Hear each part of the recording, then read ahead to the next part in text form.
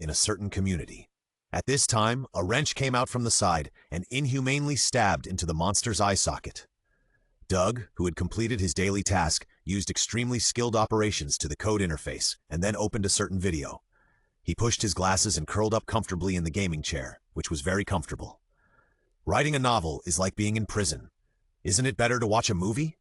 On the screen, a movie is playing. Batman v Superman: Dawn of Justice. Accompanied by a chilling long howl, the mighty monster slid down the tall building, hitting the ground with a loud noise.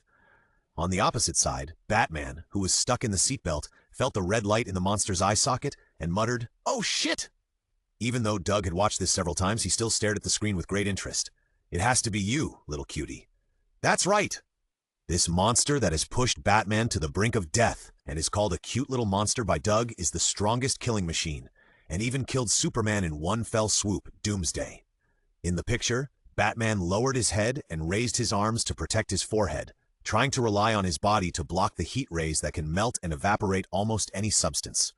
A buzzing sound was heard, and 3 red rays shot out from Doomsday's eyes and mouth. At this moment, when Batman's life was hanging by a thread, a gorgeous figure fell from the sky. Buzz! The trembling sound lingered, and the red rays flashed wildly. In the stalemate, the dazzling blazing light dissipated, and the gorgeous figure was revealed in full view under the exciting BGM. Raising his arms, Doug shouted, "The goddess is on stage! It's on fire!" The heroic Wonder Woman appeared, and she was about to stage a battle with Superman against Doomsday. The crazy special effects and the hearty fighting scenes instantly raised Doug's expectations. As for Batman, just a marginal OB god. However, at this moment the picture stopped abruptly. ZZ, the electric current flashed, and the computer screen suddenly went black. Hard, fist hard. Doug stood up suddenly, just like seeing a pornographic picture and feeling uncomfortable with a hard body but no place to vent. Soon, a cold and emotionless mechanical voice suddenly sounded in his mind. Host detected, world jump-started. Pirate world, Dressrosa Kingdom, Bullfight Arena. Doug? Doug? A sweet voice urged in his ear, and Doug suddenly opened his eyes. His eyes were a little dazed and confused. The cold, mechanical sound before seemed to still echo in his ears. World jump? Although he couldn't admit it for a while, the very different environment around him forced him to accept the fact that he had caught up with the trend of time travel. Are you okay? A woman dressed sexy and wearing an ancient Roman helmet came over and woke Doug from his chaotic thoughts. Retro clothing. The technology level of this world should not be high. Of course, it is also possible that it is just a popular style. Ancient Roman helmet plus the word player. I won't be a gladiator, right? Doug paused for 2 seconds and said in a deep voice, "It's okay." The woman with very little cloth on her body showed a professional smile. "Doug, player, please follow me." After hesitating for a moment, Doug got up from the chair and followed the woman silently. In a strange world, it is better not to act rashly. Soon he was taken to the player's preparation room. Bang! Bang! Dang! The sound of boxing gloves bombarding, the sound of swords clashing came one after another. Sweat splashed and the players grinned very heroically. An atmosphere that was enough to make anyone's blood boil slowly spread. Doug, however, remained expressionless. Humans, joys and sorrows are not connected. I just think they are noisy. Look at these players. None of them are less than 2 meters tall. They all looked ferocious, had thick flesh on their faces, and held various weapons in their hands. They looked like they were ready to take another look. The word thug was almost written on their faces, and they were even more exaggerated. Blue-green skin, a strong body, jagged teeth, and a fish head. Do you dare to say that this is still a human being? Finally, let's take a look at Doug. Under his medium-length black hair, he wore a pair of flashy gold-rimmed glasses, giving people the feeling that he was here for a blind date. The face under the glasses was handsome but masculine, perfectly showing what it means to have a high-end appearance that is only slightly inferior to that of the genuine readers. He is nearly 1.8 meters tall, which is not considered short on Earth, but in the bullfighting arena, he is no different from a little kitten in a wolf pack. Weak, pitiful, and helpless. Doug is wearing, and now he is still dressed in modern clothes, which makes him particularly conspicuous among the contestants who are only wearing shorts of various colors. However, this outfit is nothing in the pirate world, where there are countless races and all kinds of clothes. So most people just glanced at them and lost interest in having too much contact. Just when Doug was struggling whether to take the initiative to communicate with these weirdos, the cold, mechanical voice sounded again. It's broken. Doug's face was a little ugly. Even though he hadn't watched One Piece, He had heard of the name of one of the three major comics for civilians. For example, the plot of the animation version was too dragged out, and it might as well be renamed One Piece. Putting aside irrelevant comments, it is worth mentioning that in the One Piece world, everyone is like an immortal monster. No matter how badly injured they are, they just need to eat a meal, recuperate for 2 days. It can be said that for most time travelers, this is definitely a hellish start. In addition, I have to mention that Doug knows nothing about the plot of One Piece. The biggest advantage of this time traveler is gone. Doug sighed helplessly. Trigger the novice mission to the world of pirates. Task introduction.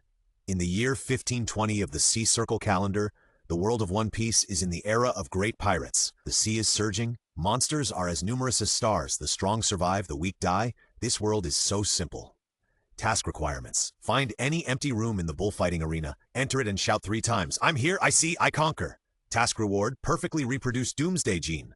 Tata. New author asking for recommendation votes, asking for monthly votes, asking for collections. After all, the bullfighting arena is not a hotel for people to rest. Doug spent a lot of time and finally found only one room. Taking a deep breath, Doug slowly pushed the wooden door open. What came into view were 2 big men entangled with each other. After hearing the sound, they were stunned and cast their eyes over at the same time. The 3 faces looked at each other, and the air around them almost solidified. The scene was very embarrassing for a time. After 0.01 seconds, Doug chose to close the door, turned around, and ran away. Life is not easy, Doug sighed. Witnessing a bloody incident with his own eyes, Doug speculated that in the bullfighting arena, even if a crime occurred, it would not be stopped. Of course, the premise is that it is not carried out openly. The terrible reality made him tread on thin ice. "Hey, skinny monkey over there." Doug was startled and looked back. The man who called him was a muscular man with a broad chest. The man was wearing briefs, sunglasses, and a sun hat, with a cigarette hanging from the corner of his mouth. The ferocious breath of a beast surged out, and the man grinned to reveal his white teeth and said with a smile, "The muscles are loose, and the explosive power is shockingly low. Obviously, you have not experienced any exercise. I really don't understand why you come here to die." Doug pushed his gold-rimmed glasses and did not refute. Although the words were unpleasant, they were indeed the facts. The man walked slowly, and he grinned. "My name is Garfield, the beheader Garfield." Doug replied half-jokingly, "My name is Doug, the end of all things, Doug." Garfield was shocked and laughed wildly. "If nothing else, you skinny monkey still speaks funny. Such a powerful title, even the legendary 3 admirals of the Navy dare not use it." At this moment, cheers suddenly came from the audience outside. Doug looked out the window with some curiosity, and his eyes swept over. It turned out that it was the shouts from the people in the audience and various dolls? These toys seemed to have life, and they were agitated along with the humans in the frenzy. Doug's eyes flashed with surprise. "Very interesting, isn't it?" Garfield took a puff of his cigarette, his eyes inexplicably deep. "This is the tropical island with a holiday atmosphere, nicknamed the Country of Love, Passion, and Toys, the Kingdom of Dressrosa. Tens of thousands of spectators roared like crazy, and the terrible sound waves gathered together as if to break through the clouds in the sky." Doug put his hands on the stone platform and sighed, "Yes, and it's very spectacular." From his angle, the appearance of the bullfighting arena was similar to that of the ancient Roman Colosseum, with the spectator seats forming a circle, surrounding the circular ring in the center located on the sea. At this moment, there were 7 or 8 contestants standing on the ring, fighting each other with swords and shields. Garfield's face darkened, and he said sarcastically, "Spectacular, Doug, do you know what the audience is most excited about?" Doug shook his head honestly. "Without a doubt, it's blood. Only the scene of blood splashing can arouse people's hidden sadism in daily life, and can make them vent all their inner depression, anger, and dissatisfaction." As soon as the voice fell, someone on the ring was beheaded by a knife, and blood gushed out. The head fell weakly and rolled several times in Doug's direction. The distance was too far. Doug couldn't see the expression on the face of the dead, but he could imagine how desperate and scared he was. On the other hand, the people in the audience had no compassion at all. The men waved their arms enthusiastically, and the women covered their faces with their hands, revealing only their eyes. The system overview was not wrong. This is a chaotic world, and it is also a cruel world. So he must complete the task and must obtain the Doomsday Gene. Asking Garfield is a good choice. Doug took a deep breath and said in a deep voice, "Garfield, where can I find an empty room in the bullfighting arena?" "What empty room?" A trace of displeasure flashed across Garfield's face. I took the initiative to call you to tell you that if you don't want to die, you'd better go to the weapon room to find a few handy weapons. I appreciate your kindness, but the empty room is really important to me. So desperate that you want to hide and cry? Garfield was a little disappointed, but still pointed in a direction and said, "Go to the end of the middle road and you will see an abandoned empty room." Squeak! The wooden door made a sound of being overwhelmed. After walking for about 10 minutes, Doug found this empty and shabby room, according to the clues provided by Garfield. Thinking of the considerable mission reward, Doug couldn't wait to close the wooden door and roared with great pride. "I'm here! I see! I conquer! I'm sick. It's really so embarrassing. I came, I saw, I conquered." The voice was soft, completely different from the momentum just now. When the third shout was over, Doug finally heard good news in his mind. "Novice mission completed. Reward sent. Do you want to use it now?" Suddenly, Doug felt that there was something inexplicable in his body. Although it had not been completely released, this feeling of fullness was really addictive. He walked to a dusty mirror, wiped it shiny, and then growled, "Use it!" As the roar fell, Doug's 206 bones in his body trembled like crazy, as if they were about to roar like an angry dragon. In the mirror, his body was expanding at a speed visible to the naked eye, and his figure kept rising, 190 centimeters, 200 centimeters, until the final terrifying 250 centimeters. All the clothes were torn in an instant, revealing the strong and sturdy muscles underneath. Doug took off the gold-rimmed glasses on his face and crushed them with a hand, and the seal was lifted. Looking at the tall, straight, and strong self in the mirror, a bright smile spread across his lips. He bent his arms slightly, clenched his fists, and his biceps bulged into a beautiful arc. Doug was fascinated by the abundant power he had never experienced before. "It's too small. The shabby room is too small for a height of 2.5 meters. The feeling of being bound ignited Doug's anger. A trace of brutality flashed in his eyes. He raised his head and opened his arms. Crack! The mirror was shocked by the indescribable breath and shattered instantly. Boom! Rumble! There were several muffled sounds like thunder, and a circle of energy light shields flashing red arcs spread out from Doug as the center. The wooden room collapsed in horror, and the terrifying energy shockwaves soared into the sky, blasting a big hole in the top of the wall. The entire bullfighting arena wailed under this pressure. "Pirate world, I, Doug, am here!" Outside the bullfighting arena, a thunderous sound was heard, followed by a violent white air wave that blew everyone's clothes. They stood there blankly, looking at each other, and saw shock and confusion in each other's eyes. What happened in the bullfighting arena? It seems that there are no powerful people among the contestants this time. Did the cadres of the Don Quixote family take action? Inside the bullfighting arena, looking at the sensation caused by himself, Doug's eyes were a little stunned, but soon turned into relief. This is the power that Doomsday should have. On the other hand, due to Doomsday's strong desire to kill, Doug's personality has also been affected to a certain extent. The violent gene in his body is awakening, and his series of behaviors will also change. However, he does not reject this feeling. Ding-ling-ling. The alarm bells rang loudly, and the terrifying explosion shocked countless guards, and they rushed towards this direction with serious faces.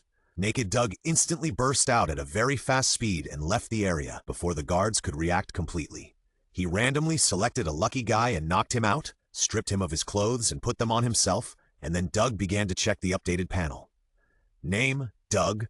Physique, 256. Level 3, Monster.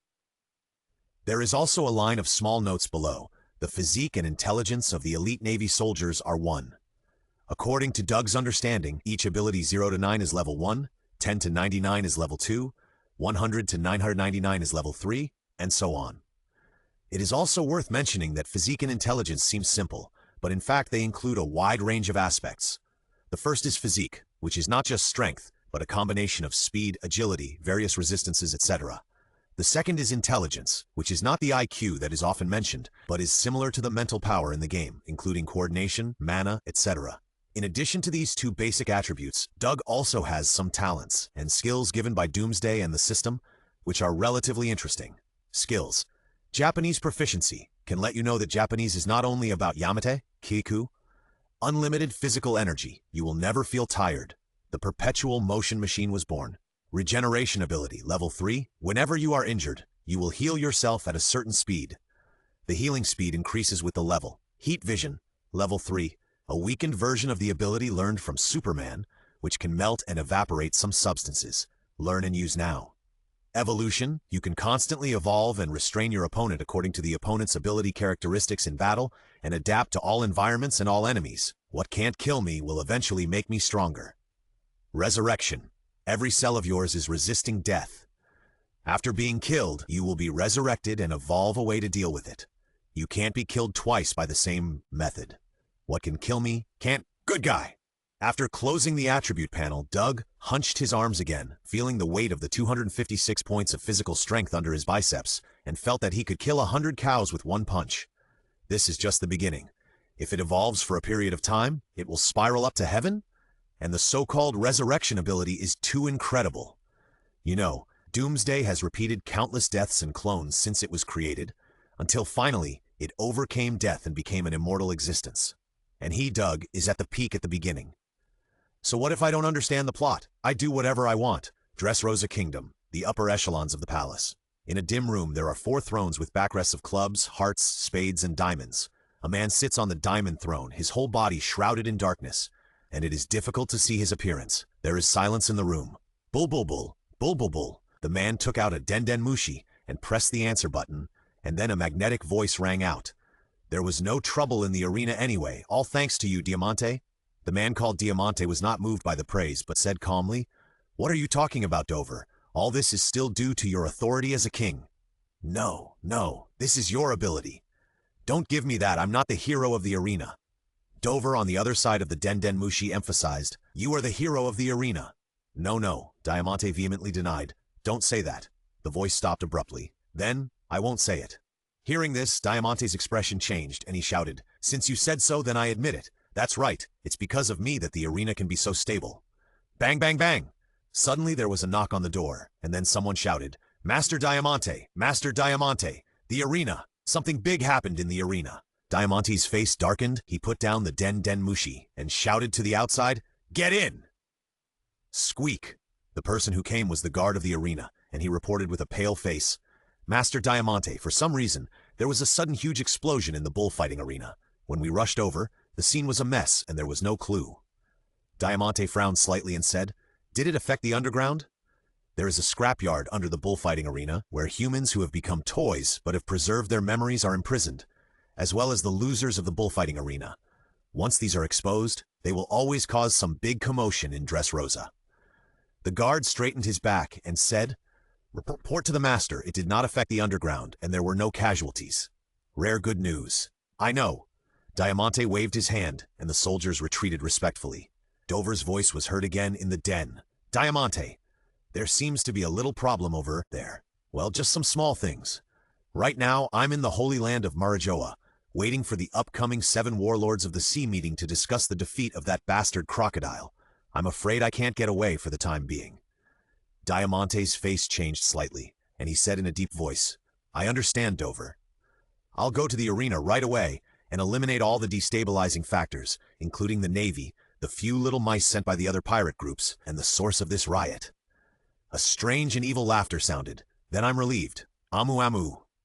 Bullfighting arena, contestant cafeteria. Golden rice was quickly shoveled into Doug's mouth. A large bowl of seafood risotto was finished in a minute, not to mention side dishes such as lobster, shells, and vegetables. Casually placing the empty bowl on the table, Doug smiled and said, "Another bowl, thank you." The old woman who cooked smiled. "Wow, no problem." Feeling his gradually shriveled pockets, Garfield looked at Doug with resentment and said, "Not only has his body changed a lot, but his appetite has become inhuman."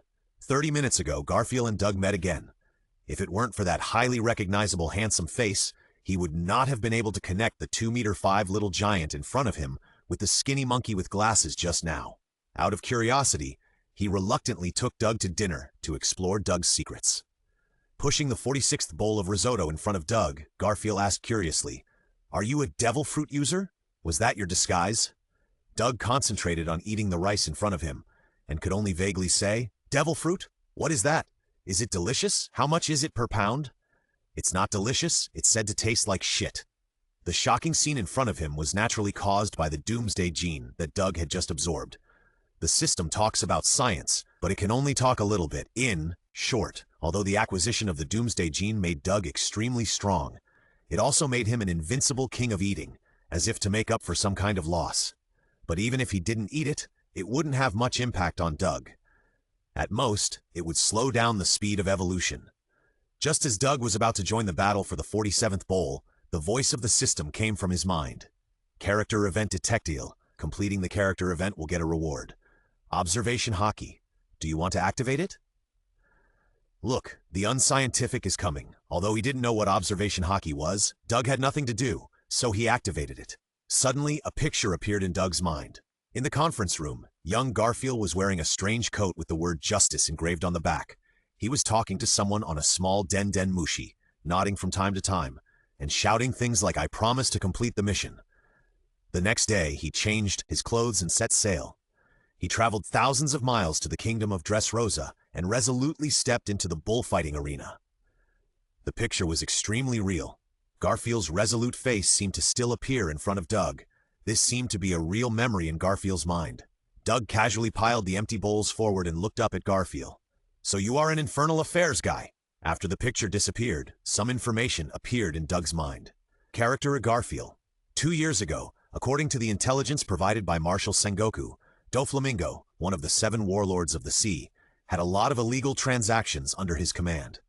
Garfield, a colonel of the Navy headquarters, took the initiative to resign and went to the bullfighting arena as an undercover agent to uncover the turbulent waves buried under the peace of the kingdom of Dressrosa. Event requirements. Let or help Garfield destroy the darkness hidden under the peaceful surface of the kingdom of Dressrosa. Doug was stunned. Why did the strongest killing machine in the universe receive the first mission to save the kingdom? The panel disappeared completely, but when Doug focused his consciousness on the mission event, several more illusory arrows appeared around him, pointing in all directions. These are probably the so-called darkness hidden under Dressrosa, but he didn't expect that there are still a lot of them. Doug randomly clicked on an arrow with his mind, and the picture showed war. A war between countries. There were artillery fire everywhere, and in the dazzling firelight, countless buildings collapsed. In the thick dust that was suffocating, a little girl holding a rag doll cried and shouted. The sound of gunfire was so loud that Doug couldn't hear what the little girl was saying. The scene changed, and a woman came to the little girl. Facing a stranger, the little girl took 2 steps back in fear. But when the woman firmly held her in her arms, she slowly let go. So, the 2 of them and a rag doll, they started their escape journey hand in hand. The distribution of supplies in the war was quite tight. It was okay to take care of one person before, but now she had to take care of 2 people. The woman lived more tired than before, but also happier. Every time she looked at the little girl's pure eyes and simple smile, the woman would also smile from the bottom of her heart. Seeing this, Doug frowned, and a bad feeling had already risen in his heart. With his experience in watching anime, he knew how warm the early portrayal was, and how tragic the ending of these people would be in the later period. The 2 depended on each other, encouraged each other, and hoped to survive this disaster. The sound of gunfire in the distance was endless, but their faces were filled with happy smiles. Boom! With a sound like a volcanic eruption, a huge shell suddenly flew over, and great fear enveloped the woman. The expression on the woman's face was replaced by despair and fear. She gritted her teeth and hugged the little girl tightly into her arms and fell to the ground. Don't be afraid, you won't die." The woman's delicate body was trembling. Boom! A huge mushroom cloud rose, and after a long time, the smoke dissipated. There was no miracle. There were no bodies left in the bombed area, only a tattered doll that had escaped by chance in the far distance. Bang! Doug slammed the empty bowl on the table. Garfield was shocked. Doug said expressionlessly, "Another bowl." Although he was watching the memory of the past, he was still a little angry when a simple little life died in front of him. He just got the gene of Doomsday, and he didn't really become a monster who was inhumane and didn't recognize his relatives. I've never seen anyone spend other people's money so confidently. Garfield rolled his eyes and took out Bailey and gave it to his mother-in-law. The scene changes. In a bloody background, the cadres of the Don Quixote family pack guns and shells together and sell them to the 2 countries that are in conflict at a high price. After they leave, Diamante, who has square patterns on his sleeves, feels the heavy weight of the money bag and laughs until he wipes his tears. A simple disguise can make the fools go to war with each other, and then naturally find the family to buy arms. Is there any easier way to make money than this? When Doug finished watching all the pictures, a small line of annotations appeared at the bottom. One of the dark events of the Dressrosa Kingdom, illegal arms sales. Instigating war and then making war profits? This is just one of the dark events. Doug didn't want to watch the other events for the time being. He walked up to Garfield and his tyrannical aura was overflowing. How much do you know about the darkness of the Dressrosa Kingdom and the Don Quixote Family? Boom. Garfield was struck by lightning. Undercover, identity exposed? It's not dinner time yet and there are basically no people around. If Garfield's eyes flickered. I don't understand what you're saying. Dressrosa is peaceful. There's no darkness. Don't understand? Doug grinned. Then I'll put it simply. Tell me where the Don Quixote family cadres are and I'll help you kill them, just as a reward for your meal. The simple and rough words made Garfield's brain short-circuit for a moment. No? You're not from the Don Quixote family? You're on my side? No? That's not the point. The point is, there won't really be a reckless man who wants to wipe out all the evil forces in the Dressrosa Kingdom by himself. It's too unbelievable. Garfield took a deep breath, holding his forehead with one hand, and with the other hand, he pressed a few times in Doug's direction through the air and said, Listen, I don't know who you are, and I don't know what your purpose is. After a slight pause, he threw his sun hat to the ground in a rage, spread his hands and roared in a low voice, I don't even know why you rushed to me like a mad bullfrog, threatening to kill all the members of the Don Quixote family by yourself. But, after taking 2 breaths, Garfield said in a deep voice, I beg you, okay? Doug, don't be impulsive, stay calm, okay? Doug scratched his hair innocently and said, There's no need to be so angry, I think you need to stay calm. Yes, you're right. Garfield picked up the sun hat as if resigned to his fate, and was silent for a moment before saying, I guess you came here to investigate the situation in the Kingdom of Dressrosa, right? Well, I guess so. Garfield continued, Then you should know that the enemy we are facing is the Don Quixote family. Not to mention their army, there are several people with special abilities who can fight against 10,000 enemies alone.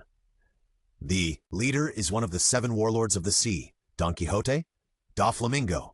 He is a pirate recognized by the government and can openly plunder. Speaking of this name, Garfield's face became more solemn. Doug listened very seriously and nodded from time to time. Do you know how long he has been in power in Dressrosa? 8 years, a full 8 years. 8 years is indeed a long number. 8 years! Garfield sighed. It's enough for Doflamingo to build Dressrosa into his own paradise. The darkness is deeply rooted in the ground. It can't be wiped out in a momentary impulse. This matter needs to be considered in the long run. Do you understand what a long-term plan is? Doug fell silent. Seeing that he had finally calmed down, Garfield's tone couldn't help but relax. I didn't stay in the bullfighting arena for 2 years in vain. At least I found a place where drugs were traded. Wait a few more years, get more evidence, and then notify the people above to issue an arrest warrant for Doflamingo. Doug asked curiously, Isn't the drug trafficking issue alone enough? Hasn't Doflamingo's actions tarnished your justice? Why did you let it go? It's far from enough. Garfield's tone was a little low. In fact, if it's just some insignificant things, the government has always turned a blind eye to the 7 warlords of the sea. Yeah, Doug nodded repeatedly and asked, In other words, as long as all the members of the Don Quixote family are killed, the Dressrosa problem can be solved, right? Not bad, you kid are quite comprehensible. Garfield, who reacted, threw his sun hat on the ground again and shouted angrily, Are you listening to me? There are so many enemies. Even if you stand there and let me kill them, it will take a long time.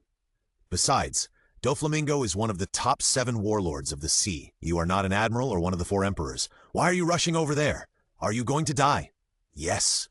Doug stroked his chin. In fact, there is another safe and secure way, which is to follow the arrows to record the darkness of Dressrosa one by one and send it to the Navy, who has a single line of communication with Garfield. With the evidence laid out, the Navy will not sit idly by, no matter what. Inside the bullfighting arena, amid the overwhelming cheers, a passionate voice resounded through the microphone. Everyone, I have been waiting for a long time. Next, let me explain the rules of the battle. Today's game is an elite game, a 10-person melee, which means that everyone is an enemy. Only the survivors are the winners and can get the rewards stipulated by the Don Quixote family. Outside the arena, there are also special products of the arena small fighting fish. If they fall out of the arena, they will lose their qualifications. If they die on the ring, they will also lose their qualifications. It is truly hell on the stage and off the stage. The people in the audience were full of expectations. This is an elite game. Every player standing in the elite competition has won at least 10 games in a row in 1v1. If 10 of these players are selected and put together for a melee, with their poor imagination, they can't imagine what kind of sparks the players will collide with in the end.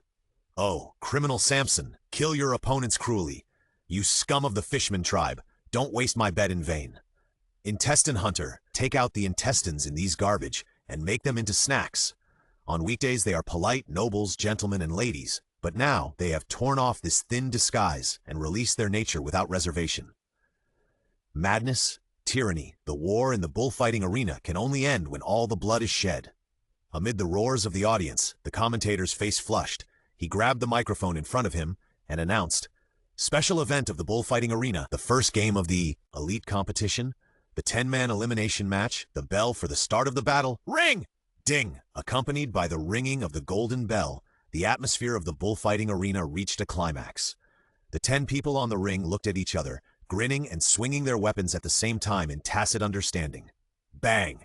Suddenly, a dazzling figure passed through the crowd. His legs burst out with unparalleled power. The ground cracked, the dazzling figure jumped high, and slammed down hard on the center of the ring from top to bottom. Boom! The ring was instantly covered with spiderweb-like cracks, almost splitting in two, and the terrifying airwave vented out, and the 10 so-called elites couldn't even stand and were instantly blown into the sea. The cheers stopped abruptly. The audience seats, where tens of thousands of people were gathered, fell into absolute silence, like a gloomy and cold tomb. After a few seconds, the commentator finally reacted, and he screamed at the top of his voice, "What? What happened? What happened on the ring? Why did someone fall from the sky and kill 10 elites instantly?" The smoke dissipated. Doug raised his head and glanced around fearlessly. The faces of the people in the audience seats were full of fear. Some places even had riots, and they rushed to escape.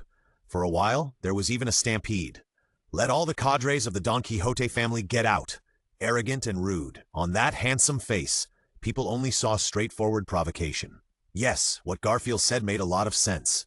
It was difficult for him, who had just arrived and knew nothing, to break the long-standing layout.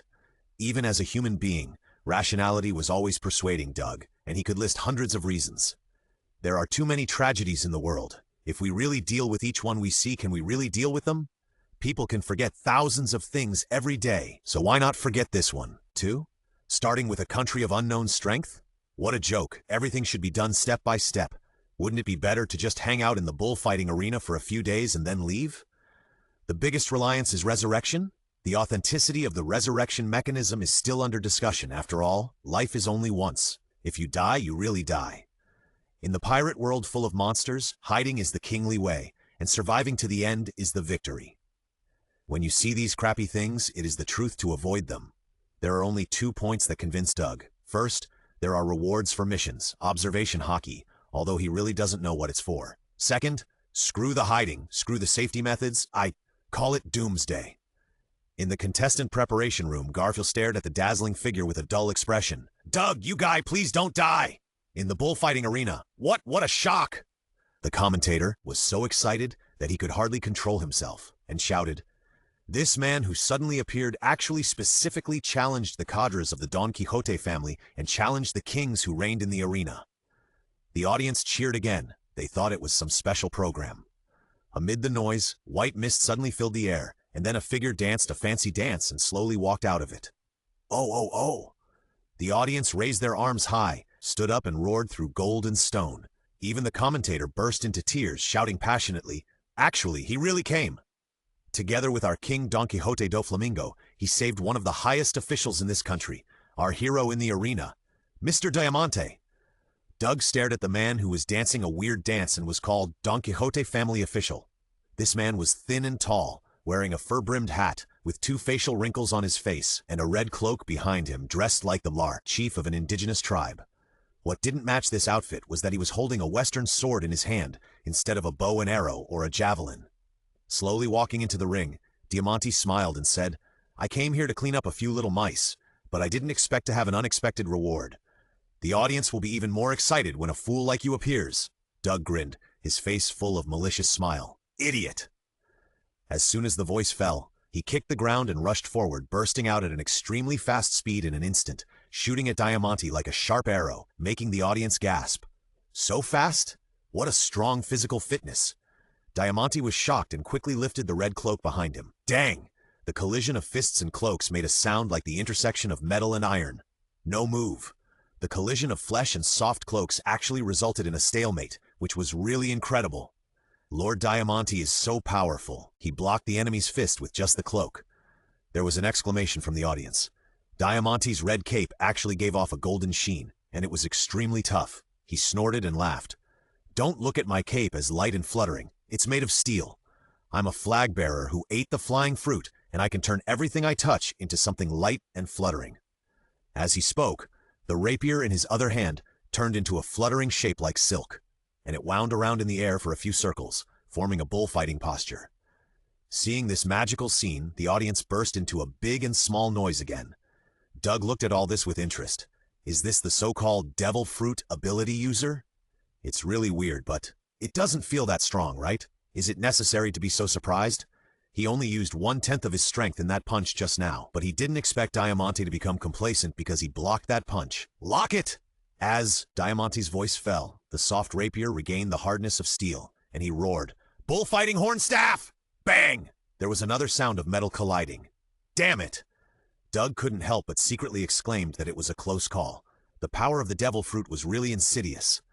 If Diamante's attack speed was twice as fast and the power was twice as strong, he might be able to break his defense. Doug's shirt had a big hole in it, revealing his strong body with white marks from the blast. Diamante's eyes almost popped out. How is it possible? Who are you? Was that armament hockey just now? Or was it the iron block of the Navy? Or was it the power of the devil fruit? I'm your father. Doug clenched his right fist, and muscles like the knots of an old tree bulged on his arm. Doug himself didn't notice that the tyrannical gene of Doomsday prompted him to raise a heart-throbbing smile at the moment of punching. Diamante's heart skipped a beat, and an ominous premonition spread all over his body.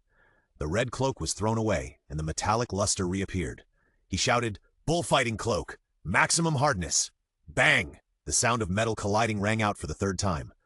Doug raised his scarlet fist, his face full of a smile that was eager for violence. Hey, why are you so weak?" Puff! Blood spurted out of Diamante's mouth as if it was free. He shook his body and sat down on the ground with a confused look on his face. How could it be? Why would a cloak made of iron be shattered by a punch? Wow! The cheers in the audience stopped abruptly, and tens of thousands of people took a breath of cold air at the same time, making an indelible contribution to global warming. Originally thought that the battle would last at least for a while, and originally thought that Doug, an unknown person, would definitely end in defeat when challenging the Codders. However, no one could have imagined that the battle would end so hastily. A few simple collisions, not even as long as the inexplicable and fancy dance that Master Diamante performed before he appeared. The Don Quixote Family Codger, the legendary devil fruit ability user, was simply killed by this person? For a moment, people were actually a little confused, not knowing what to do next. It's unbelievable that Doug actually defeated the hero of the arena, Mr. Diamante. The commentator stood up, with an exaggerated expression unique to One Piece. I declare that a new hero is born in the arena, and he is Doug. As the voice fell, a tsunami-like wave of voices slowly erupted in the audience. Doug! Doug! Ignoring the earth-shaking cheers, Doug walked in front of Diamante and said with a cruel smile, "If you don't want a series of things such as drug trafficking and illegal arms trafficking to be exposed, then let all your senior executives come over." Doug's idea was very simple. Kill all the senior executives of the Don Quixote family, including Doflamingo, so that the darkness shrouding Dressrosa will be broken by itself. Hearing this, Diamante's face showed strong shock. He coughed twice and said in disbelief, You lunatic." Doug's violent factor made him enjoy fighting, but the fight with Diamante was not even a warm-up. Not enough. Not enough blood bathing. Come together. Doug squatted down and a terrifying smile appeared on his face. My patience is limited. The wounds seemed to still hurt. The powerful punch made Diamante desperate. He did not dare to object and muttered, I know, but I have no right to transfer a few cadres. They only listen to Dover's orders. Please allow me to contact Dover with Denden Mushi. Although he said so, in fact, he just wanted to discuss countermeasures with Dover. Is that so? Doug showed a regretful expression. It turns out that your king is not in Dressrosa. After a while of fighting, Doug suddenly had a panel in his mind. During the battle with Diamante, your cells evolved. Swordsmanship 88. Level 1, Sorligence 218, Physique plus 221 Level 3, Swordsmanship?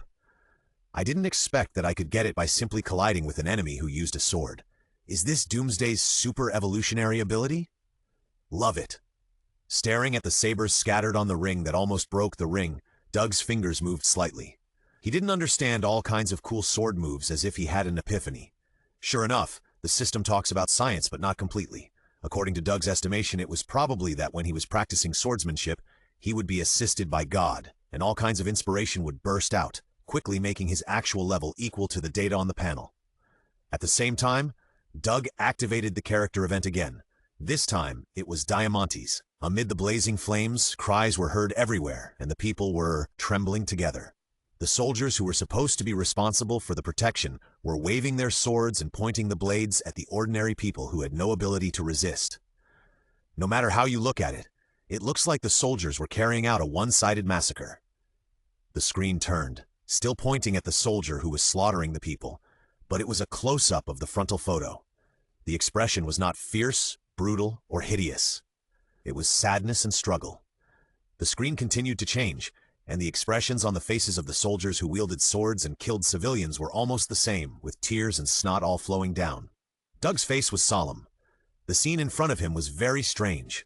No matter how you look at it, these soldiers did not seem to be willing to kill ordinary people. No wonder the people all think that the members of the Don Quixote family are the saviors who saved the country. Anyone would be moved to tears to subdue such a group of thugs who did not recognize their relatives and slaughtered their people. Of course, the premise is that there is really no Don Quixote family member behind this matter. After fighting with Diamante, Doug has a better understanding of the power of devil fruits. So even if there is a fruit that can control the human body, it is not surprising. Against the bloody background, the three highest officials of the Don Quixote family, representing diamonds, clubs, and spades, are standing on the high tower overlooking the tragic situation in the Dressrosa kingdom. Among them, the diamond, that is, Diamante, finally couldn't help but speak out. "Dover, isn't it our turn yet? I can't wait to show off." As a strange laugh suddenly sounded, the perspective changed, and a figure in a pink coat appeared on the screen. This figure stood on the high palace with his hands stretched forward, and his 10 fingers were hooked up and kept rising and falling, facing the army and the king, as if he was controlling a puppet. "Fool, don't be so impatient." A magnetic voice came out of this person's mouth. "When this country is completely shrouded in fear, when the people hate King Riku from the bottom of their hearts, it's time for the heroes to appear." After speaking, he raised his index finger upwards, and the white silk thread connected to it in the air was stretched to the limit.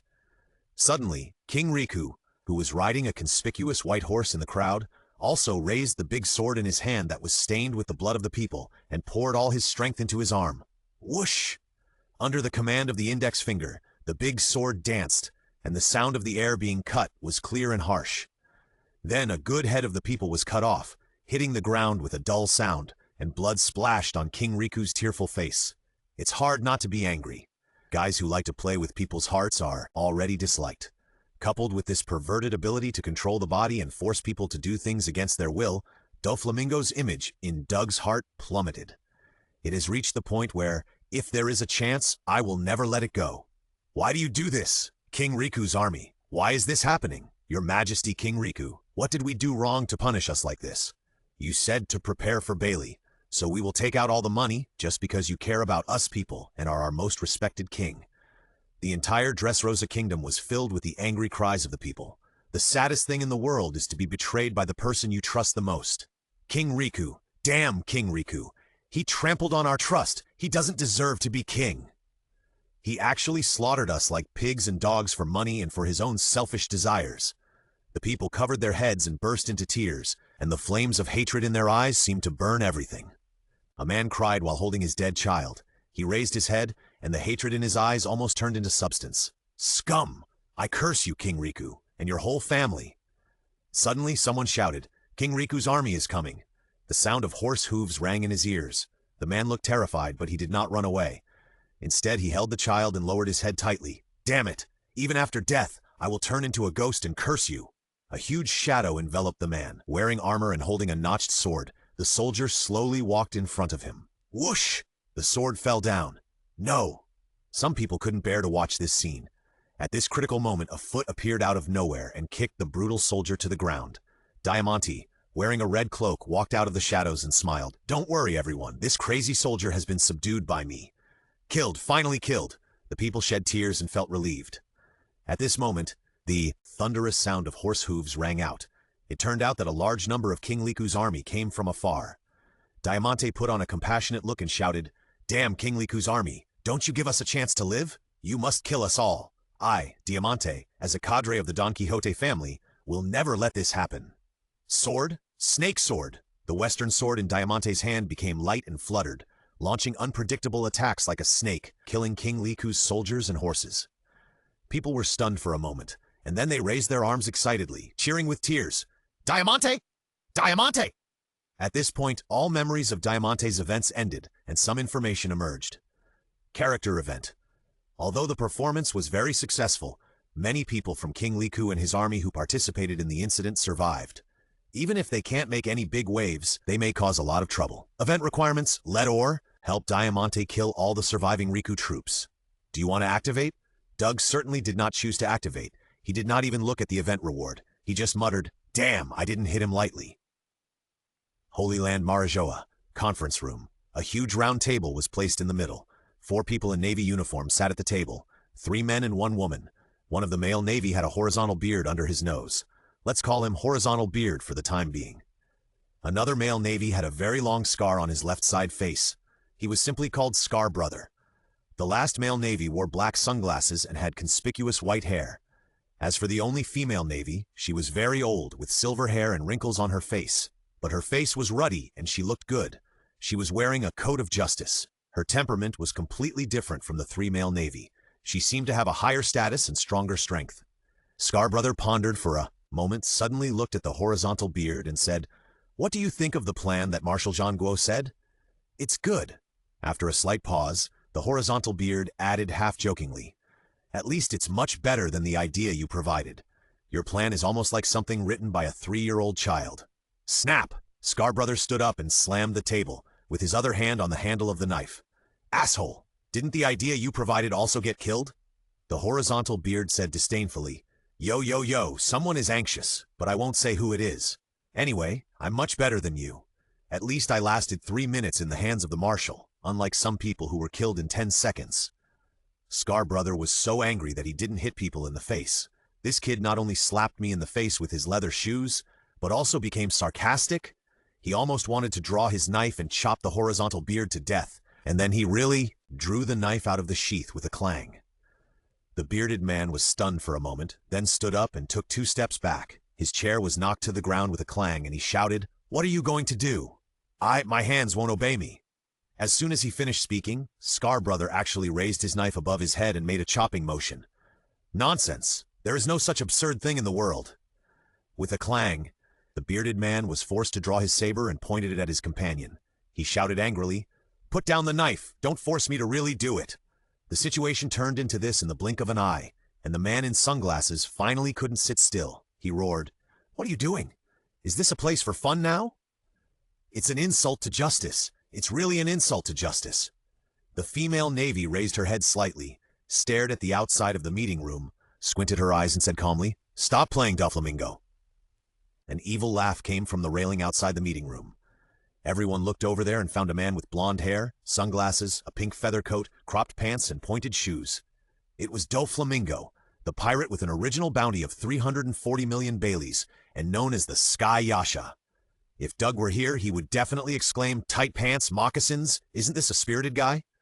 Doflamingo's fingers trembled and he smiled. "Staff Officer Crane, if you want me to stop, just tell me the story quickly so that we can end this boring meeting." Whoosh! Under Doflamingo's command, the sword in Scar's hand officially cut off the horizontal beard, and with the sound of metal intersecting, the 2 of them really fought in the meeting room. Bang! The door was pushed open, and a majestic voice came. "Don't stop! What a disgrace! Are you here for a meeting or a fight?" After saying that, the visitor's tone changed and he said gently, Sorry, I haven't greeted everyone yet. Thank you for coming." "Garbage on the sea!" "Ha!" Doflamingo jumped onto the round table and sat cross-legged. "There's no need to be so angry. Marshal Buddha's warring states. Bulu bulu, bulu bulu." The sudden call of the Den Den Mushi made everyone present stunned. Scar, who had been controlled, had a gloomy face and shouted angrily, "Asshole! Doflamingo, do you really take the government seriously? You brought a Den Den Mushi to the round table meeting." The rampant smile on Doflamingo's face gradually disappeared, replaced by a thoughtful expression. He reached out and slowly took out the Den Den Mushi from his arms. This Den Den Mushi was in single-line communication with Diamante. Recalling the previous conversation with Diamante, Doflamingo felt a little uneasy. If the matter of the arena was resolved smoothly, Diamante would have no need to call him in a hurry. The only explanation is that Diamante encountered unimaginable resistance. Doflamingo picked up the receiver slowly with a blank expression. Dover. Something is wrong. Someone not only knows the secret of our country, but also threatens to kill all the high-ranking officials of the family. Diamante's panicked voice resounded throughout the conference room, and everyone was shocked by the news. The three Marines took a deep breath. Oh my God, someone actually wants to challenge the entire Don Quixote family alone. What an incredible thing. Marshal Sengoku, who is known as a wise general, thought more. When he thought of the secret hidden in Dressrosa, he immediately thought of Garfield. He thought that Garfield had discovered the secret of the Dressrosa kingdom and offended the Don Quixote family, but he immediately wiped out this idea. As a contact person, Garfield was well aware of his strength. He might be able to beat the low-level cadres of the Don Quixote family, but it was too much of a fantasy to ask him to fight the entire Don Quixote family alone. Who could it be? At this juncture, a powerful person worthy of attention appeared on the sea. Who is the enemy? Doflamingo asked expressionlessly. He came all the way to attend the meeting, but when he looked back, he saw that his home had been stolen. No one would be in a good mood if they knew the news. It's a strange guy named Doug. After the voice fell, everyone looked at a loss, whether it was under the command of the Sea Emperors, or in the Revolutionary Army, or even in the Navy. There was no master with this name. But today, everyone present remembered this name in their hearts. Those who dared to do such a thing would not be weak. Whoosh! A sound of breaking through the air was heard, and Doflamingo's figure had disappeared in the conference room. In the air outside Marajoa, Doflamingo used invisible lines to tie up the clouds in the sky, thereby achieving the effect of traction and moving at high speed. Diamante's urgent voice came from the Den Mushi. Dover, I'm really sorry. I wanted to stop him, but I didn't expect to be killed instantly by him. He was a person without any reputation. No one would have thought of this. It's all in the past. Doflamingo's face returned to calmness, and he said, Blaming you can't turn back time. Since you've said so much, I'll try not to feel guilty. Diamante, tell me the details of your encounter with him. I want to see what this kid is going to do. Doflamingo waved his hand with a cold face, and the crystal silk thread flew out, cutting a large, strange bird in front of him into two halves. Feathers, blood, and internal organs fell from the air.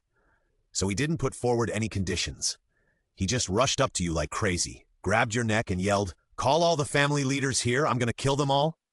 Doflamingo's forehead veins bulged, and he said, That kid is called Doug, right? He's really brave.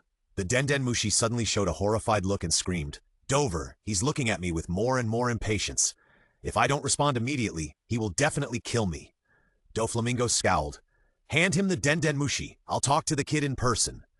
There was no way he could get back to Dressrosa from Marioa in a short time, so he had to keep Doug stable. After waiting for a moment, a strong and powerful voice came from the Den Mushi.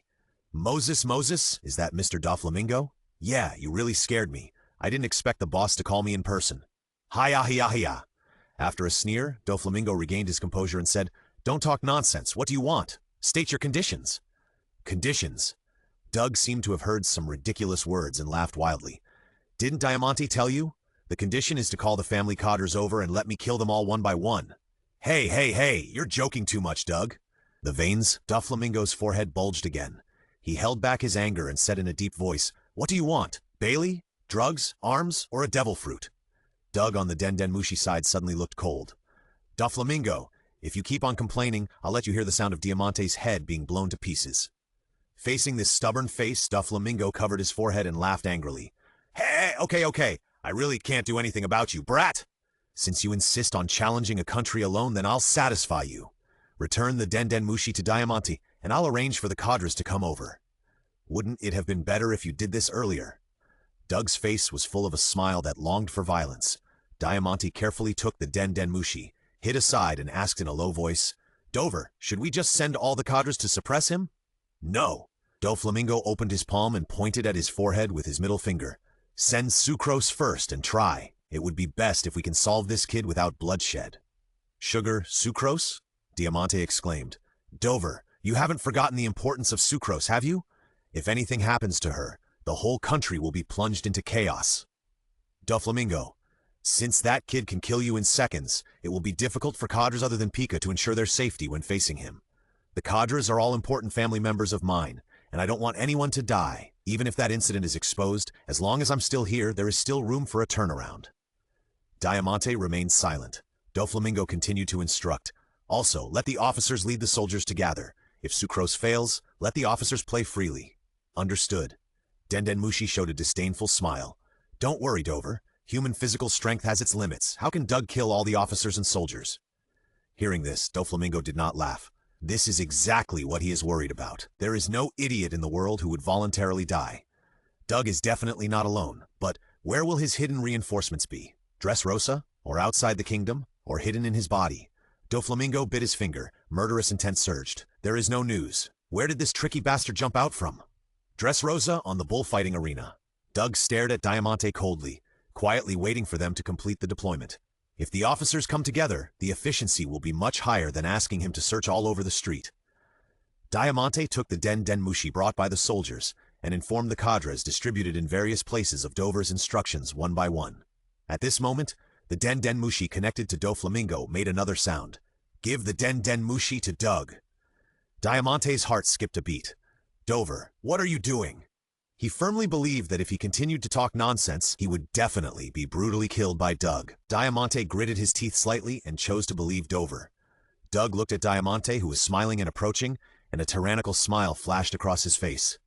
What a pity. It seems that Doflamingo, the bastard, finally chose to give up on you. Boom. Red arcs rose, like a volcanic eruption, and the intact ring under Doug's feet was crushed by him.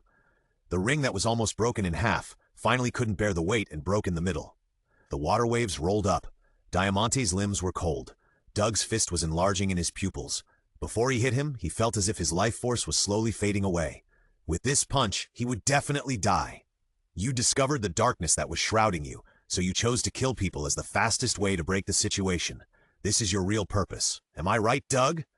At the critical moment, a magnetic voice rang through the denmushi in Diamante's hand and rang in Doug's ears. It was this sentence that made him stop abruptly. Whoosh! Whoosh! Doflamingo, who was moving on the way of the sky, heard the sound from the denmushi stop abruptly and couldn't help but curl up his lips. Hey, it seems that I guessed it right. As long as the enemy is rational, they will not kill for no reason. Everything has a reason. Either the family killed Doug's relatives and he wanted revenge, or Doug discovered the illegal behavior and his sense of justice was at work. If it was revenge, his tone should be even more angry. Since Diamante on the other side of denmushi is not dead, then no matter what, he has made the right bet. Doflamingo covered his face, his tone full of bewitching power. Want to know the specific location of the illegal transaction? Sure, I will tell you everything, and I can even guarantee that I will never do these things in the future, but the condition is that you can't continue to attack the family. Doug, don't you worry about getting hurt or being killed. This is a win-win situation. What reason do you have to refuse? Diamante was completely stunned. The cadres haven't started the battle yet. Dover, are you going to give in? All the past things emerged, and the doubts in Diamante's eyes disappeared, replaced by unshakable firmness. Dover, who has the king's qualifications, can never be that kind of person. It sounds reasonable. Just when Diamante thought he would agree, Doug suddenly smiled grimly. But I refuse! The fist smashed out, aiming at Diamante's head. Suddenly, a cry from the audience attracted Doug's attention. A 7- or 8-year-old girl slipped and was about to fall into the water. No doubt, she would be torn into pieces by the angry small fighting fish in the water. The audience was in chaos. The men were restless, and the women covered their faces, unable to bear to watch this cruel scene. Without hesitation, Doug rushed out. If it wasn't a trap, it would be fine. If it was, Doflamingo, I'll step in and show you. Doflamingo on the other side of the den. Denmushi heard the voice and covered his face and laughed wildly. Strange kid, your boring sense of justice is your most fatal weakness. As long as you are touched by sugar, you will lose. Sucrose, who looks like a cute loli, is actually already 20 years old. The reason why she maintains the form of a 7- or 8-year-old girl is entirely due to the side effects of the childlike fruit. The childlike fruit can turn the person it touches into a toy, and the beings who know the person who is turned into a toy will forget all the memories of their interactions. There is no doubt that all the toys in this huge land of love, passion, and toys are created by Sucrose. In the world of pirates, how perverted is this ability involving rules? The unkillable Kaido, the world's #1 swordsman Hawkeye, the strongest man Whitebeard, the 3 admirals of the Navy standing at the top of the Navy. The moment they are touched by Sucrose, they will undoubtedly become toys. This is the power of rules and the ability of causality. Nothing in the world of pirates can change it, not even the armed color domineering. There is only one way to avoid becoming a toy, and that is to use the observation color to avoid it in advance. Whoosh! His figure suddenly rushed out, and his monster-like physical fitness made Doug faster than the wind at this moment, and naturally faster than the girl's falling speed. The two came into contact. Doug grabbed Sucrose, and at the same time, with the help of the thrust when he jumped from the ring, he smashed straight into the stone wall below the audience. Boom! A terrible sound was heard, and a big hole was smashed in the stone wall below the audience seats. The audience was nervous in the smoke. Will the two be safe in the terrible impact? One is a girl with no fighting ability, and the other is a man who has just won the title of arena hero. No matter who gets injured, it is a regrettable ending. Suddenly, a figure rushed out of the smoke. It was Doug. He was holding the intact Sugar, just like holding a small animal. Doug landed on the platform of the audience seats with a few flashes.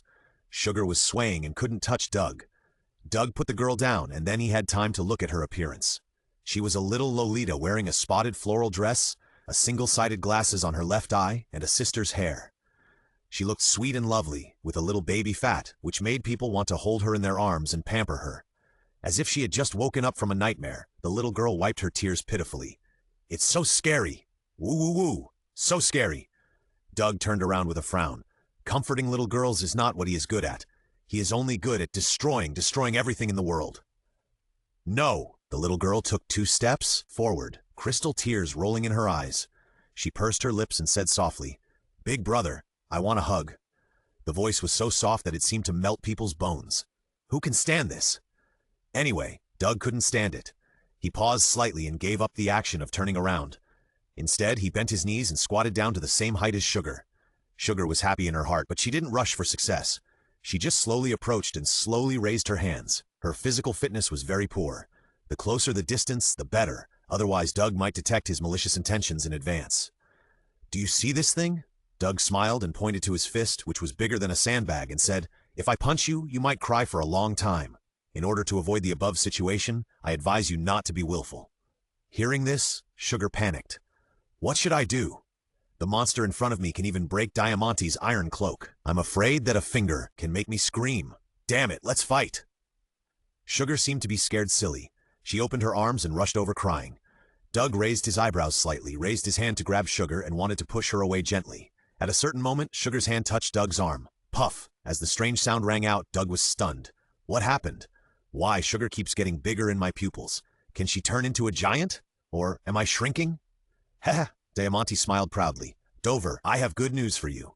Sucrose succeeded, and Doug will soon be turned into a toy for the family to use.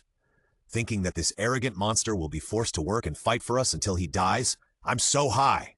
In midair, Doflamingo was already enjoying himself by tossing the Den Den Mushi for fun.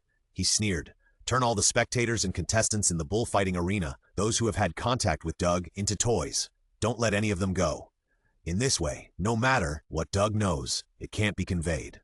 Diamante: "Understood, Dover. I will definitely solve these things perfectly to make up for my gaffe. Hey, this is the courage that one of the highest cadres of the family should show."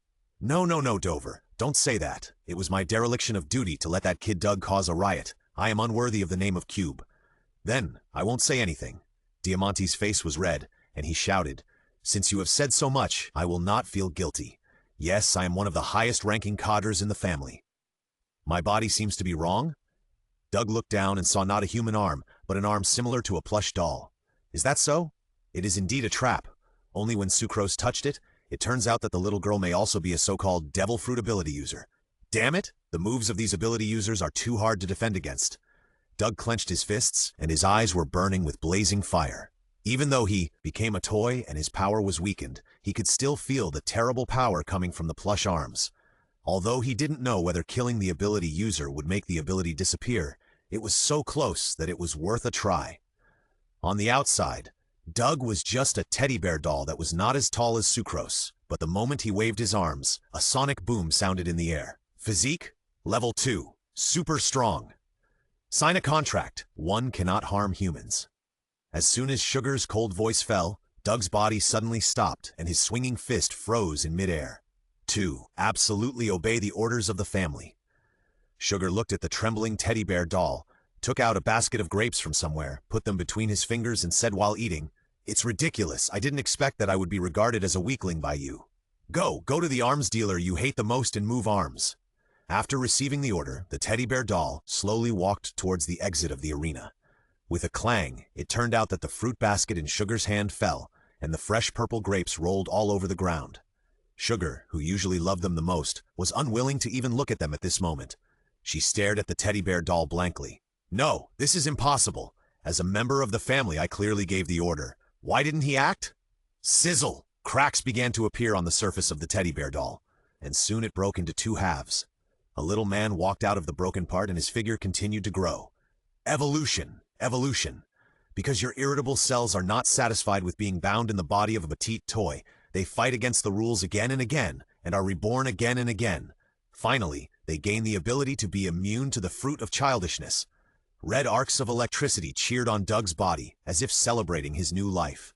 He raised his thumb and pointed at himself, laughing wildly. "Sorry, it seems my rules are above yours." P.S. Due to the fact that Law was unable to use his ability to move or cut Big Mom and Kaido in the Wano Country arc, some fans have inferred that powerful armament hockey can resist the abilities of Sucrose and Perona. I don't know if this statement is correct, and there are heated arguments in various places. But one thing is that Oda himself has never publicly acknowledged this statement. So here, this book still adopts the setting that powerful armament hockey cannot resist causal abilities. Of course, in order to avoid suspicion, this book will definitely not have a situation where a strong person is killed by Sucrose or Perona. Ah! Looking at Doug's ferocious appearance, Sucrose was so exaggerated that her eyes burst through the frames, her snot and tears flowed out together, and even her tongue was stretched out. The spirit in Sugar's pupils gradually faded, and she rolled her eyes. She was actually frightened by Doug and fainted. With a thud, Sugar foamed at the mouth and fell to the ground with her arms and legs spread out. Crash! Sugar was frightened and fainted. The curse of the childlike fruit has been lifted. Golden spots of light rose in every place in the kingdom of Dressrosa, in the audience seats of the bullfighting arena, in various factories, and on the streets of the kingdom. After 10 years, the team of toys that were used as slaves by the Don Quixote family has gradually grown larger and is rapidly turning into human form. The whole Dressrosa is in chaos. Dressrosa Kingdom, Southern Scipio. "Oh my God, how could this happen?" The soldiers of the Don Quixote family were stunned and said, "All the toys working at the port have turned into pirates." The pirate, who had regained his human form, picked up a machete and rushed towards the palace, shouting, "Damn Doflamingo, get out of here! You dare to enslave me, I'm going to kill you, you bastard!" In Carta to the east, the toys turned into the original army of the kingdom of Dressrosa.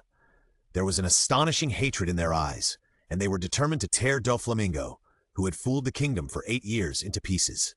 In addition, there were government officials, naval soldiers, dignitaries from various countries, and even wild beasts among the toys across the country.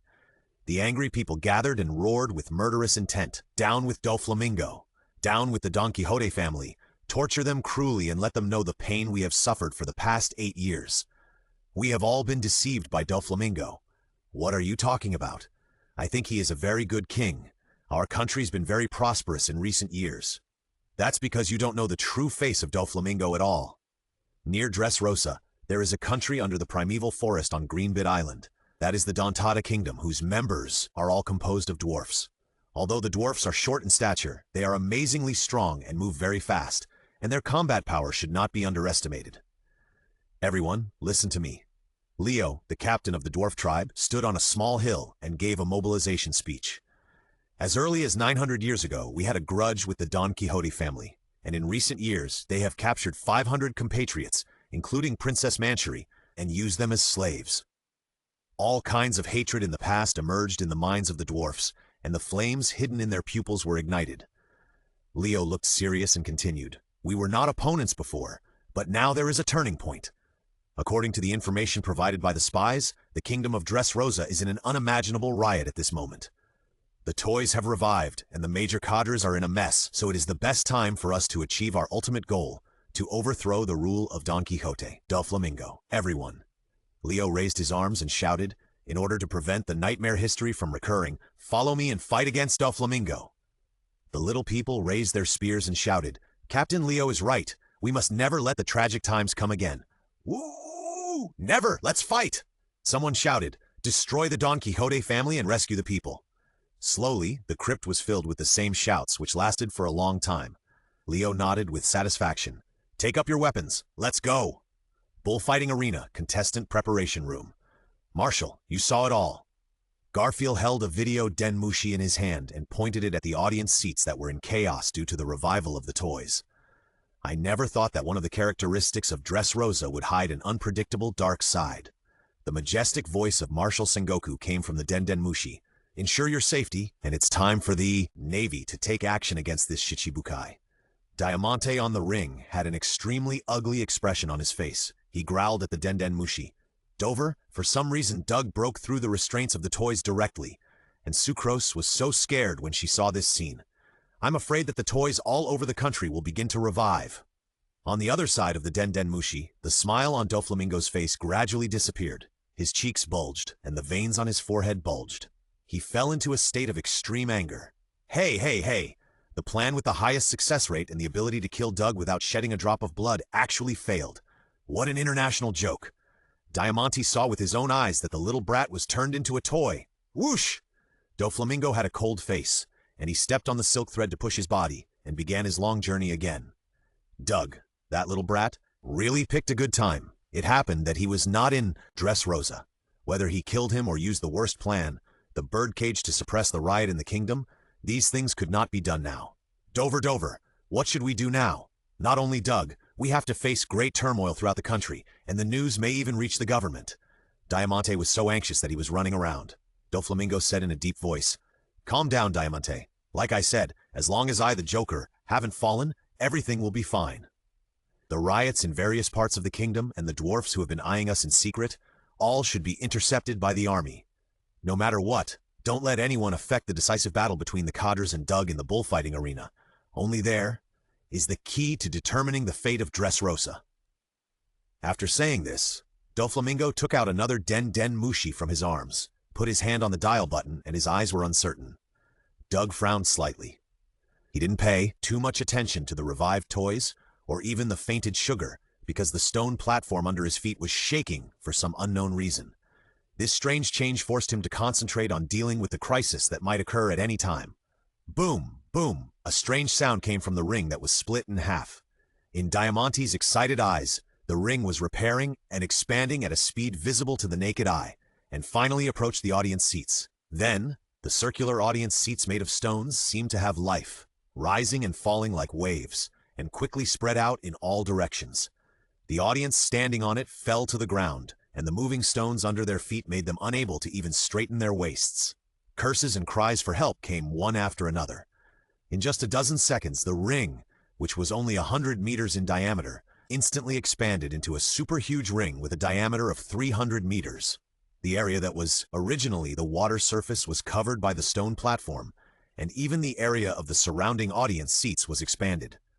Doug, who was standing on the edge of the ring where the audience seats used to be, was startled and turned his head to cast his eyes somewhere.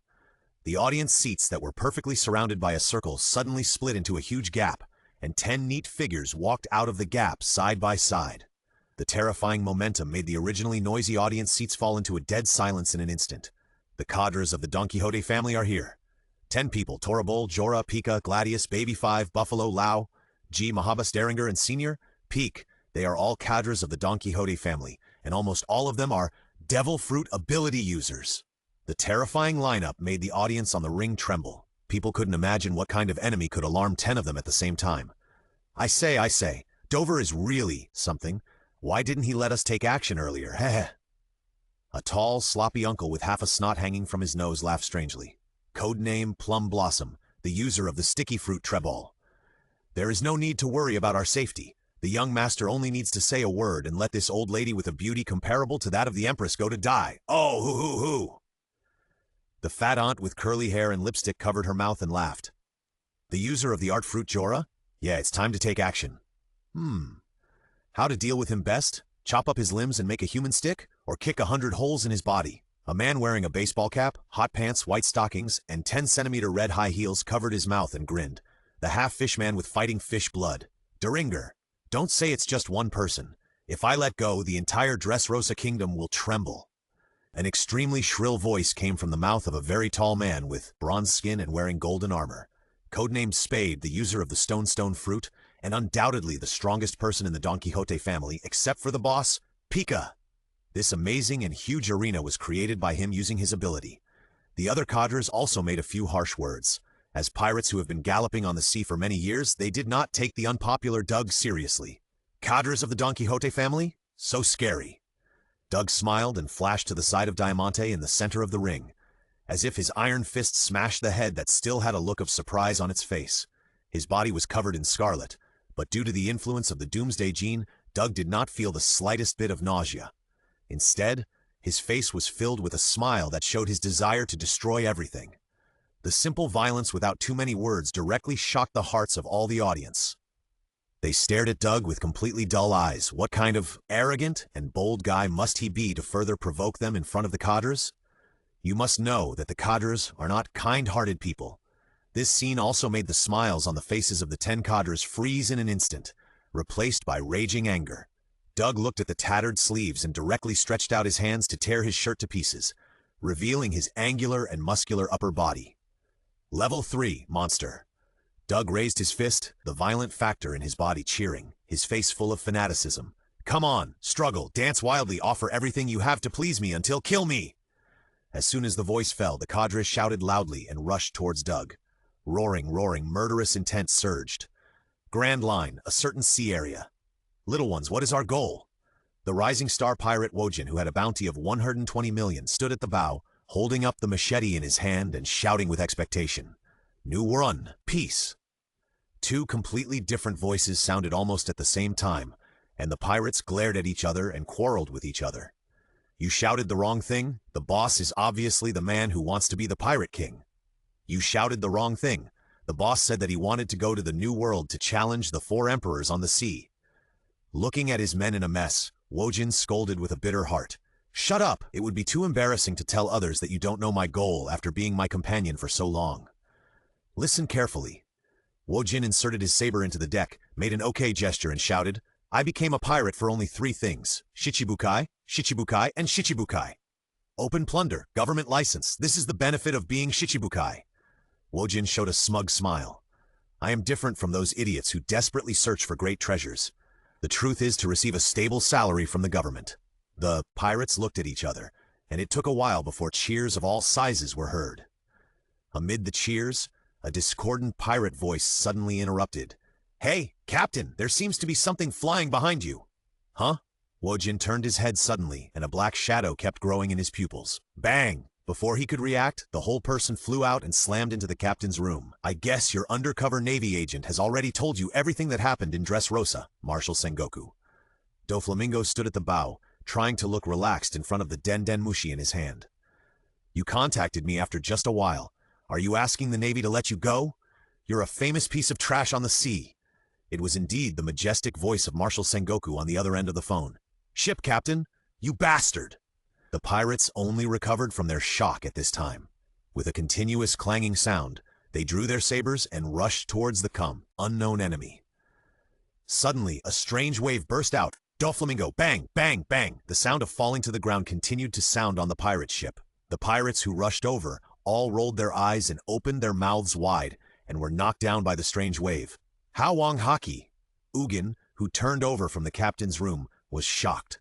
This was the hockey that only those with king's qualifications were worthy of. Looking at his fallen companions, he walked over angrily and asked, Damn it! Who the hell are you? Why are you attacking us? The sea breeze blew Doflamingo's feather coat. He ignored Wogan and grinned at Den Mushi. Hey! Is it really okay to let me fall? That bastard crocodile is gone. If another Shichibukai falls in a short period of time, the balance between the 3 major forces will definitely be affected. Wogan was furious and he stepped forward quickly. The long sword suddenly chopped down. What's more, the reins of the New World monsters are still in my hands. Doflamingo smiled and turned sideways, dodging Wogan's attack like playing with a child. What will the monsters do when they have no food and break free from their chains? With a roar, Wojin's already strong body swelled twice as much, and black hair emerged from every pore at a very fast speed. He looked down at Doflamingo and said in a deep voice, I am a gorilla man who ate the animal-type devil fruit, the gorilla fruit. With my strong body, you will be chopped into pieces. Swish! The saber in the gorilla man's hand slashed heavily at Doflamingo. The power of this attack was more fierce than before. Doflamingo raised his hand slightly and hooked a few fingers. The gorilla man's figure wielding the knife suddenly froze. He laughed wildly. Hey, Marshal Sengoku, don't speak so easily. Remember, your attitude next time may even affect the direction of the world. Beside him, Wojin's face was stunned. He raised the saber with trembling arms, and then slowly aimed at his neck and made a self-destructive gesture. Grand Line, a certain sea area. Doflamingo, with a little blood on his face, sat on the bow, enjoying the sea breeze to restore his physical strength that had been consumed by the long journey. The deck was covered with blood and there were corpses lying all over the ground. The most eye-catching one was the one covered with black hair. It was the captain of this pirate ship, Ujin. The animal-type devil fruit can give the eater a strong vitality. It is precisely because of this that Ujin suffered unimaginable torture. The horrible wound on the neck was a masterpiece created by Ujin with his saber for 5 minutes. During this time his expression changed from shock, panic to the final despair. Bulu bulu. The Den Mushi rang only once, and Doflamingo took the microphone off. Then, a cold voice came from the microphone. Hello, Dover, Marshal Sengoku. Asked me to go to Dressrosa. It's Virgo. Doflamingo breathed a sigh of relief, and then laughed wildly. Ha ha ha! The person chosen by old guy Sengoku is you after all. 15 years ago, you went to the Navy as an undercover and were deeply trusted. Now you are the base chief of the G5 branch and the vice admiral closest to Dressrosa. Apart from you, Sengoku has no reason to send anyone else. Virgo on the other end of the Den Mushi was silent for a moment. With his many years of experience with Dover, he could keenly perceive that Dover was in a bad mood. Before Virgo could ask, Doflamingo took the initiative to say, I have reached a deal with that old man Sengoku.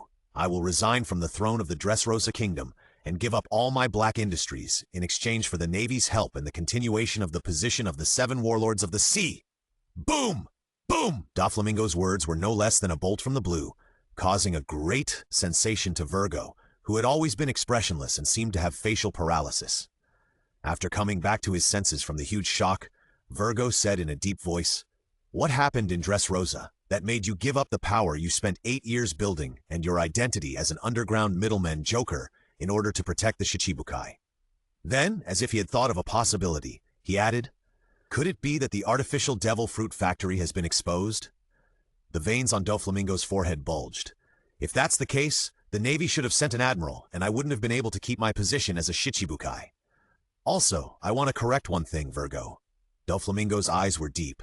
I didn't give up my identity as a joker. Although black industries such as drugs and arms were indeed an important reason why I could become an underground middleman in the past, the most important thing now is, it's undoubtedly the artificial devil fruit factory. This is the only thing that must never ever be exposed to the Navy's sight. If the factory is discovered, he will lose his position as a Shichibukai and become a pirate again. Kaido, the biggest backer of the 4 emperors, will undoubtedly be furious. Although he will not send his men to hunt him down because Caesar is still in his hands, it is obvious that he cannot make devil fruits as peacefully as before. Zizizi.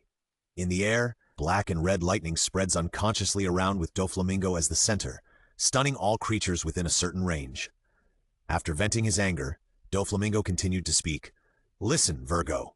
Since Sengoku doesn't know, it means that the undercover Navy has not discovered the factory, at least not yet. After you go to Dressrosa, immediately use the emergency self-destruct device to destroy the factory for me. Don't leave any scum behind. Virgo understood. What happened to Dressrosa? Virgo asked, again. Although he accepted the order, he still didn't know why Dover was so panicked. This is too rare for Dover, who always has a relaxed attitude. There is a kid who came out of nowhere and calls himself Doug. He is challenging all the family cadres in the bullfighting arena. Doflamingo tried his best to suppress his anger. Virgo was silent for a while, and then asked in a slightly fluctuating tone, Can't you beat them? Diamante has died in the battle and was contacting me before he died. Hearing this, Virgo's face stiffened. Diamante, one of the 4 senior cadres, died in the battle? No wonder Dover lost confidence in the cadres, and even made a deal with Jean Guo with the condition of a gecko cutting off its tail, using everything he could. In the final analysis, it was the kid named Doug who put too much pressure on Dover. Is that kid really sure that he can challenge the entire family? Virgo calmed down the shock in his heart and regained his calm tone. In addition to ordering me to go to Dressrosa, Marshal Sengoku also told me to slow down the sailing speed as much as possible and not to go to great lengths to save those pirates. A mocking look flashed across Doflamingo's face. That old thing Sengoku. It turns out that he didn't intend to abide by all the terms of the deal from the beginning. Virgo said expressionlessly, "Let me confirm, Dover. Do you need me to speed up the sailing speed?" "Well, full speed ahead. We must reach Dressrosa before the factory is discovered." Virgo. Then the second question. The top priority is to save the cadres, or destroy the factory. After the words fell, Doflamingo's face was as gloomy as water. After a long silence, his expression returned to calm, and a magnetic voice came out of his mouth. "Destroy the factory!" After a pause of several seconds, Doflamingo added, "If the cadres can win, they don't need you to save them. If they can't win together, they don't need you to save them." Dendenmushi fell into a long silence, and Virgo said in a low voice, "I understand." Beep beep.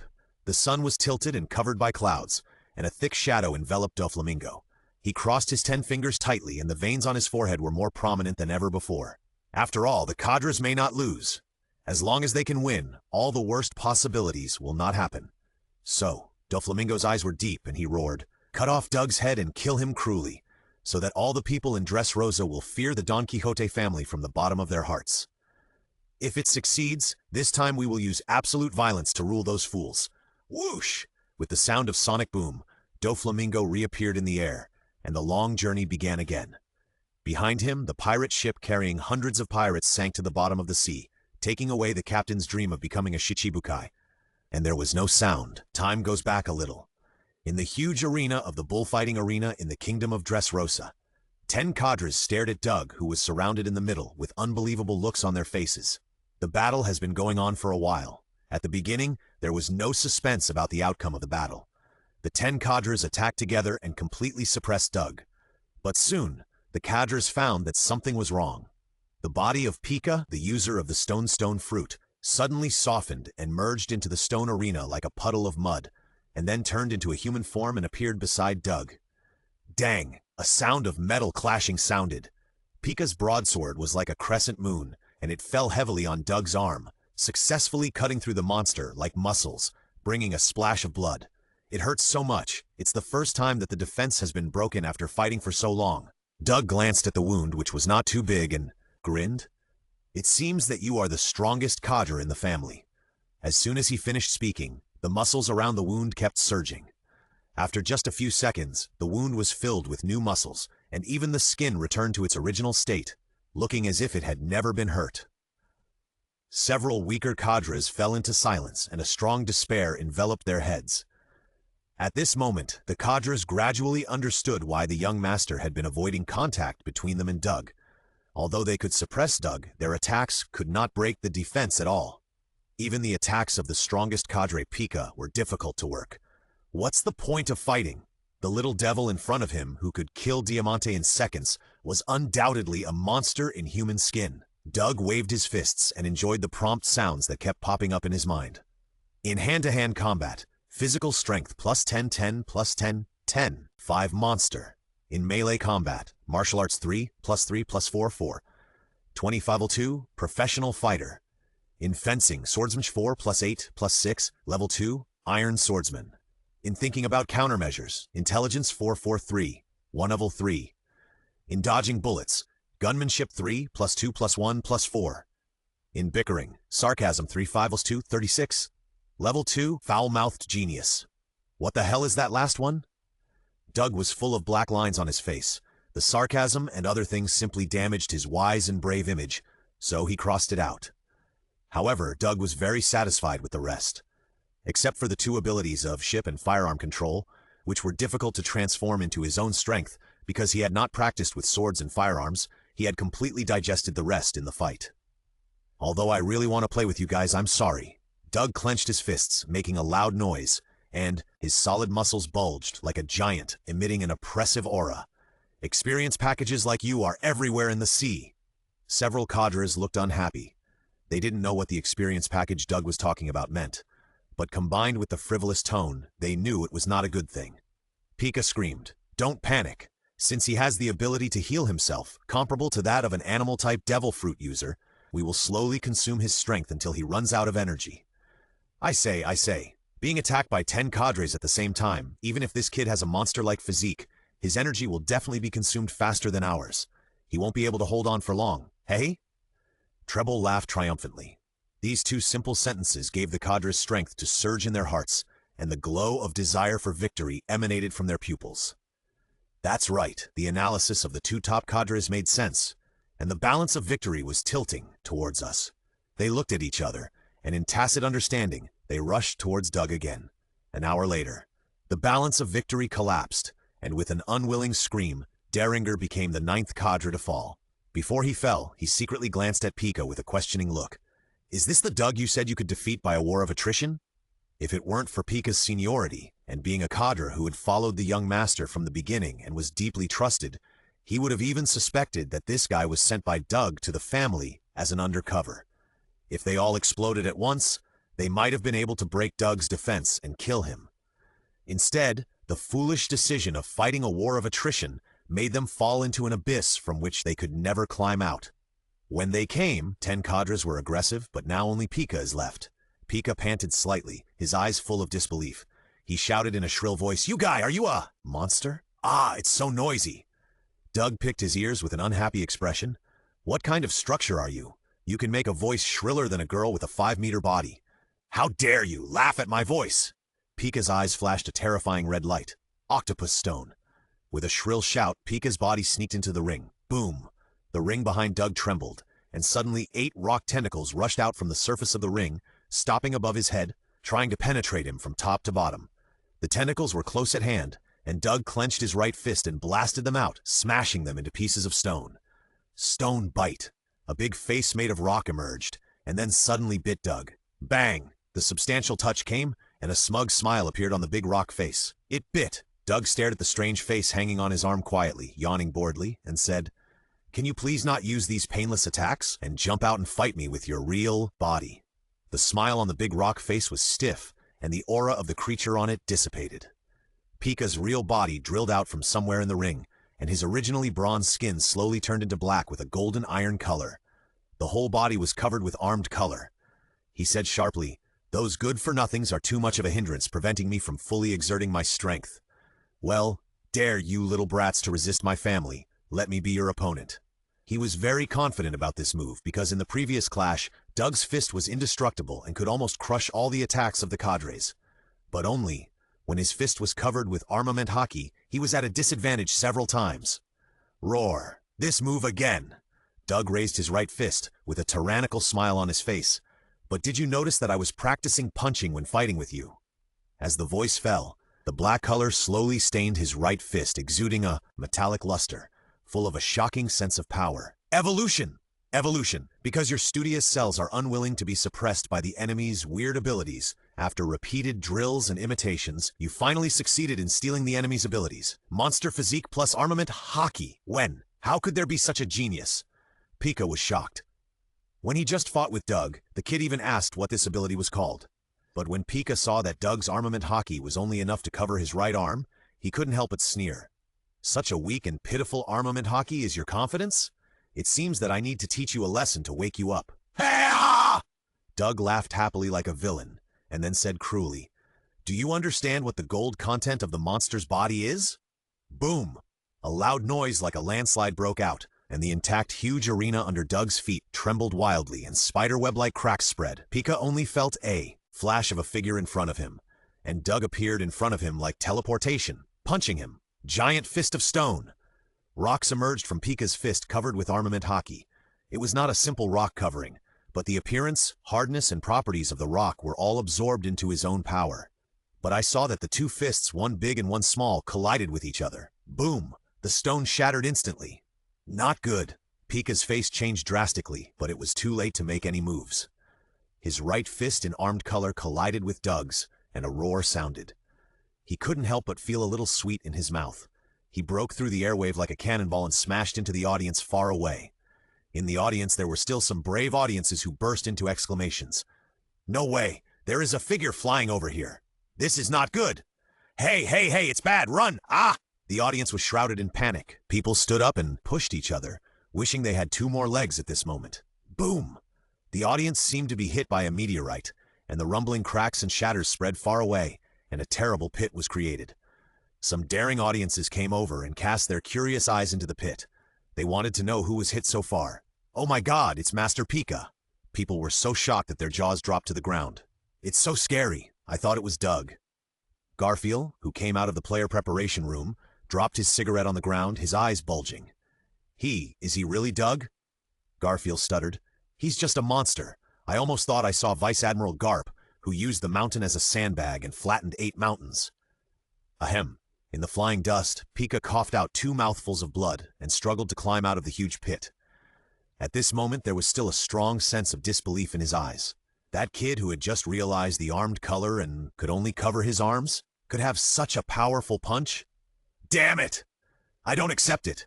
Pika waved his hand violently, and the strong wind like a knife instantly cut through the smoke in front of him.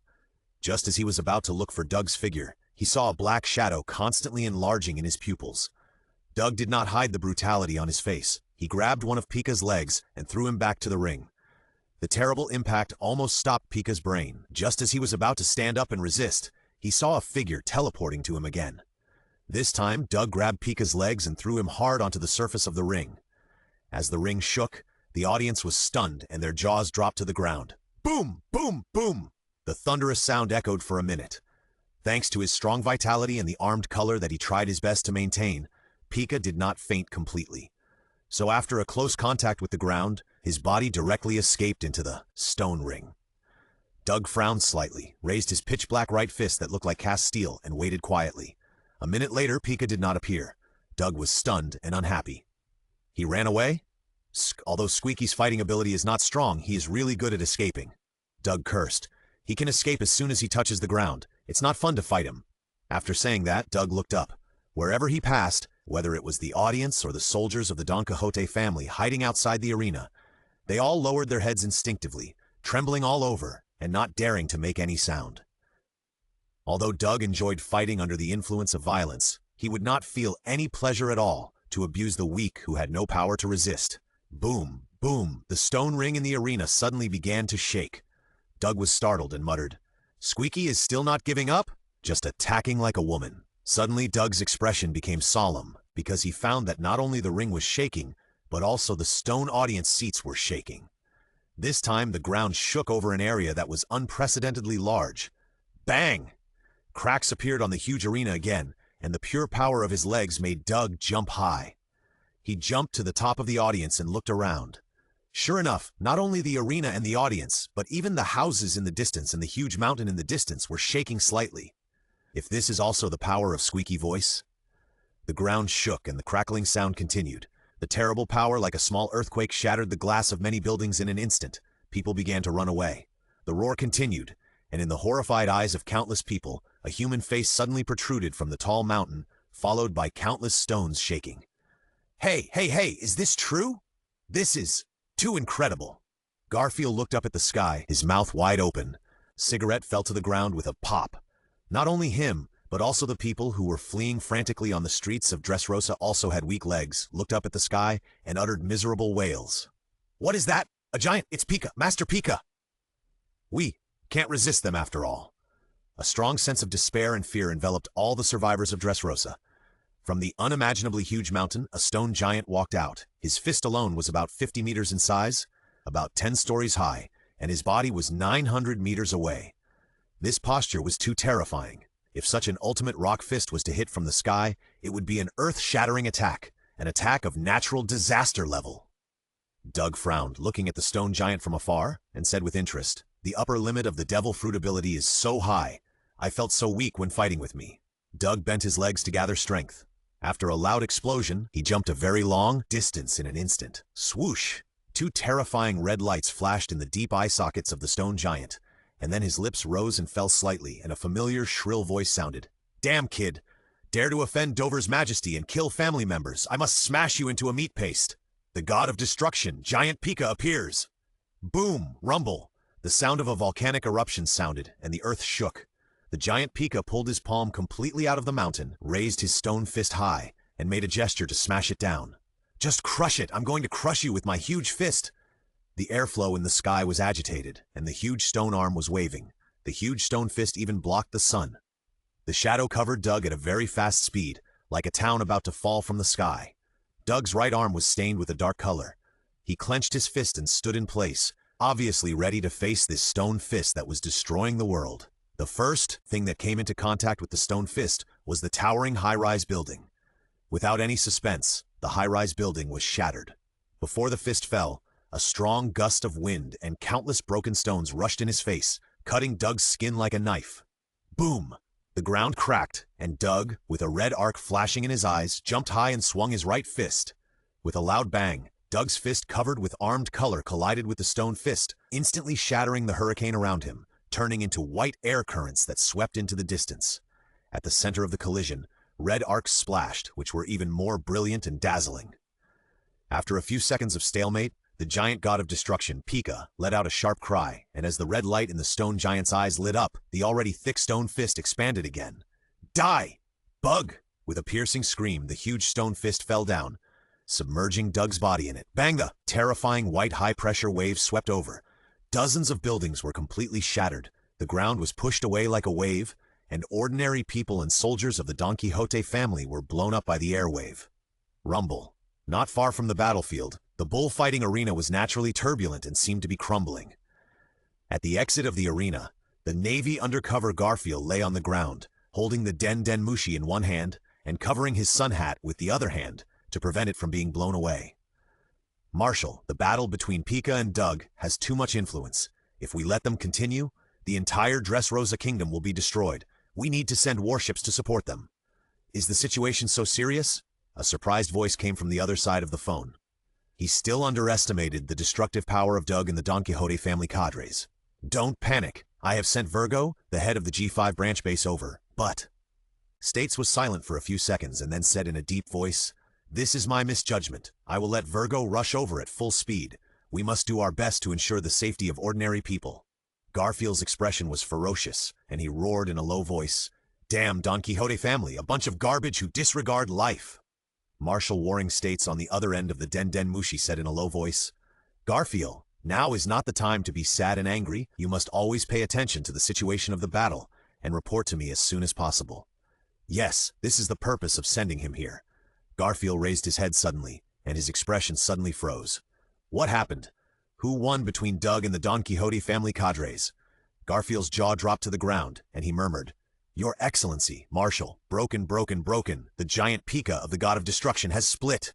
In the sky, the giant Pika of the God of Destruction was completely split in half by a force at the waist, and the cut was shining with red light, as if rolling hot magma. Heat vision level 3? In the ruins, 2 red high-temperature columns that broke through the sky disappeared, and the red light in Doug's eyes gradually dissipated. He laughed wildly and said, "I have probably figured out the rules. It's time to grant you destruction."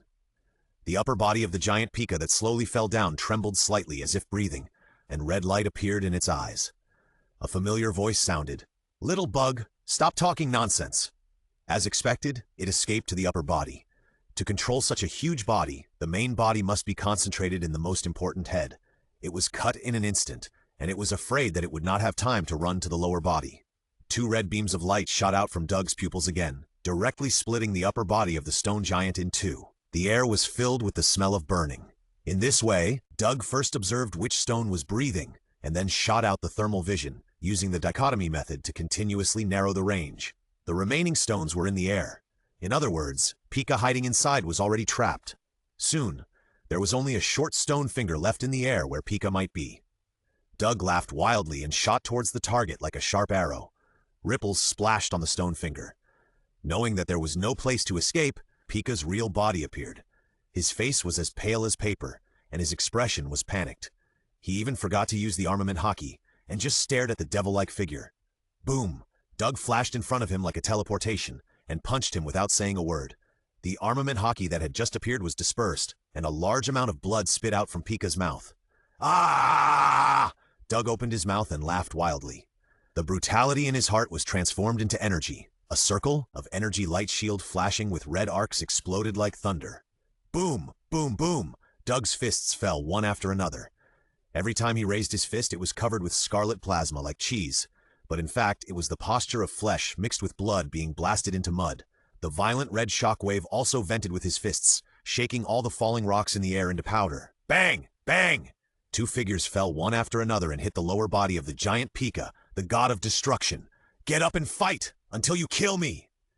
A crazy laugh came from the smoke, and Doug's fists covered with red arcs and armed color domineering aura hit Pika fiercely. Boom! Boom!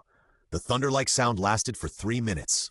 In the smoke and dust, Doug, half covered in blood and looking like a tyrant, dragged Pika, who had collapsed into mud, and slammed Pika to the ground. Boom! Garfield rushed over and rushed into the smoke, staring at the figure lying on the ground with a dull expression, and didn't even bother to respond to the shouts of the marshal in the Den Den Mushi. This is Pika? If it weren't for the size and bronze skin that were far beyond ordinary people, Garfield dared to guarantee that he would never recognize the Don Quixote family's highest cadre who evolved into Pika. This guy is definitely dead, and Garfield, wearing sunglasses, is convinced of this. Suddenly, there was a loud bang in his ears, and Garfield covered his mouth and coughed, staring at the black shadow that slowly walked out of the dust with horror. It consumes a lot of energy, and I'm so hungry. The momentum is fierce, as if he is going to choose someone to eat. Is this really Doug? It can't be a sea king in disguise. Don't eat me. My meat is smelly and hard. It's really not delicious. Garfield blinked, holding the Den Den Mushi in his hands against his chest, as obedient as a timid little girl, and the whole person looked little cute for some reason. At the same time, the roar of Sengoku came from the Den Den Mushi. What was the roar just now? Who is the final winner? Hello, hello! Garfield, are you still there? Can anyone tell me what happened? The waters near Dressrosa. 2 huge warships were speeding on the sea, and the large-caliber artillery on both sides of the warships seemed to represent power. In the captain's room of the leading warship, Virgo looked through the window, looking at the red light that seemed to cut the sky, and the huge Pika, the god of destruction, which was split in half and fell into a deep silence. Dover, it's Virgo. Doflamingo's voice didn't sound as arrogant as before. He said in a deep voice, "What's going on in Dressrosa?" Virgo still had that poker face without any expression. Pika's defeat is certain. Really? Doflamingo on the other side of the Den Den Mushi suddenly stopped in midair, and his voice sounded a little sad. You should have time to destroy the factory and then just play the role of a vice admiral. It's because I wasn't in Dressrosa that the officers died. Beep beep. The Den Mushi was hung up, and Virgo looked at the dazzling red arc in the distance with an expressionless face. Since Dover didn't mention Doug, he had already made his attitude clear. I'm afraid Dover didn't intend to fight an enemy whose strength touched the threshold of the 7 warlords of the sea for the Dressrosa kingdom, which had no use. Speaking of which, that incident had a profound impact on Dover, so profound that it had become his belief to endure. Dressrosa kingdom. As the toys turned into humans, all their memories were restored, and with word of mouth, people finally learned the truth that they should have known 8 years ago. The upper body of the giant Pika, the god of destruction, was completely shattered, which seemed to symbolize the complete disappearance of the Don Quixote family's control over the people. The haze that enveloped them all dissipated, and the light shone again on this land. Pirates, civilians, the former Dressrosa army, the dwarfs, foreigners who were restored from toys to humans. They abandoned the grievances of the past, abandoned the barriers of national borders, and even abandoned the barriers between races. They just hugged the strangers around them tightly and cried silently. The commentator of the bullfighting arena survived. He stood on the top of the huge auditorium, overlooking the land full of beautiful things, with tears in his eyes. It turned out that Doflamingo, whom he regarded as a hero, and the cadres who he regarded as saviors, turned out to be the devil who secretly ravaged the people and ruled Dressrosa with lies for 8 years. Faith collapsed in an instant, and the commentator's nose was mixed with tears, and his voice was trembling.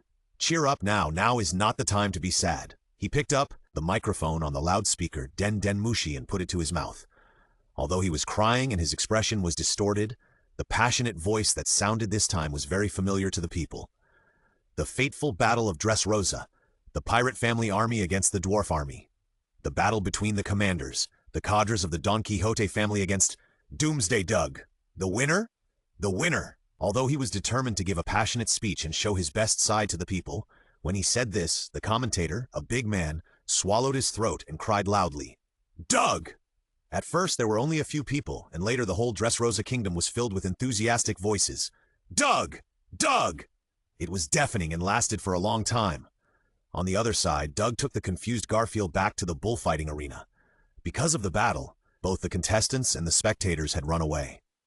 Looking at the empty venue, Garfield, wearing red shorts, clenched his fists in front of his strong chest muscles, and his eyes were full of affection under his sunglasses. "You are addicted to pretending to be a girl, right?" Doug said unexpectedly. "You are much more cheerful. If you were still in the arena, you wouldn't joke like this." "Ha!" Garfield laughed with a cigarette in his mouth, and his eyes became moist as he laughed. Compared with other naval seniors, he was actually quite lucky. He was able to finish his undercover work in 2 years and return alive, and there was no damage to his body.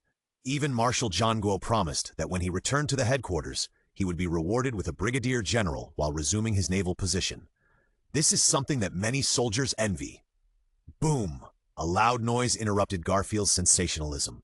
He turned his head and looked at Doug unhappily. His expression suddenly became stunned. "You? What are you doing? What do you think I called you here for?" Doug swung his fists quickly, destroying the huge ring and revealing the water surface hidden underneath.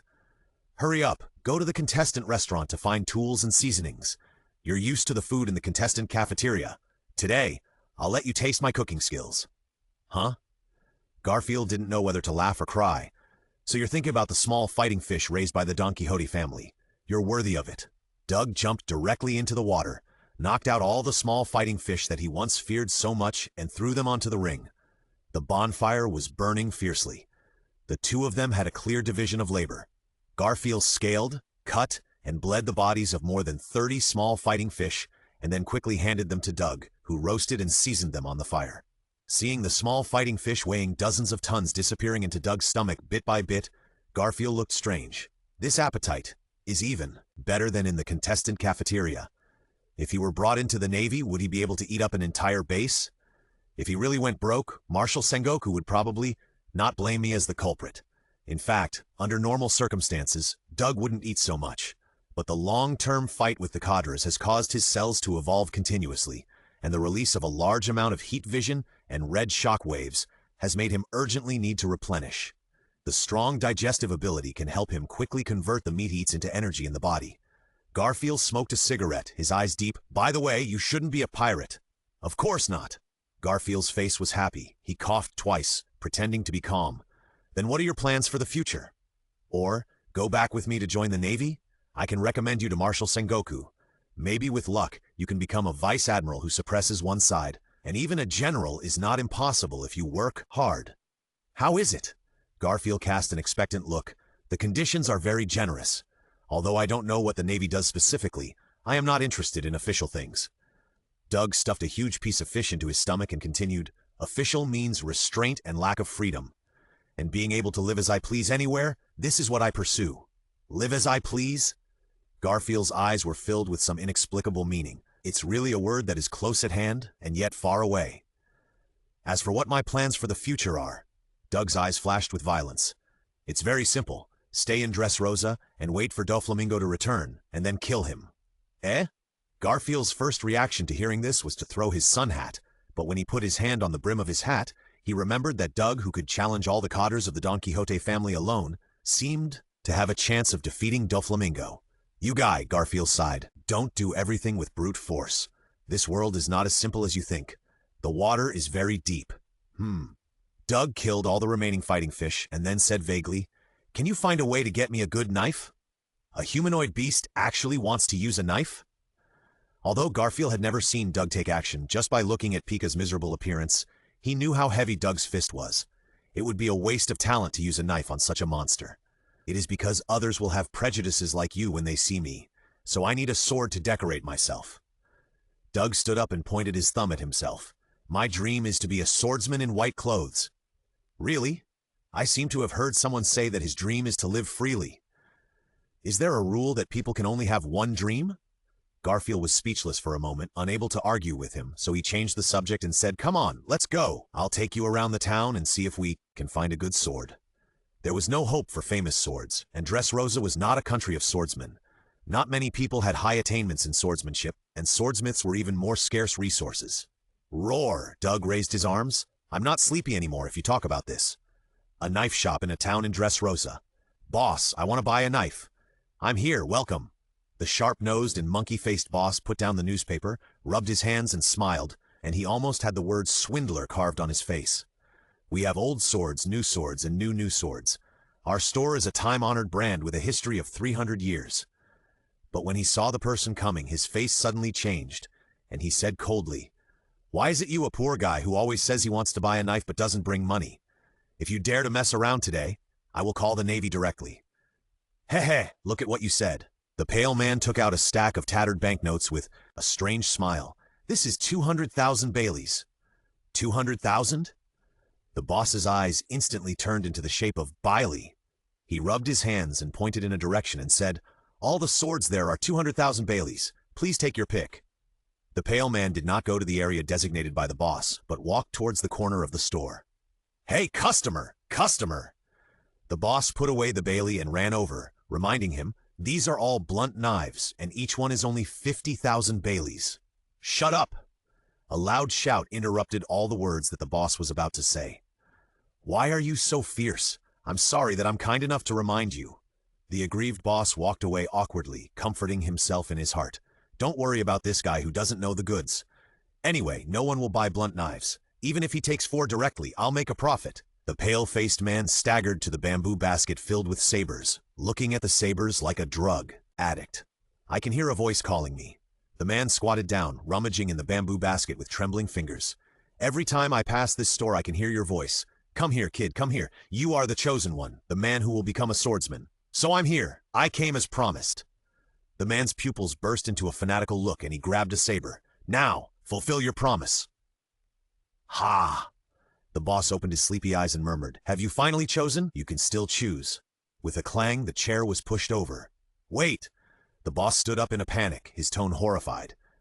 What you are holding in your hand is. Ah!" The man looked at the knife in his hand with fascination. His tone was gentle, as if he was talking to his lover. I understand. You said you are thirsty for blood, don't worry. Right away, I'll let you drink enough."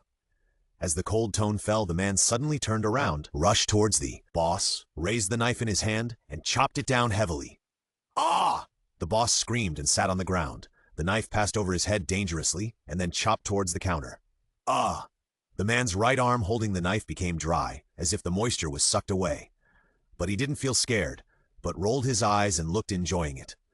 Looking at the counter in front of him that was split in two, the boss was scared and his limbs went limp. He was confident that the hardness of his skull must be stronger than the counter, but this did not mean that he was qualified to touch the knife. The man raised his knife high, looking up with an extremely happy expression. "It is said that this store is a 300-year-old brand. Hey, don't rush in. Do you have money?" Squeak! Doug's tall and straight body squeezed into the knife shop. He looked at the man holding the knife with interest and said, "The smell of a villain, no, not quite." Doug's eyes lit up. "Is that so? The problem lies with the knife." The increase in intelligence, mental power, allowed him to identify malicious intent, although he was not very skilled. Garfield, who rushed in, was stunned for a moment, then he pulled out the saber with a clang and shouted, "I am a Navy. Put down your weapons and surrender." Navy? The man panicked instinctively, but then rushed over with a wild laugh. Just as Garfield was about to take action, he saw Doug take a step forward and block in front of him. The man waved his arms wildly, and the knife swung out a violent wind blade to slash at Doug's crossed arms. The knife was too sharp. There was no doubt that the man's arms would be chopped off. The boss was so scared that he knelt on the ground with his head in his hands, afraid of seeing the bloody scene. Clang! Clang! Clang! The sound of metal clashing was endless. Not only the man's arms, but his entire body became withered. He finally realized that something was wrong and looked at Doug with a gasp. Doug stared at the slowly recovering white marks on his arm and said in a surprised tone, "Interesting. It was definitely impossible to break the defense, but the damage caused by the knife seemed to have a certain restraining effect on the recovery ability." Doug grinned and said, "The thing is very good. I like it very much."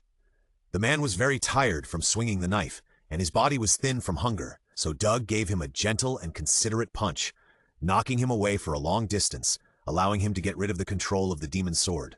Garfield looked at the big hole punched by the man, and his eyes twitched. "Well, the bonus that the marshal had not yet issued has shrunk by half. It's okay. Even if only half is left, it will be enough for me to squander for a long time," he comforted. "What's the name of this knife?" The voice awakened the stunned boss. He looked at Doug and stammered, Murasame, a demon's sword as sharp as a famous sword? Murasame!" Doug held the handle of the knife, feeling the amazing murderous aura coming from his palm, and said with a grin, "I'll buy it. Is that okay, Garfield? Are you really negotiating with me?" Garfield looked like he had lost all hope in life. It's great that the bonus is now completely spent. "No need to pay? You can use it." The boss got up from the ground and crossed his arms. "When I first saw you, I thought you were just an outsider who came to collect protection fees. But the moment you took the knife just now..." The boss looked solemn. "I haven't seen such a violent and ferocious look in Dressrosa for a long time.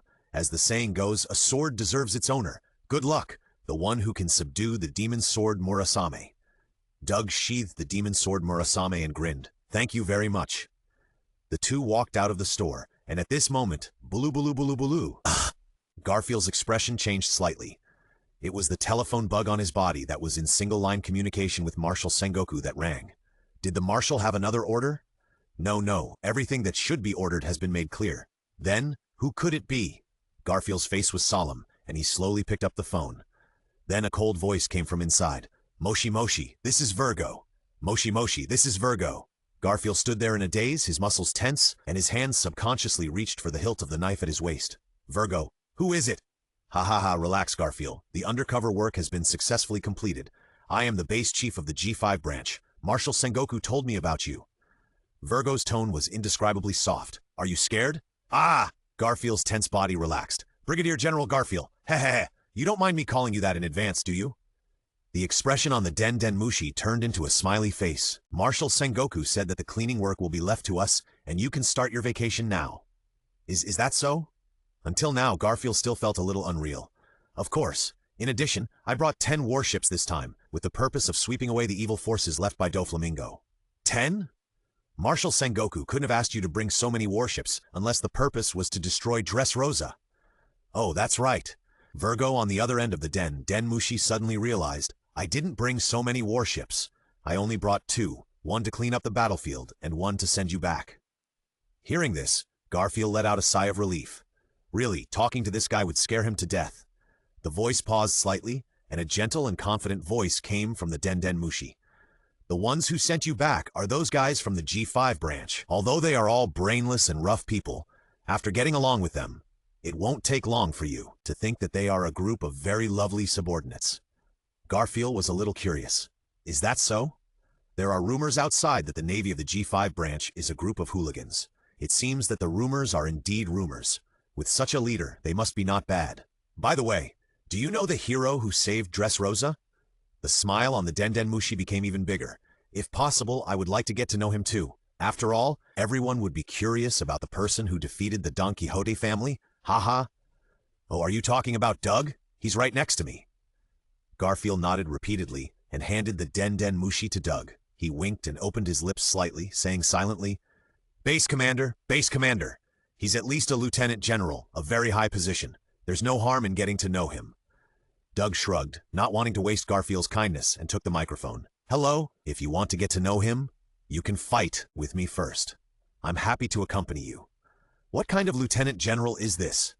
Looking at Garfield's attitude, you can tell that he must be a high-level experience pack. The Den Mushi was silent for 2 seconds before it uttered an emotionless voice. "Ah, there will be a chance, Doug, sir." Then, Virgo changed the subject and said in a gentle voice, "Commodore Garfield, the warship will soon arrive at Dressro. You can come to the coast and wait for us in advance." After getting the response, Virgo hung up the Den Mushi with satisfaction. "Here." Garfield pulled out a brand new Den Mushi from his pocket, handed it to Doug and smiled smugly. "Call me if you have anything to do. I'm about to be promoted to Brigadier General, so I still have a little power." "Same to you." Doug took the Den Mushi and smiled. "Don't be bullied in the Navy. Especially if some admiral bullies you, call me and I'll cut him down." "Ha ha! You're still so humorous." Garfield laughed so hard that he fell backwards and waved. "Then, goodbye, my friend. The end of all things, Doug." "Goodbye, Beheader, Garfield." The two smiled at each other, which was a bit like two people in the late stage of Chunibu getting sick together. After saying goodbye to Garfield, Doug followed the arrow to personally destroy the illegal places left by the Don Quixote family. He didn't forget the observation hockey. Although the Navy named Virgo seemed to be preparing to clean up the illegal transactions, Doug never had the habit of handing everything over to others. After easily destroying 2 drug exchanges, an arms trafficking den, 3 human trafficking sites, and a strange place that sold a large number of lethal weapons, Doug concentrated his mind and sensed the next destination. Smile Factory? Smile Factory? What a weird name. After complaining, Doug strode towards the destination. Endless physical energy gave him the capital to spend money. Boom! A thunderous roar sounded from afar. Smoke filled the air and flames shone all over the sky. Doug looked stunned. Is that direction? Smile Factory? Ding, Garfield character event 1 completed. Get reward. As the system prompt sounded, Doug felt that his 5 senses became more acute, and everything in this world seemed to become clearer. The breath of the surrounding creatures, the emotional changes, and some voices. Why are you wearing my wife's clothes? Since you want to pursue excitement, why not follow through? You are so coquettish. Dover. The voice stopped abruptly. Doflamingo? Someone was talking about Doflamingo.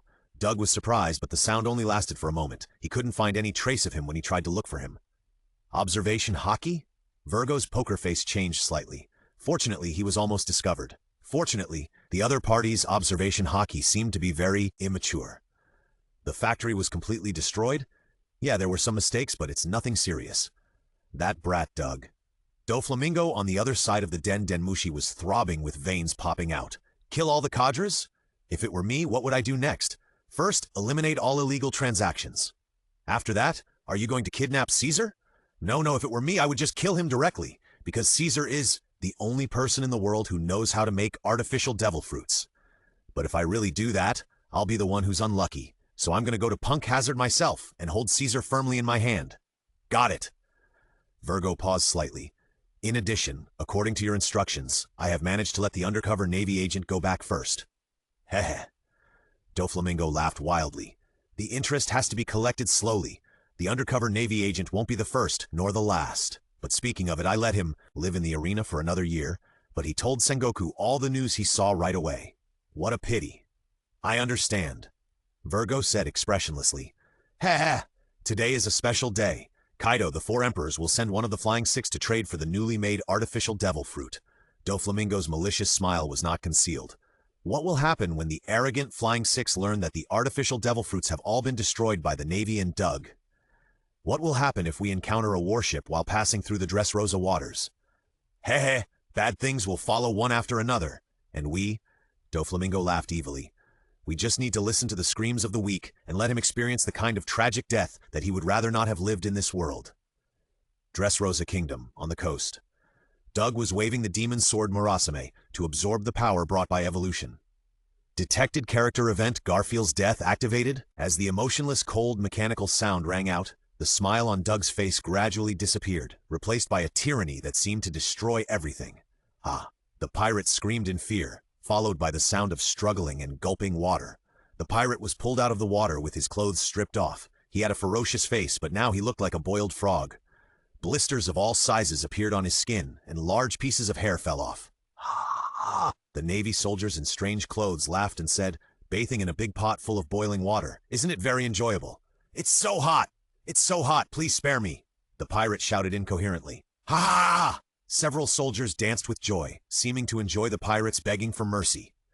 One of them pulled the rope and fell into the water with a splash, followed by a short scream. The sound of struggle gradually weakened, and after it completely disappeared, the Navy soldiers in strange costumes pulled him out of the water. This time the pirate was completely silent. His mouth opened, saliva unconsciously dripping, his eyes rolled up, and the shape of his limbs was extremely terrifying. Ha! This is the end of being a pirate. Garfield, wearing a jacket with the word justice written on the back, walked slowly over and spit out a mouthful of eye circles. Is it really okay to abuse pirates like this? Fortunately, Vice Admiral Virgo told me that you are a group of cute guys. Ha! Are you kidding, Colonel Garfield? The Navy in strange costumes walked over, with a smug look on his face. We are the Navy of the G5 branch, a group of thugs who kill without blinking an eye. He paused slightly and laughed strangely. Ha! Colonel Garfield actually hates pirates too. Otherwise there would be no need to wait for us to scald him to death. We could stop it at the beginning. Who knows? Garfield shrugged and walked aside to look at the sea. At this moment, he saw a small black dot appear on the sea level in the distance, and immediately shouted, "Where is the navigator? Where is the navigator? Come over and use the telescope to see what ship that is."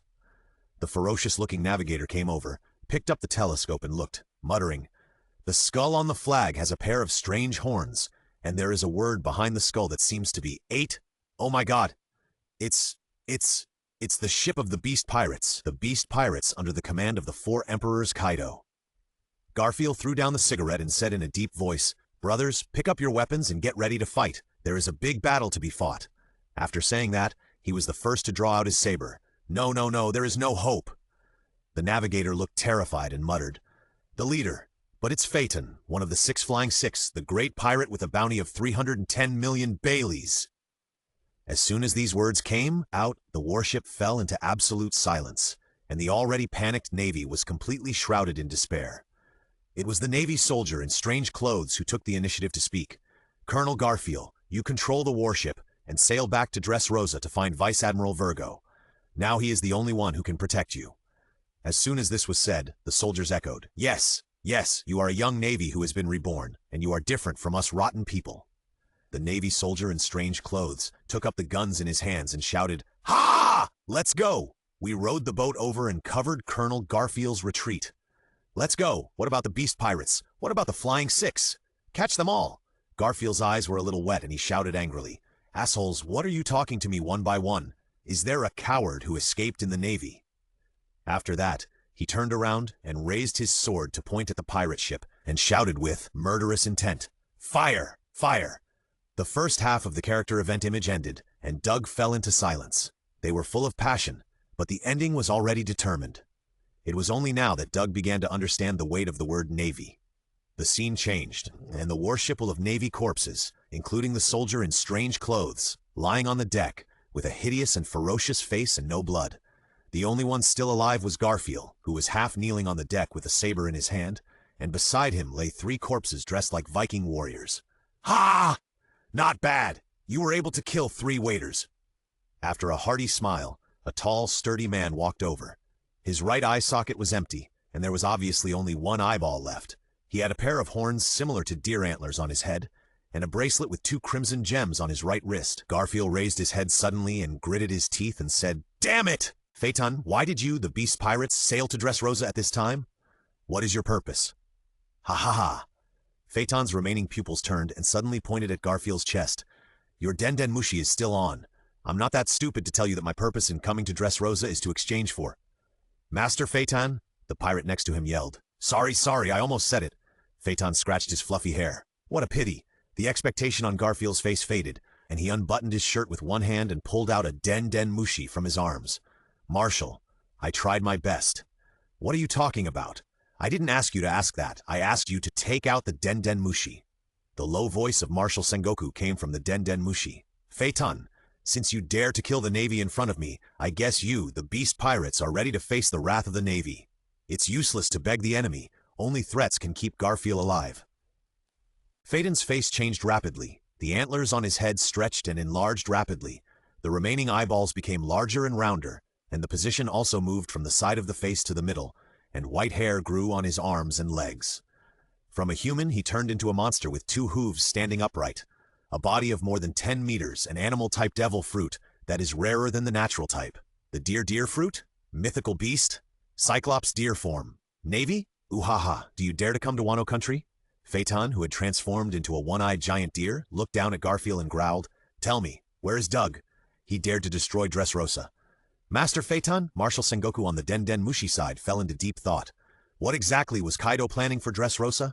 Arms. But if it was arms, something the Navy knew about, there was no need for Phaeton's men to interrupt him twice in a row. Sorry. After apologizing, suddenly roared at Garfield with great deterrence. Roar! In Garfield's horrified eyes, the Den Mushi in his hand was slowly covered by ice slag, and in just a few seconds it turned into a lifelike ice sculpture. As the life breath of the Den Mushi disappeared, the call with Marshal Sengoku was also disconnected. "Tell me, where is Doug?" Facing Phaeton's angry roar, Garfield put down his saber and Den Mushi stood up, took out a cigarette from his arms, tremblingly lit it, put it in his mouth and took a deep breath and then said, "He left Dressrosa. As for where he went, well, who knows?" The voice stopped abruptly, and a huge palm like a palm leaf fell, and the screen suddenly turned red and white. At this point, the screen disappeared, and the cold mechanical sound of the system came. Character event Garf 2. Garfield, who should have returned to the Marine branch intact, eventually fell on the way home. But what he cares most about is why Kaido's men went to Dressrosa, and whether they would turn the place where their friend Doug had finally liberated back into a pirate's amusement park. Event requirements. Let Garfield or help Garfield prevent Kaido's men from landing on Dressrosa. Complete the character event to get benefits. Swordsmanship 56. On the coast, Doug stared at the arrow in front of him. He unbuttoned his uniform jacket, took off his uniform jacket and threw it on the shore, revealing the single clothes inside, highlighting his angular muscles, and then he jumped into the sea with the demon sword? Murasame. Doug's swimming ability was average before he crossed over. Although he could swim normally, he was far from being as agile as a fish. Like when he went into the water to catch a small fighting fish before, it was a bit embarrassing to say that he, a player who killed Don Quixote Family cadres like cutting melons and vegetables, actually drowned in the water while swimming. Yes, no one knew that he drowned when he went into the water to catch fighting fish. Even Doug himself could not imagine that the first death came so casually. Thanks to the ability of resurrection, that is, the ability to not be killed twice by the same method, Doug's cells have evolved and he has forever acquired the passive ability of not being drowned by water. As for the manifestation of ability, there are many aspects, such as becoming extremely good at swimming. When his body was wrapped in seawater, Doug immediately felt familiar, just like the feeling of catching a small fighting fish in the water after resurrection. An instinctive sense of comfort came over him, and his arms slid gently, as if the seawater had no resistance. In addition, there is another manifestation of the ability to be immune to drowning in seawater. People cannot breathe through their mouths and noses in seawater, because if they inhale water into their bodies, their lungs will not only not get oxygen, but will also rupture the alveoli, leading to eventual death. But Doug can breathe through his skin and use his skin to get oxygen in the water. He does not feel any breath holding or suffocation in the water, as if walking on flat ground. With unlimited physical strength, it is not difficult to find the pirate ship. The next thing Doug has to do is to swim along the arrow. His strong physique makes his arms swing like propellers, and he is like a speedboat. In less than 10 minutes, he left the huge tropical island of Dressrosa behind, continuously approaching the target. On the other side, a pirate ship flying the flag of the Beast Pirates is sailing in the waters of Dressrosa. On the pirate ship, a rat-man-like gifter asked in confusion, "Master Phaeton, aren't all the artificial devil fruits destroyed? And there are still Navy officers in Dressrosa. What are we doing there?" Phaeton, who had returned to his adult form, snorted coldly, "Bastard! Who do you think I am? Just pull the ship over and it's done. I want to be like Droughtjack, who cares if he's a Navy officer or not." The Ratman was timid and didn't dare to refute, but he couldn't help but complain in his heart. Master Jack is a fisherman, so even if he falls into the water, his life won't be in danger. So he dares to rely on heaven and earth, but if you fall into the water, you're done. After a slight pause, Phaeton cursed, "Damn Joker, what a waste. He can't even protect his own base camp, and he has to make me deal with more things." Master Phaeton is right. The so-called underground middleman is just a chart. The Ratman agreed again and again. To be honest, Phaeton-sama is unlikely to defeat Doflamingo-sama, but he loves to complain. "Why do I always feel that something is going to happen this time? It shouldn't be that bad." Nezumi looked at the sea nervously and found that there was no sign of a ship, let alone a navy, ambushed by the Navy, so he let out a long sigh. Just when Nezumi was happily thinking of eating some cheese to add some flavor to his monotonous life, there was a bang, and the pirate ship shook as if it had hit something. Phaeton's huge body also shook, but he soon stopped and asked in confusion, "What's going on? Did it hit a reef? But the ship hasn't even approached the coast. Where did the reef come from?" Nezumi hesitated for a moment and whispered, I'll go and take a look." Phaeton didn't care and turned around to go into the cabin to rest, but suddenly there was a muffled sound of falling to the ground behind him. "Huh?" Phaeton turned around and saw a man on the deck with his clothes wet and clinging to his body. "Enemy attack! Enemy attack!" Several pirates on the ship reacted, and without saying anything, they took out their muskets and aimed at Doug. Bang! Bang! Several muskets spewed flames at the same time. The bullets hit Doug straight on, and after a few pops, they were bounced off. "Huh?" The soldiers looked at each other and fired a few more shots as if they didn't believe it. As expected, all of them were bounced off. "Get out of the way!" A gifter pushed the soldier in front of him away, put the cannon on his shoulder and aimed it at Doug. Boom! With a muffled sound like a dragon's breath, the deck under the pirate's feet cracked and the shells sprayed out, hitting Doug heavily. "Ha, he's dead now! He deserves it!" The pirates laughed wildly and patted their bellies happily. Ha! You can even withstand a cannonball? You have a strong physique. Phaeton stroked the scarlet gem on his wrist and said with emotion, I don't know why you want to attack us, but how about joining the beast's pirates? As soon as these words came out, the pirate's eyes widened. Although the smoke had not yet dissipated, Master Phaeton asserted that the guy withstood the cannon attack, so the guy must have withstood the cannon attack. What a monster! In the diffuse fireworks, Doug looked at the shredded sleeves, stretched out his hands and tore his shirt to pieces, revealing his muscular upper body, and then burst out of the smoke at a very fast speed. The pirates dared not blink and waited in full battle array. The terrifying body made them value Doug very much. The direction he chose was bang! Doug's right fist smashed down fiercely, and the huge force made Phaeton, who was huge in size, fly backwards instantly and smashed heavily into the cabin. Level 2, lower observation hockey. Doug raised his fist and showed a cruel smile on his face. Who told you that Garfield was on this route?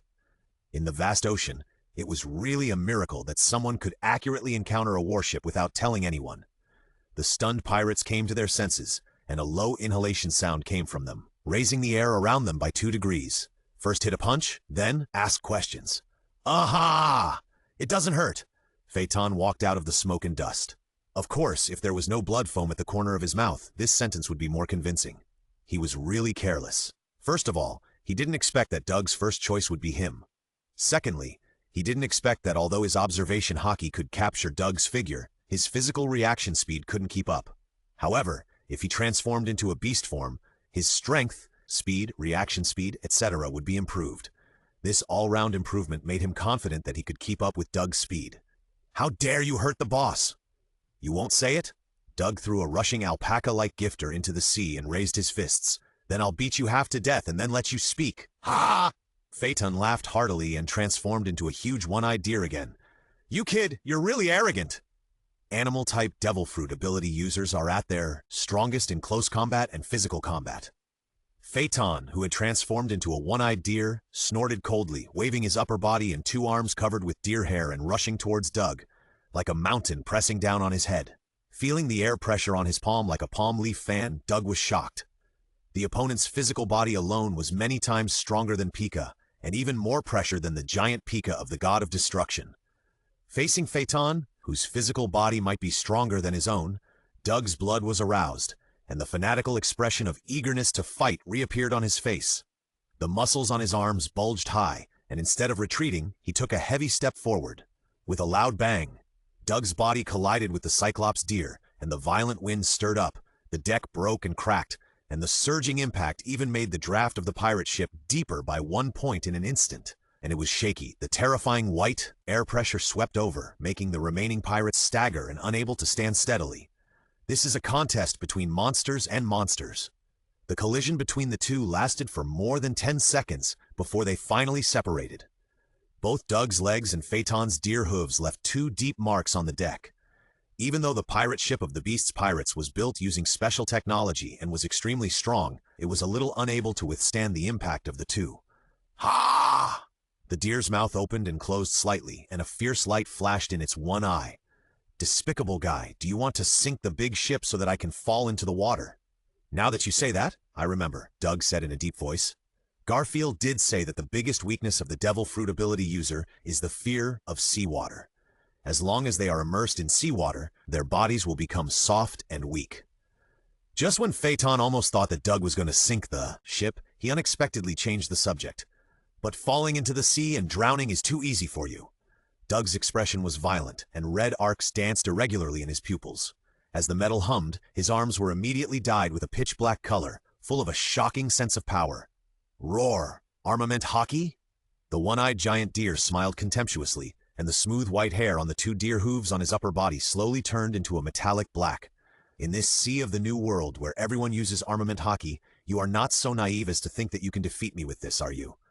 No matter who you are, you must die! Roar! The Cyclops roared and charged fiercely. Doug was not to be outdone.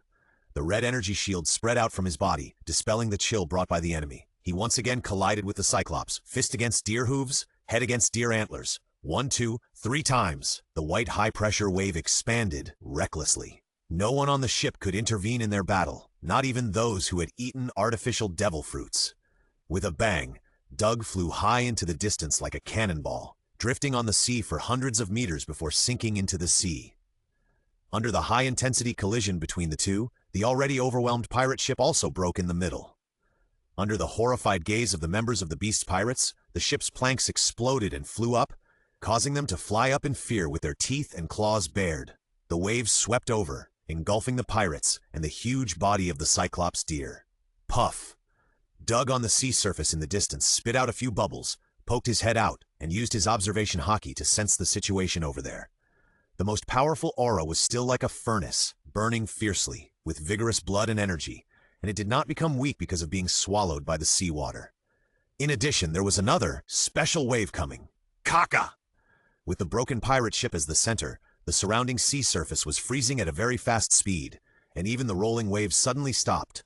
The sea area within a few hundred meters became frozen ground in a few seconds. Ice Age! Phaeton, who turned into a human form, pulled out his palm covered with white frost from the ice surface, and looked at Doug on the sea surface in the distance with a somewhat sarcastic expression, as if silently saying, "Do you see the gap clearly? It's not too late to run now." "Roar, roar, Lord Phaeton is mighty!" The surviving members of the Beast Pirates got up and danced with joy. "Woo-ha-ha-ha, otherwise why do you think I dare to approach?" Phaeton raised his arms high and let out a low roar, his heroic spirit soaring into the sky. Doug climbed out of the sea and stepped onto the ice. His hot soles burned one footprint after another on the ice.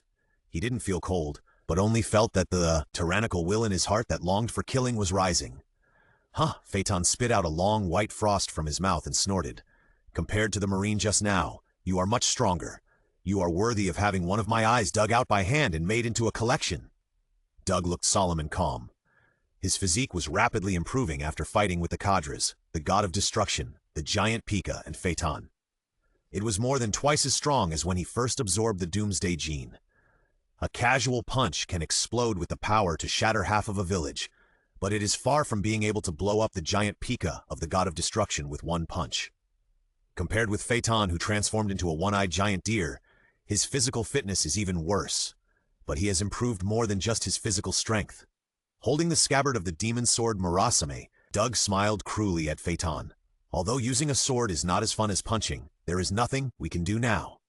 "Ha ha ha, so you, a muscular bastard, are also a swordsman?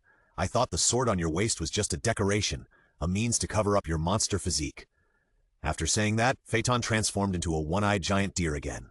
Unlike before, this time he was still covered with cold frost. He growled, "Then let me see how much strength you can force me to show." Roar! The giant deer roared, his mouth opened angrily, and he sprayed out the icy cold frost. The frost expanded, covering the sky like a raging storm. Just a breath of air froze the strange birds in the sky into ice sculptures. Even the pirates who stayed behind the giant deer trembled, as if their blood was frozen. Doug did not look up. His observation hockey could help him capture the strange movement of the frost and feel the power contained in the frost. Now he can cut it open. As the blade was revealed, purple gas quickly wrapped around it, dyeing the white blade into a black with a metallic texture. Then a flying slash flew out from the tip of his blade, like a bright crescent moon, cutting the frost in half and directly hitting the chest of the one-eyed giant deer. Armament Haltup, lower armament hockey. Flying slash. Before, Doug's swordsmanship was at the threshold of infinitely close to level 3, but when he was practicing swordsmanship on the coast, he relied on his monster-like arm strength and the level 2 armament hockey that could cover his weapon to successfully break through the threshold of flying slash. The arrogant smile on the face of the Cyclops stopped instantly, his pupils slightly dilated, and his arms crossed to protect his chest with armament hockey. Dang! Accompanied by the sound of metal clashing, puff! A blood arrow shot out from the Cyclops' body, and the bulging huge pupils were full of disbelief. This guy's swordsmanship plus armament hockey plus physical strength could actually break his defense? Break through his body that had been fully improved and covered with the super defense of armament hockey? The cheers of the pirates stopped abruptly. They thought that Phaeton-sama's frost could freeze the enemy into an ice sculpture, but they never thought that frost could be cut? Even the aftermath injured Phaeton-sama's terrible body. Doug's face was full of a smile that longed for violence. Although the knife is far less useful than the fist, seeing you spitting blood still makes me feel particularly happy. Phaeton suddenly exhaled a heavy stream of cold air from his mouth. His terrible recovery ability made the muscles around the wound regenerate at an extremely fast speed. The blue frost swirled and deformed on his body at a high speed, and the deer's hooves and monster-like arms turned into human hands and feet again. This time, he turned into a deer head and a human body. The blue cold air that emerged from his body partially rolled onto his right fist, forming 2 ice crystal gloves, and the rest condensed into 2 suspended ice crystal halberds as long as clotheslines beside him. The sense of danger that this form brought to Doug was far stronger than at any other time. The deer's mouth opened and closed, and Phaeton's voice was extremely low. "You are quite strong, and I would like you to join Governor Kaido's army. But first, I want you to know the difference in strength." With his feet stepping on the cracked ice surface, the deer-headed man came in front of Doug in an instant and punched Doug's face with his right fist with ice crystal gloves. It was clearly a fist that hit him, but what Doug sensed with his observation, Haki, was a blue beam of light. Ice pole shock! Doug raised his sword and tilted his head slightly. With a loud bang, a cylindrical blue shockwave shot past his ear. Unlike the frost that was cut by the flying slash, this blue shockwave looked more solid and obviously had a lower temperature. The shockwave broke through the ice and shot into the seabed, creating a long cylindrical iceberg in an instant. If you were hit, you would be frozen in an instant. Doug's mind moved, and he actually came up with the ability to resist the shockwave and exchange death for immunity to frost. But this idea was strangled as soon as it appeared, because there was no need for it. Doug's arms bulged with muscles, and he thrust upwards. A crescent moon flew out from the blade, pointing directly at Phaeton's deer chin. Phaeton's huge pupils moved downwards, and 2 ice crystal halberds swept across, breaking the crescent moon in half, and then stabbed straight at Doug. Doug took small steps back, and silver light appeared on the black blade of the Murasame in his hand. He quickly drew 2 silver rays in the air. One sword flow, cross slash. A cross-shaped cross slash flew out from the tip of the blade, slashing at the 2 flying ice crystal halberds. With 2 clicks, the ice crystal halberds broke and fell weakly on the ice. Phaeton used his legs to force himself and rushed out. He smashed down with his fists wearing ice crystal gloves, smashing the cross slash. Doug jumped high, holding the Murasame wrapped in red arcs in both hands, and slashed it hard. One sword flow, blood collapse. Phaeton raised his huge ice crystal boxing gloves and sent out a blue shockwave.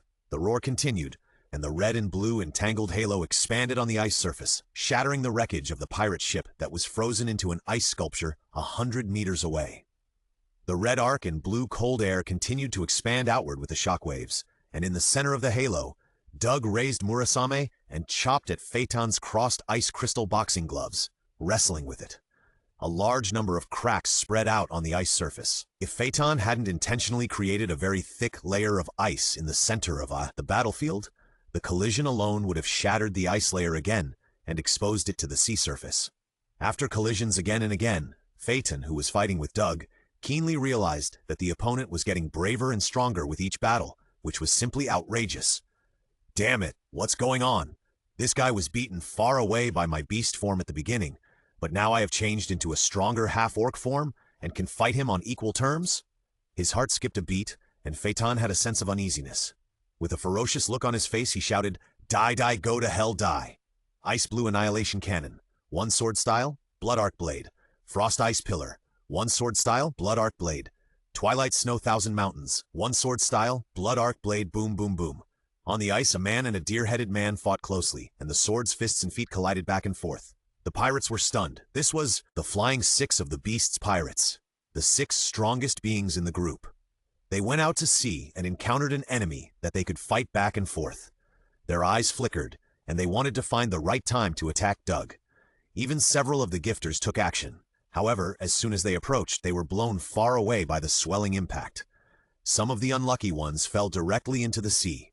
The fight could not be finished in a short time, and they could not intervene. The pirates simply walked to the edge of the ice and sat on the ground. Those who had leisure time took out their snacks and drinks and comfortably became spectators.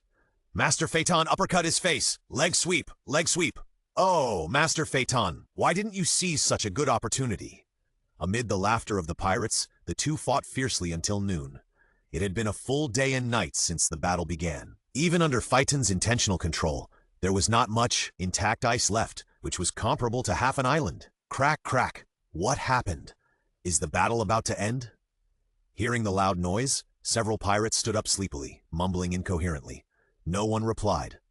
The pirates were all stunned by the scene before their eyes. The cross cracks spread from the center of the collision between the man and the deer-headed man, all the way to the sea surface.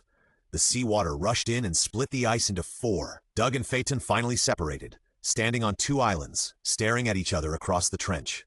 Phaeton's deer face was more gloomy than ever before, and the bloodstains on his face became darker. In this day and night, he blocked the one-sword style, blood arc blade move hundreds of times, blocking it so much that he wanted to vomit. He even developed an instinctive reaction. He knew how to deal with the opponent as soon as he made a move. Obviously, both the enemy and I knew that this move could not even touch him. Even so, the iron-headed man on the opposite side was still using this move like a stubborn person. Fighting with such an opponent, Phaeton felt both frustrated and annoyed. On the other hand, the ice layer that he had worked so hard to build had been divided into 4 parts. If it dragged on, he would have to expend his physical strength to create a battlefield, which would undoubtedly be extremely disadvantageous to him. So, it must be done. Feeling Phaeton's rising momentum, Doug knew that the enemy was ready to go all out. He showed a tyrannical smile on his face. At the beginning, he was not sure that the move could kill Phaeton instantly, but now the opponent's physical strength was only 1/10 of what it had left. It was a good time to burst out suddenly. Phaeton's observation color caught the abnormality. His one eye blinked uneasily, and instantly changed his move to defense, shouting, "Ice Aurora Shield!" Blue cold air rushed out from his antlers crazily, condensing a huge ice shield in front. The Ice Aurora Shield is said to be absolutely defensive. It is said that this shield withstood Jack's continuous bombardment for 3 minutes. No matter what attack the opponent makes, it will be impossible to break it now. The pirates first cried out in surprise, and then sat in a row calmly, eating fruit and eating melon seeds. Doug held the demon sword Murasame in both hands. The red arc jumped restlessly on the blade, exuding a thrilling atmosphere. With a heavy slash of the sword, a blood-red crescent moon wrapped with red arcs flew out from the tip of the sword and slashed straight at the ice shield. One sword style, Yellow Spring Blood Moon. Click! A sharp cutting sound rang out. Doug sheathed the sword, and the breath of a wild beast in the forest filled the air. He raised his fist and slowly walked towards Phaeton. Swish! Phaeton had a hideous wound on his abdomen, and a lot of blood spurted out. He shook his body and returned to his human form. His legs softened, and he knelt on the ice with a blank look on his face. What happened? What flew over and cut the ice shield in half? The melon seeds and fruits in the hands of the pirates fell to the ground with a few thumps. The fall of Master Phaeton undoubtedly represented that the battle that had lasted for a long time had finally come to an end. Being a great swordsman is not just talk. Whether Doug was training on the coast of Dressrosa or fighting Phaeton with a sword for a day and a night, everything was just to build momentum for this knife and accumulate strength for this knife. This knife also made the pirates completely desperate. They looked at each other and jumped directly into the sea. It was better to drown or be eaten by sea beasts than to fall into the hands of the enemy and suffer torture. 2 chapters are close to 5,000 words. As usual, I ask for monthly tickets, recommendation tickets, and rewards. Doug crossed the trench that was more than 10 meters long, jumped in front of Phaeton, who was lying on the ice, and fell on him. He was neither wrapped in red arcs nor covered in armament hockey, and raised his fist to smash his head. There were continuous dull sounds, even mixed with the sound of the skull breaking. The surface of the ice layer broke, and Phaeton's head sank directly into the ice. This was also fortunate to be in the pirate world, where everyone has strong vitality. In other worlds, Phaeton would become mentally retarded if he didn't die. But Phaeton just whimpered twice and didn't suffer 2 serious injuries. Of course, this premise is based on the premise that Doug didn't continue to punch. If Doug was allowed to hit him, Phaeton would be beaten to death, even if he had 10 lives. Seeing that the fist that was gradually stained with black was about to fall, Phaeton shouted, "Hold it! Hold it! Hit it! I'm gonna spit! I'm gonna spit!" He had several teeth knocked out, and his mouth was swollen, so it was normal for him to speak with some leakage. The fist was suspended just 3 centimeters away from his head. The strong air pressure made him squint his eyes subconsciously, but his mouth kept opening and closing. It was Joker. Joker told me that there would be a navy passing by here. Doug looked a little confused and asked, "Who is Joker?" "You don't even know Joker." Phaeton looked strange. Feeling the tyrannical aura gradually rising from Doug's face, he quickly added, "Joker is the nickname of the underground middleman, and also Doflamingo, one of the 7 warlords of the sea. Doflamingo, Doflamingo, this name again. If I don't kill him, there will be endless trouble." The anger in his heart was transformed into energy and input into his eyes. 2 points of red light appeared from his pupils. Doug stared at Phaeton and roared, "Are you lying to me? How dare you lie to me? Do you want to die? Do you want to be tortured to death by my heat vision?" Phaeton stared at the red light with a face full of horror. "What is this?" He didn't use this ability when fighting with me, but he could sense it with his observation haki. "Not good, not good, not good. If you are hit by this ability, it will be very bad." "I am not lying to you. I really am not lying to you." Ahem. The excitement affected the wound, and Phaeton coughed up a few mouthfuls of blood, but he still roared, "I swear to Governor Kaido, I absolutely did not lie to you." Sincere emotions do not seem to be fake. If Phaeton would rather risk being tortured to death than deceive himself, then there is really nothing to say. I will believe you for now. Doug restrained his violent emotions and asked again, "Where do you think Doflamingo will be?" "I really don't know about this. I really don't know." Phaeton shook his head like a rattle. He was afraid that Doug would not believe him, so he quickly added, "Dressrosa is Joker's base camp, and Joker's men are all here. But a few days ago, these people were killed by a young man named Doug. So where he will go next, I'm afraid no one knows. Maybe he will only appear if the Navy summons him." Until now, Phaeton didn't know that Doug in front of him was the young man he mentioned. Doug frowned slightly. The area of this world should be very large. It is still a bit difficult to find a person, even if this person seems to have a big name in the dark world. In this way, the operation to kill Doflamingo may have to be put on hold for a while. At least try to find his hiding place. "Since I have confessed honestly, can you give me a quick death?" Phaeton looked at Doug pitifully, with fear of the red light still on his face. He certainly didn't expect to survive. This sea is the most ruthless. He only asked the enemy not to humiliate and torture him. This is the greatest mercy given by the enemy. Hearing this, Doug grabbed Phaeton's shoulders and lifted him up. Under Phaeton's puzzled eyes, he held his fat face with both hands and grinned, "Satisfy you." "Thank you." The voice stopped abruptly, and Doug's eyes glowed red, and then 2 red high-temperature rays shot out from his eyes and shot directly into Phaeton's eye sockets. "Ah!" With a short scream, there was no sound. 2 red rays shot through his head and then pierced into the ice surface. The extremely high temperature made the ice evaporate in an instant without any trace. Doug kept his promise and let Phaeton feel only a moment of pain. Killing one of the Flying Six and his men who rushed to Dressrosa and avenging Garfield also fulfilled his wish, but Doug was a little lonely after all. Although the Doomsday Gene made him tyrannical, bloodthirsty, and cold, on the other hand, his rationality as a human being did not disappear. In the final analysis, Garfield and the people in Dressrosa who were affected by the battle all died. Because of him, at least.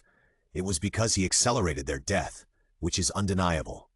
Although Doug also saved the kingdom of Dressrosa and saved many people so that they could truly live, there has never been such a saying that merit can offset the crime. Never! When these things really happened in front of him, Doug was inevitably shaken and doubted the justice in his heart. The battle between the strong is inevitable, unless both sides are willing to go to the uninhabited island to fight. In addition, in the world of pirates, tragedies seem to always happen. The tragedy of Dressrosa, the tragedy of Garfield, and the root cause of these is that the distorted system has created this deformed world. If there were no pirates who burned, killed, and looted, would most of the pain in this world disappear? A fire quietly took root in Doug's heart and then slowly sprouted. At this moment, all the hesitations were gone, and his belief was firmer than ever. As a human, with the Doomsday Gene, Doug would rather bear these killing sins and destroy most of the evil in this world. Fight violence with violence. We are righteous and have no haze. Before that, he must learn more about this world, find the real enemy, plan everything, and then start the era of change. If the time traveler starts to do something, it must be at the level of heaven collapse. Character event detected. Do you want to activate it? Activate! Doug did not refuse. Everyone's event is actually a microcosm of this world, which can help him better understand this world. With the order issued, the story of Phaeton slowly began to play. The picture shows a family of 4, mother, father, brother, and sister. The 4 live happily in a small country. The sister is a baby, and the brother is 5 years older than her. No matter what time, the brother likes to tease the sister whose smile is always pure. The brother and sister are quite unique because they have eyes like crimson gems. But there is a slight incongruity, because both of them have only one special eye, the boy's left eye and the girl's right eye. The story unfolds from here, but Doug knows that tragedy is about to happen again from the 2 familiar crimson gems tied to Phaeton's bracelet. One night, the pirates rushed into this small country, and suddenly the whole country was on fire, and the sound of fighting continued. After a long period of ravage by the pirates, many people in the small country were killed and injured, and the loss of money was countless.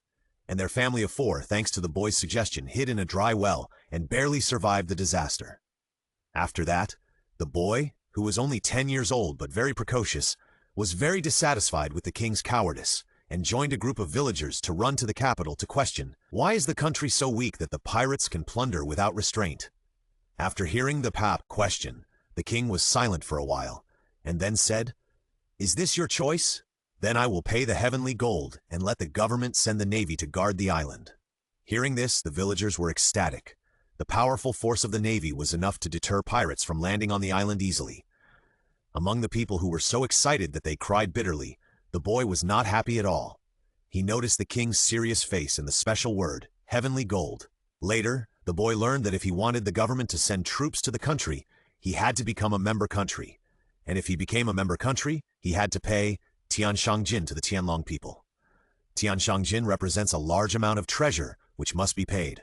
If he doesn't pay, he will die. It was from that day that the navy came, and the country almost never encountered pirate invasions again. But at the same time, every family became extremely poor, and their family of 4 lived a life of eating one meal and not the next. As time went by, the boy grew up to be a teenager, and the baby girl grew up to be a girl. But due to the long-term lack of food and her weak body, the girl with beautiful red eyes fell ill. The boy lowered his head and hugged his sister, his eyes full of confusion, and he began to question his decision to rush into the capital. The scene turned, and the children's parents seemed to have found a way to make money, and their lives improved. The girl's disease was cured, and the family of 4 lived a better life every day, with no worries about food and drink, and could afford new clothes. The boy has always been curious about what kind of job his parents found, even though he knew that money was not so easy to make. But every time he asked, his parents always looked reluctant to say more. He didn't think about it at the time, but later he realized that there is no shortage of ways to make quick money in the world, but these methods are written in the law. The turning point happened when the boy was 14 years old. One day when his parents were out, a dozen adults suddenly broke into the house. The boy could feel that the other party's hands holding the sticks were trembling. They were not elite. After making this judgment, he suddenly decided to resist. The boy was good at fighting since he was a child, and was once called the king of children, so he easily knocked down 5 or 6 adults until he saw his sister fainted in the hands of the enemy. Human traffickers? Doug frowned slightly. Are all human traffickers in the pirate world so arrogant? Rushing to other people's homes to kidnap other people's children directly. The screen fell into darkness, with only a few voices whispering, Is it really okay for us to do this? Yes, kidnap both of their children. Then an angry voice rang out, Us holes! What are you talking about? The parents of these 2 children, the 2 people who are human traffickers, did they ever think about this when they kidnapped your children? The noisy voices gradually subsided, and the rough voice made the final decision. Sell these 2 children to the Saudi archipelago. Only in this way can we avenge our children who are slaves. The scene changed, and the boy and girl wearing hoods were pulled by the neck with iron chains and dragged to the venue of the human auction. The girl listened to the malicious roars around her, her body trembling and sobbing, and tears flowed from her beautiful red eyes under the hood. Although she couldn't see, the boy could feel it. He smiled and comforted her. Don't cry. You won't grow up pretty if you keep crying. If we are really bought by someone, your brother will do all the work for you. Anyway, your brother is strong. It won't matter if he does more work. The girl stopped sobbing and shook her head. No, it's all my fault. If I weren't so weak, your brother wouldn't have been caught. Haha, silly girl, what are you talking about? It's a brother's natural responsibility to protect his sister. The boy laughed a few times. What's going on? Do you still want to run this auction house? You found 2 weak kids. With their condition, what kind of physical work can they do? Yes, we want strong pirate slaves. Who wants these 2 trash? Renem, give me back! The host of the auction smiled mysteriously and said loudly, Everyone, please be patient. Please be patient. There is a reason why these 2 kids can be our finale products. Please watch carefully. As he said that, the host walked quickly to the 2 of them and suddenly lifted their hoods. Wow! The nobles in the audience were extremely shocked. The host was very satisfied with their performance. The cheerful music sounded, the colorful lights came down, and then his passionate voice followed. How about it, everyone? Did you see their eyes? They are so red. like a blazing flame, like gurgling blood. Even if you look at the whole world, they are stunning eyes. In the eyes of the angry boy and the uneasy girl, the atmosphere on the scene was heated up. In order to fight for them, the nobles slapped the table without caring about their image, and spit flew everywhere. Until there was a bang at the door. A bunch of lowly mortals. The noise is so noisy. The one who kicked the door open was a disgusting man wearing a bubble hood and a snot on his face. While speaking, he was sticking his little finger into the bubble hood to pick his nose. Faced with this extremely contemptuous and rude words, no one dared to refute. Instead, a servant rushed over, knelt in front of him, and said respectfully, "Isn't this Saint Charlos? Quick, quick, please follow me to the seat." Seeing Saint Charlos slowly walking down, the nobles who were so ferocious just now bowed their heads tightly, like mice seeing a cat. Oh, these fiery red eyes! Saint Charlos approached the auction seat with a swagger, stretched out his palm and shouted, 500 million Baileys, I'll pay 500 million.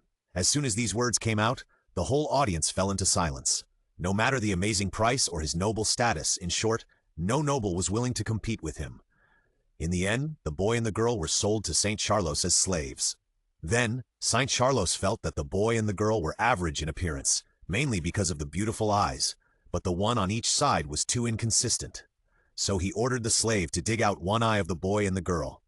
2 flashes of blood flashed and screams were heard. Saint Charlos stared at the red eyes that were dug out and made into a pair in the slave's hand, and as expected, they bloomed with brilliant brilliance. He danced with joy and shouted for his clever move. It's appreciated. It's appreciated. The goods bought for 500 million have appreciated. Saint Charlos took the beautiful artwork away, leaving behind the 2 children who were crying and bleeding. The girl's wound needed to be treated urgently, and the boy was ready to ask for help from the navy. But after knowing that they were slaves abandoned by the celestial dragons, no marine was willing to help them. The boy and the girl were shrouded in despair. They stayed under the bridge and searched for food in the garbage. Adults might not be able to bear such a day, let alone the girl who was already weak. No miracle happened. On a rainy day, the girl left this world forever. The boy's heart was broken, and he cried and comforted himself. In this twisted world, leaving early may not be a bad thing. The change in his mentality happened that day. As usual, he came to the garbage dump like a zombie, looking for edible food, and then he found 2 dusty crimson gems in the corner of the garbage dump. The boy walked over and picked up the 2 crimson gems, gently holding them in his palms. He lowered his head and tears flowed from his deep eyes. Ha! Once the novelty wore off, I just threw it away as garbage. Hatred seemed to overturn the clouds, and a boy who dreamed of subverting the world set sail. Your experience is indeed sympathetic, but hardship does not mean that you can wash away your sins. This is not a reason for you to slaughter a ship of innocent navy. Event requirements. Let Phaeton or help Phaeton kill. Preferably slaughter the celestial dragon Charlos Saint. Event reward. Armament hockey plus 256. Doug was silent for a moment. Phaeton's experience deepened his understanding of this world. In front of him, he still lingered the despair when the girl died and the pain when Phaeton picked up the eyeball. But I have definitely received your wish. Then, in the name of the end of all things, destroy this world. Only destruction can usher in a new life. Although Doug accepted the commission, he had more ideas. What kind of existence are the celestial dragons? Why do they have such power to command the navy and make everyone dare not speak out against what they do? Even Phaeton, who seems to have a good status in the pirate world, has no intention of taking revenge on Saint Charlos. Obviously, Saint Charlos looks like a weak chicken, and the sea is so vast that there is definitely no shortage of brave pirates, but Saint Charlos is alive and well. It seems that there must be a big man protecting them behind them. Killing them will also cause extremely serious consequences, even endangering their families. Only in this way can the pirates restrain their inner killing intentions. In other words, if he goes this time, he will most likely experience death, and more than once. Doug experienced death once. It was a very strange and contradictory feeling. It was as refreshing as the wind blowing in the face of hell, and as powerless as being wrapped by the sea. It was a relief and a brand new beginning. But what was difficult to offset was the pain of death. Doug was not immune to pain, so he had to endure the pain of being injured and killed like a normal person. In his opinion, with his current strength, he had to pay a price to directly challenge the high gods in this world. Even if it was the day of destruction, he would most likely have to face a series of reincarnations between death, resurrection, and death. But so what? Grand Line, Saboti Archipelago, Area 13, in a tavern. How have you harvested these days?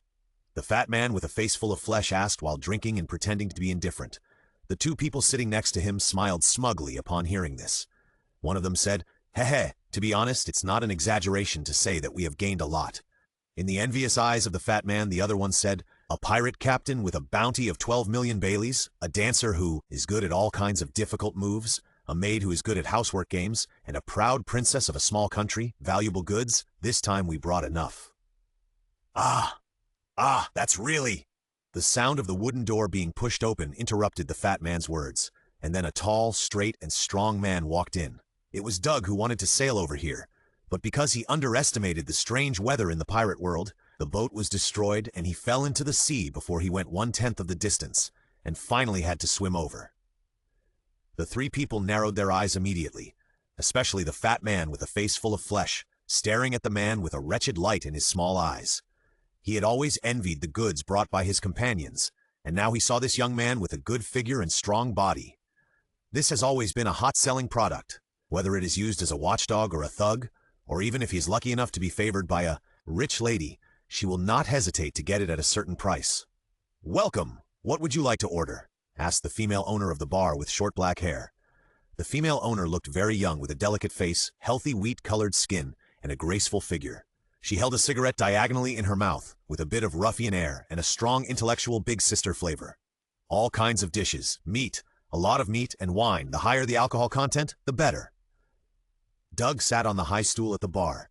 He could only eat hot food when he occasionally found a place to rest along the way. This kind of life was too tormenting. Life is short, and only food cannot be missed. What an interesting customer. The female owner laughed while holding a cigarette, and then went into the kitchen to prepare. The three people beside Doug looked at each other for a few times. The fat man showed a pleading look, and the other two looked away. The fat man, who had persuaded his companions and felt that he could monopolize the man, was shaking with flesh on his face. He felt that today was really his lucky day. The more this man could eat, the better his physique was. He was afraid that he could sell a lot of Baileys. "This little brother, you don't look like a local in your clothes?" The fat man rubbed his fat hands and asked in a warm voice. "Before arresting someone, you always have to understand the background. Maybe you catch someone you can't afford to offend, which will be troublesome." Doug glanced at the fat man lightly. His observation color detected that this guy was full of malice, so he was too lazy to talk nonsense. It was like a steel fist that blew up the fat man's head without waiting for his reaction. The scarlet body and the silent violence were like an invisible big hand, tightly squeezing the hearts of the remaining two slave traders. Fortunately, they were also experienced in battles. They reacted in an instant and took out their muskets and aimed at Doug. One of them was unwilling to continue pretending, and he shouted, "Get down here, then get into the iron cage, otherwise you'll have to eat gunpowder." Even the pirates' cannons couldn't do anything to him, not to mention the broken guns in the hands of the slave traders. Doug just smiled and said nothing in response to their threats. However, in order to avoid the bullets from flying around and damaging the bar facilities, and causing unnecessary trouble to the female boss, Doug stood up and took advantage of the two people's confusion to stride forward. They immediately put their fingers close to the trigger, but it was obviously too late. Two strong hands, one on the left and one on the right, crushed the crudely made flintlock rifles. Then, Doug's palm went up and directly grasped the palms of the two people. With the sound of bone cracking that made people's teeth ache, the slave trader leader let out a horrified wail. Without any hesitation, Doug punched them twice again, causing their heads to explode, ears, eyeballs, and skulls to splatter, and blood mist filled the air. He looted the three people's money and threw away the remaining bodies. Doug found a mop and cleaned the traces on the bar floor with some water. The female boss who came out of the kitchen with dishes was a little surprised and smiled playfully. "The customer is so cruel, but unexpectedly very cute." Hearing this, Doug was stunned. What's wrong with a woman on this island? He was covered in blood, but the woman was not afraid, but dared to tease him? This woman, either her brain is abnormal or her origin is not simple, but none of these have anything to do with him. Thinking about it, Doug suddenly smelled a fragrance, which came from the plate held by the female boss. He quickly put down the mop, washed his hands simply, threw some Bailey on the table, and began to feast on it. "Boss, I'll finish eating first and then help you clean up," Doug said vaguely. "It doesn't matter if you don't clean up, just do whatever you want." The The female boss brought out a few more dishes and said with a smile, "My name is Shaki." "Ah, Doug. By the way, Miss Shaki, aren't you afraid of me? After all, I'm covered in blood. I've seen this kind of scene a lot. After all, I was a pirate 40 years ago." 40 years ago? How could it be? Aunt Shaki looks very young, like my sister. "Ha ha! I don't hate sweet-talking little devils. By the way, Aunt Shaki, I heard that you guys are well informed here." "Heh, it's true. The only thing that can attract a man like Doug-chan is intelligence." Shaki supported his chin with his hand and asked with interest, "So what kind of intelligence is Doug-chan interested in?" Doug put down his knife and fork and plate, took a sip of rum to moisten his throat, and then spit out 3 words, "Tenryu." As these 3 words came out of Doug's mouth, the air in the hotel froze in an instant, and even the smile on Shichi's face disappeared completely. "Huh." After exhaling a puff of smoke, Shichi smiled and said, "Ah, Doug really gave me a difficult question, but I only know the basic information about the celestial dragons. I'm afraid anyone can ask these questions, so I'll help Doug answer them for free." In Shichi's sexy voice, Doug finally had a comprehensive understanding of the celestial dragons. The celestial dragons are world nobles living in the holy land of Marajoa, the headquarters of the world government, and are descendants of the 20 kings who founded the world government 800 years ago.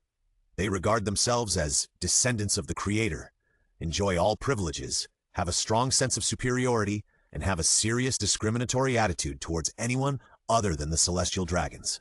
In short, they do not regard people of any race as human beings. Once offended, the Navy's highest combat power admiral and the world government's highest intelligence personnel CP0 must be dispatched unconditionally to protect their safety. "Is that the admiral that Garfield has been thinking about?" Doug sneered. "I'm sorry I didn't find it and I would get to know you in this way." But then again, almost all the Navy that Doug has come into contact with so far are righteous people. Although they cannot represent the Navy as a whole, Doug still believes that there is definitely no lack of righteous people in the Navy from generation to generation. However, even so, the celestial dragons have existed for 800 years and have not been eliminated yet, which is enough to explain a lot of things. "Thank you." Doug basically finished the main meal and started eating dessert. He stuffed a piece of cake into his mouth casually. He muttered, "But I can't let you talk for so long for no reason. The reward you should pay will not be reduced by a penny. Anyway, these bounty criminals are everywhere. No matter what you ask the celestial dragons for, you have to be more careful." Shaki suddenly said seriously, "According to the information I received, there are still several pirates with bounties over 100 million in the Sabaody archipelago." "Over 100 million? Doug was slightly startled, took a sip of coffee, and asked casually, "Auntie Shaki, is your food so expensive? If I want to have enough money to pay the bill, I have to catch those pirates with a bounty of over 100 million? Hearing this, Shaki's face darkened. What kind of brain circuit is this kid? Sometimes he is smart, and sometimes he is not. It's not Doug's fault. He has a preconceived idea.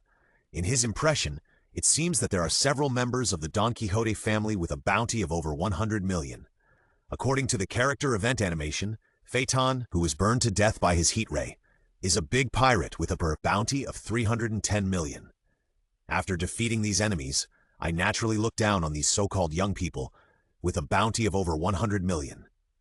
If I compete with them, it's like a full-level account going to the novice area to bully noobs. That's really not much. Wait, bully noobs? There is such a good thing? If you think about it carefully, it's actually quite good. Pirates with a bounty of over 100 million probably have some special abilities, so fighting them won't be boring. Doug's eyes lit up at the thought, and after pouring his aunt a cup of cappuccino, he asked, "Which guys are they? Haha, information is a weapon. There's no harm in knowing more." Shaki took the cappuccino from Doug with a smile and continued, "Magician Basil Hawkins with a bounty of 249 million, and Trafalgar Law, the death surgeon, with a bounty of 200 million. Are they all pirates worth more than 200 million? Doug then piqued a little interest. "Actually, I have some information about you here, Doug." Shaki smiled mysteriously, and looking at Doug's surprised eyes, she said with a smile, "The hero who rescued the kingdom of Dressrosa, Doomsday, Doug. Because you haven't done anything to threaten the government, there is no bounty, but it doesn't mean that those forces will look down on you. Information spreads quite fast," Doug stretched. As for what he said to Aunt Shaki about not setting any bounty, he could only say sorry for this, because he was afraid that he would soon be on the government's blacklist. "I believe that it's not just me. There will be other people who know your information." Shaki lit another cigarette. So Doug-chan can't be so relaxed and careless. After all, there are many people in the underground world who are close to Doflamingo. Roar! People close to Doflamingo? Doug stood up suddenly. A grim smile flashed across his face. That's just right. I was just worried that I couldn't find their people. Doug-chan is really... Shaki probably thought that Doug was a newborn calf who was not afraid of tigers. She paused and then said, "If you have any difficulties, you can try to find my old man Rayleigh. He may be in the casino or bar." "Thank you, Aunt Shaki, for your kindness." Doug put Bailey on the table and rushed out in a hurry. Shachi stared at his departing figure and was silent for a long time before he said to himself, "Doug, a very interesting kid. You actually came to ask the Celestial Dragons. Do you want to do that? That would shock the whole world. I hope everything goes well for you." The Sabaudi Archipelago. The entire island is composed of 79 numbered trees, each with a town and facilities. Doug's target is number 1, where the population auction will be held. According to the arrow, St. Charles is also there. Hey, you dare to hit me! Are you going to die?" A man with skull earrings and necklaces and thick smoky makeup around his eyes shouted angrily, and then he raised the western sword behind him and was about to chop at Doug. At the critical moment, a deep and powerful voice sounded. "Stop it!" Doug looked in the direction of the voice and saw that the man who stopped the man was a man with flowing blonde hair, a slender figure, 6 iconic vertical lines on his forehead, and a black cross tattooed on his Adam's apple. "Why? Captain Hawkins, this guy bumped into me. It's your fate to be bumped into." Hawkins picked up a tarot card for divination, looked at it carefully, and said in a calm and unperturbed voice, "If we have a conflict with this person today, it will damage our fortune." "Captain Hawkins? Oh, isn't Hawkins the magician? It's your fate? Fortune? What magician? I might as well call you Huo Bangxian.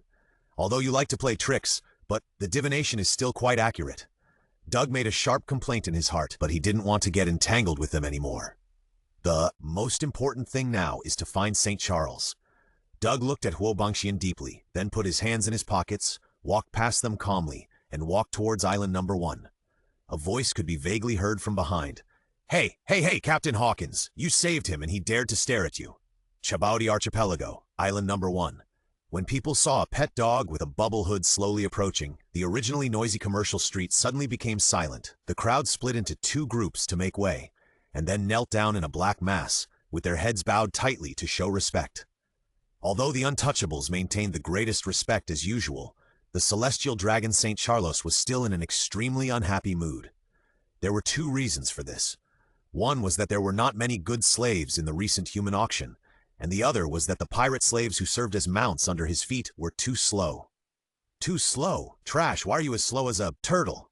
And you are shaking so much, it's really terrible to ride you. You are really infuriating." The more Charlos thought about it, the angrier he became. He stepped hard on the slave's head with his feet wearing flat boots. The slave's body kept shaking, but he didn't dare to make a sound, let alone let Charlos Saint, who was sitting on him, fall. He would definitely be tortured to death. At this moment, several people suddenly ran over in a hurry, carrying a stretcher. "Hey, stop right there."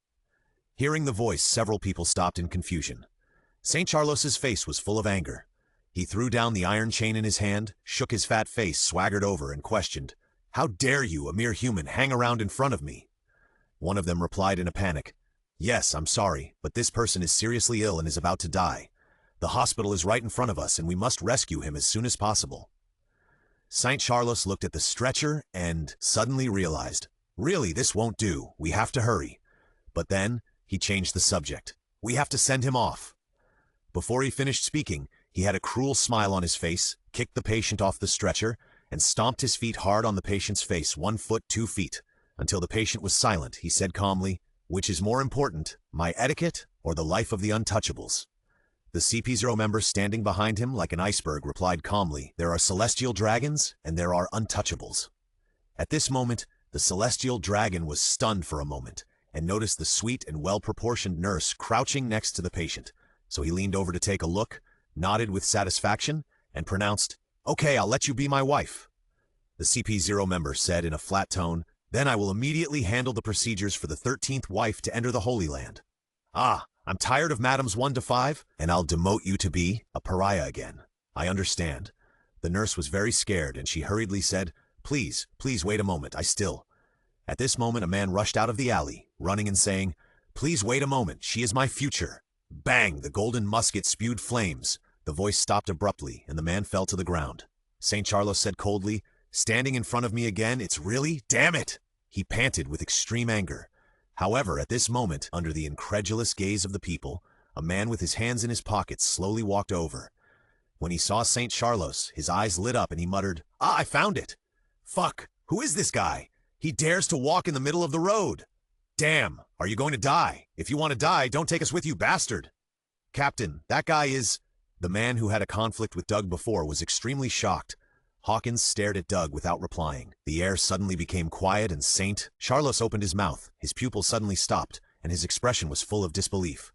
You lowly person." He was furious, raised his musket and pressed the trigger instantly. The bullet hit Doug directly, and with a snap it was bounced out. Ha! Bang, bang, bang, bang! All the bullets were released, but the figure opposite still had a grim smile on his face, and his pace was neither fast nor slow. St. Charlos was so scared that he took 2 steps back. The expressionless CP0 member behind him changed slightly. He sensed a huge threat from Doug. He immediately rushed out with a quick step, clenched his right fist and extended only the index finger, and poked Doug. "Navy 6 styles! Finger gun!" A few pirates in the crowd who knew the goods exclaimed, "Navy 6 styles is a physical skill that exceeds the limit of the human body. It is said that even devil fruit users can fight against them if they have mastered all of them." CP0 is an organization directly under the Celestial Dragons, and is even known as the strongest shield of the Celestial Dragons. The strength of this iceberg is probably comparable to that of pirates with bounties of over 100 million. However, the next moment, all the exclamations stopped. Doug easily caught the finger that the CP0 member poked at him. He exerted force with his palm, and a terrifying, bone-breaking sound was heard. The finger was instantly broken. The CP0 member was in so much pain that beads of sweat dripped from his face. He covered his broken finger with his hands, his eyes full of disbelief. He gathered all his strength on his index finger and used his hardened finger to release this blow in a flash, which could easily penetrate the human body or even steel. It was so simple. Interesting moves. Doug grinned, slowly raised his clenched right hand, and then extended his index finger like the CP0 member. The pupils of the CP0 member suddenly contracted, and the next moment there was a sound of breaking through the air. Doug's finger suddenly poked out, and his finger poked into the chest of the CP0 member like poking into tofu. A bang sounded, and the chest of the CP0 member seemed to be hit by a cannon, and it exploded instantly, and a mixture of blood and broken internal organs splashed everywhere. With a plop, St. Charlos collapsed to the ground, and an extremely unpleasant fishy smell came from his body. At this critical moment, a figure suddenly rushed out from the shadow of the street. He picked up St. Charlos on the ground, and his strong feet kept stepping on the air, and he actually took off into the air under the confused eyes of everyone. "6th style of the Navy, moon step!" "Ah!" Doug scratched his messy hair and said with emotion, "Interesting things really pop up one after another, but it's a pity that I don't have much time to play with you. Could it be that this kid can also learn the moon step in an instant?"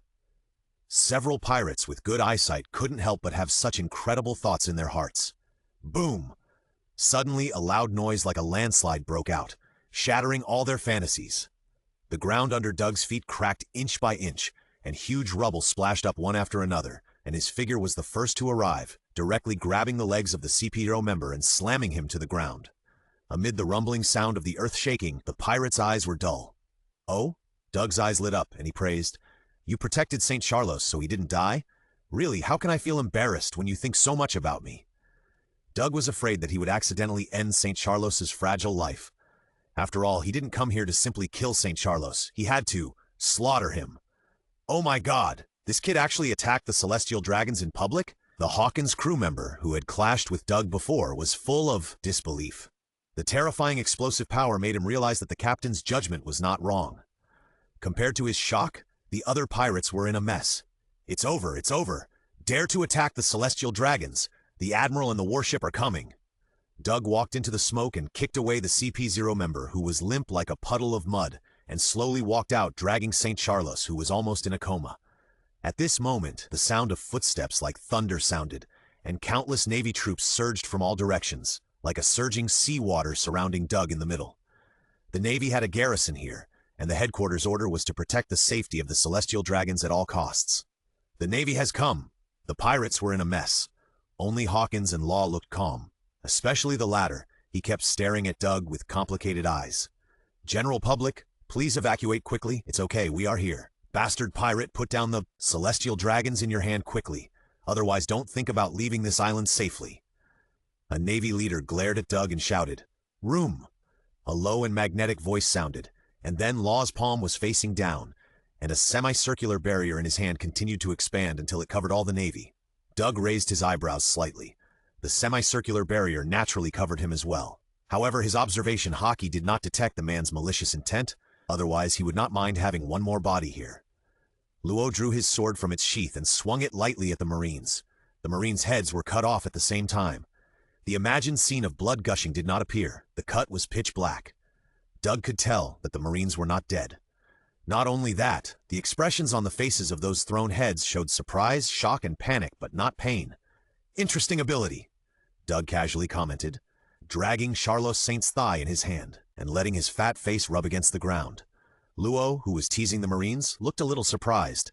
He didn't know what Doug was going to do, but he still had something to ask of Doug, and he had to ensure Doug's safety. Thinking of this, Luo began to do his best to cut the Marines into pieces. When the Marines completely lost their ability to fight, he approached Doug with a slightly hurried breath and asked, "Boss Doug, do you want to find Doflamingo?" Luo was a man wearing a winter wool hat with fierce eyes, personalized black bags on his face, 2 small golden earrings beside his ears, and a beard on his chin. Hearing this, Doug's eyes suddenly flashed with a terrifying red light. He stared at Luo and shouted, "Do you know where he is?" The bet was right. Luo secretly breathed a sigh of relief. From the news in the newspaper that Doug rescued Dressrosa, Luo knew that Doug and Doflamingo had an irreconcilable hatred, so Doug would definitely be interested in Doflamingo's news. "Damn bastard, you lowly person, dare to pull me. Why don't you let go?" At this time, St. Charles, who was awakened by the pain, roared hysterically.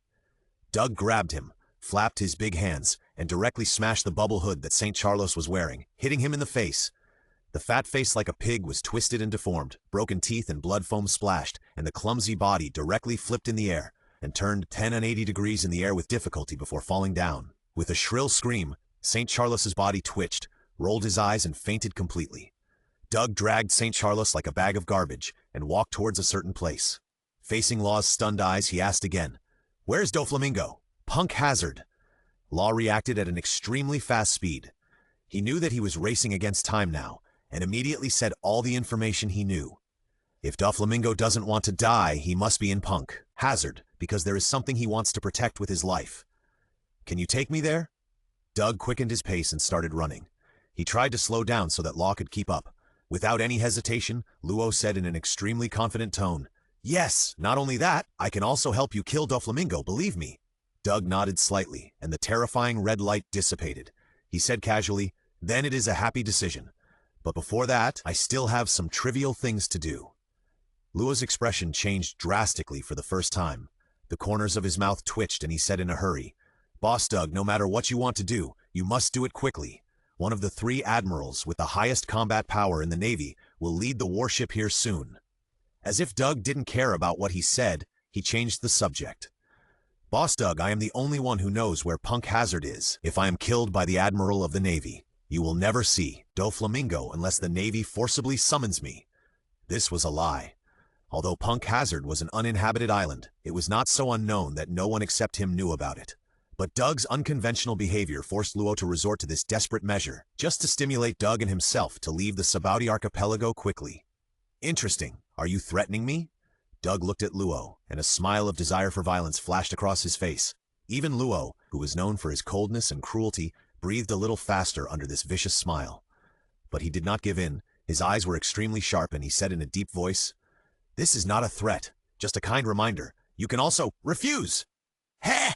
Doug laughed happily and stretched out his palm to grab Luo. Luo's face changed slightly. "Damn it, he is going to attack me? Damn, why is this guy so violent? Was he just being reckless or impulsive? The plan to defeat Doflamingo is about to end before it even begins." Just as Law was about to draw his sword to resist, Doug's steady voice came. "Don't resist. You're too slow. I'll take you to finish the job first." Just as Law was stunned, Doug grabbed his collar and bent his knees to burst out with great power. With a loud bang, the 2 men and the pig were ejected like a whole cannonball. Whoosh! As Doug jumped, a gust of wind blew by. Law was stunned to see the winter wool hat on his head being blown away by the wind, and then gradually disappeared from his sight. Just as Doug was trying to accomplish his unknown purpose, the Sabaody archipelago fell into unimaginable chaos, and the pirates gathered together in panic. "It's terrible. This city is in trouble. This archipelago is doomed. I heard that a man named Doug, who has no bounty on him, beat up a celestial dragon on the street of Auction House number 1. What? He beat up a celestial dragon in public? It is said that Hawkins and Law were also present. Does this bastard Doug know what he has done? Doesn't he know that if he hurts a celestial dragon, the Admiral will lead the army here?" Countless pirates were in chaos. They wished they could grow 2 more legs just to escape from this place of trouble. The New World is right in front of us, but he has to clash with the Navy headquarters. What a strange guy. The man who had a conflict with Doug muttered in dissatisfaction. Then he turned around and said, "Captain Hawkins, it's not good here. Let's set sail quickly." Hawkins' tone did not cause any waves. He took out a tarot card and said calmly, "It doesn't show that today is my death anniversary." Holy Land Marijoa, the headquarters of the world government. With a bang, Marshal Sengoku threw the cup to the ground in anger. He covered his forehead with his hand with a serious expression and said, "Why is it that brat again? He rescued Dressrosa before, and we thought he was on our side. But it turns out that he has caused such a huge disaster this time." The intelligence said that in addition to Doug, there is also the pirate Trafalgar Law, a newcomer with a bounty of over 100 million, and several of his companions who are fighting against the Navy. It is worth mentioning that this Doug is not even a bounty criminal. The main culprit is naturally Doug, who hurt the Celestial Dragons, and the Navy and CP0 members who have been protecting the Celestial Dragons have long lost contact, and they should have been wiped out. In short, the Celestial Dragons have been held hostage in Doug's hands until now. This is an unprecedented major event. A naval officer reported nearby. Marshal Sengoku responded in a deep voice. "Did the other party make any requests?" "Not yet." The Navy, who was sitting in a luxurious chair with an inhuman posture and drinking tea calmly, said, "No matter how we attack the world nobles, we can't not go out, Mr. Sengoku." "Kizaru," Marshal Sengoku was slightly startled. "I'll go out and be back soon." The man called Kizaru by Marshal Sengoku suddenly stood up with a faint smile on his face. "Please rest assured." After saying that, under the horrified eyes of the people around him, he walked step by step towards the outside of the Holy Land of Marijoa. "Admiral of the Navy Headquarters, Kizaru is going out. Sabaody Archipelago, Island number 46. Luo, who was forced to experience the Flying Man, was still a little dizzy at this moment. Gradually waking up, he looked at the video Den Den Mushi used for live broadcast on the high platform, and then looked at the Charlos Saint in Doug's hand, stunned. "Boss Doug, what kind of international joke are you playing? Stop, stop!" Doug patted his shoulder carelessly. The force transmitted by his strong physical fitness made Luo grimace in pain, and the aloof appearance he had maintained was completely lost. Watching Doug carrying the Saint of Charlos slowly walking towards the platform, Luo's eyes were uncertain and a few drops of sweat flowed down his face. He said to himself in annoyance, "Crazy, I am really crazy to choose this guy as an ally." As Doug walked towards the platform, many people below naturally noticed his figure. Some people murmured, "What? That person standing so high, what does he want to do?" Until someone with a sharp eye noticed the bag of garbage in Doug's hand. His tone suddenly became unprecedentedly terrifying. "Oh my God, that person is holding! It's a celestial dragon!" As soon as these words came out, the whole audience fell into a deathly silence, like a gloomy and cold tomb. Then all kinds of chaos emerged. Some wanted to escape, some wanted to kneel down to avoid misunderstandings from the celestial dragons, and some had a little hatred and expectation in their eyes. But no matter what they were going to do, they had to focus their attention on Doug's figure at this moment. It seemed that this figure had an incomparable attraction to them. Doug didn't stay in Dressrosa for a while in vain. At least he had time to discuss some basic knowledge of the sea with Garfield, and naturally understood how to operate the video Den Den Mushi. Turning on the live broadcast of the Den Den Mushi that connected to TV stations around the world, Doug dragged the Saint of Charlos over and grinned. "Hello everyone in the world, this is the Sabaody Archipelago. The content I will broadcast next will definitely be bloody. It is recommended that young friends turn off the screen now or watch it with their parents. Navy Headquarters, Holy Land Marijoa." Marshal Sengoku stood up suddenly, and with a clang, his chair was pushed down and fell to the ground. But he didn't care. Instead, he said with a look of disbelief in his eyes, "This kid, Doug, this kid? If he really wants to do that, the world will be shaken." Revolutionary Army Headquarters, Baldigo. Sabo, Sabo, look! Orange-haired Kerala pointed at the LCD screen and said in shock, "Ah, I saw it!" Sabo's face was filled with a confident smile. Since he did this, it means that he also can't stand the unequal rule of the world government and the celestial dragons. And his goal is the same as ours. Maybe we can become partners. A certain sea area in the New World, the Whitebeard Pirates. Pineapple-headed Marco dragged a Den Den Mushi to the center of the deck, projected the picture, and said, "Dad, the world is so big that there are really all kinds of things." Everyone in the Whitebeard Pirates gathered around, staring at the picture with a strong interest on their faces. Whitebeard, who is called Daddy and is also the strongest man in the world, gulped down a large bottle of liquor and laughed boldly. "Gulala, I haven't seen such an interesting kid in a long time. New World Punk Hazard, I didn't expect to see such a scene when I saw the enemy in person." Doflamingo laughed heartily. "Doug, you kid, you really did something beyond my expectation." "Justice Navy? Heh, Doug. Cut off the head of the celestial dragons and laugh at their so-called justice in the center of the world. Grand Line, Panaro Island. Ha ha ha, Captain Teach, come and see this." The masked strongman, Champion Bugs, pointed at a projected Den Den Mushi in the house through the glass. "Blackbeard Marshal?" Teach leaned forward curiously, and when he saw the picture on TV clearly, he couldn't help laughing. "Thief, ha ha! What? Such an arrogant kid, I wish I had met him earlier." After that, he turned around and laughed again. "Thief, ha ha! Let's go. It's just a live broadcast of slaughtering a pig. What's so good about it? The most urgent thing is to send Captain Ace to the world government." Hearing this, most of the members of the Blackbeard Pirates had regretful expressions on their faces. Buggy stared at the screen reluctantly and shouted, "Hey! How can this be? Celestial dragons! This is a celestial dragon!" Doug grabbed Charlos Saint by the collar and pulled him up from the ground like a dead pig and slapped him in the face again with his other hand. A huge palm print appeared on the fat pig-like face, forming a symmetry with the previous slap. All the teeth that were not many to begin with were broken, and blood foam gushed out of his mouth and nose. With a scream of "ah!" the unconscious Charlos Saint woke up, and his fat face was twisted and squirming because of pain. In order to make the performance more exciting, Doug deliberately controlled the strength. If he was slapped to death, it would be too easy for this guy. Charlos Saint trembled and stretched out his finger to Doug. "Vile mortal!" The voice stopped abruptly, leaving only an indistinct whimper. Doug stretched out his big palm to grab his neck, lifted him up in the air, and enjoyed watching his eyes bulging out due to congestion and his face red and purple. "Come, say hello to the audience, friends."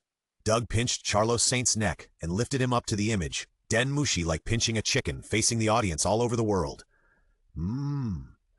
Saint Charlos grasped Doug's wrist with both hands weakly, and a faint cracking sound could be heard from his neck and throat.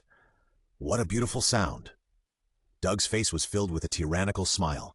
"Now that we've said hello, it's time to get down to business." The next second, whoosh! 2 scarlet rays of light burst out from Doug's eyes, turning into the sharpest blade in the world, cutting off St. Charlos's right arm. "Wow, wow, wow, wow, wow!"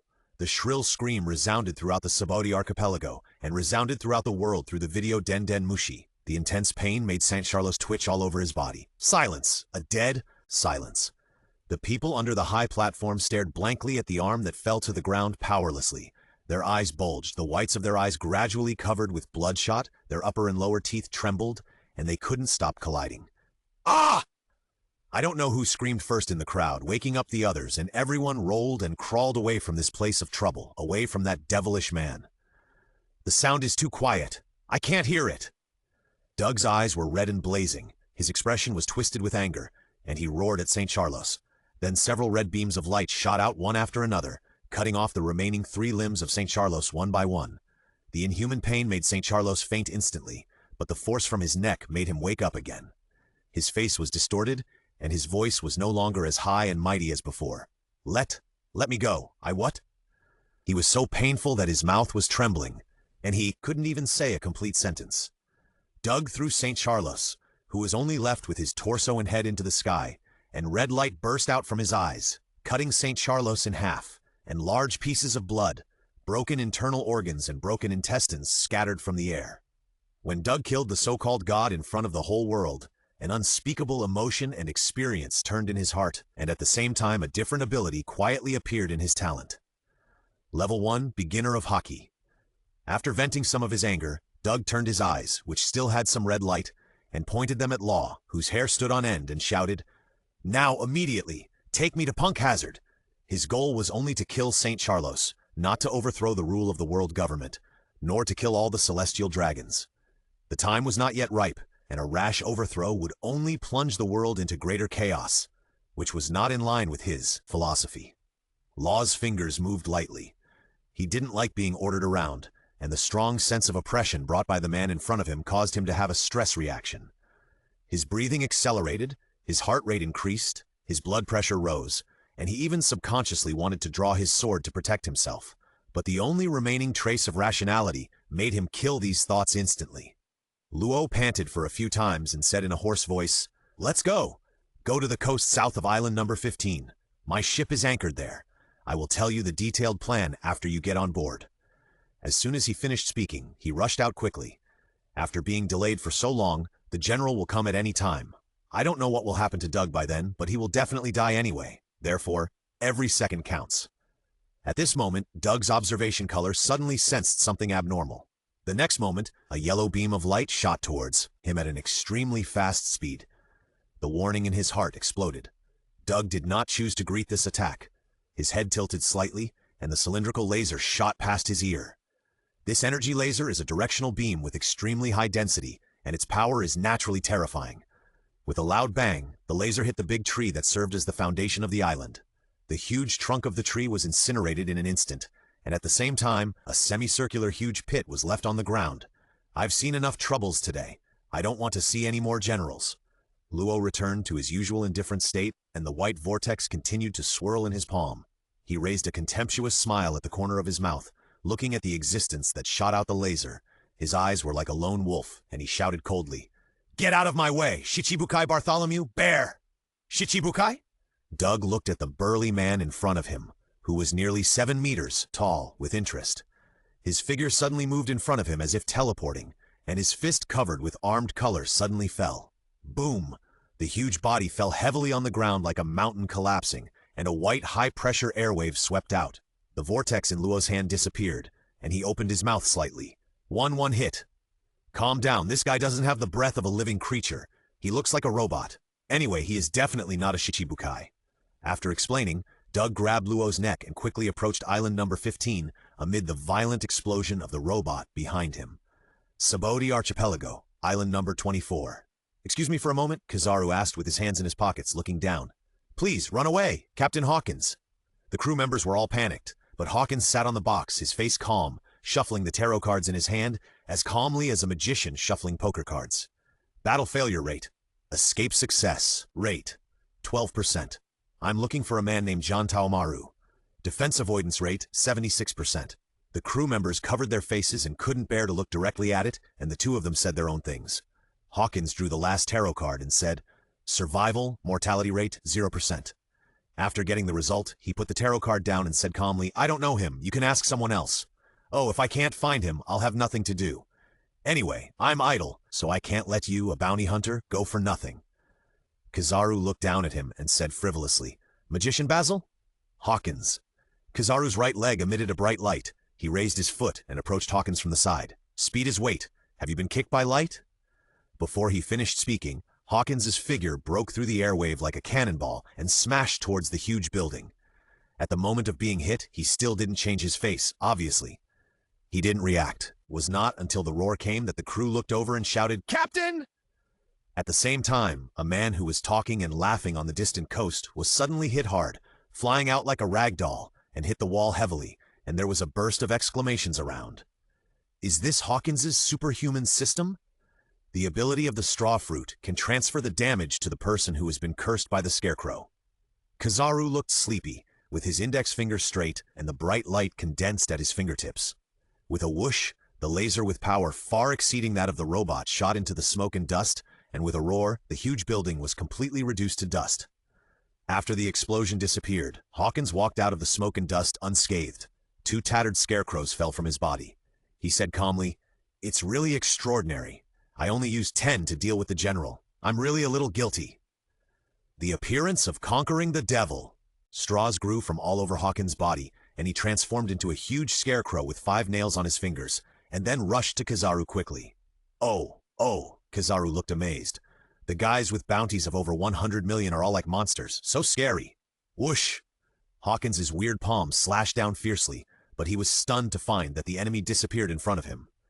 Kizaru, who flashed behind him, tapped his fingers continuously, and 8 lasers shot out one after another. Under Hawkins' unbelievable eyes, 8 tattered scarecrows fell from his body in an instant. Kizaru shot a light arrow from his hand, and Hawkins screamed, bleeding from his kidneys, and fell to the ground. With his hands in his pockets, Kizaru walked towards Hawkins, who had lost his fighting ability, at an unhurried pace. He raised his right foot, which was emitting brilliant light, and said in a cold tone, "Take care of one first."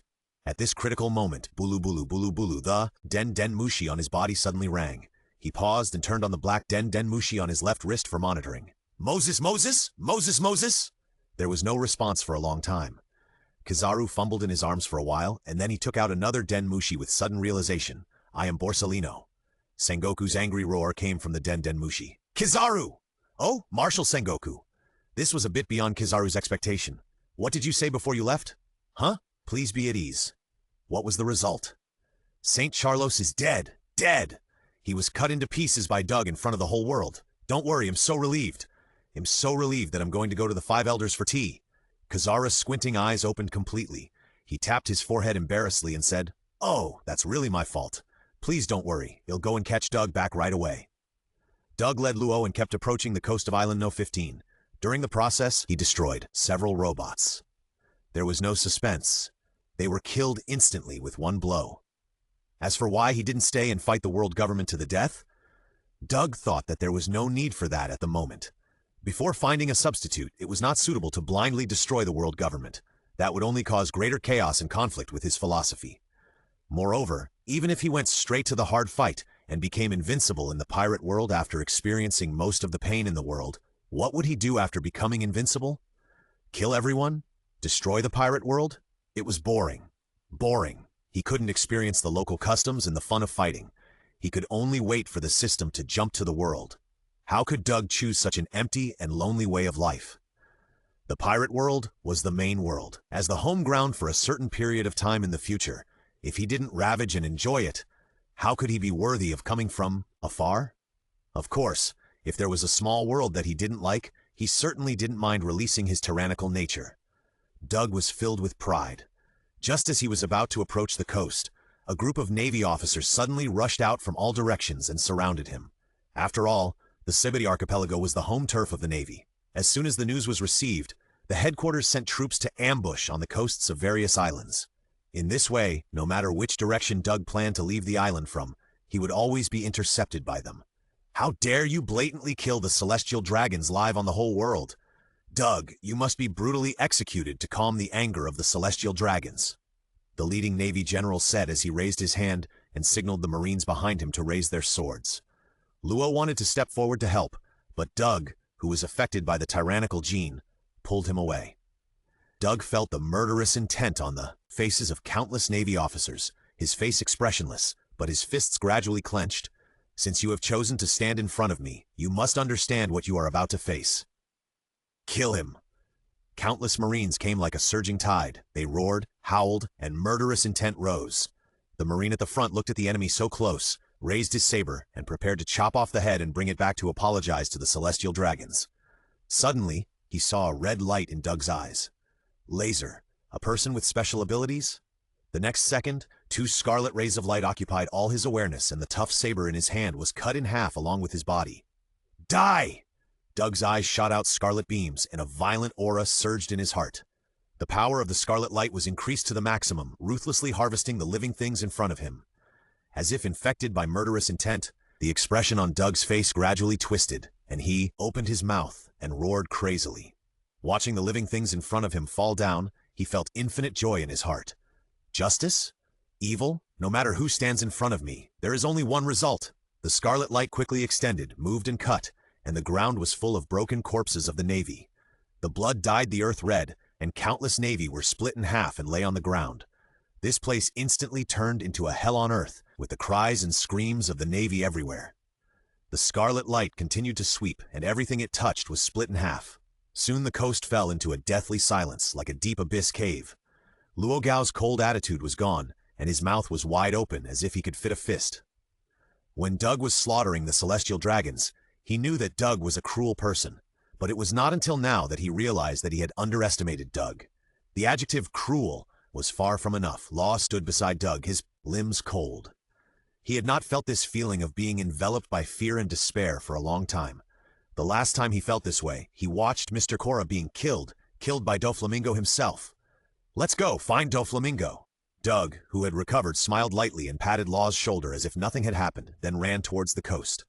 Law nodded in response subconsciously, and when he was about to follow, a laser beam suddenly flashed by his ear.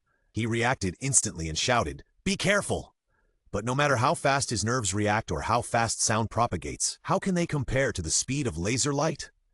When he was about to open his mouth, the laser pierced Doug's abdomen fiercely. The laser beam that penetrated through finally slammed heavily on the sea level. With a huge roar, countless waves splashed high and then turned into water droplets and shot out. Doug on the coast was struck by lightning. His lower abdomen was in great pain and he vomited blood. He staggered and was about to fall. But at the critical moment, he stopped, turned his head and looked at the newcomer with a grin. "What a powerful attack! Are you the so-called Admiral of the Navy? I'm sorry to meet you in this way." As he spoke, blood foam spurted out and the fist-sized wound on his abdomen had completely healed. Regeneration ability level 4. Kizaru put his hands in his pockets, ignoring Luo, who abandoned Doug and fled, and said in a casual tone, "Oh, compared to Hawkins, you are more like a monster, so scary." Whoosh! As soon as Kizaru finished speaking, he saw 2 red dots appear in his sight, followed by scarlet light shooting out, endless red light reflected in his pupils, and then his head was cut off and flew into the sky. What? Kizaru's head fell to the ground with a snap, but his expression did not change at all. The breath of life has not weakened? Doug's face was filled with a violent smile. He stretched out his hand and tore his shirt to pieces, revealing his angular muscles and red arcs of electricity all over his body. On the opposite side, Kizaru's headless body jumped up and stood up. At the same time, the head that fell to the ground turned into countless tiny light particles. The light particles shot towards the incision, and in an instant a new head appeared on the neck. Oh, that scared me. Kizaru condensed the photons in his hand, and a sword of light slowly appeared in his hand. Sword of the Sky Cloud. Just when the two were about to engage in close combat, Doug's figure suddenly disappeared in front of Kizaru, and was replaced by a small stone. Kizaru was startled, and then his eyes looked towards the sea, where a submarine was parked, and Doug was standing above the submarine in surprise. "Boss Doug, come in quickly." Luo stood in the cabin and yelled at Doug. At this moment, Kizaru casually clicked his fingers, and a yellow laser beam shot over. With his observation hockey running at full speed, Doug narrowly saw the trajectory of the beam and felt the power contained in the beam. Strong, very strong. He drew his sword from its sheath with one hand, and as the blade lit up, a blood-red crescent moon wrapped with scarlet arcs flew out from the tip of the sword and crashed straight into the laser beam. The collision between the two was evenly matched, and an even brighter light burst out. Luo did not dare to delay and opened the room again, this time moving Doug directly into the cabin. The hatch closed instantly, and at the same time the power system started. The submarine dived into the deep sea and moved forward at a speed of flying. Feeling the submarine gradually disappearing in his observation hockey, Kizaru put his hands in his pockets and couldn't help but sigh. "Ah, he even got away. There's really nothing we can do." Marshal Sengoku, who was originally in the Holy Land of Marajoa, had to meet with Saint Mendispin, one of the 5 elders, the supreme ruler of the world government, because the celestial dragons were slaughtered in front of the whole world. "Sengoku!" Saint Mendispin roared angrily. "How do you do things in your navy? Why did you wait until Doug had broadcast the entire process of the slaughter of St. Charlos?" Even Marshal Jean Guo, who was known as a wise general, was overwhelmed at this time. No one could have imagined that Doug was so bold. He did not injure or kill, but brutally slaughtered, and in front of the whole world. No wonder Saint Mendespin was furious. If this matter was not handled properly, there would be endless troubles. Once people who were unwilling to be oppressed and yearned for freedom discovered that the so-called God above their heads could also be injured and bleed, the seeds of hatred hidden in their hearts would inevitably take root and sprout. Sooner or later, it would become a towering tree that could influence the world government. Looking at the silent John Guo, Saint Mendispin calmed down his anger, frowned and asked, "Did you bring the person here?" John Guo was still silent. Saint Mendispin felt something was wrong. He stood up suddenly and shouted, "I'm asking you, where are the people?" The person ran away. Marshal Warring States was furious after being constantly criticized, and he shouted like a broken jar. St. Mendesbin took a deep breath and frowned at him. Warring States put his hands in his pockets and looked at each other. The Navy reacted very quickly and immediately sent Admiral Kizaru over, and even many people died for this, but he still had no place to vent his anger. After a long time, St. Mendesbin said in a deep voice, "I don't want to waste time on the past, but there are two things you must do for me. Set Doug's bounty at 1.5 billion Baileys, and notify the 7 warlords of the sea, lieutenant admirals and above in the Navy that, if they encounter Doug, they must be captured at all costs, and after the capture, he must be publicly executed to deter those villains." Warring States hesitated for a few seconds and said, "Okay. The second thing is to send lieutenant generals to protect the celestial dragons closely, and send a lieutenant general for each wave of celestial dragons." Marshal Warring States' face changed. "Impossible," he shouted with a thick neck. "The power of pirates is growing stronger day by day. Strong navies are extremely rare.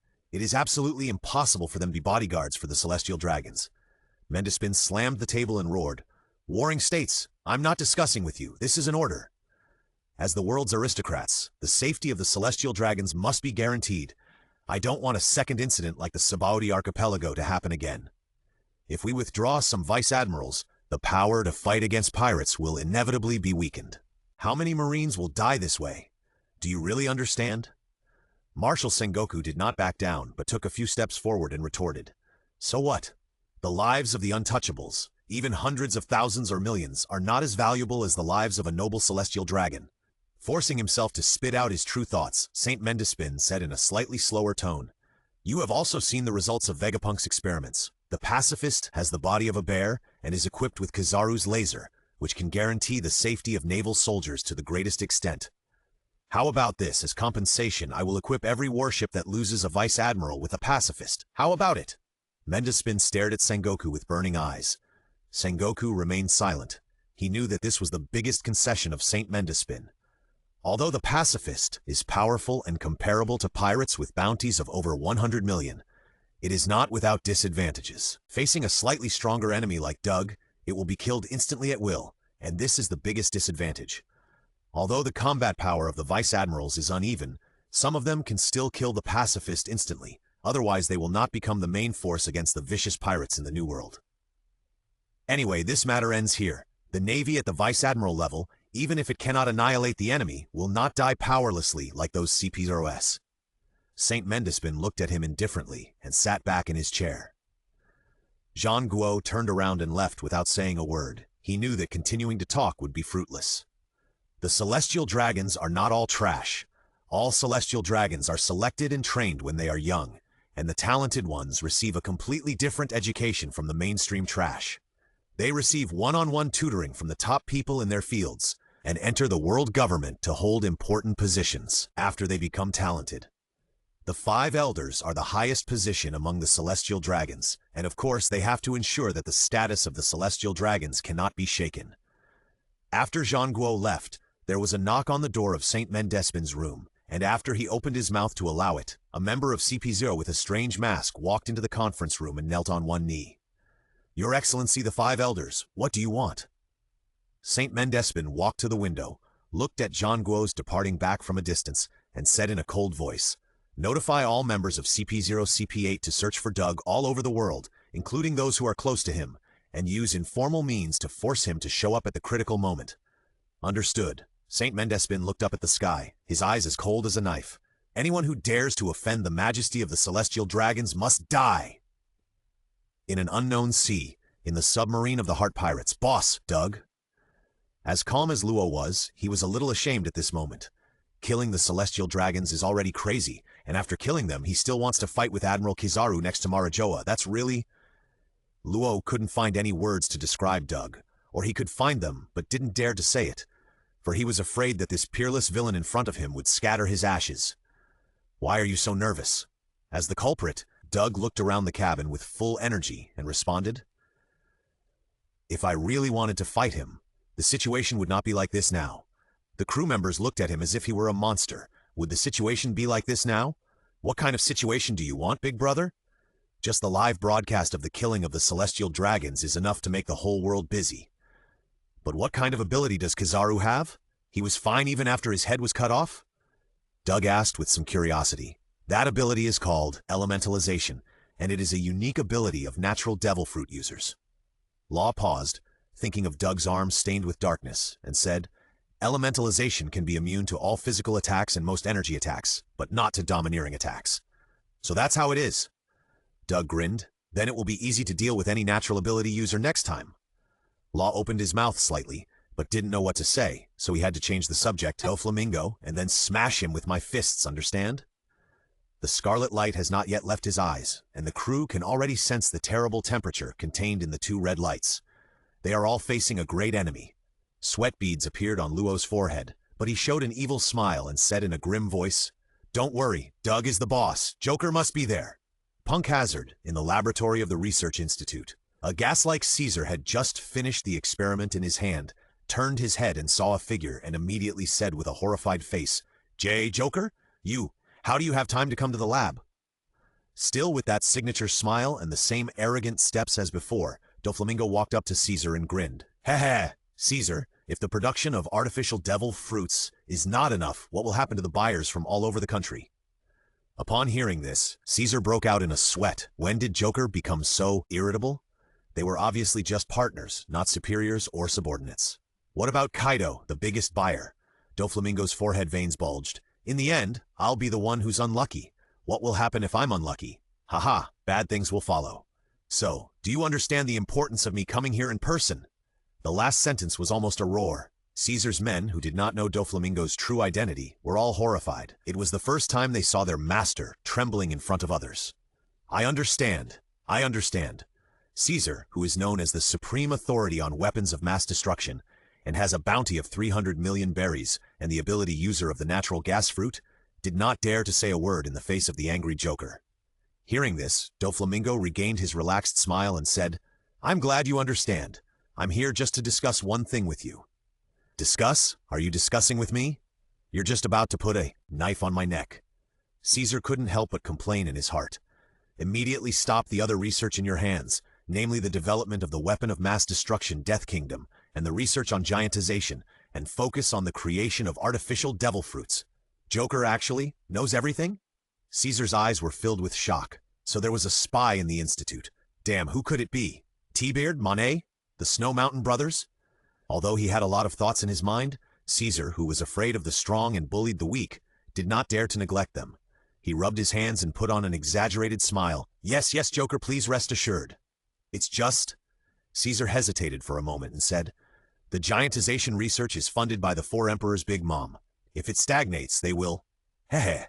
Doflamingo covered his head and chuckled, turned around and left, leaving only one sentence. You can do it yourself. Don't do it. You know what the result will be without me saying more. Doflamingo's back disappeared in the laboratory, but this sentence was still lingering in Caesar's ears. Caesar? Kulong pretended to be amiable and said to his subordinates, Hey, why are you still standing guard for so long? Go down and have a rest. Yes, master. After his subordinates left, he tore off his disguise and smashed several test tubes in front of him anxiously. Joker even knew this? In fact, he always thought that the giantization experiment was impossible to complete, so he had already squandered all the funds given by Big Mom. I wanted to use Big Mom to check and balance Joker, but he saw through it at a glance, and the handle fell into his hands. Caesar was overwhelmed and finally sighed. It's better to cooperate with Joker honestly. With his strength, it's just a matter of moving his fingers to kill me. On the coast of Punk Hazard, a submarine slowly surfaced. Doug and the members of the Heart Pirates walked out of the cabin and stepped onto the island together. Luo's low and magnetic voice sounded. This island once had a terrible accident, and a large amount of corrosive gas was spread all over, causing it to become an uninhabited island. Ah, what should I do, Captain? The speaker was a white bear. Doug was also very curious at first, but later, through Luo's explanation, he learned that the white bear's name was Peibo, a fur tribe who knew martial arts similar to Chinese kung fu and was particularly good at kicking. But for some reason, all the poison gas on the island disappeared. Luo's eyes flashed with a gleam of light. I guess it may be related to Caesar. He used his ability to absorb the poison gas. Luo's expression was very confident. Since it is absorbed, it is possible to release it, so we prepared a lot of gas masks this time. Luo took the bag handed over by the crew with a faint smile, took out a gas mask, turned around and was about to hand it to Doug, but he was stunned on the spot. People. Where are the people? Captain, when you said this island, that guy has already run towards the center of the island, Pebo said, while sticking out his big fat butt and snatching the gas mask from Luo's hand, who was petrified on the spot. That messy guy! Luo roared angrily like a hungry wolf. This was the nth time he regretted cooperating with Doug. On the other side, Doug was exploring the island alone. Suddenly, he raised his eyebrows, turned his head, and looked in a certain direction with a violent smile on his face. What a strong breath of life! It's a big guy. It seems that the food is settled. As soon as the voice fell, a huge black shadow rose from the ruins and descended in front of him with a very impactful white air wave. This is a huge monster, with scarlet scales spread all over its body, and the fleshy wings with barbs on the top and stretched out like a blanket, and 2 white air currents were sprayed from its huge nostrils. It shook violently and roared at Doug. The terrifying white air gushed out, blowing Doug's sleeves rustling. He stared at the creature in front of him that only appeared in legends, the dragon, with an excited look. Doug stretched out his hands, half-clenched his fists, and gestured with his middle finger and thumb to prepare for a brain blast, and then fired. Flying finger gun? Black bullet! Doug launched 2 jet black air bombs wrapped in armed hockey and shot them at the dragon's head. The dragon was as fat as a ball, but it moved very flexibly. It swung its body and its tail cut through the air and hit Doug, smashing the air bombs. Doug's eyes lit up and he observed the movement of the tail with his observation hockey. His muscles bulged under his clothes, and he stretched out his hands and easily grabbed the dragon's tail, then swung the 62-meter-long dragon whip and smashed it. The roar continued, and the dragon's body soared hundreds of meters in the air, smashing several buildings. With a thunderous explosion, the dragon fell to the ground and set off a terrible high-pressure shockwave. The dragon, who was not clear-headed, shook his head and looked up. In his golden eyes, he saw 5 or 6 Dougs approaching. It spread its wings, soared into the sky, opened its dragon mouth from high above, and blasted out a blazing flame shockwave. The roar of the fire dragon. Doug suddenly stopped, but the speed of the flame shockwave was too fast, and his body was instantly submerged in it. The shockwave bombarded the ground, and with a loud bang, a deep pit was shaken out of the ground. The dragon raised its head proudly. With its terrible impact force and flame burns, it didn't know how many humans who wanted to invade the island with ill intentions had been killed. The shockwave gradually dissipated, and Doug, who was standing at the bottom of the deep pit, had become a fireman. Under the dragon's astonished eyes, he took a deep breath, lowered his head, and blew. Fluorine. The burning flames drifted away, leaving only 2 large holes in his clothes, and the exposed strong body had no flame burns. Without any extra words, Doug's pupils were swirling with red arcs, and with a loud bang the ground cracked, and the dazzling figure jumped high, swung his fist, and bombarded. At some point in the future, Akainu and Aokiji will fight for the position of Marshal in Punk Hazard, and then permanently transform the island into an ice and fire island with half ice and snow and half burning in flames. At that time, the climate on the island will become extremely bad, affecting the speed of people's progress. But fortunately, this concern does not exist for Law now. The sunshine shines down, making him feel the long-lost warmth, and his mood also improves unconsciously. Of course, if Doug can honestly implement the plan, entangle Doflamingo, and let him and his team destroy the sad manufacturing room, then his mood will become better. At this moment, a huge shadow is approaching from a distance, gradually covering Law and the crew. Pebo looked confused, mumbling, "What's wrong? Is it getting dark?" Immediately, a crew member retorted, "Stupid bear, look up at the sky. It's so big. It's really big. You're focusing on the wrong thing. Isn't it going to fall down?" "That's right. Run." Above their heads, a red lizard-like monster with wings on its back broke through the airwaves and hit them hard. The dragon was more than 20 meters tall and more than 60 meters long. With a roar, the dragon hit the crew. The ground shook and their legs shook. A strong wind blew. Luo had to lower his head and hold his hat tightly to prevent the spare hat from repeating the same mistake. Luo looked up at the huge dragon in front of him, as if he was facing a great enemy, but after waiting for a moment, he suddenly realized that the dragon in front of him had already lost its breath of life. At this time, Doug jumped over from a distance and waved his hand. "Eat dragon meat?" Luo was stunned and immediately covered his face and said, "Boss Doug, be careful in the enemy's territory, otherwise." He was interrupted by a burst of cheers. The crew of the Heart Pirates jumped over hand in hand. "Dragon meat? Dragon meat? Eat dragon meat." "It looks delicious." Captain Doug, thank you for your hard work. Taking out the magic sword Murasame, whose blade would wash away blood stains with water, Doug easily cut the dragon into dozens of pieces and made an okay gesture to them. Luo held the knife and doubted his life. Among the dozens of people, he was the only one who wanted to do serious work. Are you all here for vacation? Not far from the heart pirates roasting the dragon, behind a huge rock, stood a woman. She has a delicate face, fair skin, long wavy light green hair, a tall figure, and golden pupils. She is really beautiful. Moses, patrol team, can you hear me? A pleasant royal sister voice came out of her mouth. On the other end of the den man's low voice came. This is the patrol team. What's the matter, Lord Monet? Monet grabbed the den mushi and said calmly, I encountered invaders, a total of 20 people. So many? The man's voice was a little surprised, and he immediately said, I'll send someone over now. Send all the patrol team. Monet stretched out his pink tongue and slid across his lips and said softly, They are not simple. They can kill the fire dragon on the island. The fire dragon was killed? The man immediately realized the seriousness of the matter, said, I understand, and immediately hung up the phone to make arrangements. This patrol team is equipped with guns and ammunition, as well as poison gas and hypnotic air guns. It is a force that cannot be underestimated.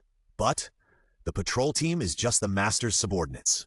Monet, Caesar's personal secretary, smiled strangely and took out another den mushi, because she was the spy Doflamingo had planted next to Caesar. Now that this island is particularly important to Joker, Joker had already told her to notify him immediately if there is any unusual movement on the island. Monet licked her lips and said as she dialed the number, Hey, I have to notify the young master as soon as possible. If anything happens to Caesar, I will be killed by Joker. When she was about to press the last number, she suddenly saw 2 red dots appear on the rock in front of her, and then scarlet rays of light shot out, an endless red light reflected in her golden pupils. No. The voice stopped abruptly. At this critical moment, Monet's body turned into drifting snowflakes and scattered, and 2 red lights penetrated through and cut the building behind her horizontally. Natural system? Snow fruit, elementalization. Monet, who had escaped death, turned into a human form again and gasped, her pupils full of doubt. Her weaknesses were high temperature and fire. As long as she was close to high-temperature objects, her ice and snow abilities would become ineffective. The 2 red lights just now contained extremely terrifying temperatures. Fortunately, she had transformed into an element in advance and avoided the attack. Otherwise, if she had been hit, the result would have been no suspense. Monet was about to flee back to the laboratory in a panic when she found herself shrouded in darkness.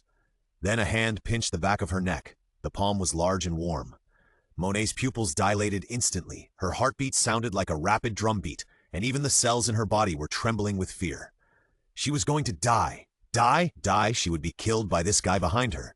Her body couldn't move at all. She couldn't even transform into an element. Doug gently pinched the woman's neck, then slowly changed to wrapping his arms around her shoulders, like a couple in love, and put his face next to the woman's cheek, smiling and asked, You just said Joker, right? Yes, Joker is my young master. If you want to find the young master, you can tell me. Monet's throat surged, and she forced herself to suppress the fear in her heart and squeezed out a smile.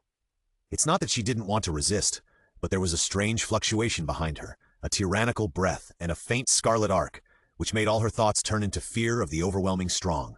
It was this fear that made Monet understand that any action that dared to resist was futile.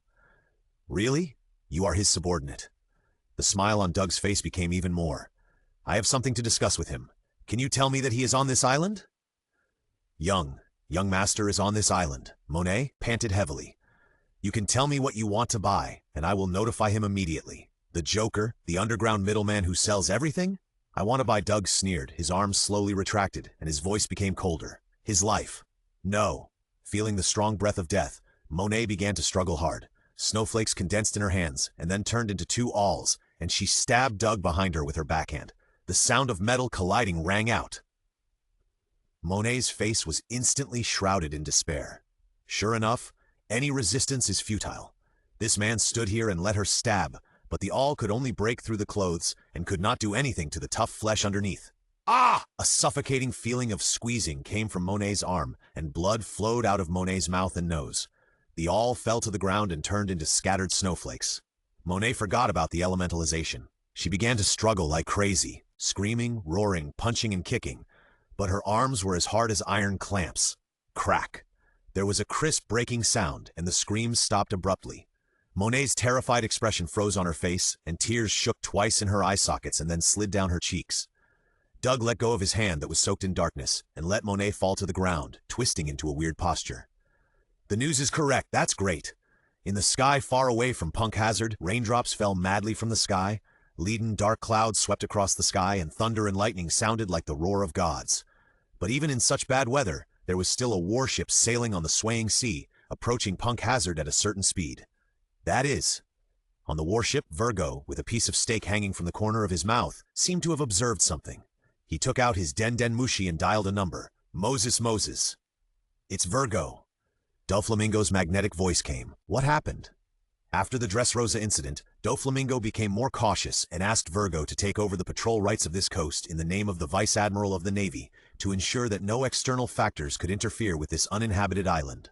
I saw a submarine. It's laws. Law? Doflamingo had a wild expression. He can't be unaware of what Punk Hazard means to me now. Heh. I still treated that guy as my own brother. I've been taking care of him and watching him grow for a long time. What a pity. Virgo had a deadpan expression. I understand. That brat Luo, Doflamingo had a relaxed smile on his face. Didn't you bring other forces with you? With his intelligence, he must know that it is tantamount to hitting a rock with an egg to fight against me alone. Virgo looked up to confirm and replied, Ah, there are no other pirate ships next to the submarine. Really? Ha! Doflamingo covered his forehead and laughed wildly. That guy, it seems that he has been blinded by hatred. The submarine is not big and can't hold many people, so even if Luo has hidden helpers, how much waves can he make? Do you want me to do it? Virgo looked at Punk Hazard's laboratory from a distance. His tone was cold. I will kill him cruelly, and then take pictures of the corpse for you with the camera I just bought. You didn't buy a camera at all. Oh, yes, it turns out I didn't buy a camera. Doflamingo's forehead veins bulged. I will do it myself and crush Law's hopes together with the reinforcements he brought.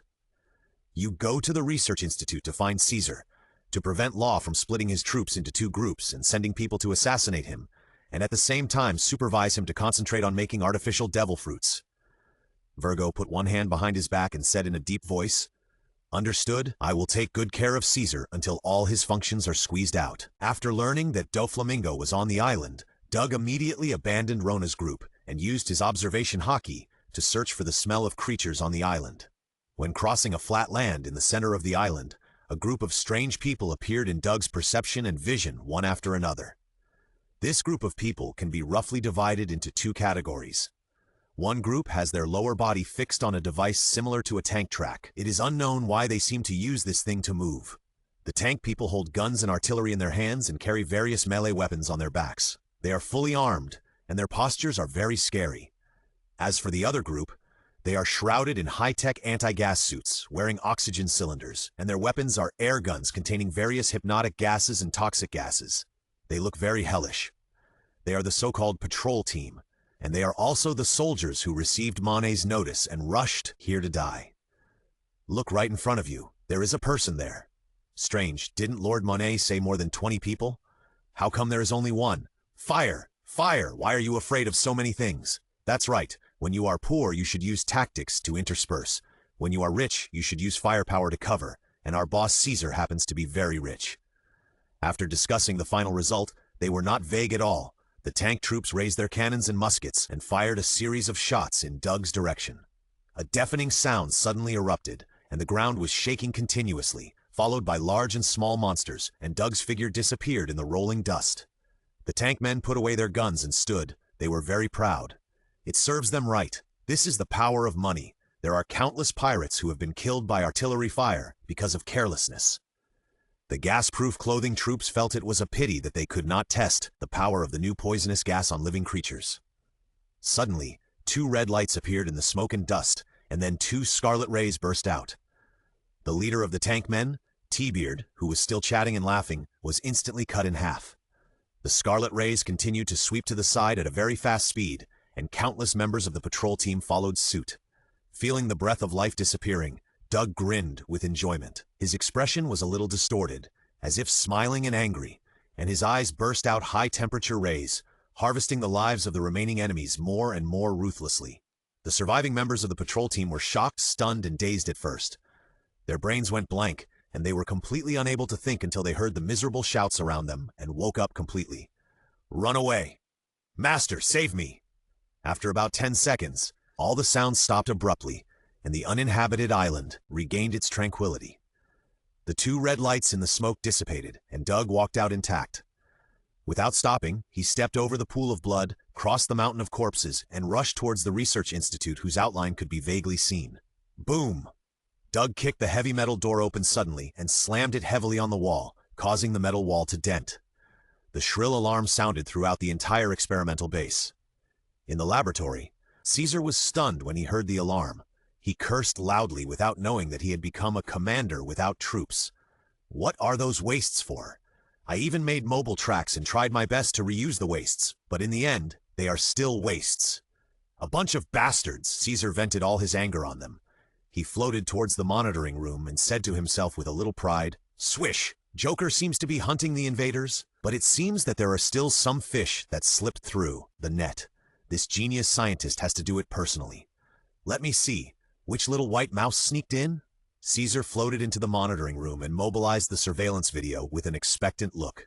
The figure on the screen slowly appeared, but when the extremely proud Caesar saw the figure clearly, his eyes suddenly stretched long, and his facial expression was very exaggerated, which was a familiar style of One Piece. "Dog! Dog, dog!" Caesar was so scared that his nose was full of snot bubbles. He stammered, "He is still alive and kicking after torturing and killing the celestial dragons." Although he didn't know what he was doing here, his murderous look must be a bad thing.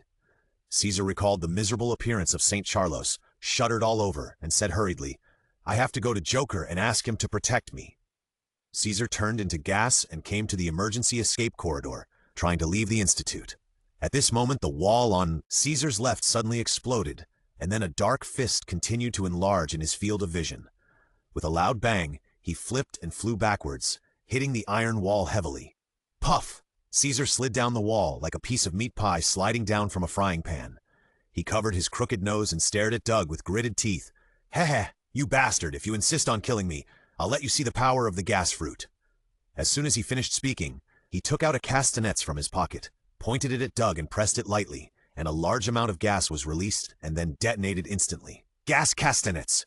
Boom! A deafening explosion sounded, and the powerful power made the entire research institute tremble.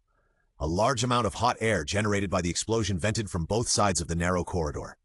Damage received. Physical 10+10. The cold mechanical sound was so beautiful. Doug was covered in blood on the surface, but the small wounds caused by the explosion had already regenerated in an instant.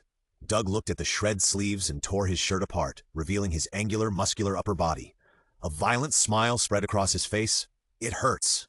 Caesar was stunned. Before he could react, he saw Doug's figure appear as if he had teleported and punched him. In a hurry, Caesar leaned back and dodged the attack while materializing his special gas, forming a gas-like rope to go around Doug's neck. Gas lasso! Seeing the rope hit, Caesar smiled knowingly. If he accidentally inhaled the gas, he would faint or even die from poisoning. But would Doug give him this chance?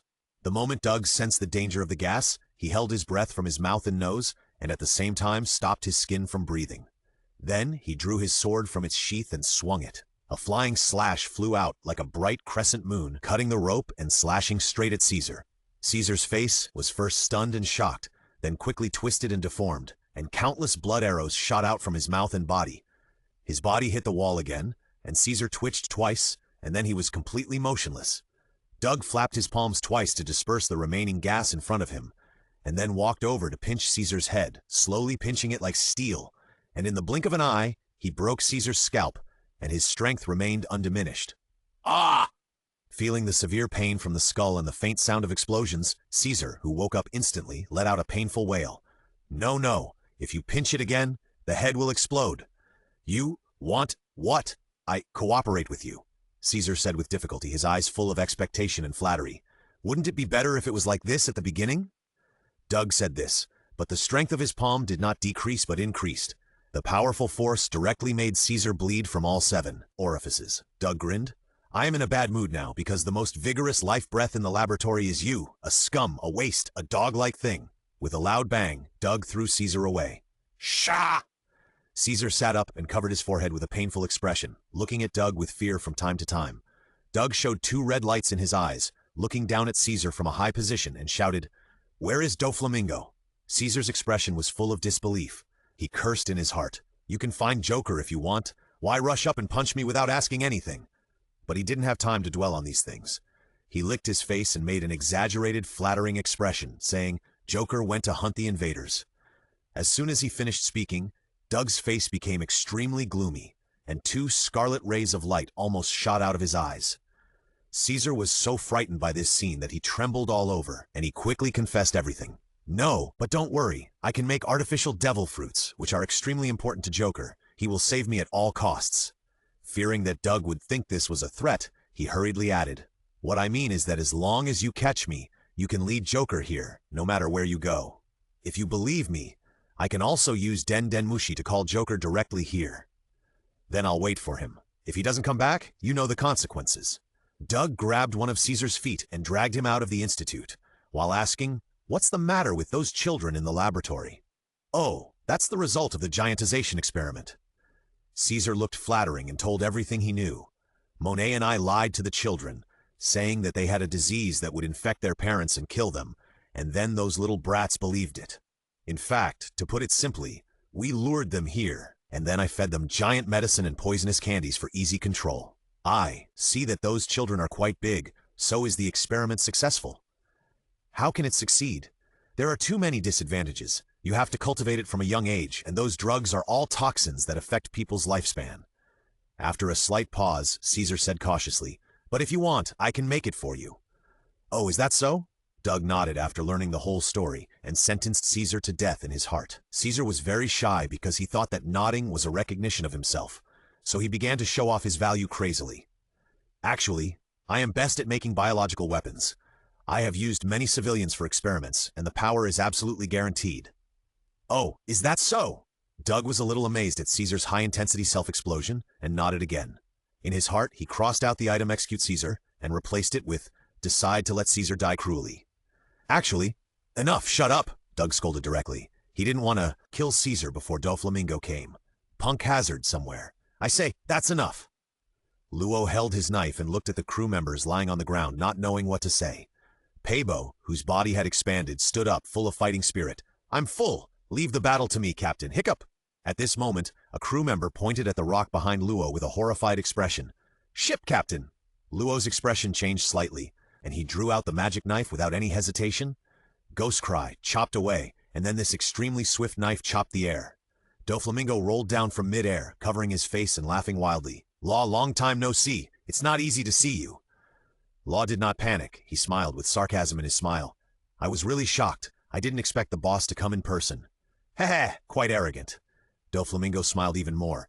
"You kid are not here to kidnap Caesar. That really makes me tremble with fear. I am here to kidnap Caesar. So what?" Law's face was full of confidence. "Don't think you can always sit in that position safely, Joker. Since Doug is kind enough to liberate Dressrosa, he will definitely not let go of Caesar, who plays with his life. In other words, the more noise he makes, the more time he can create for Doug. But you are okay? Don't you need to call out your helpers?" Doflamingo showed a relaxed and comfortable smile. Law threw the scabbard away and tilted his head with disdain. "Helpers? The only ones who come to attack you are the Heart Pirates. Or are you afraid, Joker?" As the voice fell, a hemispherical space continued to expand, instantly covering Doflamingo. Room! In front of the Research Institute, Doug sat on a huge rock and looked into the distance. Not far away from him was Caesar, who was leaning against the rock and unable to move with most of his bones crushed. Sparing Caesar's life was to attract Doflamingo, and Doug didn't find the sea stone chain because he was too bothered. The refreshing breeze blew on Doug's face, but it did not dispel Doug's tyrannical aura.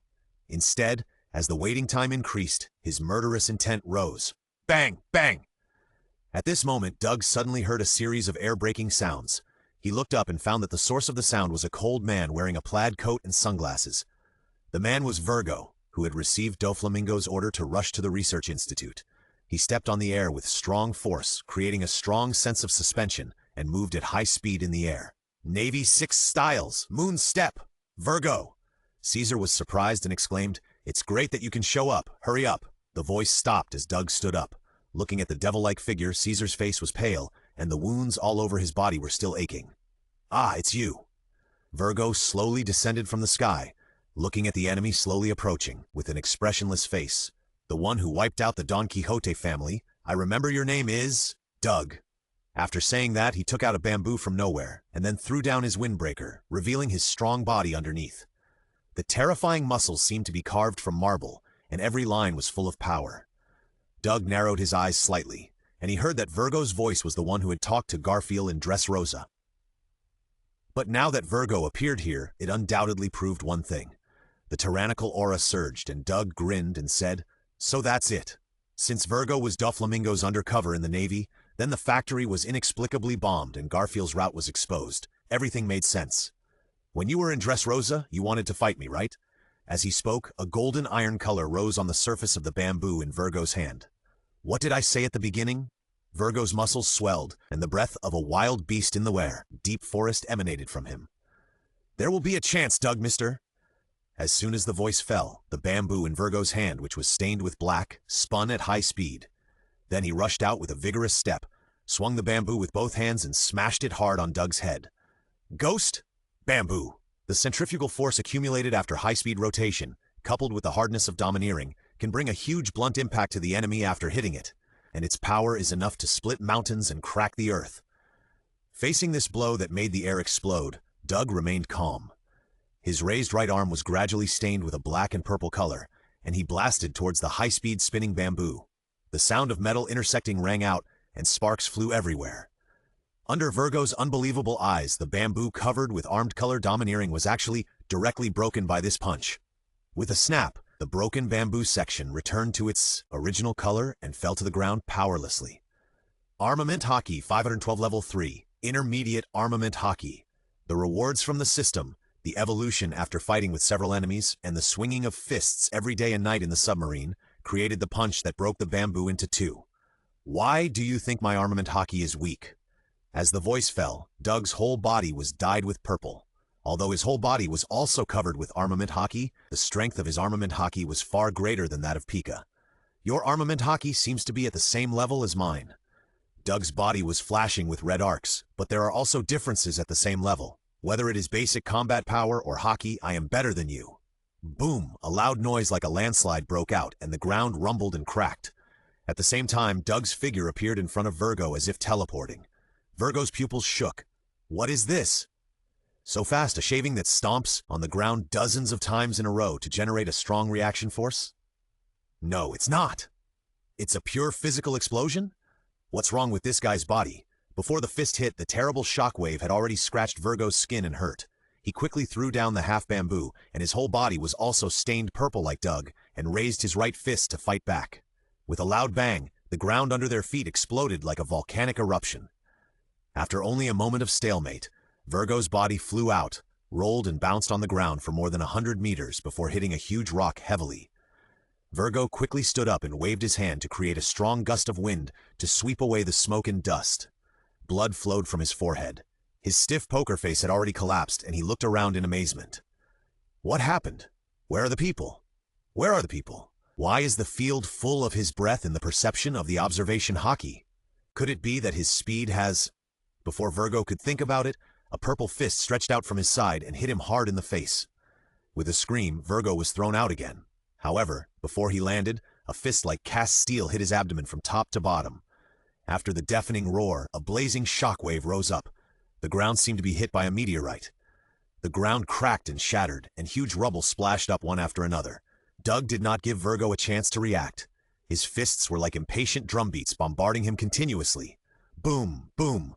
The thunderous sound lasted for 3 minutes. A lot of blood could not stop flowing out of Virgo's mouth. His body twitched twice, and he fainted completely. Shocked, stunned, Caesar's mind was blank, and he could not think at all. The Virgo he had high hopes for, the master of physical skills, was actually crushed by the enemy in his best field. He is a vice admiral of the Navy, strictly speaking, the strongest cadre under Joker. If the fight was a back-and-forth fight, it would be nothing, but this was almost a crushing defeat, and he couldn't even find the enemy. What an incredible thing. Doug grabbed Virgo's shoulder with his left hand, picked him up from the ground, and then punched him. With a puff, flesh splashed, and a bloody hole appeared in Virgo's abdomen. The terrible force directly pierced Virgo's body, and at the same time, the intense pain made him sober instantly, and beads of sweat dripped from his forehead. But Virgo was also a tough guy. Not only did he not scream, but he trembled and took out a den mushi from his arms. Doug squinted his eyes and watched this scene, but did not stop it. Dove? A large amount of blood overflowed from Virgo's wound, and the pool of blood under his feet gradually expanded. Virgo? It was indeed Doflamingo's voice on the other end of the den mushi. Doug is here. The voice stopped instantly, and the light in Virgo's pupils disappeared. The den mushi fell from his powerless palm, and was then caught by Doug. So what will you do, Doflamingo? Doug showed a devilish smile. Abandon everything and escape from Punk Hazard like a stray dog? The voice from the den mushi was silent for a few seconds, and then Doflamingo's voice was heard. Hey, I'm so angry that I just want to laugh now, Doug. Although Doflamingo was laughing, there was no smile in his voice, only raging anger. So, Caesar is also in your hands. Doflamingo sat on the wounded and unconscious Law, his hands crossed and clenched, veins popped on his forehead, and his body was shaking slightly. He let out a low growl like panting, and then gritted his teeth and said, "Stinky boy. I'm very happy that you can come over." Doug grinned. "If you don't come over, Caesar will die." "Really?" Doflamingo grabbed Law's neck and said in a grim tone, "You don't have to threaten me." Whoosh! Doflamingo took Law up into the air, dragging a huge spherical white nest behind him, and the figures of the Heart Pirates crew could be vaguely seen from inside. Doflamingo looked at the Institute from afar with a violent look on his face. "I'll go there right now. I'm so angry now that I just want to kill you to vent my anger." Without waiting for long, Doug finally saw the figure he had been dreaming of in midair. He grinned, raised his head, and stretched out his hand to pinch his cheek. His expression was a little distorted, like laughing and angry. "Joker, save me!" Caesar looked at the figure, tears streaming down his face, as if he had seen his long-dead great-grandfather. "Woo, hurry me." Doug had a blank expression on his face, drew his sword with his right hand, and slashed. "What is going on? I'm flying? Whose body is that? It looks so familiar." Caesar saw a headless corpse in the air. For some reason, he was very familiar with this body. The clothes and appearance of the body seemed quite like his. Caesar's brain began to work rapidly. In a very short moment, he made a very correct judgment.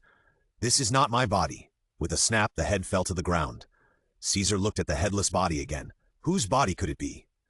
When Caesar's remaining consciousness realized that this was his body, his cold eyes never closed again. Doflamingo was stunned for the first time. He murmured in disbelief. "You killed Caesar? You actually killed Caesar?" He even fantasized that Doug's ally Law was still in his hands. It might not be impossible to exchange Law for Caesar, but now the cruel reality is in front of him. Even with Doflamingo's scheming, it is a little difficult to accept it for a while. Dead? Caesar is dead. This means that Kaido, the great pirate of the Four Emperors, will fall into a rage. He is not a reasonable guy. After that, he will definitely look for himself in the New World, and even the whole world until he kills himself. Thinking of this, a few drops of sweat appeared on Doflamingo's forehead. The worst result has occurred, and it's all because of that brat Doug. The black and red arc spread out irregularly with Doflamingo as the center, shattering countless rocks. Countless dark clouds gathered, getting thicker and darker. Astonishing murderous intent and malice burst out from Doflamingo recklessly. The veins on his forehead bulged and his expression was extremely distorted. At this moment, Doflamingo finally lost his composure. He gave up thinking and his desire for life. All his thoughts turned into a firm and unshakable idea. Cruelly kill Doug. 5-color line. Doflamingo created a nearly transparent thin silk line from each of the 5 fingers of his left hand, and then he grabbed Doug with the posture of a beast's claw. These silk lines as sharp as piano wires will cut or even cut off the opponent's body.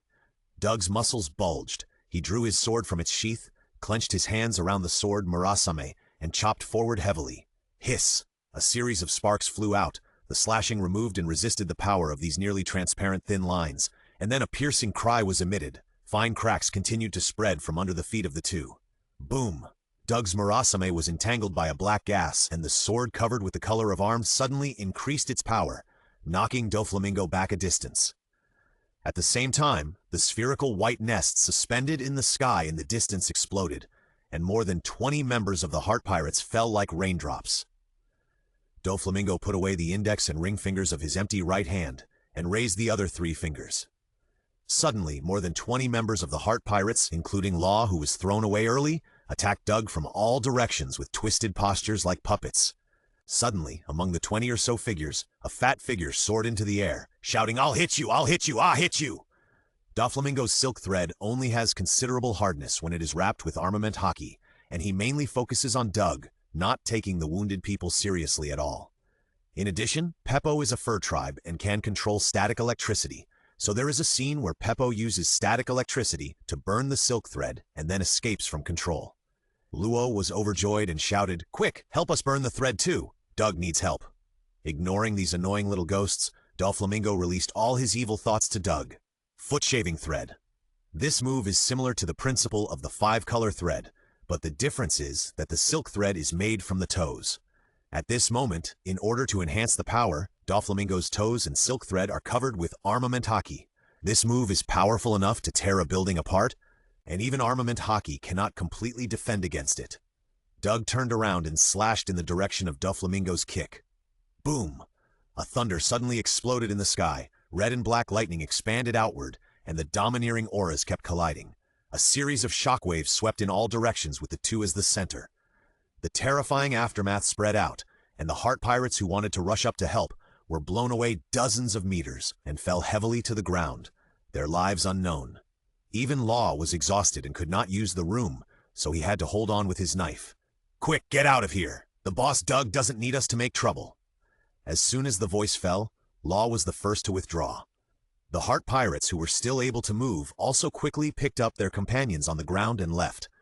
A large number of cracks spread out from under the feet of the two, and only when the ground with a radius of 100 meters sank dozens of meters under the heavy load did another explosion occur, and the two shot backwards and separated. The crew of the heart pirates suddenly burst into a cry of surprise. "Captain, look at what Doflamingo has in his hand." Law looked over, his face changed drastically, and he murmured, "It's broken." "Ha!" Doflamingo couldn't stop grinning, playing with the Murasame in his hand. It turned out that in this collision, he somehow took the saber from Doug's hand. Without a saber, the swordsman's combat effectiveness will be greatly reduced. This is a truth that even children understand, and Law is no exception. With a whistling sound, he threw the devil cry in his hand heavily at Doug. Seeing this, Doflamingo would not give Doug a chance to take it. He hooked the devil cry with a finger and used the silk thread to hook it over and held it in his hand. This perfect hook made Law cover his face in despair. He knew that all his companions were going to die here, and all this was ultimately because his desire for revenge was too eager. Doflamingo hooked his fingers lightly, wrapped the two sabers with silk threads and threw them aside. The next moment, he crossed a distance of several hundred meters at a very fast speed and appeared beside Doug, and the silk threads covered with the color of armed color on his feet slashed at him fiercely. The sound of metal intersecting sounded, and sparks flew. But Doflamingo's face changed slightly, because no matter how hard he used his legs, he couldn't cut off Doug's arm, and there was not even a trace of blood. How is this possible? I just barely blocked his attack with my saber. Could it be that the flesh and blood of this kid is tougher than the saber wrapped with the color of armed color? Doflamingo's eyes were full of doubts. Doug was 2.5 meters tall, and his strong body made people think of the word reckless man at a glance, but who remembered that his dream was to be a handsome swordsman. But no matter who he fights with, no matter what kind of attack he is hit by, there is a kind of ability that is inevitably improving and evolving, and eventually he will leave the swordsmanship far behind. What does everyone have? What does eating the meat of various monsters replenish? What does the armed color domineering rely on? What is Doomsday best at? Physical strength, physical strength, physical strength, physical strength, physical strength again. Boom! As Doug exerted his strength, a deafening explosion was heard, and the ground between the two people exploded like a volcanic eruption. Under Doflamingo's incredible eyes, his figure suddenly flew backwards, and his speed was even faster than when he came. The extremely oppressive breath radiated from Doug indiscriminately. Physique, level 4, top Sea King class. Sea King class, as the name suggests, is like the king of the ocean. They have the same wisdom as humans, and their shapes and properties are completely different from the so-called sea beasts. Sea kings are also divided into different levels. Small sea kings generally live in the 4 seas and the Grand Line. For example, the offshore lord of the East China Sea is not much bigger than a sea beast. So how strong can the top ones be? Supergiant sea kings in the Calm Belt? Sea kings as big as a small island?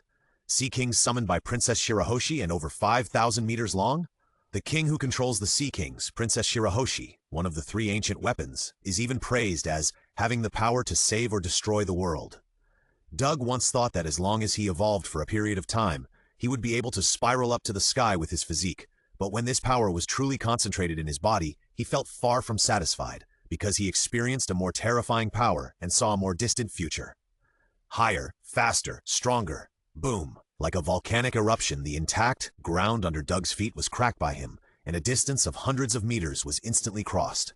As if flashing, Doug came to the front of Doflamingo, raised his fist, and punched. Spider web! Doflamingo's face changed. He opened his fingers, and hundreds of silk threads formed a huge spider web with a diameter of hundreds of meters. It was equivalent to a huge shield, very suitable for resisting huge physical attacks. However, on the fist swung by Doug on the opposite side, in addition to the purple armed color, there was also a fierce flame rising from the high-speed friction with the air. It was a blazing flame. One bone, flame fist! The fist and the spiderweb were deadlocked together. Doflamingo felt the power absorbed by the spiderweb and his expression changed slightly. Bang! Doflamingo's mouth was slightly sweet, and his body flew heavily to the middle of the island like a cannonball. The eyes of the crew of the Heart pirate ship who were watching the battle were dull. The distance of this punch was as far as half of the island. The power was too terrifying. Luo was also stunned. He had never imagined that the Joker would appear so powerless in front of Doug. Bah! Doflamingo smashed into the ground with a loud bang, chewed his teeth, and spat out a mouthful of blood. At this moment, his face finally couldn't remain calm. Can't stop it, totally can't stop it. Doflamingo's fingers kept hooking at his sunken chest. He was sewing the wound with thread, and even repairing damaged organs in the body. Even the same kind of fruit can be used in many ways in the hands of different people. And Doflamingo happened to be the one who trained the string fruit, which was not a particularly strong devil fruit, to perfection. Damn brat! Doflamingo used his observation haki to sense the figure standing in the distance, and veins popped up on his forehead. You ruin my plans again and again. Then his face suddenly changed drastically, and he said in disbelief, "That kid actually ran over from the air?" The sound of breaking through the air continued.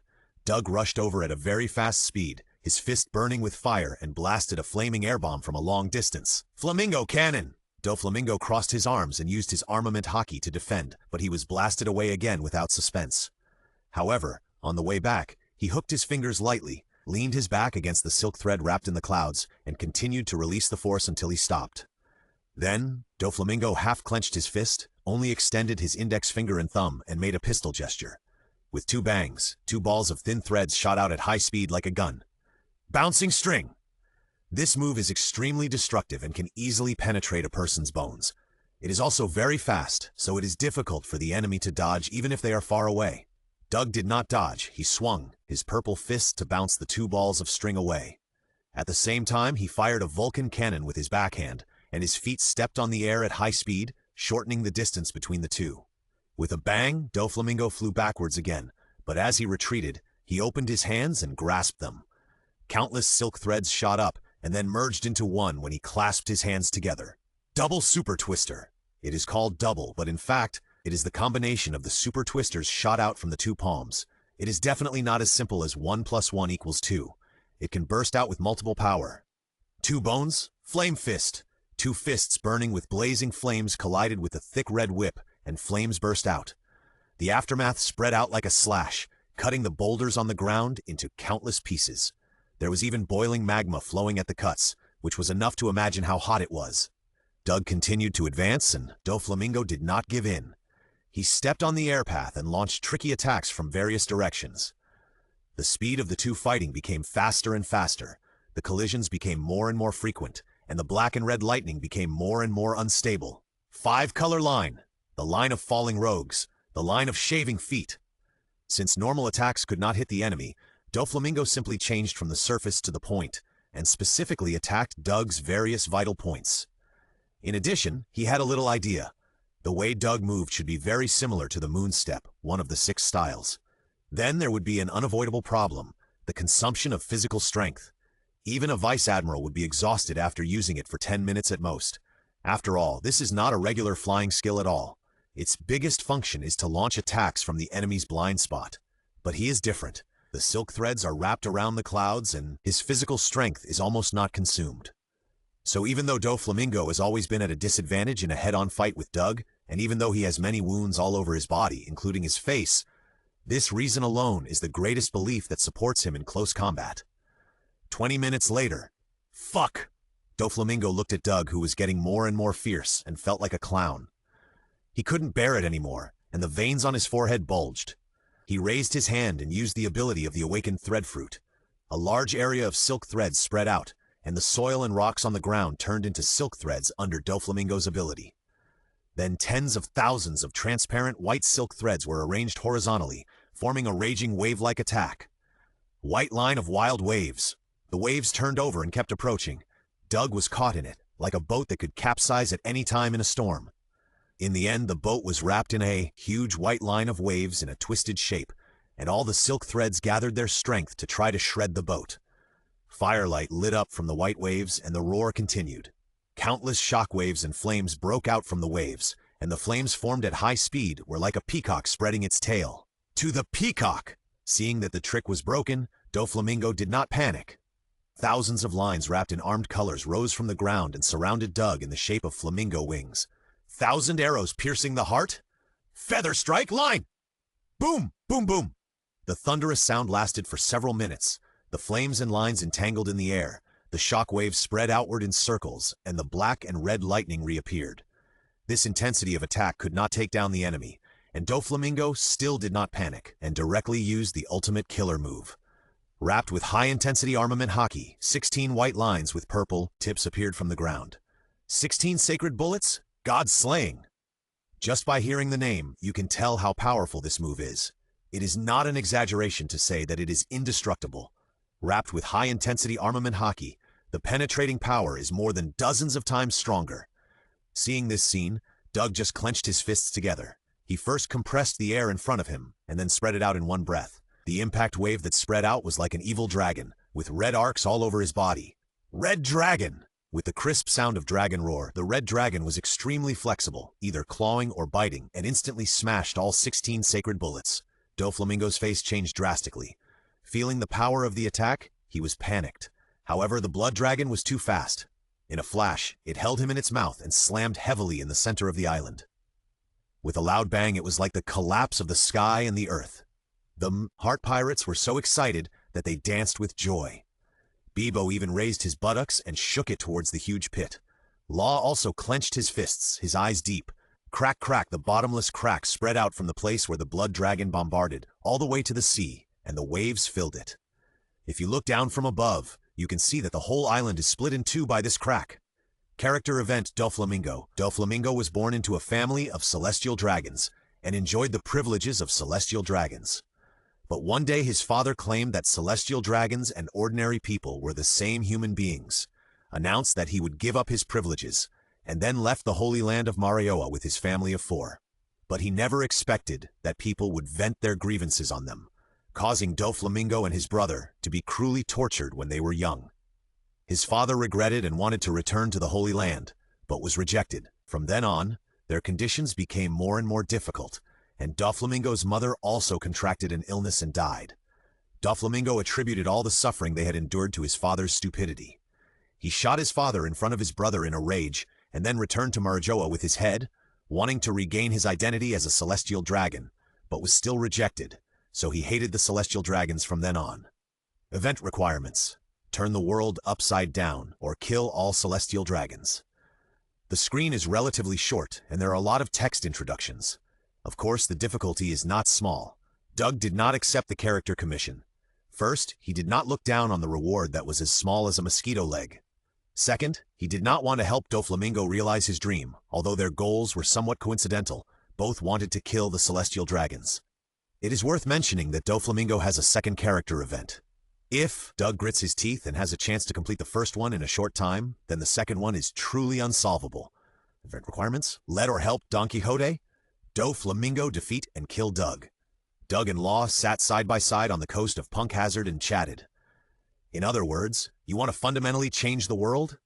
Law was silent for a long time before speaking with some difficulty. Unlike the Revolutionary Army overthrowing a tyrannical country and then replacing a people-loving king, according to Doug's previous description, this guy is going to change people's deep-rooted ideas.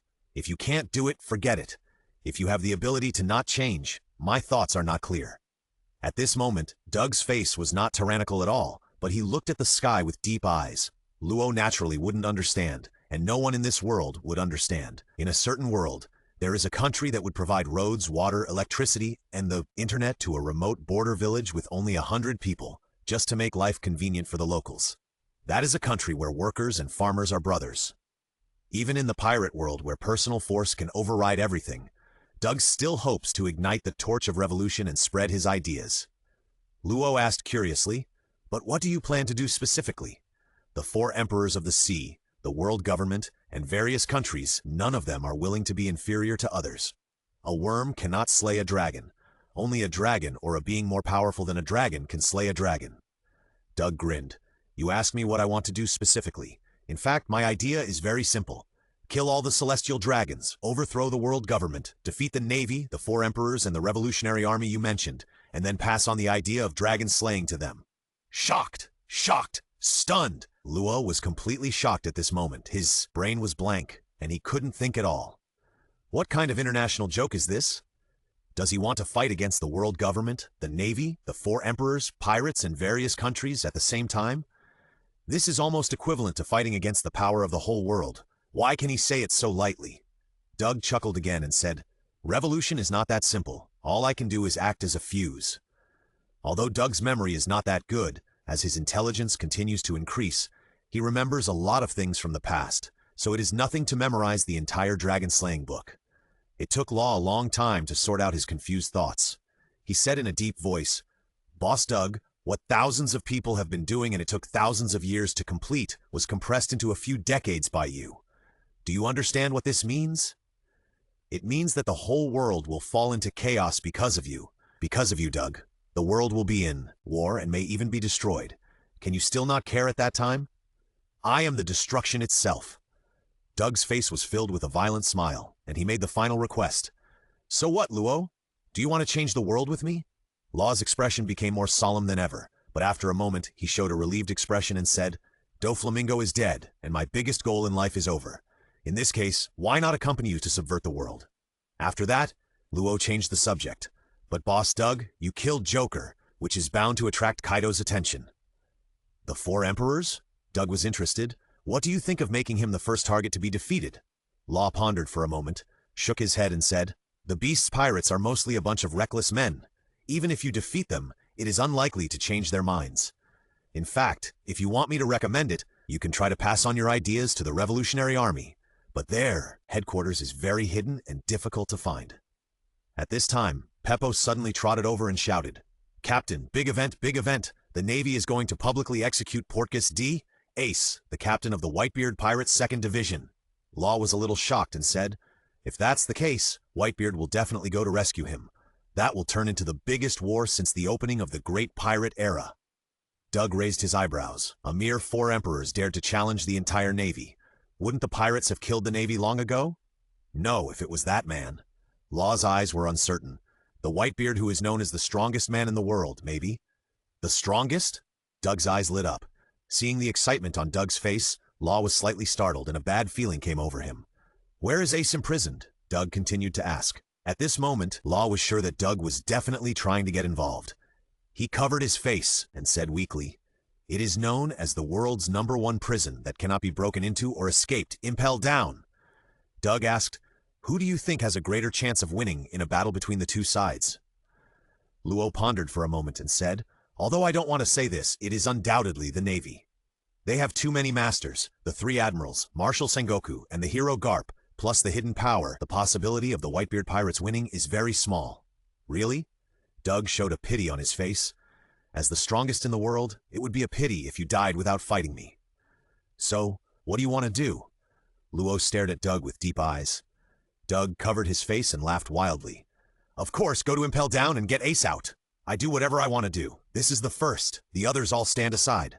I knew it would turn out like this. Luo lay on the grass helplessly, covering his face with his hat, looking like he didn't want to talk or think. Why did he choose such a crazy guy as his boss? What was wrong with him? "Sure enough, I should find a chance to fire Doug, right?" "Ahem." Doug picked him up from the ground, put his arm around his shoulders, and smiled shyly. "What do you want to do now?" Luo's face was full of vigilance, as if he wanted to run away if he didn't agree with him. Why are you so nervous? I'm not going to kill you. Doug said with a straight face, I'm just giving you your first employee mission. Go out with your boss. Law was stunned.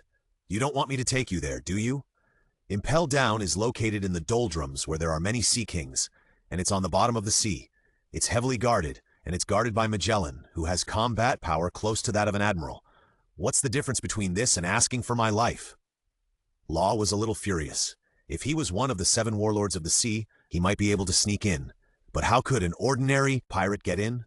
Not to mention Magellan, even if King Figo comes, he can't kill me. Doug was domineering, and then his tone softened.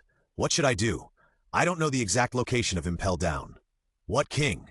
Please ignore the unimportant details. Okay, you are the boss and you have the final say. Law looked resigned and said slowly, Forget about accompanying you. I don't even know how to get there myself, but I can tell you how to enter Impel Down. After a pause, Law showed his signature evil smile. It depends on whether you are brave enough, boss. There are few secrets on the sea. Although only the Heart Pirates witnessed Doflamingo's death, through special means, this news was eventually heard by some people. Grand Line, Marineford. The banner on the wall reads 5 big words, Absolute Justice, which is the meeting room of Admiral Sengoku. Marshal Sengoku, there's news about Vice Admiral Flying Squirrel. Pirate Queen Boa Hancock has finally compromised and is on her way here. A Marine officer pushed the door open and reported, Finally they're here. I'm glad they made it. That woman is very strong. Sengoku nodded slightly and listed them all. Now 5 of the 7 warlords of the sea are here. Hawkeye Mihawk, Bartholomew Kuma, Moonlight Mariah, Marshal D. Teach, and Boa Hancock. Then he looked a little puzzled. Doflamingo is always looking for trouble in the world. It's strange that he didn't respond to the call this time.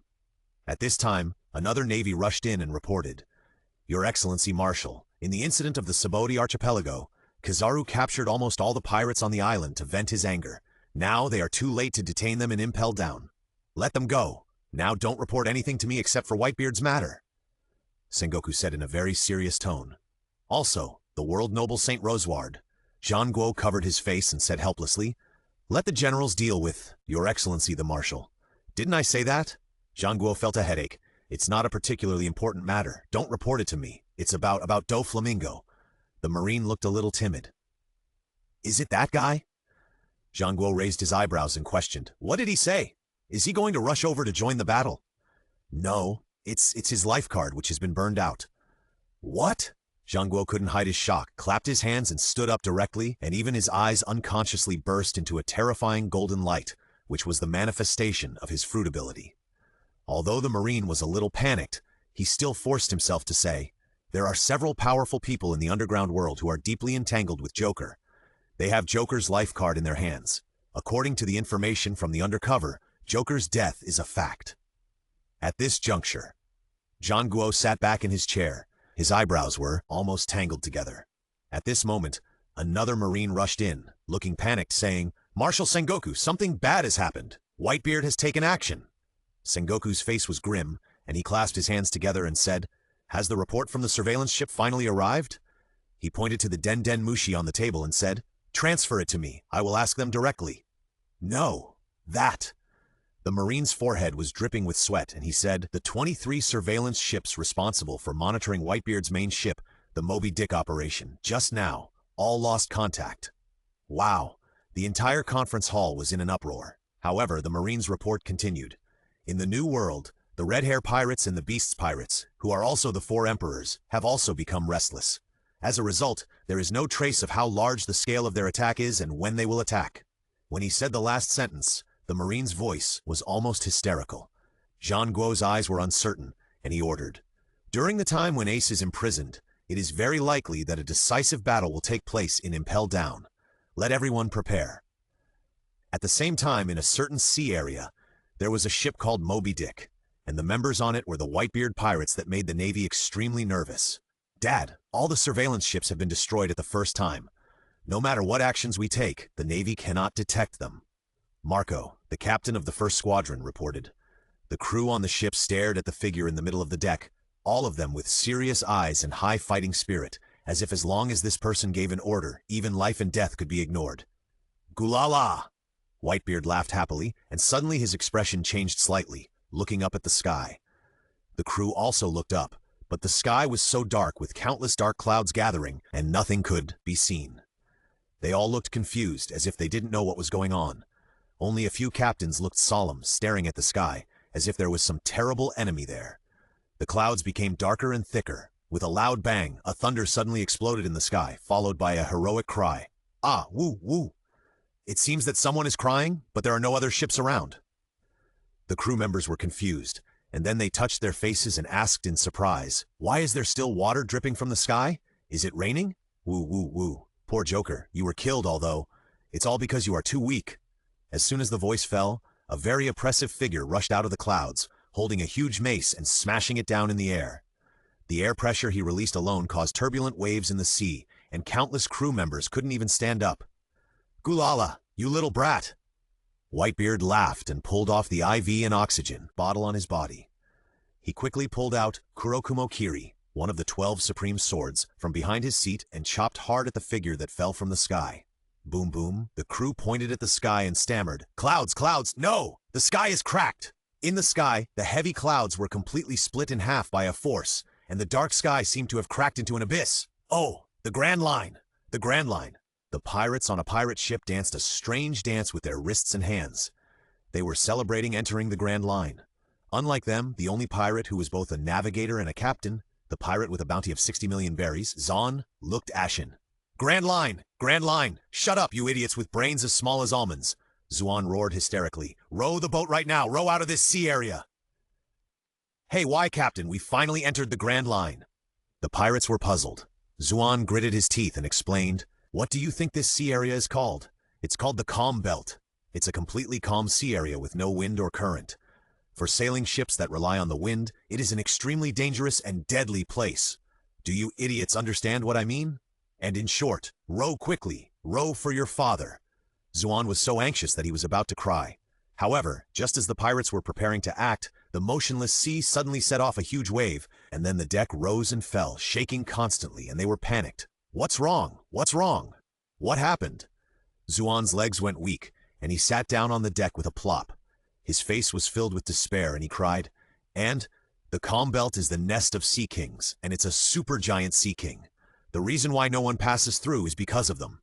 The pirates were terrified and shrouded in despair. Because the ship was right on the head of a sea king that was over 1,000 meters long, it was pushed hundreds of meters away from the sea surface. They could see some seagulls flying not far away, and there were several sea kings of similar size around. But fortunately, it seemed that because the ship was too small, in the eyes of the sea kings, it was like an ant in the eyes of humans. So for a while, they just stood on the sea surface stupidly, and did not make any moves to threaten the lives of the pirates. "Okay." Zuan clenched his fists and cheered himself up, and whispered, "Don't make any noise. Wait until they dive into the water, and then we will row away." The pirates nodded repeatedly, covering their mouths tightly and not daring to speak. Just as Zuan breathed a sigh of relief, a whooshing sound suddenly rang in his ears. He immediately whispered, "Which kid is so ignorant that he is still playing when his life is at stake? Hold it back for your father." The pirates looked confused, and suddenly someone pointed in a direction and said, "Hey, Captain, look up in the sky. Is there someone flying in the sky?" "Huh?" Zuan turned his head and looked at a young man flying in the air from a distance. The next second, his pupils shrank sharply and sweat oozed from his forehead. "Doug, who killed the celestial dragons, live?" "No, don't come over. I just want to wait for the sea kings to leave." The sound attracted the attention of a frog-like sea king among the many sea kings. It stared at Doug greedily and swallowed its saliva. Although this person was thinner than one of his nose hairs, the tempting fragrance was filled in the air, enough to prove how strong his life breath was. It had been a long time since it had seen such a high-quality human. With a loud splash, the frog sea king, taller than a mountain, rose from the water and shot out its extremely thick scarlet tongue. This was an extremely terrifying attack. The tongue stabbed Doug at an astonishing speed, trying to catch Doug in its mouth like catching a small insect. However, no matter how fast its tongue was, it was as slow as a turtle in Doug's eyes. Doug stretched out his right hand with a violent look, and then punched out, hitting the tip of the tongue from a distance. In an instant, a terrifying shock wave exploded from the tip of the tongue, and the airwave turned into a barrier that crushed everything and expanded outward. Then the huge tip of the tongue exploded and turned into bloody and flesh fragments. The terrifying force followed the tip of the tongue all the way to the end of the tongue, and everything it passed was turned into powder and splashed out. The frog sea king had a painful look on his face and let out a miserable howl. Whoosh! Two scarlet rays of light penetrated the layers of void and cut towards the frog sea king at an extremely fast speed. When the beam of light approached, the frog sea king, who had intelligence, finally noticed and cast his eyes towards the scarlet vision, but he couldn't react at all. Poof! The scarlet light split its huge body in two, and blood poured down from the sky like a torrential rain, instantly dyeing the sea red. Then there were two loud bangs, and the two halves of the frog sea king fell heavily on the sea surface, and the surging waves swept in all directions. Boom! It was no less than a thunderbolt. Zuan and his members were horrified and shivered all over. Is this really the power that humans have? However, this also awakened all the sea kings, and they all turned their eyes to this threatening figure. Surrounded by several monsters that were more than a kilometer in size, Doug was not afraid. Instead, his eyes showed red light and he stared at them and shouted angrily, "You all want to die? Get out!" As the voice fell, circles of scarlet electric light spread from his body that was comparable to that of a top sea king. In an instant, the sky and the earth changed color, and for the first time, the calm belt stirred up a strong wind that had never been stirred before. As if a rabbit had seen the king of beasts, these sea kings did not dare to stay, whimpered a few times, and burst into the sea at an extreme speed. The pirate ship of Zaun also crashed into the sea with a rumble. They looked at the demon-like figure in the sky with a deep look of horror in their eyes. Doug had a blank expression on his face. Without saying a word to them, he took out the life card of the unknown prisoner provided by Luo and continued to rush to impel down. According to Luo, ordinary pirate ships have to take a long way to reach impel down, while the Navy's ships can ride the special sea currents of the world government, which greatly shortens the time. But as long as they ride the sea currents, they will inevitably encounter the Gate of Justice standing on the sea. Once the Gate of Justice is destroyed, it will attract the attention of the Navy and bring unnecessary trouble to Doug's actions. So Luo recommended a plan to Doug, a plan that takes less time and has the lowest chance of being discovered by the Navy. A plan that only monsters among monsters dare to use. That is to use the moon step to take a shortcut through the calm belt. As for the direction, it can be guided by the life card. That's right, not swimming, but using the moon step. This is a road that ordinary people dare not even think about and have never imagined. Fortunately, Doug is the biggest monster in the pirate world. His super strong physique allows him to use the moon step, which is far faster and farther than CP0 or even the Vice Admiral of the Navy. Coupled with his endless physical strength, it is not an empty talk to use the moon step to travel long distances. The only thing to note is that the Sea Kings in the Calm Belt are also trembling under the superposition of the Conqueror's Haki, the Doomsday Aura, and the top Sea King's physique. Only the Sea Kings, with low intelligence like frogs, who would be the so-called cerebral palsy and mentally retarded if they were replaced by humans, dare to offend Doug's majesty. Doug grinned and pulled out a violent smile, and the shadow of the impel-down city was faintly reflected in his eyes. The killing has just begun. Request for recommendation votes. Request for monthly votes. Request for rewards. On the deck of the Moby Dick, a tall and burly man with a pair of dragon horns and a purple cape took a few gulps from the wine gourd in his hand and said, "Old Man Whitebeard, you really did a good job. You actually want to challenge the Navy headquarters alone. Worororo." That's right. The man who fell from the sky and fought with Whitebeard was none other than the great pirate Kaido, who was also one of the 4 emperors and had a bounty of 4.6111 billion. As the saying goes, the way the 4 emperors greet each other is to point their swords at each other. Only by completing this etiquette that has existed since ancient times can one be recognized by the other party and be qualified to be called the Emperor of the Sea. Otherwise, it would just be a child's play. The wine you brought doesn't look bad either. Gulala! Looking at the wine poured into the bowl, Whitebeard couldn't help but sigh. The pink wine radiated a beautiful glow under the refraction of the sun. When the hot wine went down his throat, the sweet taste remained between his lips and teeth, and it was even more memorable when it entered his throat. Every time I see your abdomen, I want to ask, is the wound that Odin brought you still hurting? Whitebeard crossed his arms and turned to the crew and ordered, "All of you go down. Let me talk to him alone. Worororo. I have been defeated 7 times, arrested 18 times, and tortured thousands of times. It is indeed this injury that I will never forget." Kaido was still a little sad in the last second, and the next second he drank the wine in the gourd and then smashed it with a snap, roaring, "Old Man Whitebeard, let's fight the best battle in the world. This boring world, it would be best if it was destroyed." Goo-la-la-la-la. A gleam of light flashed in Whitebeard's turbid eyes. Carp Kid, do you want to cooperate with me to attack the Navy headquarters? Of course. There was a flash of electricity in Kaido's pupils. The hatred between you and me, it's not too late to talk about it after we take over the world first. Whitebeard narrowed his eyes slightly. He actually didn't want to cooperate with Kaido. It's not the dignity of the world's strongest, nor is it any other reason, but the former captain of the 2nd Division, Kazuki Oden, was killed by Kaido. But his physical condition is no longer as good as before, and it is completely unknown whether he can rescue Ace. Even if he rescues his sons, they will suffer heavy casualties. As a father, this is a scene he absolutely does not want to see. Whitebeard looked down at Kaido and smiled.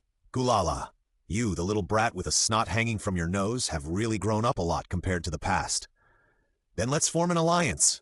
Whitebeard's face burst out with a monstrous, murderous aura, and his tone was grim. Let the Navy recall the fear of being dominated by the Rock's pirates. At this moment, the two of them looked in one direction at the same time as if they had felt something. Interesting little brats are still coming one after another. Gulala. Whitebeard grinned. You annoying tail. You're just afraid that I'll attack you at this time. Kaido was very disdainful and said, if Joker hadn't died, I might have really done that. Crack. As a man wearing a white shirt, brown crop pants, flip-flops, and the famous sword Griffin slung around his waist entered the scene, cracks appeared on the deck of the Moby Dick. You are so arrogant, you're looking for death. Kaido pulled out his mace and wanted to hit the man. Whitebeard stopped him, then laughed cheerfully. My ship can't stand it. If you want to fight, you go somewhere else. Right, you apprentice kid on Roger's ship. The visitor was also one of the 4 emperors, a great pirate with a bounty of 4.489 billion Baileys, red-haired Shanks. The 4 emperors gathered in one place. If it got out, it would definitely scare countless Navy officers to pee their pants. Excuse me, it's an enemy ship anyway, so I'm just giving them a heads up. Shanks smiled and said, but I thought you two would have a conflict, but it seems I thought too much. You're talking too much nonsense, young man. Kaido put the mace on his shoulder and directly scolded. If you don't want to attack the Navy headquarters with us, get off the ship immediately. The world's #1 underwater prison, Impel Down. Every pirate imprisoned here must be baptized when they enter. The so-called baptism is to throw the pirates who have taken off their clothes into boiling water and boil them, using high temperature to eliminate all bacteria and toxins on the pirates. In addition to baptism, there are many inhumane punishments here, such as cleverly whipping prisoners with whips, which can make prisoners suffer but not die, and using fire tongues to pinch the tongue of prisoners. In addition to punishment, most of the prisoners here are crazy and can fight for a small piece of bread and stab each other's heads with broken glass. The oppressive atmosphere and extremely poor living conditions have made Impel Down a notorious hell on earth. Today, this place welcomed its first guest, a Navy warship. Report to Vice Admiral Flying Squirrel, we are a little late due to the headwind. A Marine saluted and reported. It's a headache. Vice Admiral Flying Squirrel looked at his watch and ordered, hurry up, go and call Hancock. Yes, Lord Hancock, we have reached the shore. As soon as the voice fell, a woman in a thick robe walked out of the cabin, followed by a huge python with a skull on her head. This woman has a peerless face, fair skin, long black hair, tall figure, and deep blue eyes with a little coldness, like a queen high above. It is the world's most beautiful Shichibukai, Empress Boa Hancock. As soon as Hancock appeared, it immediately set off an uproar among the Navy and the jailers. Especially the jailers, who stayed in Impel Down all day, which was almost the same as being in prison. How could they have seen such a beauty? Wow, wow. Is that the Pirate Queen? She is indeed a peerless beauty. She is so charming, with tens of thousands or millions of volts. They were all panting, their eyes turned into the shape of hearts, and some of them, with poor concentration, had nosebleeds spurting out like fountains. So noisy. A bunch of annoying things. Can we turn them into stone? Hancock said with an unhappy expression. Please be merciful. Vice Admiral Flying Squirrel shook his head helplessly and said, your condition is to see Portgas and Ace, right? I also said last time that the 7 warlords of the sea are not allowed to enter here. If you want to enter, you must wear a seastone chain and be searched at the entrance. Hearing this, Hancock whispered, Luffy, they will search you. A barely audible voice came from her robe. I have my own way, just go in. After getting a positive answer, Hancock raised her head and said coldly, it's up to you. Just as Hancock led Luffy, who wanted to rescue Ace, into Impel Down, this hell on earth also welcomed its second batch of guests. Are there a dozen warships in total? It's quite a grand show. Doug, who had dived into the sea in advance, was climbing up the wall. Perhaps it was because Hancock had just passed by that the Navy had fallen into the misunderstanding that no one could come during this period of time. In addition, they were distracted by discussing the appearance of the Empress. For various reasons, they did not find Doug. The Navy did not come to stop them, and Doug was too lazy to destroy them. If the matter was exposed too early, the enemy would only come in an endless stream like locusts, which would be annoying. Doug walked straight to the two jailers who were guarding the door. They were still discussing Hancock, who had already left. Miss Hancock used to wear so, you say? Did she wear anything underneath? I think, she didn't wear anything. I think she did. No, she did. One of them suddenly said, whether she wore anything or not. The other immediately said, only one thing will not change. The two jailers looked at each other and said in unison, I really want to be Miss Hancock's dog. Ha ha. The laughter stopped abruptly, and a strange wave enveloped them. They were not well educated, and it was difficult for them to describe what kind of feeling this was. It was like being stared at by the worst wolf, looked down upon by higher-level beings, and oppressed by the aura of the strong. With two bangs, the jailers' eyes turned white and their mouths opened wide, knocked down by the sudden red halo. Doug stepped over them expressionlessly. Propel City, underground floor. Interesting, Doug smiled. Although the atmosphere in Propel City was indeed as gloomy as rumored, the miserable howling of prisoners could be heard from time to time. But the strange thing was that the alarm sounded constantly, and even many parts of the walls were damaged. It seemed that there was a commotion in Propel City before he came in. Someone escaped from prison? Or someone came in to rob the prison? Whatever happens, if they stand in my way, just kill them. Doug didn't care and kept moving towards his destination according to the life card in his hand. Soon, a row of cold and damp prisons appeared in Doug's sight. The prisoners in the cells were extremely surprised to see someone running outside. Hey, little brother, little brother. Wow, a prisoner has escaped. Did the Straw Hat Kid who just passed by let him out? Damn it, why didn't you let me out too? Who are you? Neither a guard nor a jailer. Doug heard the voice, looked at them with interest, and asked with a smile, Do you know where Ace is? I need someone to lead the way, no matter who it is. Ace? Fire Fist Ace? Ha ha ha, that kid just asked this stupid question. That's right, and he said he wanted to save Ace, too ridiculous. Yeah, Ace must be on the 5th floor underground, no one can easily get close to him. The prisoners either laughed or teased. In short, no one was willing to help. Doug still maintained a kind smile, but there was a red light in his eyes. Hey, look at that guy.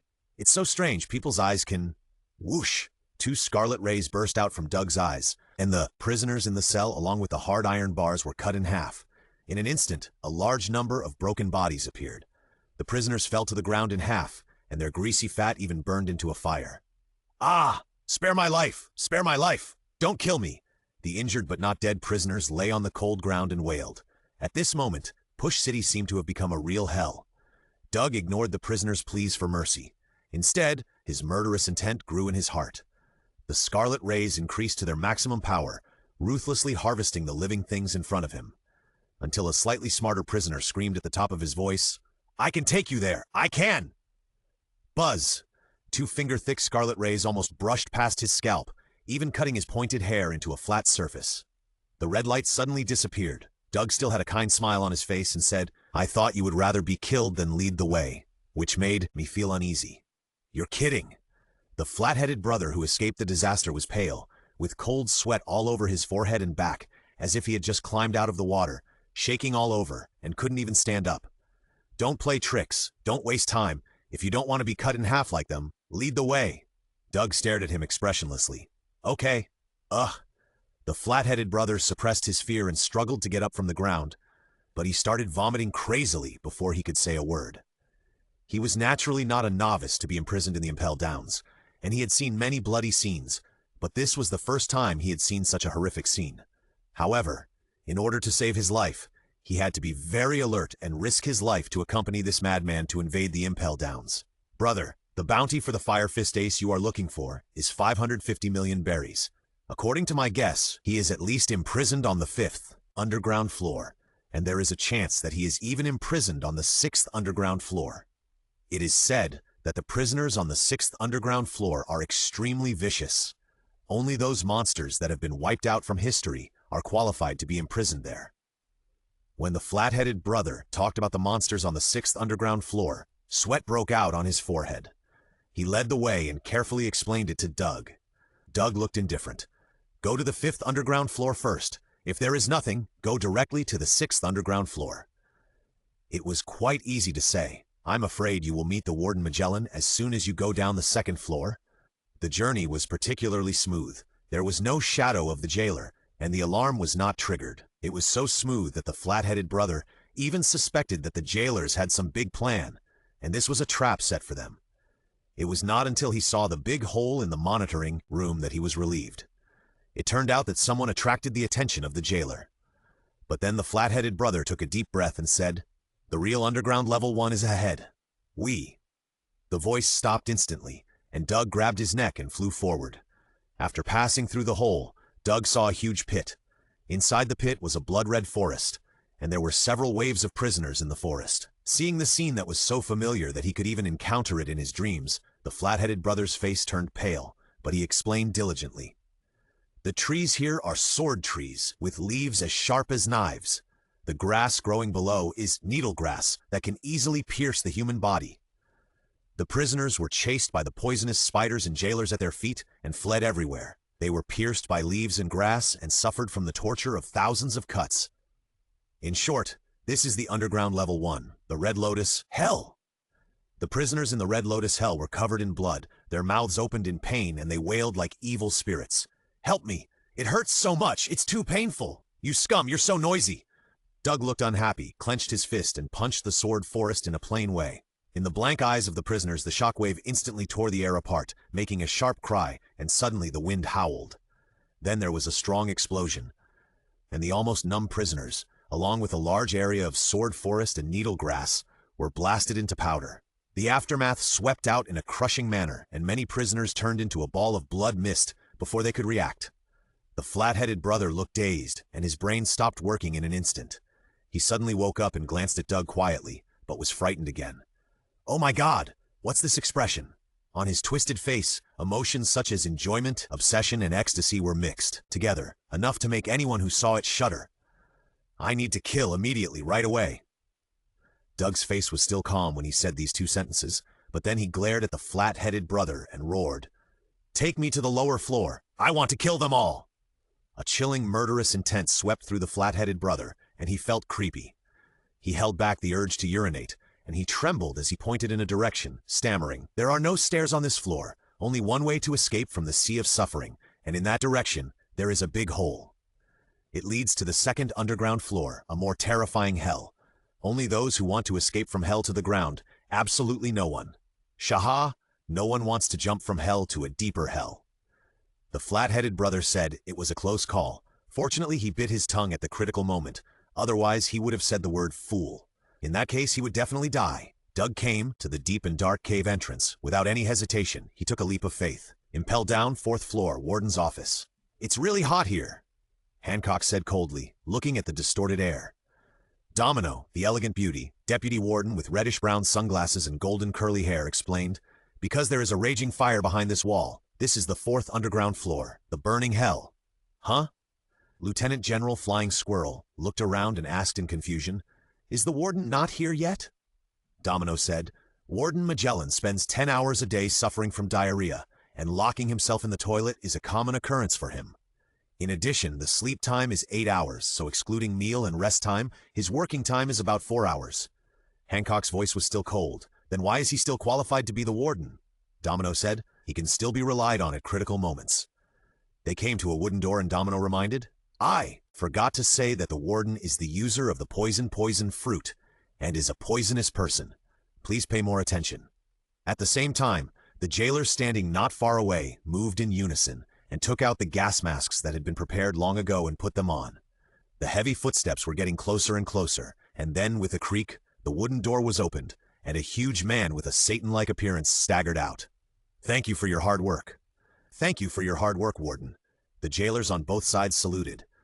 "Ah, today we also experienced a fierce battle." The man covered his stomach and looked at Hancock and the others, saying, "This is a guest. I am the Warden Magellan." "Ah, what a dazzling, dazzling room. I want to be locked in a darker room, and if possible, I want to close my heart." Magellan blocked his eyes. "Don't talk nonsense, Warden. Deputy Warden Hannibal scolded. Vice Admiral Flying Squirrel and His Excellency Hancock, the 7 warlords of the sea, have been waiting for a long time. Vice Admiral Flying Squirrel, we are in a hurry, Warden. Ah, sorry, a little diarrhea. Magellan looked down at them. It seems that the poisonous soup in the morning poisoned me. Who told you to only drink poisonous soup? Hannibal said unhappily. As a poison man, I love drinking poison soup the most.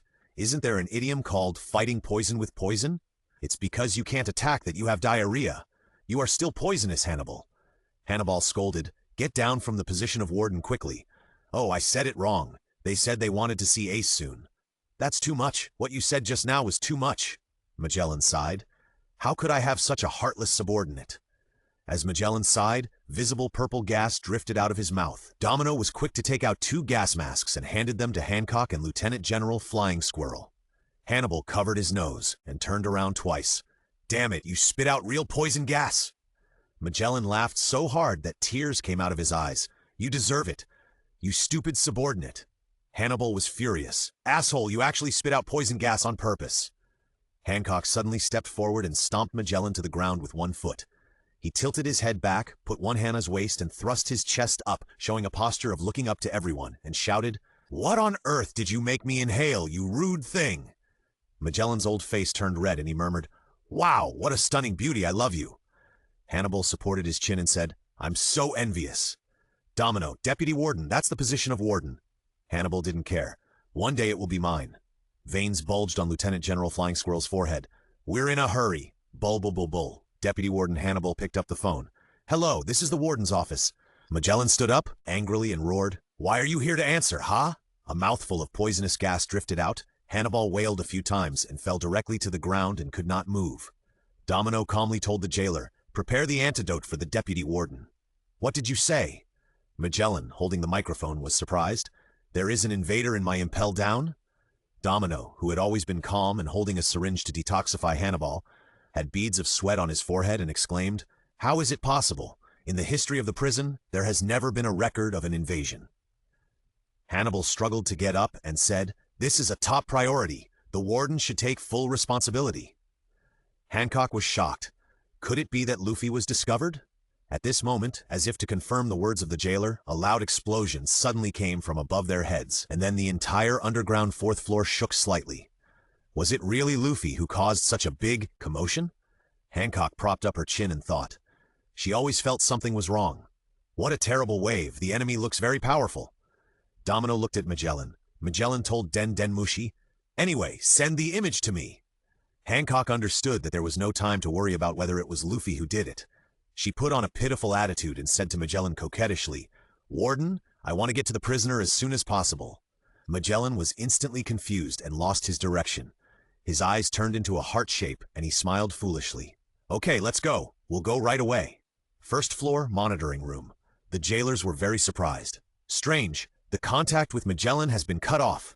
Anyway, report to the guard rooms on all floors, that is, the Navy headquarters. Although the route and purpose of the invasion are unclear, the person who escaped with Buggy the Clown on the 2nd floor was the pirate Straw Hat Luffy. Suddenly, a jailer vaguely saw 2 figures passing by on the screen. He rubbed his eyes, stared at the screen again with wide eyes, but saw nothing. I just seemed to see other people. Nonsense. If there were other people besides Straw Hat Luffy, we would have found them long ago. The head jailer denied it directly.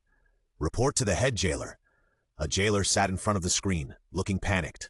I can't get in touch with the guard room on the 2nd floor of the basement, but according to the message, it seems that the prisoners on the 2nd floor of the basement are rioting. Wait, look at the 2nd floor of the basement. The jailer who had discovered the figure earlier suddenly pointed to a screen. Enlarge the image for me. The head jailer ordered. Oh my God, this is too tragic. Ugh. Even the jailers who were used to torturing prisoners couldn't stop trembling when they saw the screen. They felt that their hearts were like a rumbling war drum in their chests, and they might burst their chests at any time. The screen was full of prisoners' broken limbs and arms. The bodies were piled up into small hills, and the blood gathered into small lakes. It was like visiting the real hell. Underground 2, in front of the huge pit leading to the Underground 3. Doug was covered in blood, his expression was a little hideous, and the breathtaking red light in his eyes had not yet dissipated. The flat-headed brother beside him seemed to have been greatly frightened. His legs and feet were weak and he couldn't even stand up. Not long ago, they had just arrived at the underground second floor, and the flat-headed brother began to introduce the information of this floor to Doug. This floor is called the Beast Hell, which is specially placed with various ferocious monsters, such as chicken snakes, human-faced lions, poisonous scorpions, etc. Especially the human-faced lion, which has the strongest fighting power. Because it has a human face, it can imitate human speech. Therefore, it remembers the words of the prisoners. Although it does not understand the meaning, it always mutters, "Key, bring the key," loincloth, strawberry underwear, catheter, and so on. Their king is a legendary monster, the human-faced feathered lion Sphinx. However, no one could have imagined that after the two came down, they did not encounter ferocious and violent monsters, but saw the rioting prisoners clashing with the jailers. The flat-headed brother was about to suggest that Doug ignore them and go directly to the passage on the third floor.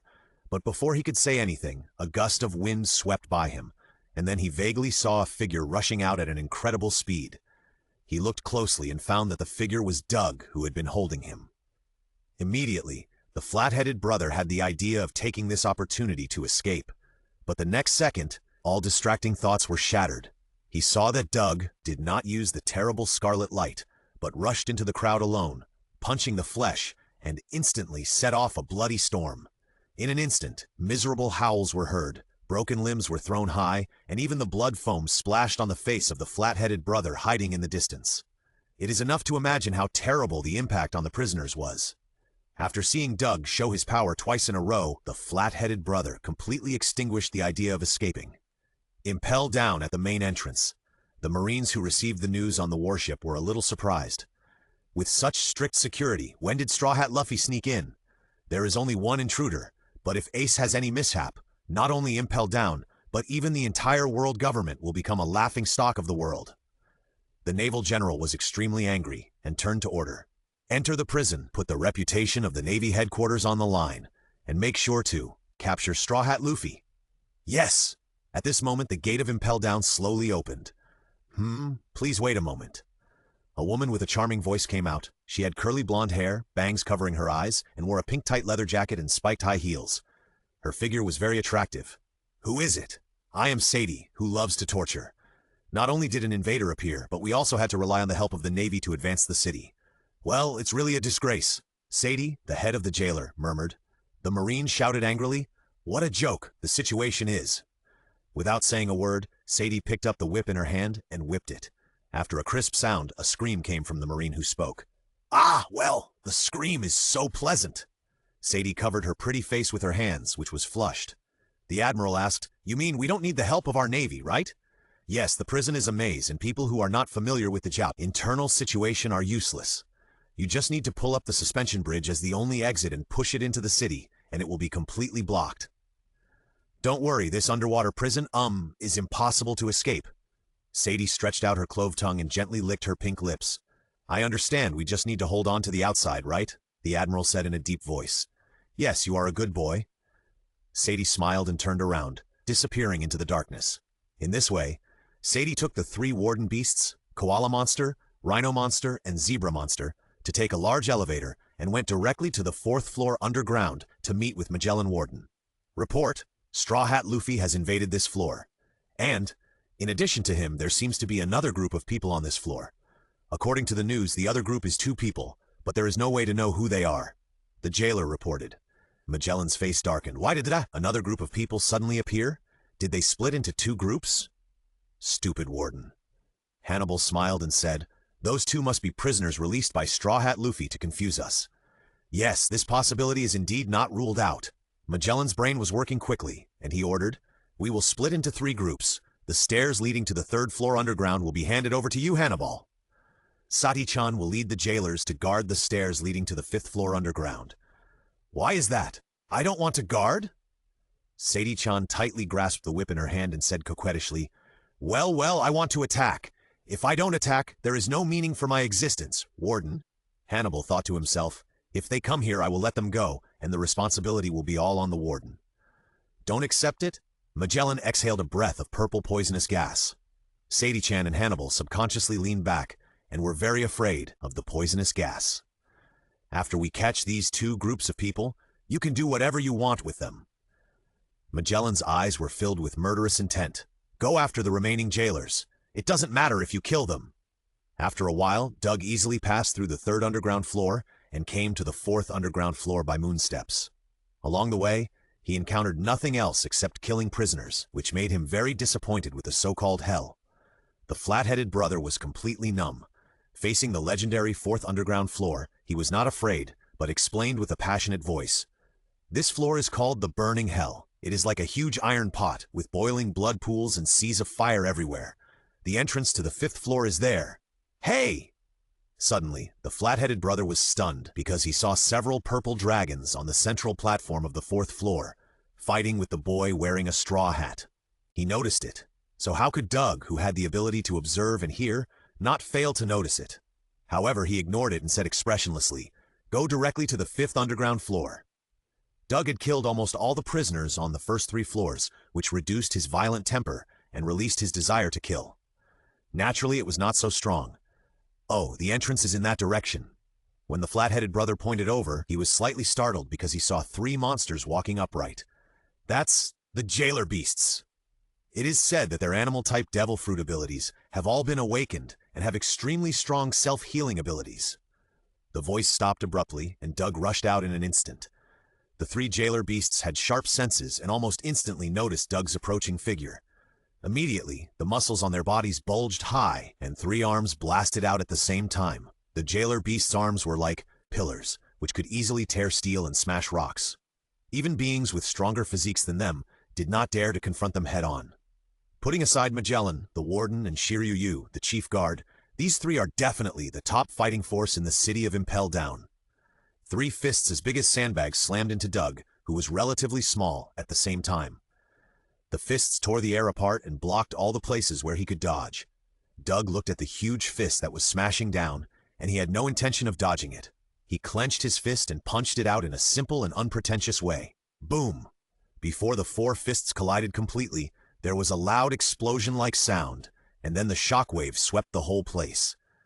Under the unbelievable eyes of Sadie, the skin of the 3 jailer beasts, which was tougher than steel, had already appeared with countless fine cracks. Puff, puff, puff. The whole arms of the jailer beasts exploded and turned into bloody and fleshy fragments and splashed out. Even if they had amazing recovery and endurance, they could not recover immediately after such serious damage, and could only scream and wail while covering the huge wound on their shoulders. Doug still had no expression on his face, but just raised his head slightly, motioning the flat-headed brother to follow. Sadie, who loved to hear people screaming, heard the 3 jailer beasts howling, but there was no joy on her face. She wanted to stop Doug, but she was shrouded in great fear. Her face was pale, and her legs felt as heavy as if they were filled with lead. "Move! Move!" Sadie shouted in her heart for the dignity of Impel Down. However, when she came into contact with Doug's casual gaze, she lost the last bit of courage in her heart, and her legs softened and knelt directly on the cold floor. It was too terrible, and she couldn't resist at all. If she took action, she would probably turn into a meat paste. Impel Down, 6th floor underground. "I will stop this war even if I die. I want to save you, Ace," said Jinbei, the whale shark man who was imprisoned with Ace in the former Shichibukai. "Jinbei, forget it. This will only increase your pain." Ace, who had black hair and freckles on both sides of his cheeks, lowered his blood-stained head after hearing this. "Guaha!" In another cell, Crocodile, the former Shichibukai and the title of King of the Desert, sneered, "It seems that this is a good opportunity to defeat Whitebeard. I can't hold it back." Upon hearing this, the prisoners on the 6th underground floor immediately became fierce and violent. "Oh, let me out! I want to twist off that old man's head! I want to join too! Let the Whitebeard era go to hell!" Boom! The heavy metal door exploded and hit the wall heavily. Large pieces of wall bricks broke and fell. A strong wind blew in the underground 6th floor. The smoke and dust rolled inward. The prisoners stopped talking and covered their mouths and noses. 2 red lights first appeared in the smoke and dust, and then footsteps sounded. Doug walked in slowly with red eyes, and his footsteps were extremely heavy. The prisoners were stunned. But it was just breaking a metal door. After all, they were vicious pirates and could do it easily. So they were not afraid, but teased. "Ha ha ha! Welcome to the underground 6th floor infinite hell! Those who are here are prisoners sentenced to life imprisonment." The red light in Doug's eyes dissipated, and he looked like a harmless and kind young man. He smiled and said, "Who is Ace? Who are you? You are not my brother." Ace, whose arms were trapped by seastone chains, looked shocked. Hancock secretly told him that his brother Luffy had come to break into the city, but who was this strange man in front of him? Flathead Brother appeared in time, pointed at Ace and said, "Brother, that's him, fire! Fist Ace!" "Really? It was so hard for me to find him." Doug stepped forward, his eyes emitting scarlet light. In an instant, the seastone cell was split in half, and the small section in the middle melted into an unknown liquid. Doug's muscles bulged, and he pulled hard with both arms. Under the horrified eyes of countless prisoners, he completely opened the seastone door of the cell. "Who are you? Are you here to save me, or are you sent by the government to secretly execute me?" Ace asked in a hoarse voice. "What about my brother? Did you see him on the road? Hey, talk!" Doug was given a headache by the noise and simply replied, "I'm here to take you out." Then the scarlet light continued to output, cutting off all the chains wrapped around Ace. Only a pair of seastone handcuffs were left to restrain Ace's strength to prevent him from getting into trouble when he left. "Ah, are you here to save me?" Ace was stunned for a moment, then suddenly stood up, bent down, and bowed, saying, "Thank you very much." This action surprised Doug. He thought that all pirates were thugs who shouted and killed each other when they met, but he didn't expect that Ace, who had caused the world to change, was unexpectedly polite. "Hey, can you rescue us too?" Yes, we will repay you well after we rescue you. Heh, please!" Listening to the prisoner's constant pleas, Doug suddenly covered his face with his hands, and the expression under his palms seemed to be both smiling and angry. "You guys, if you hadn't mentioned it, I would have forgotten it." The prisoners noticed the change in Doug's tone, and the expressions on their faces instantly turned into ecstasy. "Great, you're such a good man." Several prisoners, who had not yet come out of their great joy, could not help but murmur, "Really? Really? Thank you so much." Doug stared at the prisoners' surprised faces, the arc of his mouth getting bigger and bigger. "Of course, it's true. I'll come. To rescue you." Thank you. Before the prisoners could react, they saw Doug's eyes glowing red, and then two red beams of light shot out from his eyes, directly cutting the prisoners' bodies frantically.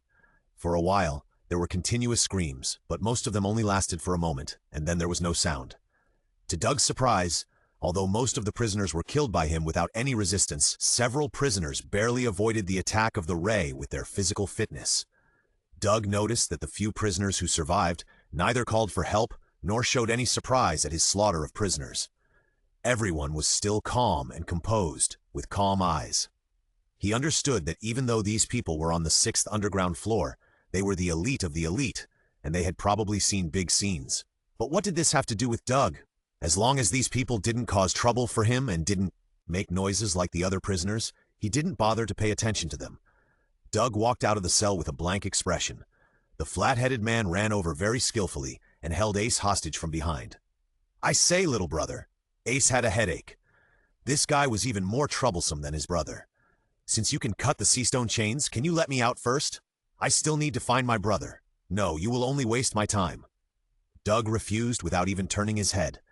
"Then I won't run away. How about I challenge Magellan with you?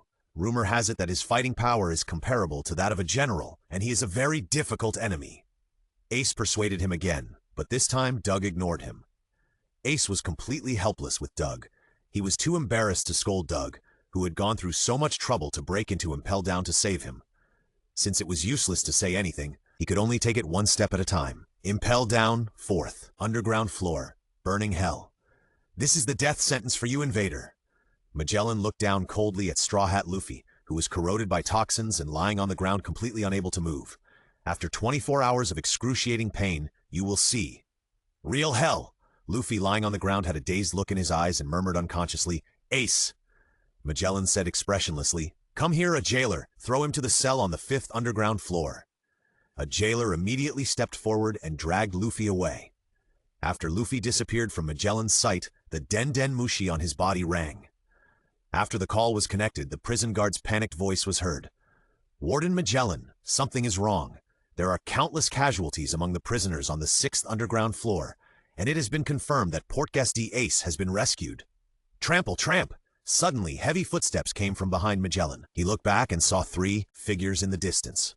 One was undoubtedly the familiar Ace of Fire Fist, and the other was wearing prisoner clothes, probably a prisoner on a certain floor. Only the third person, who was walking at the front, had a completely different expression and posture from them. He looked indifferent and came with a fierce momentum. The prison guard was still talking. They are rushing from the 6th underground floor to the upper floors, according to the images captured by the monitoring Den Den Mushi. Taking Ace away may be. No need to say, he's already here.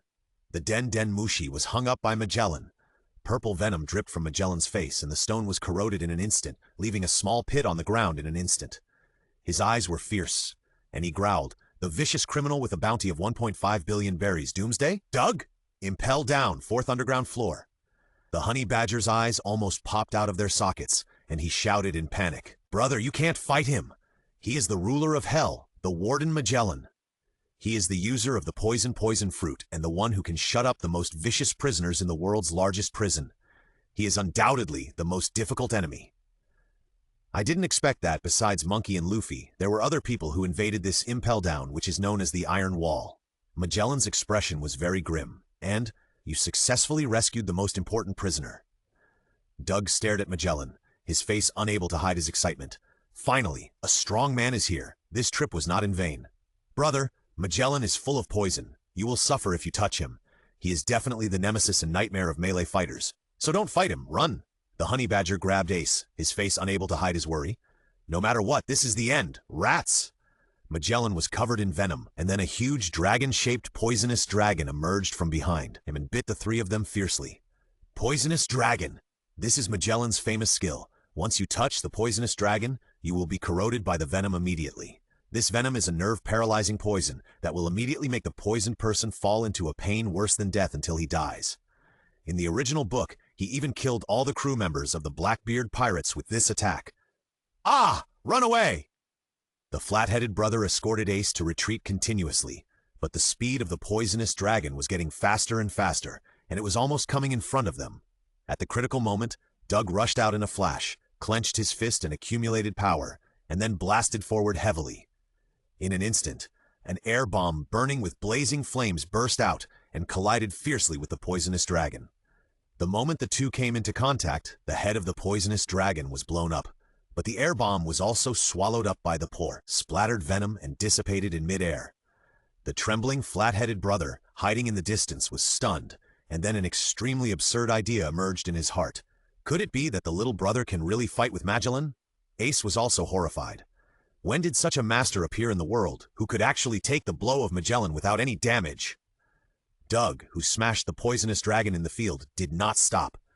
He punched the air continuously with his fists and threw countless air bombs with flames at Magellan. This scene was as colorful as a peacock spreading its tail. Poisonous dragon! Magellan had a blank expression on his face. 3 thick poisonous dragons emerged from behind him, and the dragon bodies blocked him horizontally. A gurgling sound was heard, which was the sound of the poisonous block being smashed. The huge poisonous dragons were shattered one by one, but then another one came out to make up for it, blocking the flame air, bombs one after another. The vast white mist spread out, and it was no longer clear whether the flames burned the splashing venom or the scattered venom extinguished the raging flames. Just when the flat-headed brother thought that the two sides would continue to fight until one of them could no longer support his physical strength, an unexpected change occurred in the field. No one noticed that the purple gas, covered by the hazy white mist, quietly circled behind Doug, and then slowly condensed into the shape of a jellyfish. Huh! The poisonous jellyfish spit out a large amount of purple poisonous gas, which wrapped around Doug's body in circles, and the strong wind even made his clothes rustle. Poison cloud! Doug, who was unaware of it, suddenly inhaled a few mouthfuls of poisonous gas and coughed violently. The speed of punching slowed down unconsciously, and the number of flaming bombs fired also decreased. Even as time went by, the flames wrapped around. The air bombs were slowly disappearing. Doug stopped punching immediately. He swung his hand like a knife, and the strong wind blew away the poisonous fog instantly. It's useless. What you did is in vain. As soon as the voice fell, the poisonous fog that was blown away by the strong wind swept over again in an instant. Magellan looked indifferent. This poison is me. It is alive. The poisonous fog attacked again, covering Doug at a faster speed. Doug immediately shook like a drunk. Your eyes are about to lose sight, aren't they? Your ears are about to lose hearing, aren't they? Magellan's oppressive figure walked out of the mist, approached Doug, and pronounced indifferently, "The poison will soon take away your 5 senses. Ah! Ha! Ha! Ha!" At this juncture, Doug actually opened his mouth and roared, and then laughed crazily. Under Magellan's stunned eyes, Doug stretched out his index finger and stabbed it into his brain from the temple, stirring it. As the blood fell, Doug's voice became extremely high. "Of all the enemies I really fought, you are indeed the strongest one. It makes me so high." The spectators, whether Ace or the jailers, were already stunned at this moment. This man in the field actually used the pain to stimulate the other 5 senses and quickly restore the 5 senses. But the key is, why did he stab the temple? Wouldn't this kill himself? Including Magellan, everyone was extremely confused. What kind of monster is this person? Doug pulled out his finger, bringing out a stream of blood, and then the wound on the side of his brain, which was as thick as his finger, emitted white smoke and was recovering at a speed visible to the naked eye. His expression became violent, and Doug punched Magellan, who was close to him. As the fist approached, Magellan finally reacted from the huge change. He had no time to think about why Doug dared to punch directly, so he had to cover the place that was about to be hit with poison. With a loud bang, Magellan's huge body flew backwards, tumbling dozens of meters in the air and finally embedded heavily in the wall. Magellan coughed up a large piece of blood from his mouth, covered his abdomen with a painful expression. The force of this punch was too terrible. However, he did not fall into despair but said coldly, "You will not last long if you are infected with my poison." Zzz, Doug's fist made a terrible sound.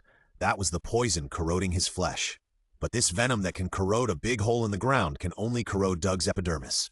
Even so, the toxin still invaded his body through the skin. Magellan's poison has many effects. It can paralyze the nerves of organisms, cause pain or hallucinations, and kill organisms over time. In addition to these, his purple toxin has another characteristic, that is, the poisoned person will not die on the spot, but will suffer a long time before dying. This also leads to evolution. The strong survival instinct makes your cells unwilling to die, so they fight against the toxin again and again and kill the toxin again and again. Finally, they gain the ability to be immune to purple toxins. With a sizzling sound, Doug tore the clothes on his upper body to reveal his angular muscles. He was wrapped in crimson lightning, and his eyes were more violent than ever before. "What are you doing? The real battle has just begun. Double monthly tickets, please give me monthly tickets, please give me recommendation tickets. I love you guys." Magellan was already the deputy warden of the world's largest prison, Impel Down, 20 years ago. He stayed in Impel Down day after day and saw too many vicious prisoners. Jinbei and Crocodile? Even if the two Shichibukai came together, they had to avoid him a little. The only prisoner in the history of Impel Down to escape, the legendary pirate, Golden Lion? They have never fought head-on, but the lion is old and has lost his madness, so he is not to be feared. As for the Straw Hat Luffy, who sneaked in by unknown means, what is that thing? It's still very immature. But Doug in front of him was obviously not very old. He looked to be in his early 20s, but the battle that took place today made Magellan smell the smell of danger for the first time in a long time. His goal was not to let any prisoner go, so he had to defeat Doug as quickly as possible.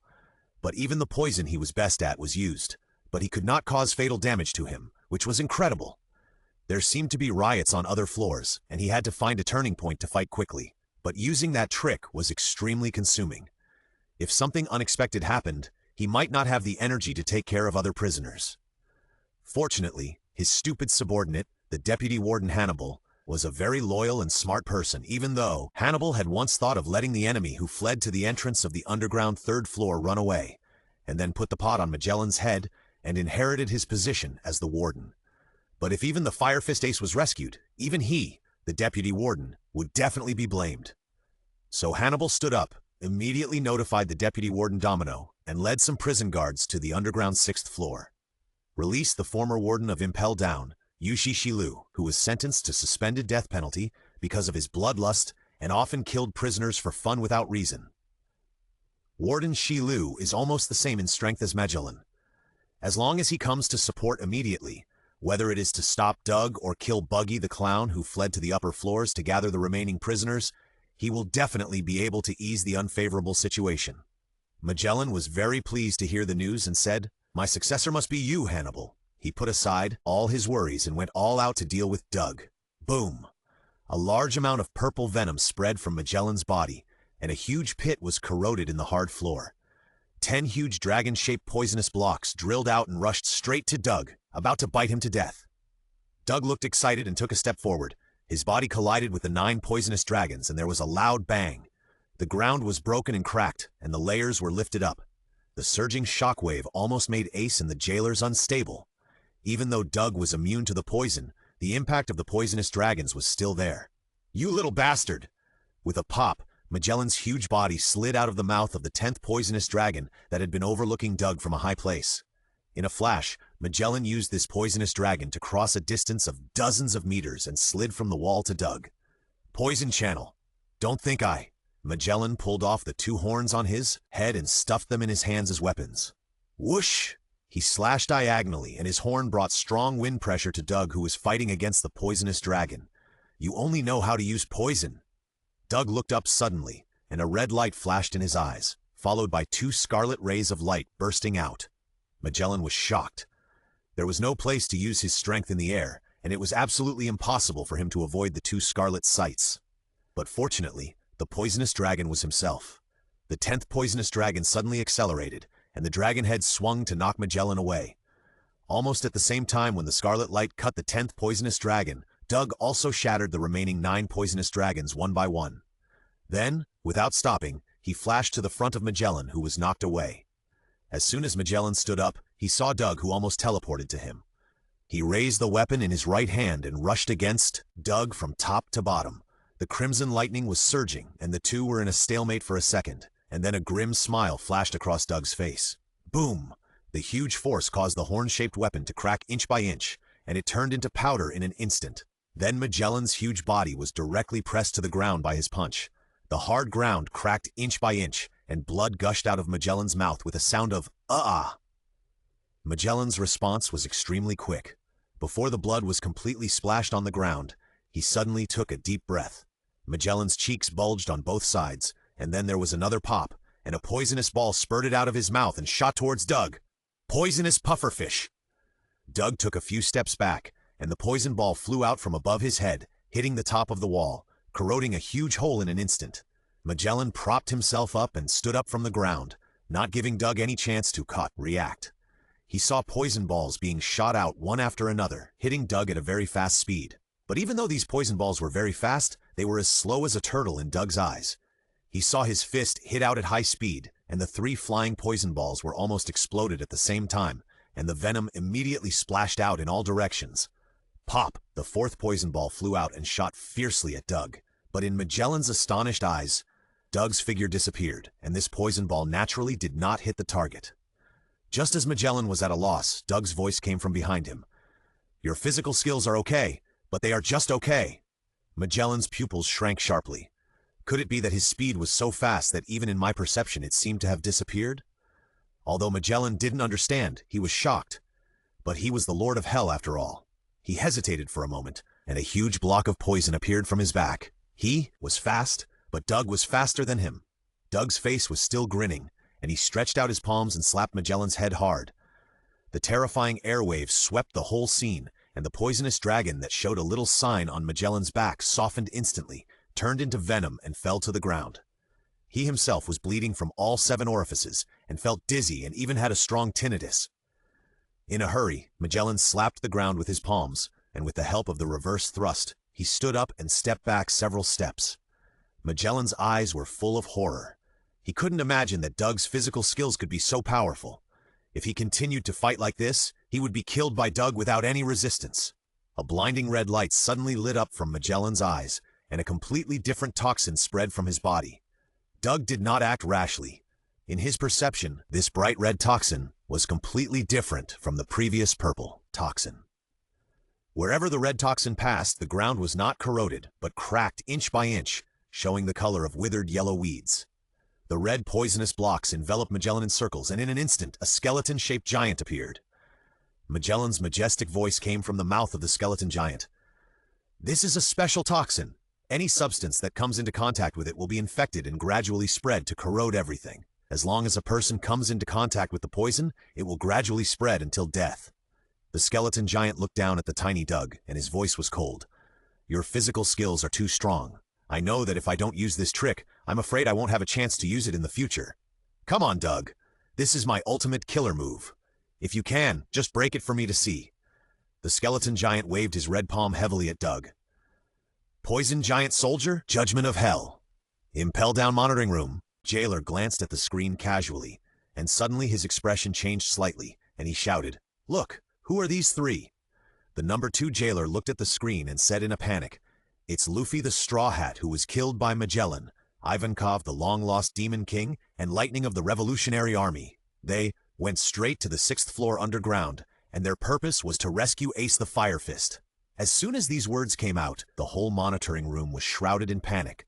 The number 3 jailer said calmly, "There's no need to be so nervous.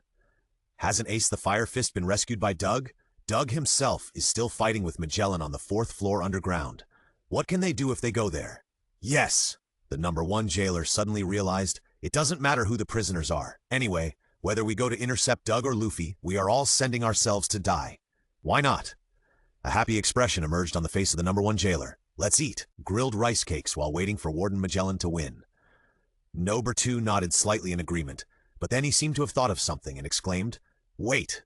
Deputy Chief Warden Domino is now following orders to rush to the 6th underground floor to release Warden Shiryu. If this goes on, they will run into him." As soon as these words came out, the entire monitoring room was shrouded in despair. It's over. Can't even Warden Shiryu be released?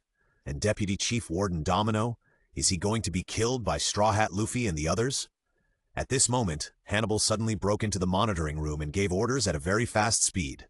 "Activate the trap on the passage immediately, and send Sadie-chan and the recovered Jailermon to the 6th underground floor, and report to all floors at the same time."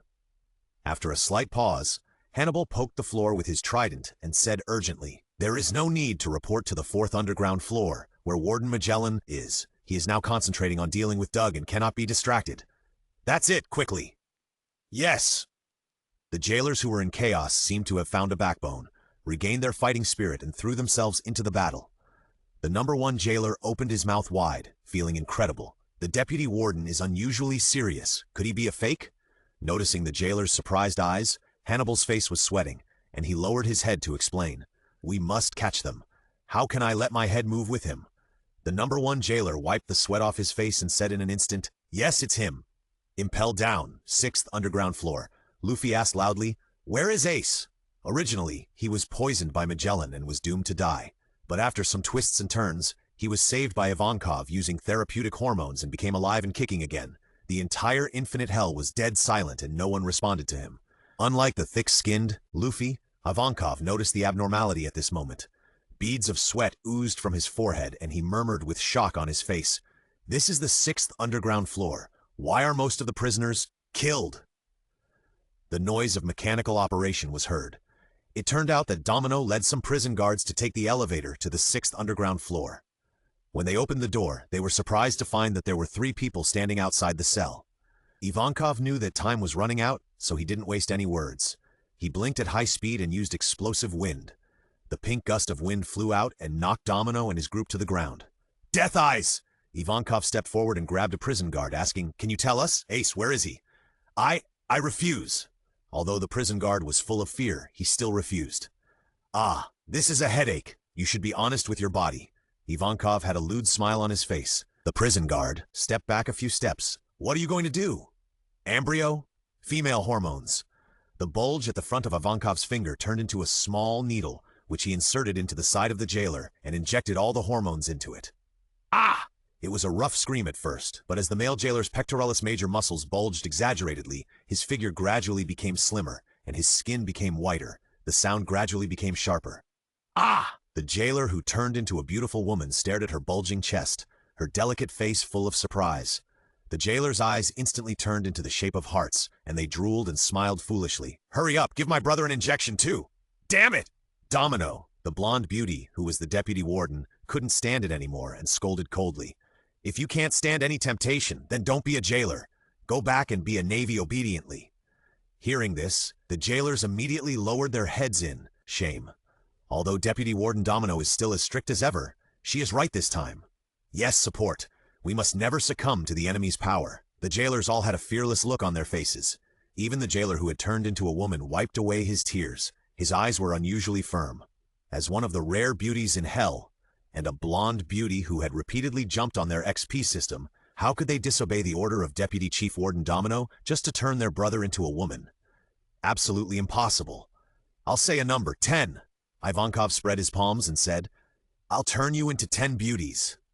Deputy Chief Warden Domino? The jailers were stunned and turned to look at Domino in an instant, their eyes filled with tears, as if only this could help them stabilize the morale of the army. However, after only a few seconds of sadness, a hungry wolf-like green light burst out of their pupils, and they said in unison, "We want to refuse, but we are very sorry. He gave too much. Damn it!" Domino was a little mad. She said again in a cold voice, "There are only 20 of you in total, which means that half of you will become women. Are you willing to block the 50% probability and let your brothers enjoy it?" As soon as the voice fell, the commotion among the jailers stopped instantly. "Asshole!" Ivankov was extremely angry and pointed at Domino and cursed. "Little girl, let me remind you, I still control the male hormones. If you don't want to become a man, just shut up." "Who is afraid of who?" Domino's chest shook violently, and she tilted her neck and looked straight at Ivankov. However, at this moment, all the jailers stood up. Under Domino's complicated eyes, they chattered non-stop and soon told everything about Ace. "So, Ace was rescued by a man named Doug?" Luffy clenched his fists. "Then let's go help Doug, boy. He can't beat Magellan alone," Ivankov said as he was about to rush out of the corridor. "No!" Who would have thought that Luffy, who only wanted to save Ace and was very reckless along the way, actually refused? Lightning of the Revolutionary Army shook the red wine in the glass, looking a little surprised. "Why?" "Because I've seen Dog on TV." Luffy slowly recalled the scene when Nami forced him to watch TV on the ship. "In short, Dog is very cruel and dangerous. We must take Ace back from him. His name is Doug, not Dog." Lightning added expressionlessly. "Huh? But the prisoner on the 6th floor was killed by Doug Boy, and his bounty has reached 1.5 billion. His strength is probably not weaker than the 7 warlords of the sea." Ivankov persuaded, "Isn't it enough as long as Ace can be saved?" Suddenly, a devilish smile came from a cell, followed by a low voice. "Ha-ha! If you feel that the enemy is difficult, why not release me? At least I can help you hold that Doug. How about it?" A man walked out from the shadow of the cell. Luffy opened his mouth wide. You were caught here? Crocodile!"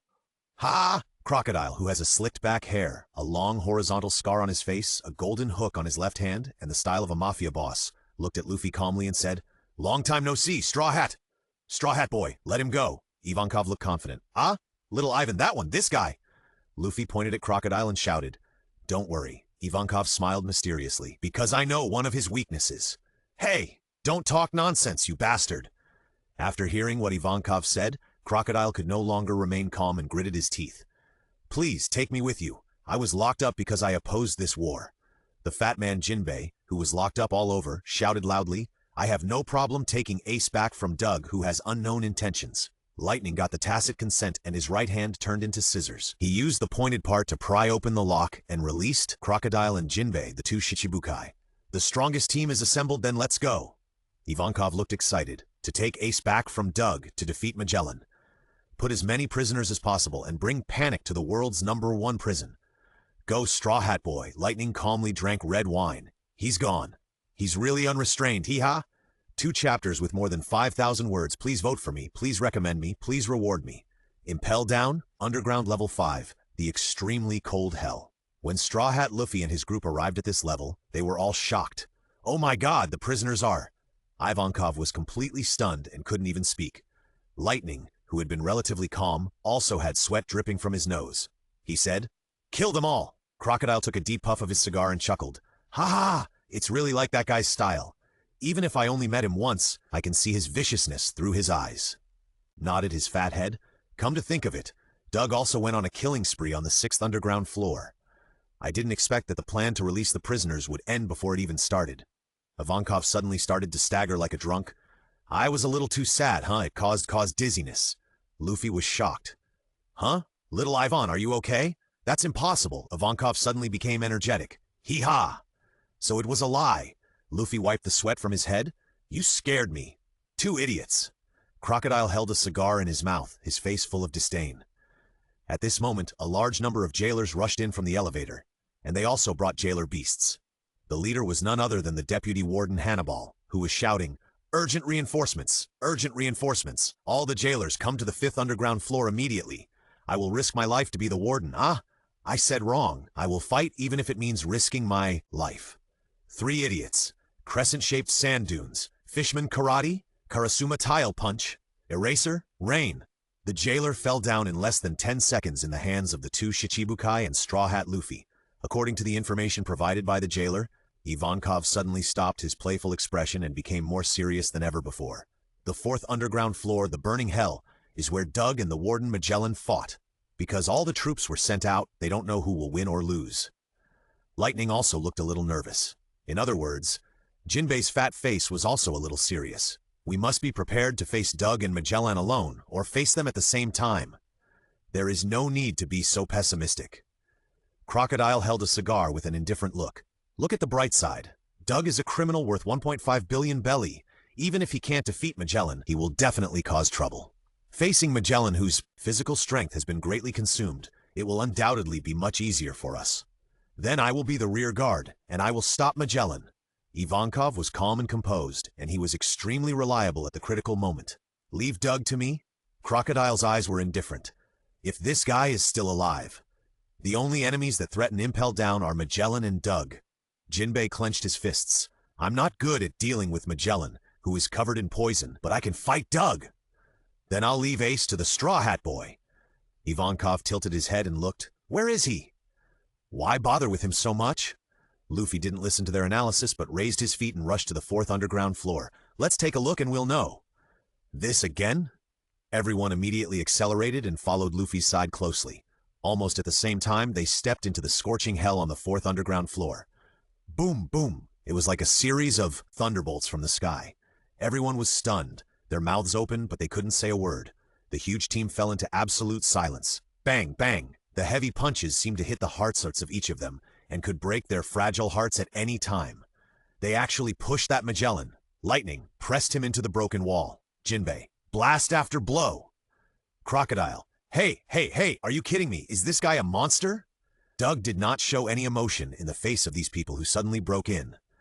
His observation hockey had already helped him sense that several people with strong vitality were approaching. Ace, who had already moved to the entrance of the third underground floor, looked extremely excited. Imprisoned and impelled down, he was once shrouded in despair, but he didn't expect to see Luffy and Jinbei again. Ignoring their horrified eyes, Doug put his head close to Magellan's ear and said calmly, I admire you very much. I won't kill you this time. When Magellan said in person that the red poison only gradually led people to death, Doug knew that he had won the battle, and he didn't even need to use his innate skill of resurrection. Throwing away Magellan, who was holding on to the last bit of spirit and not fainting, but completely lost his fighting power, Doug turned his head and walked towards Ace. This guy defeated Magellan without a single wound on his body. The careful Ivankov observed this amazing fact. Crocodile's eyes drifted to Jinbei. His expression still remained indifferent, and said, My goal is to take Whitebeard's head. Consuming some of my physical strength in advance will have an indelible impact on my plan. Jinbei was slightly startled when he heard this. Oh, right? They seemed to have discussed just now, saying that who was responsible for stopping Magellan and who was responsible for stopping Doug. The final result of the discussion was that Ivankov went to intercept Magellan, while he and Crocodile went to intercept Doug, if I remember correctly. Jinbei nodded slightly, indicating that he understood. Then I will just assume that I remembered it wrong. Jinbei looked at Ivankov with his fat face and said with a simple smile, Magellan has been defeated, and you have nothing to do when you are idle. Ivankov's expression froze for a moment. Damn, Jinbei, he looks fat and honest, but it turns out to be black when cut open? He directly ignored Jinbei's attentive gaze and turned to look at Crocodile with a smile. Croco boy, secret, secret. Crocodile's eyes were almost spitting fire and his cigar was about to break. However, he did not act impulsively, but just stared at Jinbei coldly without saying a word. I'm too fat and can't walk. You come. Ouch! I just injected too much excitement hormone into the Straw Hat Boy. I'm too tired. You come. Are you kidding? Didn't you see Magellan lying on the ground? Whether he was dead or alive? Whoever goes there would be dead. Two cowards. Crocodile was full of disdain. Then he noticed the look of the two and said coldly again, I admire him very much and don't want to fight him. Why are you so stubborn?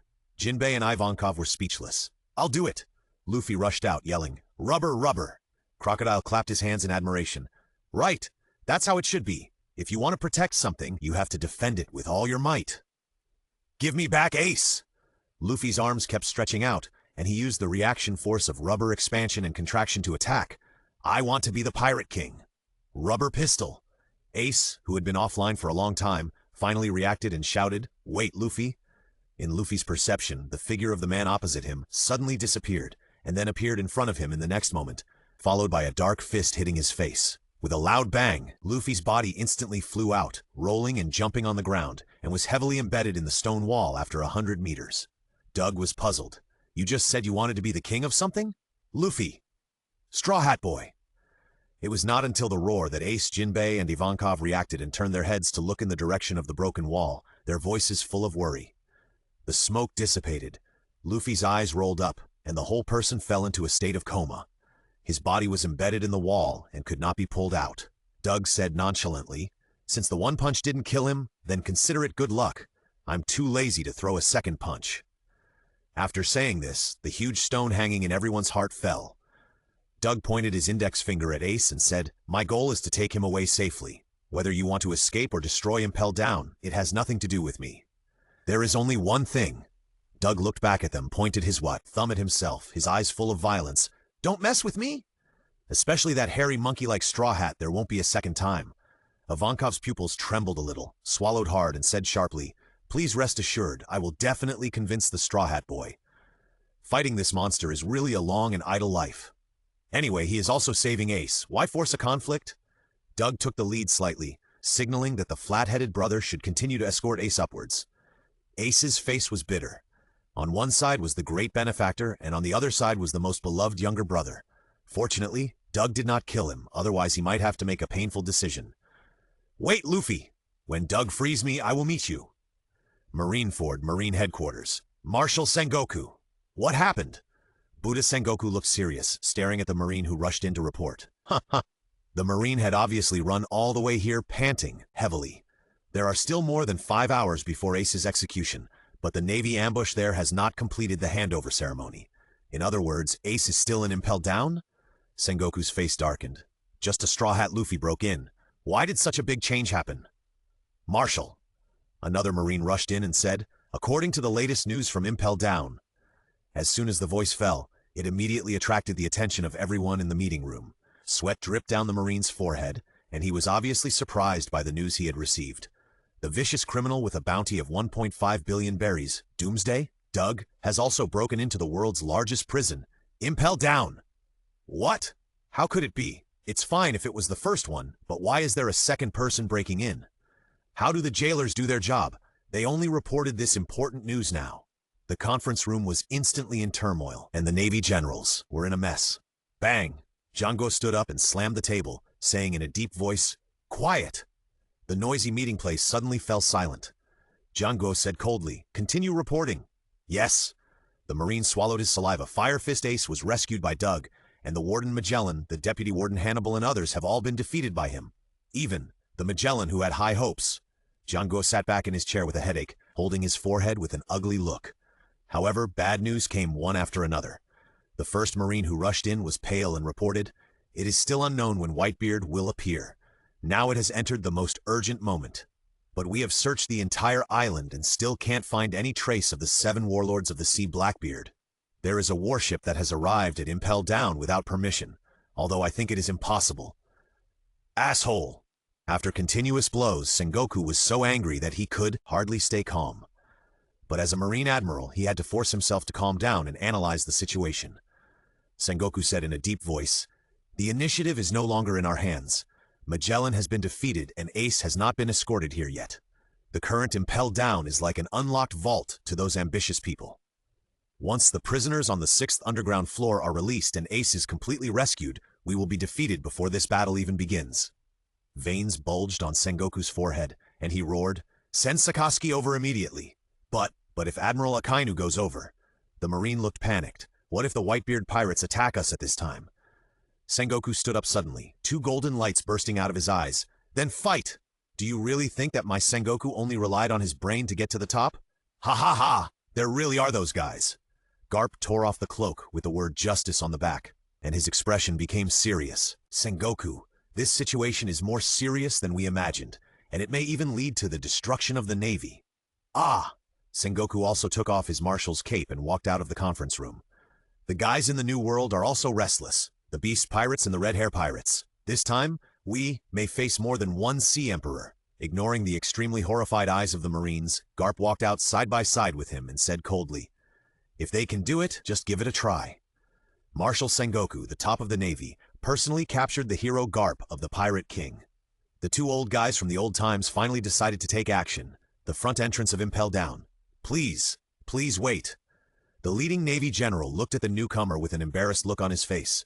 "I have to wait for Warden Magellan to bring out the criminal ace, and the jailer inside has not requested reinforcements. Now is an extraordinary period. Please forgive me for not being able to take responsibility. I am now asking the headquarters for confirmation." "It doesn't matter. Aren't we companions?" The leading man walked past them without a care. The man had a rough appearance and was missing a few teeth. "But pirates cannot enter Impel Down in any case," the Marine shouted at the top of his voice. "Hurry up!" "Huh?" The voice stopped abruptly, and a strange black gas appeared on the ground under his feet. Not only him, but all the Marines had black gas under their feet, and it was obvious that the black gas covered a very wide area. The Marines panicked and wanted to struggle to escape, but the black gas seemed to contain suction, and they were completely unable to break free. Heart-wrenching screams went straight into the sky, and the Marines gradually sank until they were finally swallowed by the darkness, and even their bodies were compressed and crushed. "Don't mention it." After stepping on a few insignificant ants, the leading man waved his sleeves and said seriously, "I'm from the government. Thief, ha-ha." "What a gloomy place." Champion Badgers looked excited. The jailer behind the main gate looked horrified and immediately reported to the monitoring room, "There are intruders. It's Marshal D. Teach, one of the 7 warlords of the sea, and his accomplices. They invaded the prison with obvious hostility and their purpose is unknown. Please give instructions immediately." After waiting quietly for more than 10 seconds, there was no response from the Den Den Mushi. What happened inside Impel Down? The jailers guarding the main gate were confused, but the black air soon appeared under their feet. "Thief, ha ha ha!" Blackbeard raised his arms and laughed wildly. "Just wait and see. In just a few hours, we will put on a wonderful show that will shock the world." "Thief, ha ha!" Double monthly tickets. Monthly tickets requested. Recommended tickets requested. Impel Down, second basement floor. Doug looked calm, and the uninvited guests really appeared one after another. First, the few people brought by the Straw Hat Boy, and now the strange black fat man brought a few people to block him. "Thief, ha!" Blackbeard also saw the 3 people escorting Ace at the first time. He laughed wildly at Doug and asked, "Are you Magellan?" "This man is called Blackbeard," Ace suddenly shouted. "Be careful, his ability is very strange." Bugis, who was following closely behind him, also saw Doug's appearance in an instant. He was shocked and said, "Captain, he is not." The voice stopped abruptly. When the 5 people of the Blackbeard pirates kept their original expressions unchanged, Doug's figure had already arrived in front of Blackbeard as if teleporting. The muscles of his right arm bulged high, and the blazing red lightning was released from his fist. In an instant, the shockwave spread to both sides, followed by a roar and explosion. Blackbeard flew backwards like a cannonball, flipped hundreds of meters in the air, and hit the wall heavily. Doug treated them equally and punched the leaders of the 2 groups. They didn't die because they were physically tough. If they dared to continue to cause trouble, he would kill them. It was not until a shocking noise was heard that the members of the Blackbeard pirates came to their senses. Doug noticed their unfriendly eyes, but there was no fear on his face. Instead, he grinned and said calmly, "Everyone, don't be violent." "Captain!" Badgers was shocked and shouted, "He is not Magellan. He is the madman who broadcast the massacre of celestial dragons to the whole world live, who I asked you to watch last time but you didn't." "Wow!" Blackbeard fell from the wall and kept rolling on the spot. He covered his bleeding head with an extremely painful expression. "Ah! Next time, you hoo-hoo." Blackbeard forced himself to sit up from the ground and said helplessly, "Could you have said it earlier?" Seeing that the captain was fine, the crew members breathed a sigh of relief. Just when they were about to attack Doug, they suddenly heard a loud shout in their ears. "Stop! Thief, ha-ha!" Stopping the crew, Blackbeard wiped the blood foam from the corner of his mouth and said, "So you are the Doomsday? Doug, you are much more powerful than I thought. Would you like to be my companion? I'm not interested in talking nonsense with you." Doug's eyes gradually turned cold, and his expression was extremely violent. "Get out or die! Asshole!" Bajis rolled up his sleeves and was about to attack. However, the next moment, 2 red dots appeared in his eyes, and then the red dots continued to expand in his sight. The speed of the scarlet sight was too fast, and he had no time to react. At the critical moment, Blackbeard's right hand was covered with black air in the distance. and black smoke came out of his body. He grabbed Bajis through the air and saw Bajis suddenly flew towards him uncontrollably. Dark water. The dark fruit can control gravity, and Blackbeard used this feature to suck Bajis through the air. Ah! Bajis lay on the ground, howling in pain. Blackbeard attacked in time, but the speed of the scarlet light was too fast, and it still cut off Bajis' right arm. Blackbeard's face sank, but soon a smile broke out on his face. "Ha! What a ruthless guy!" He shouted generously. "Get out of the way!" "Understood, Captain." Obviously, Blackbeard is very prestigious on weekdays. Even if the crew members disagree and think that the captain is too cautious, they still obey orders and get out of the way at this moment. Ace was stunned. Is this still the arrogant Blackbeard after getting the dark fruit? Then he remembered that Doug was a monster with terrible physical skills. He did not rely on fruits like many ability users. He was more restrained from Blackbeard. No wonder Blackbeard gave in. It was a wise move. "Didn't you understand what I said?" Doug raised his head slightly, and the two red lights in his pupils were breathtaking. Blackbeard's smile suddenly froze.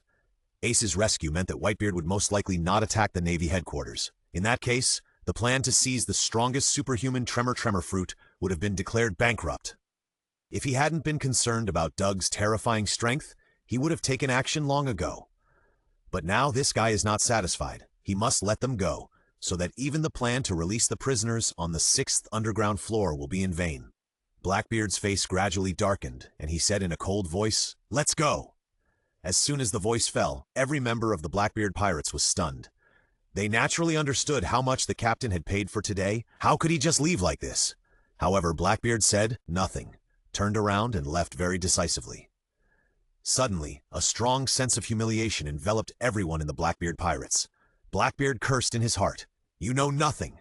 Not to mention that this monster was able to take Ace back from Magellan intact. Just the punch he just threw, at least 4 of his ribs were broken. Too scary, this monster. The Blackbeard pirates, who were so aggressive just now all wanted to leave with their heads down, but they suddenly heard a burst of laughter from behind. "Ha ha! I gave you a chance, but you are useless." Doug grinned with a distorted expression. Unfortunately, the time is up. Blackbeard and others were stunned.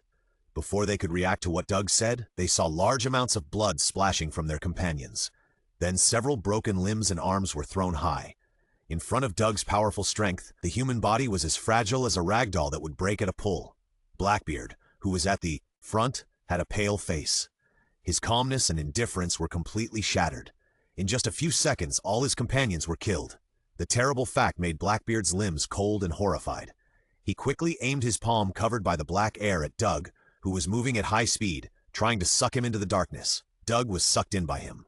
Blackbeard looked at the grim smile on Doug's face and was suddenly shocked. However, in the next moment, Doug completely disappeared from his sight. What appeared in his field of vision was the entrance to the 2nd underground floor. Why would I? Blackbeard looked a little bewildered. Why would I turn around suddenly? Moving his eyes downward, he saw not a fat belly, but a black coat. Thief! Ha! Blackbeard slowly closed his eyes, and one last thought emerged in his mind. It turns out, it's because my neck was broken by this monster. Boom! The heavy body hit the ground, the twisted and swollen muscles moved slightly, the toes twitched a few times, and finally collapsed and straightened. The ambitious Blackbeard died, and his death was very undignified, with his head twisted off. Your ability is quite convenient. Doug stared at the corpse with a smile on his face. Send it to me to kill it yourself. Although he didn't know the fat black man, his observation hockey still detected the deep hidden malice. Why didn't he kill him and keep him for the new year? Doug came to the front entrance of Impel Down and looked at the Marines that were swept away on the warship with a clear expression. It seemed that the fat black man helped to clean up. It was only after his death that Doug saw his selfless contribution. It was really touching. His eyes glowed red, and 2 red rays shot out, cutting the seastone chain under Ace's surprised gaze. Ace opened his mouth slightly. He didn't expect that Doug was really just here to save him, not to use him to do something terrible. You are free. Doug looked at the distant sea. Just find a warship and leave this place of trouble. This is really... Ace looked complicated, bent down heavily, and said, "Thank you very much. Although I don't know the relationship between you two." The refreshing breeze blew on his face. Doug squinted his eyes, and the desire to kill in his heart was suppressed. But Whitebeard is going to go to war with the entire Navy headquarters for you. Sometimes, you still have to think twice before doing things. The result of a momentary impulse, often requires your closest people to pay for you. Out of the selfish desire to fight the world's strongest, Doug still gave Ace a shot of vaccination to prevent such a situation from happening again. He is not Ace's father, and he came to Push City to save this kid on a whim. Aye! What a bastard! Ace covered his head with a painful expression. His former companions, his most cherished father, and his silly brother, they are about to bleed and fall because of him, and may eventually fall into an abyss of no return. Especially Luffy. When Ace thought of how he broke into Impel Down, his heart ached again. Only now did he know the preciousness of life. Ace lowered his head, tears streaming down his face, his voice a little hoarse. No, next time. Just then a strange sound came from Impel Down behind him. Wah! Luffy, who had been injected with excitement hormones again, ran over and yelled, Ace! What? Luffy stopped suddenly, and the high-quality straw sandals on his feet immediately rubbed out a series of sparks. He looked at Ace bathed in the sun and instantly fell into a stagnation. Luffy! Ace cried with joy. Ivankov and others followed closely behind, looking at the two brothers hugging each other with different expressions. Luffy suddenly looked at Doug and smiled happily. I'm so sorry for misunderstanding you, Uncle Doug, heh! He never remembered other people's names, but the sudden punch made him understand Doug's horror, and even recalled his grandfather's irresistible and extremely painful iron fist of love when he was a child. This also made the word Doug deeply engraved in his mind. Uncle? Doug was full of black lines. I'm just a little taller and a little stronger. Okay, and I look a little more ferocious. My expression is a little more distorted. My behavior is a little worse, and I kill a little more people. But these are not the point. Doug raised his thumb and pointed at himself. Open your eyes and look carefully at my face. I'm obviously only in my early 20s, okay? The handsome and sunny face, the bronze naked upper body, under the influence of sweat and hormones, all exude the breath of the warm winter sun. Even if Ace and the others looked at him from a male perspective, they had to admit that Doug's looks were indeed very good. Mr. Doug, if you need my help in the future, just ask. Ace looked very sincere. Doug raised his eyebrows slightly and threw a book to him from his pocket in the other dimension. Ace took it and stared at the cover and muttered, Dragon slaying technique? What is this? Doug, you can take a look when you have time. Ace was a little confused, but still nodded carefully and said, I will take a look. Uncle Doug, hey! Luffy grinned and said, want to go with us? No. Doug did not correct his mistake in addressing, and there was red lightning in his eyes. I will stay here and wait for the Navy to send support. Wow. The whole audience was silent. Luffy and the others looked extremely stunned, and they even wondered if they had heard it wrong. Shouldn't he escape after saving people? But why didn't he play by the rules? Invading Impel Down is a world-shaking event. The Navy headquarters is likely to send an admiral to support. That is the pinnacle of the pirate world's combat power. They were not wrong. Facing this unprecedented event, the Navy did send Akainu, one of the 3 admirals, to support. In fact, if they had not been distracted by the Whitebeard pirates' sneak attack, there would definitely be more than 1 admiral coming. Good luck, Mr. Doug. Ace, sitting on the warship, waved his hand. You must survive. Watching them leave, Doug was a little amused. Is it necessary? It's like a life-and-death separation, and tears are squeezed out one by one. When they completely disappeared from sight, Doug grabbed a warship directly from the sea to do weightlifting exercises. Not lifting weights with both arms, nor with the head, but with a little finger. The little finger is strong and tough, lifting hundreds of tons of warships above the head so as to quickly digest the powerful force brought by evolution. Why do we have to stay here and wait for the Navy to support us?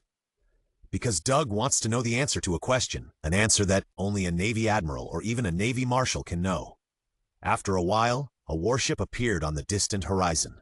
Although this was a doldrum, and ordinary ships could hardly move forward due to the threat of Sea Kings, the bottom of the Navy warship was equipped with sea stone. In the eyes of Sea Kings, warships exuded the same breath as the sea, so they naturally didn't pay much attention to them. Doug gently pushed the warship back into the sea with his little finger. With a loud bang, the seawater suddenly exploded. Even though the distance was far, Doug could still see the specific appearance of the enemy on the warship with his eyesight. On the turret in front of the warship, there stood a man with his hands folded across his chest. He was wearing a red suit, a navy cap, black leather gloves, a rose on his chest, and a navy coat that rustled in the sea breeze. According to Law's intelligence, this person should be Admiral Akainu. Doug's figure gradually flew, and he said to himself, Akainu's real name is Sakaski. He pursues complete justice, and is very determined to fight against all pirates. He is cruel and merciless, and will never allow a trace of evil to exist. In order to complete the mission, he can treat his colleagues and ordinary people as targets and annihilate them without any care. As he spoke, the distance between Doug and the warship was constantly shrinking. Look, there's someone flying over from a distance. Admiral Akainu. The Marines on the warship finally reacted and immediately focused their attention on Akainu on the bow, waiting for his order.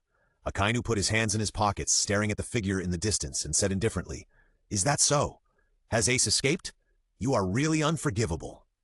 "Doomsday, Doug?" Doug looked down at Akainu from high in the sky, and his tone was also extremely indifferent. "Why do Navy men like you obey the orders of the Celestial Dragons? Answer me." Doug roared violently. "Sikorsky! Boom! Boom!" A thunder suddenly exploded in the sky, and a large group of scarlet halo was released from Doug, shaking a huge crack in the hull of the warship hundreds of meters away. Bang! Bang! Bang! The sound of falling to the ground one after another sounded beside Akainu, and all the Marines on the warship except him rolled their eyes and opened their mouths wide, and were shocked by the spirit released by Doug. Heroic color, domineering? Akainu's fists turned into boiling magma, and he said coldly, "I can't let you go, kid." Requesting monthly tickets? Requesting recommendation tickets. Please don't support the book during the new book period. It's not too late to support it after it is put on the shelves and the performance is stable. I love you guys. Don't you understand? Sikorsky. Doug shouted, and his figure suddenly flew down, and he collided with Akainu on the warship. The splashing magma and the red shockwave expanded recklessly. The strong air wave generated by the collision blew Doug's body backwards, and even his right fist covered with armed color was melted by the boiling magma in just a few seconds. It can be seen that Akainu's face was not happy at all, but gloomy to the extreme. Sure enough, Doug's fist completed the regeneration in the next moment. His right arm muscles bulged high. His body leaned forward suddenly, and a large piece of red lightning was released from his fist, forcing Akainu to take a step back. "You can't kill me." Doug flew back to the sky, looked down at the ugly Akainu with indifference, and said, "But I can kill you if I just kick the boat over." Although his evolution speed is very fast, he is still unable to defeat or kill Akainu in a head-on confrontation. Hearing this, Akainu's sallow face became uglier. He knew that Doug was telling the truth. This was not the first time they had fought. They had collided with each other several times before, but the result was no different from this time. If the fruit ability user falls into the sea, he will be exhausted and at the mercy of others. Doug really has the opportunity to kill him. "So what?" Akainu had a blank expression. "If you can kill me, just do it." Facing Sikorsky, who would rather die than surrender, Doug just smiled indifferently. His purpose was certainly not to kill Sikorsky, otherwise he would just kick over the warship at the first opportunity, and there was no need to waste words. "I said the same thing again." Doug's eyes lit up red, and he said coldly, "In order to wipe out pirates, you will never allow a trace of evil to exist. Why do you only allow the Celestial Dragons, who have gathered thousands of evils in the world, to do so? What kind of justice is your justice?" Doug was full of disdain and said coldly, "This is your last chance, Sikorsky." Hearing this, Akainu's face changed several times, and his expression was complicated. At first, he was reluctant to say it because he thought it was unnecessary to make things clear to the dying person. But now the situation has reversed, and Doug's words have penetrated his heart like a needle, and he began to waver. They have ruled the world for 800 years, and it has always been like this. Akainu's voice was no longer as cold and hard as before. "It has always been like this, right?" Doug said in an extremely cold voice, "I am not here to argue with you. I just want to ask you, have you ever had the idea of overthrowing the rule of the Celestial Dragons, even once?" There was no coercion or inducement, and no extra words were said. People whose inner flames are truly ignited will not change because of these things. Akainu slowly closed his eyes. All the Navy and Den Mushi on the warship were stunned, and this place is located in the nest of the Sea Kings, the Calm Belt, a real place without heaven and earth. Even if the evil thought that has been suppressed in his heart is released, only Doug knows it.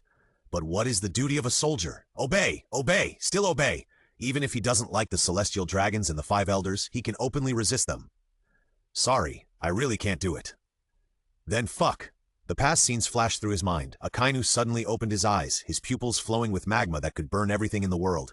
He roared, "It's not nonsense." After the words fell, Akainu panted, his chest rose and fell violently like a restless furnace.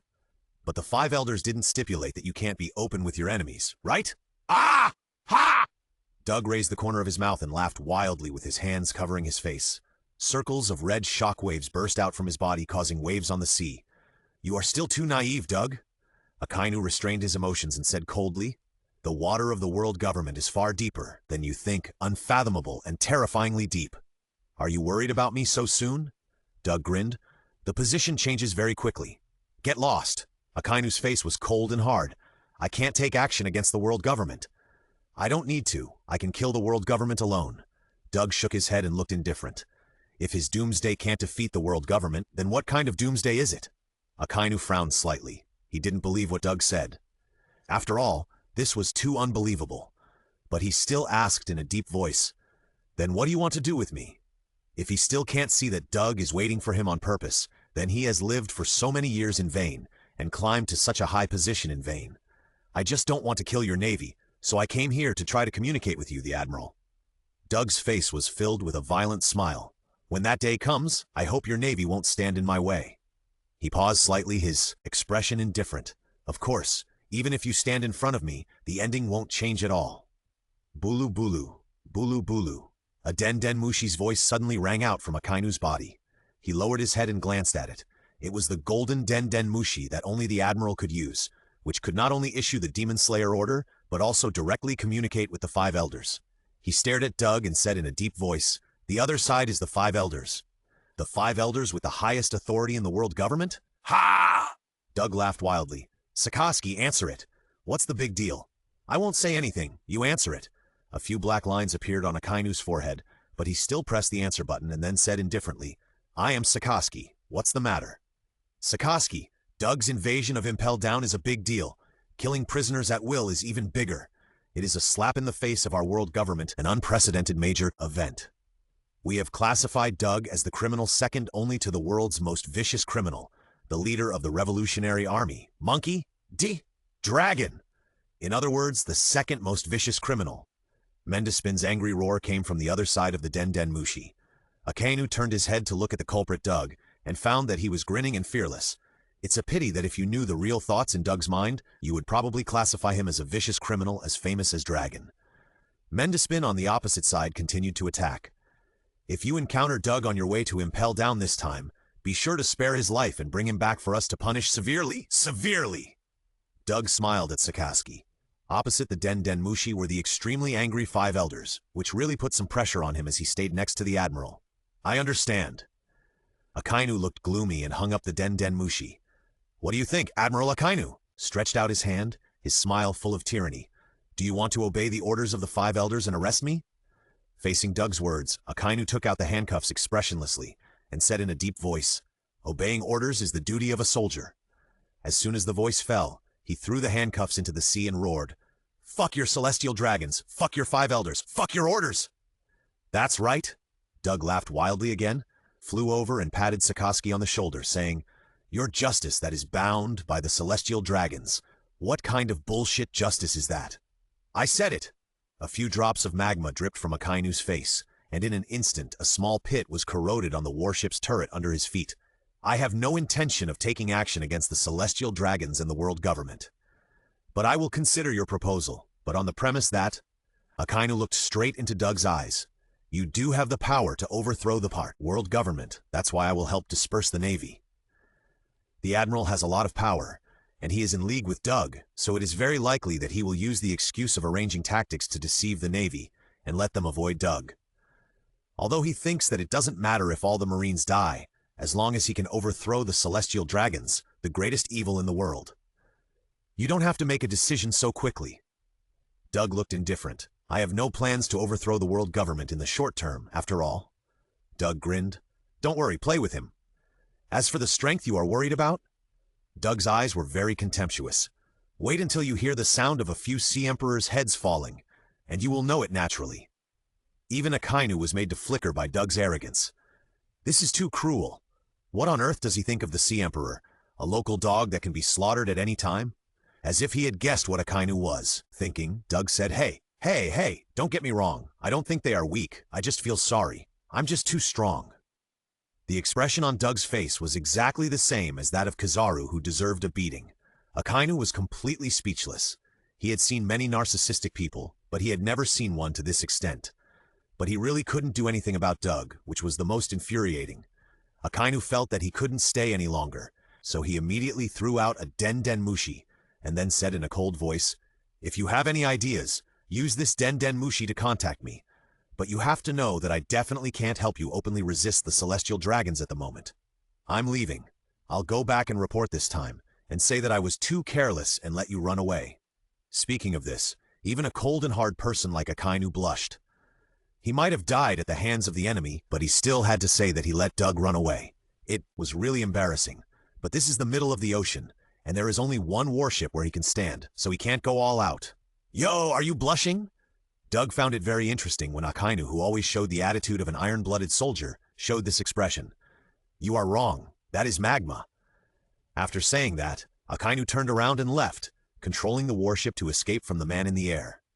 On the Moby Dick. Even though Whitebeard had fought all his life and witnessed a lot of big and small scenes, he was still shocked when he heard the news reported by the crew. "What? You said that a kid named Doug got ace out of Impel Down?" "Yes, Dad." The crew's face was also full of disbelief, and he swore, "I guarantee with my life that this news is absolutely correct." Wow. The crew on the Moby Dick were in an uproar, and this news instantly caused an uproar on the ship. Kaido's face was gloomy, and he asked, "Old Man Whitebeard, if Ace is rescued, are you not going to join hands with me to attack the Navy headquarters?" Gulala. Whitebeard's eyes lit up with a brilliant light, and he suddenly drew out his Naginata Kuromogiri with a white gas mass on the tip of the knife and chopped down fiercely at Kaido. Crack. Even the air was cracked by this blow. This is the ability of the Tremor fruit, which can only make the atmosphere vibrate, the sea crack, and even cause a tsunami. It is the strongest superhuman devil fruit. Whitebeard's eyes were fierce, and the power in his hands was released without hesitation. Kaido's heart was shocked. He didn't expect that this old man was so determined to kill him. But he, Kaido, is also one of the 4 emperors. How could he be killed by a mere sneak attack?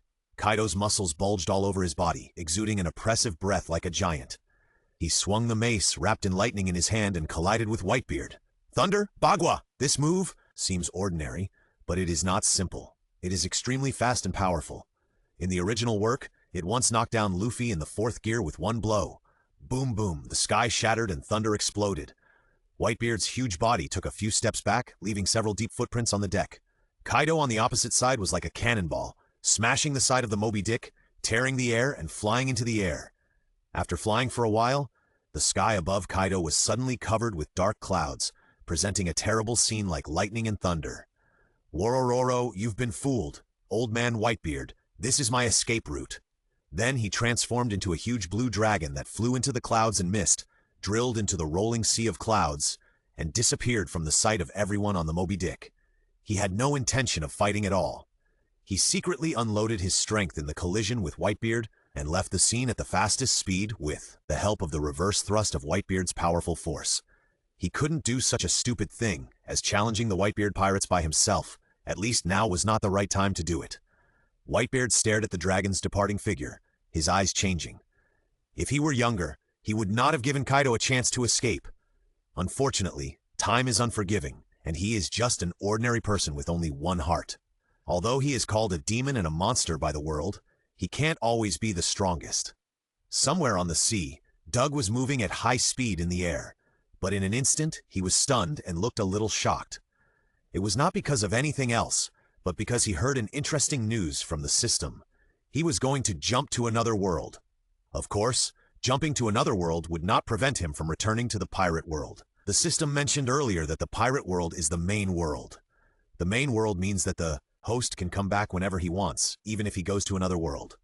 When Doug learned about these rules in detail, he focused on the new world. It's actually this unnecessary world? Doug was stunned, and then burst into laughter. "Ah ha ha ha! Don't worry, I'll be there soon." Doug grinned, his expression was a little distorted, like laughing and angry, and stepped into the void channel, completely disappearing from the pirate world, leaving only one sentence floating in the place: "I will destroy you." Because the friends who come from pirates don't have to worry, to avoid the battle power increasing too quickly and the pirates ending too quickly, so I will go to other worlds for a transition. I guess it will be finished soon. But I still hope to ask for follow-up reading. It is very important to follow up during the new book period. Very important. Very important. And there are 2 points in the new world that I can guarantee. First, it's fun. Second, it doesn't affect reading even if you haven't read it. Finally, please give me a monthly ticket. Please give me a recommendation ticket. The above. Thank you all. Ah! The boy with short black hair seemed to be frightened by something and was suddenly awakened from his sleep, his pupils trembling violently, and his mouth was gasping. Hey, Mikasa? The boy stared at the girl in front of him in a daze. It's time to go back, Eren. The girl had long, straight black hair, a beautiful face, a cold expression, and even a cold voice. The boy called Eren murmured, Why? Are you here? Have you fallen asleep? Mikasa stood up. No. Eren covered his forehead. I just felt like I had a very long dream. What was it? I can't remember. Mikasa turned around and put a bundle of dry firewood on her back. When she turned around and looked at Eren, she was suddenly stunned and asked, Eren, why are you crying? Huh? Eren reached out and touched the corner of his eyes, and he really touched cold tears. Eren and Mikasa, each carrying a bundle of dry firewood, prepared to go home. The voice of the priest of the wall church came from afar. Listen to me. The wall was built with the wisdom of God. The wall is the holy garment of God. You and other living beings must not defile the wall. These people are really... Alan was very dissatisfied. Even if those guys haven't broken in for 100 years, it is the most dangerous when you are careless like this. The wall is 50 meters high. Mikasa turned her head to look at Alan and said, Those guys are not so easy to break in. Most people in this world are ordinary people, living in huge walls, and the guys they are talking about are the giants who are wandering outside the walls without clothes. These giants have huge bodies with a height of about 3 meters to 15 meters. Most of them exist in male appearance, without reproductive organs, without intelligence, but with the instinct of devouring humans. The giants have extremely high body temperature and very strong vitality. Even if they are attacked by the head being blown away, they can regenerate within 1 or 2 minutes. Imagine being chased by crazy bison and elephants is extremely terrifying. What's more, what about the giants who are even bigger than elephants and more powerful overall? This is why humans have never had the upper hand in their battles with them. But even if you can't go outside the wall for your whole life, you can survive by eating and sleeping all day. But this is just like... Alan's expression was gloomy. Just like livestock. Eren, don't you? Mikasa's eyes flickered a little. Do you want to join the Survey Corps? The Survey Corps is a unit that walks out of the city wall and challenges the giants head-on. They have the strongest combat power, but they are also the unit with the heaviest casualties. What's wrong? Do you also look down on the Survey Corps? Alan was a little dissatisfied. It's not a question of looking down on it or not. Mikasa immediately refuted. Boom! At this moment there was a loud noise, and several yellow lightnings suddenly fell in front of the main gate outside the city wall. In an instant, the sky and the earth changed color, and the irresistible vibration made the people inside the city wall shake. The short Mikasa and Alan were thrown out, and the dry firewood fell to the ground. Hiss, it hurts, what's going on? Alan covered his head and looked at the source of the sound. He found white smoke burning there. He looked a little confused. Is it an explosion? There was a commotion in other places in the town. It's that place. What happened? I don't know. Go and have a look. Alan heard the sound and rushed out quickly, looking for a place where he could see the commotion clearly. He murmured, What happened? Mikasa followed closely behind, looking at Alan, who was motionless, a little confused. Alan? Alan, contrary to his usual behavior, ignored her, but stared at the city wall with a dull look. At the top of the city wall, 4 fingers appeared. All the villagers stood there in a daze, their mouths opened unconsciously, and their pupils trembled violently. Someone even cried out, How could it be? That wall is 50 meters long. Beads of sweat oozed from Alan's forehead, and his voice was hoarse. It's that guy! As his voice fell, a huge head with a red surface and no skin slowly poked out from under the wall, and it was still steaming. It's a giant! Alan felt that it was difficult to breathe. The oppression brought by this terrible figure was too strong. That day, people recalled the fear of being dominated by that group of guys, and the humiliation of being imprisoned in a birdcage. The colossal titan had no expression on his face. His hands tightly grasped the wall, and his right foot was lifted up to make a kick forward. The villagers closest to the main gate wall were still at a loss. From their perspective, of course, they could not see the movements of the colossal titan. They just looked up and pointed at the strange giant with a surprised expression. With a loud bang, the city wall was kicked and exploded. The airwave tore the air and expanded outward. The nearest villagers were crushed in an instant. Those who were a little further away were also blown away by the strong airwave and fell heavily to the ground. The billowing smoke and dust swept across the town. The broken boulders were like deadly shells, splashing all over the town. The unlucky villagers had no time to react and were instantly smashed into a ball of blood foam. Houses collapsed in large areas, and screams were everywhere. This scene was really like hell on earth. The super-large giant who completed the task lowered his head and disappeared from everyone's sight. Alan looked ugly. The city wall, there is a big hole. The smoke dissipated, and the heavy footsteps were mixed. Giants with strange expressions walked in from the hole one after another. Countless villagers fled like crazy, but Alan walked in the opposite direction with a panicked look, muttering, "That's our home, and our mother." After that, he rushed directly to the giant pile. Mikasa was also panicked and followed closely. Soon, Alan saw his mother trapped under the rubble. He rushed over without caring about anything, trying to move the wooden board pressing on his mother, but how could he move it with his tiny body? "Eren, take Mikasa and run away. Quick!" Alan's mother said anxiously. "I want to run away too." Alan used his palm to force and shouted at the top of his lungs, "Come out quickly." Alan's mother's eyes were full of tears and she shouted, "Why don't you listen to your mother? At least listen to her for the last time." Bang! Bang! The heavy footsteps of the giants were getting closer and closer, and the ground was shaking. Alan could see their grinning mouths when he looked up. Suddenly, a figure approached from behind, hugged Eren and Mikasa into his arms, and ran towards a safe place. His name was Hannes, and he was Eren's uncle. Of course, Hannes also wanted to save Eren's mother, but when he saw the giant for the first time, he knew that this was an enemy he absolutely could not defeat. If this continued, both children and adults would die. Eren knocked on Hannes's shoulders like crazy. Under his terrified and desperate eyes, the giant lifted the collapsed roof, pulled out his mother's head, and put it in his mouth to chew. As blood was splashed, a thunder suddenly sounded in the sky. Boom! Boom! The red lightning fell down, and at that moment, the ground seemed to be hit by a meteorite, rumbling and cracking and shattering and spreading into the distance. Huge rubble burst out one after another, and the center was like a volcanic eruption. The shock wave instantly crushed the giant into powder. The blazing white shock wave dissipated, and Doug's figure appeared in the air. He raised his arms high, listening to the screams of the ants and the roars of the giants, but his expression was extremely fanatical. "God created this world, and today I come to destroy it." The wall suddenly lost control. Tens of thousands of residents who were fleeing witnessed an incredible scene. A red thunder suddenly fell from the clear sky and landed in the town. The surging shock wave crushed the surrounding buildings and the giants they feared into powder. Even the giants with strong vitality had their bodies and necks completely shattered into powder, and it was difficult for them to regenerate. Alan, Mikasa, and Hannes were blown away by the wind pressure and fell to the ground. When they got up, they even forgot to think for a while, and just stared at the Shura-like figure in the distance with wide eyes. What is that guy saying? Alan felt that his brain had reached its limit. The impact he received today was too great for him. Although the scene was beyond people's imagination, ordinary giants did not have wisdom. Even if all their companions were killed, they would not feel fear. They would only hunt humans according to their instincts and kill them. Several giants still kept their weird smiles and walked slowly towards Doug step by step. In the perception of the giants, Doug's human breath was much stronger than that of ordinary villagers. If the villagers were compared to lights in the dark, then Doug was as magnificent as the sun high in the sky. This directly led to all the ordinary giants in the town, including the strange species in the distance, rushing towards him like crazy. The appearance of the strange species is basically the same as that of ordinary giants, but their movements are weird, and they move quickly and have special abilities, such as jumping very high and running very fast. This also makes them much more difficult to deal with than ordinary giants.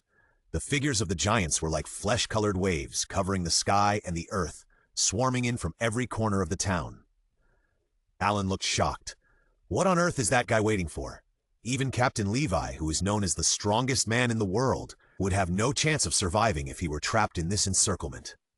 However, the next moment, his normal thinking was shattered. Doug flew up, his eyes lit up with red light, and then 2 scarlet rays burst out. The head of the abnormal species in the front was thrown high, and the huge body collapsed like a mountain, and the ones who ran the most happily followed in the footsteps. The only way to kill a giant is to attack the 1 meter long and 10 centimeters wide part of the neck. When this part is severely damaged, the giant cannot regenerate and dies.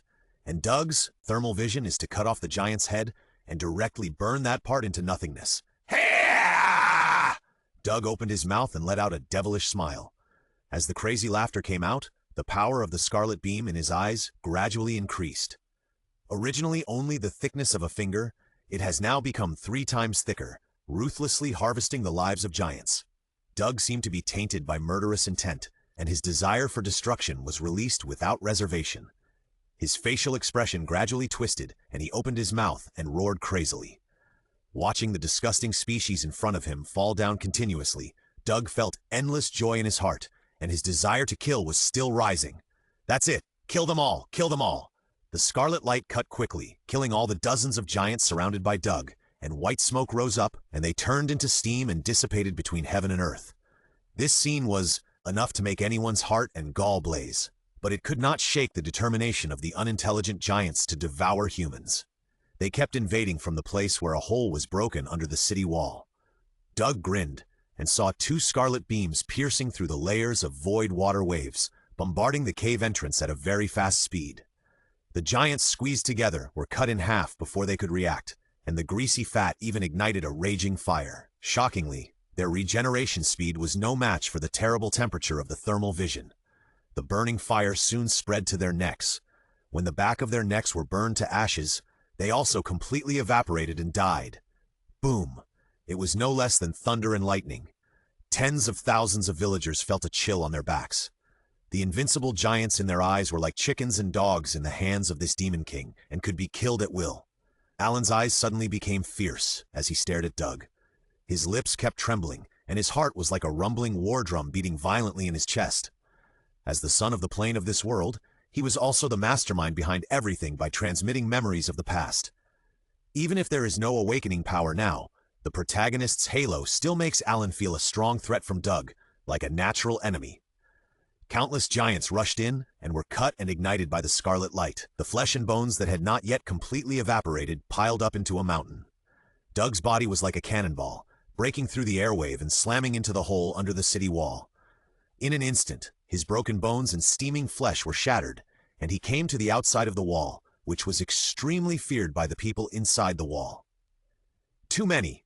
The number of giants attracted here is really too many, densely scattered on the plain outside the city wall like a surging tide. The dull footsteps made the earth whine. The giants neither roared nor screamed. Most of them had strange smiles on their faces. However, it was such a stiff face that made them more terrifying. Some new recruits of the Survey Corps, when they just walked out of the city wall and looked at them, would feel that their whole body was surrounded by fear, stiff and unable to move. Not to mention such a large team, they would definitely not have any extra thoughts except to escape. However, Doug just tilted his head slightly and used a very showy hairspray hand to tidy up the messy hair that was messed up by the strong wind into a big back. "I really just want to laugh now." As soon as the voice fell, 2 scarlet beams burst out, extending and moving quickly to cut, and wherever the light went, it turned into flames and nothingness. The giant's body could not resist the power of the heat ray at all.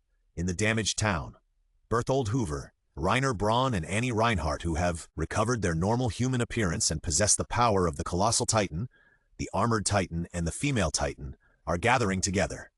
It was they who attracted the mindless Titan and kicked the wall of the outermost Shiganshina district. The purpose is to sneak into the wall as a normal person and seize the power of the founding Titan. The wall people have a total of 3 circular walls, all of which are circular, like 3 huge concentric circles, with a big circle wrapping the small circle. And outside each circular wall, there are 4 smaller semicircular areas symmetrically distributed. The Colossal Titan kicked and blew up only the wall of the Shiganshina district, which is an appendage of the Maria Wall. "Rainer, if this continues, we won't even have a chance to break through the Maria Wall," the Female Titan Annie said coldly. The original plan was for the Titans to cause chaos and for the Armored Titan Rainer to break through the walls of the Maria Wall. "Ah." Rainer's face was gloomy, and his voice was a little hoarse. "Rainer!" The Colossal Titan Berthold suddenly roared. "We are going to continue the fight right now, here against that guy." Rainer was slightly startled, and then he roared with a ferocious face. His face was full of the determination of the commando team about to go to the battlefield. "We will fight it out here." Request for monthly tickets, request for recommendation tickets. Doug became more and more excited and gradually flew away from the city wall. He did not stop until the scarlet light burned all the giants in his sight. At this moment, Doug felt that there were two life forms coming behind him. He looked back and found that it was a boy riding a horse. Doug was not unfamiliar with the boy. He recognized him at first sight. He was the owner of the power of the colossal titan, Berthold. The clacking sound of horse hooves was getting closer and closer. Doug did not take action directly. Instead, he stared at him coldly to see what he wanted to do. The end of this world was doomed from the moment he appeared, and no one and nothing could change it. When he got close enough, Berthold jumped off his horse and asked timidly, "Are you the final weapon developed by these sinners?" The reason why he called the people in the wall sinners is that there is a long story to tell. Ymir, the first girl to obtain the power of the giant, used the power of the giant to plunder and rob the land, ravaged other countries, and finally established the Eldian Empire, causing people in other countries to be full of resentment towards the Eldians. For a long time, the people of the world united to overthrow the rule of the Eldians. The leader of the Eldians was tired of the long-term war and migrated some of the Eldians to Paradise Island and built 3 circular walls. This is why the people in the wall are called sinners. It is worth mentioning that those brainless giants are actually all transformed from Eldians. As long as the Eldians are injected with the cerebrospinal fluid of the giants, the person will become a giant within 1 minute, and the effect is permanent. In addition, the 3-man team whose hometown is far away, Marley, came to seize the founding titan in order to atone for what their ancestors did. The final weapon? Doug said calmly. They are not worthy of being associated with Doomsday. Doomsday? Berthold looked a little confused. He did not understand the meaning of these 3 words. Then why did you kill all the brainless titans? You will have a very serious impact on our operations. Berthold looked a little dissatisfied. Why are you wasting time complaining to me? Doug looked a little puzzled and said, your undercover operation must not be exposed, and when you stood in front of me and talked to me about these truths, weren't you ready to kill people to silence them? Berthold froze, his mouth slightly open, and was at a loss for words by Doug. How did he know about the undercover, which was absolutely impossible to be exposed? Why? Obviously, only the high-level Marley people in the distance and the 3 of us knew about it. And his last sentence was not wrong, since I had made up my mind when I came here to eliminate this strange man who blocked my plan. Why do I have to talk nonsense? In the end, this was more like a nightmare to me, who was only 12 years old. I had never made up my mind to attack the Eldians and the man in front of me. Huh? Berthold let out a long breath. A few tears overflowed from his eyes. His expression was inexplicably terrified, and he said, "Ah, you are right." As soon as the voice fell, he instantly tore off a piece of flesh on his thumb, and then several yellow lightnings appeared around him. In an instant, the sky and the earth changed color, accompanied by a rumbling sound, and several thunders fell from the sky and struck him fiercely. The surging shockwave expanded wildly, instantly tearing the birds flying in the sky into pieces, blowing off the huge trees in the distance, and creating a large number of cracks on the ground. The shockwave tore Doug's shirt apart, but it did not cause any damage to his tough body, let alone knock him out. Facing this earth-shaking scene, Doug himself remained expressionless, staring at the yellow light ball in the center. Bang! Bang! Bang! A huge skeleton grew out of the yellow light ball, followed by a large amount of bright red flesh and blood that wrapped the skeleton. The transformation process was completed in one go. White ultra-high-temperature steam was continuously released from the half-formed supergiant, and a more fierce and surging shockwave swept over. As if sensing something, Doug looked excited and shouted, "Here it comes!" Before he finished speaking, his vision was replaced by a blazing yellow light. A huge fireball like the sun rose into the sky, and the blazing flames instantly devoured all creatures within a radius of 1 kilometer. With the deafening sound of the explosion, the shockwave turned into an airwave that seemed to tear everything apart and expanded outward. Then the fire column and the dust column rising from the ground merged into one, forming an extremely spectacular mushroom cloud. Transformation explosion! A large number of cracks appeared on the surface of Wall Maria, which was thousands of meters away. Large chunks of the wall collapsed, revealing part of the body of the super-large pure giant sleeping inside. Shock! Fear! Unbelievable! The mushroom cloud blooming in the distance, the roar from the earth, and the scene that seemed to destroy the world made the Eldians hiding in the wall wrapped in indescribable fear. They only felt cold limbs and numb scalps.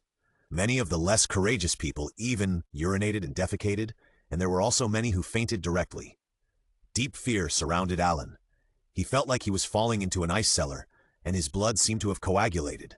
but there seemed to be another voice roaring and shouting in his heart. Tatakai! Tatakai! Tatakai! Tatakai! Fight! Fight! Keep fighting! Outside the city wall, the huge mushroom cloud dissipated, and the figure of the supergiant appeared. He was 60 meters tall, with thick legs, slender arms, a small head, and a red body without skin. Transformation explosion is one of the abilities of the supergiant. As long as he wants, he can produce destructive power close to that of a miniature atomic bomb when he transforms, so the supergiant is also called the God of Destruction by Marley. In this way, it's solved. Berthold, who was at the back of the neck of the supergiant, looked a little pale. It was a bit too much for him to release such a large amount of energy at one time. However, Doug's appearance was too shocking. He never thought that people other than the owners of the power of the 9 giants could summon thunder, plus the terrifying red light. For various reasons, Berthold did not dare to underestimate the enemy at all, and directly released the most powerful explosion he could control. The black smoke gradually dissipated, and Berthold stared at the center of the explosion nervously, trying to find out something from it. Suddenly, Berthold saw a figure still standing there, and his eyes were full of disbelief. He murmured, "How is this possible?" As the smoke completely dissipated, he finally saw Doug's current state clearly. Although he was still standing, his eyes were closed and his face was sallow. He had lost all his life. After getting the confirmed result, Berthold exhaled heavily. Just when he was about to cancel the giant state, he saw a scene that he would never forget in his life. But Doug's dry skin recovered in an instant. His eyes suddenly opened, and 2 red lights shocked people. The crimson lightning around him was beating irregularly, and the light it emitted became brighter and brighter. Doug's body was covered with cracks like magma.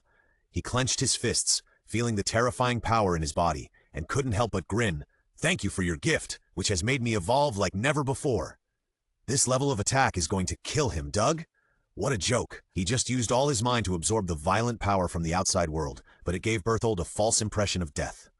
Berthold's eyes were filled with indescribable fear, and his lips kept trembling. His heart was like a rumbling war drum beating violently in his chest, as if it would break his chest at any time. Despair of despair. He didn't die. Why did he, who was at the center of the explosion, not only not die, but look even more terrifying? The next second, the supergiant's 60-meter-tall body suddenly took 2 steps back, because Berthold found that Doug's figure had disappeared from his sight. Where? Where is he? Berthold looked terrified and controlled his huge head to look around. Is it coming? That red beam! The sound of air being torn apart suddenly reached Berthold, and he saw Doug, who was smaller than his fingernail, in the sky in front of him. If the 2 of them were compared together, it would be like an elephant and an ant.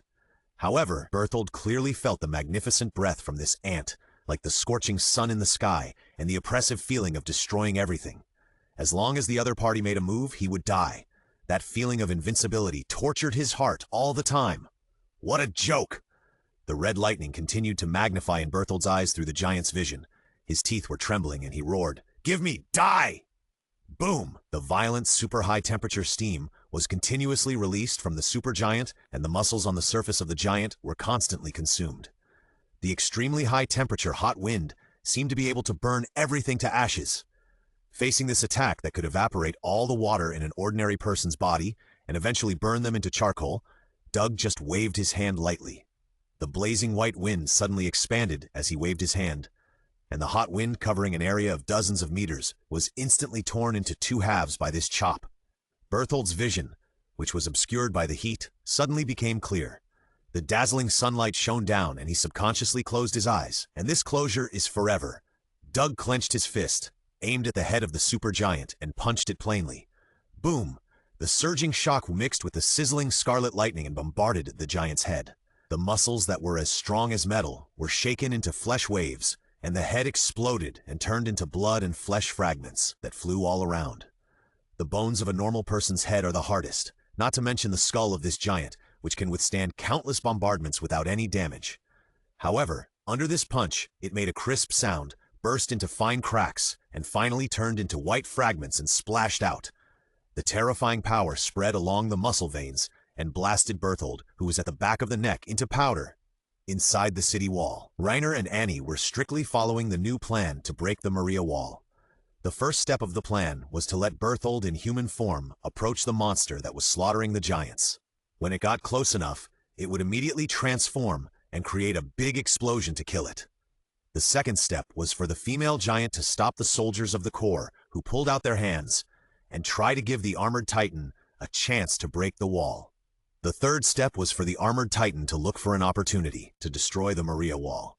After that, the three of them just had to turn into humans again and pretend to be nothing to mix into the refugee team.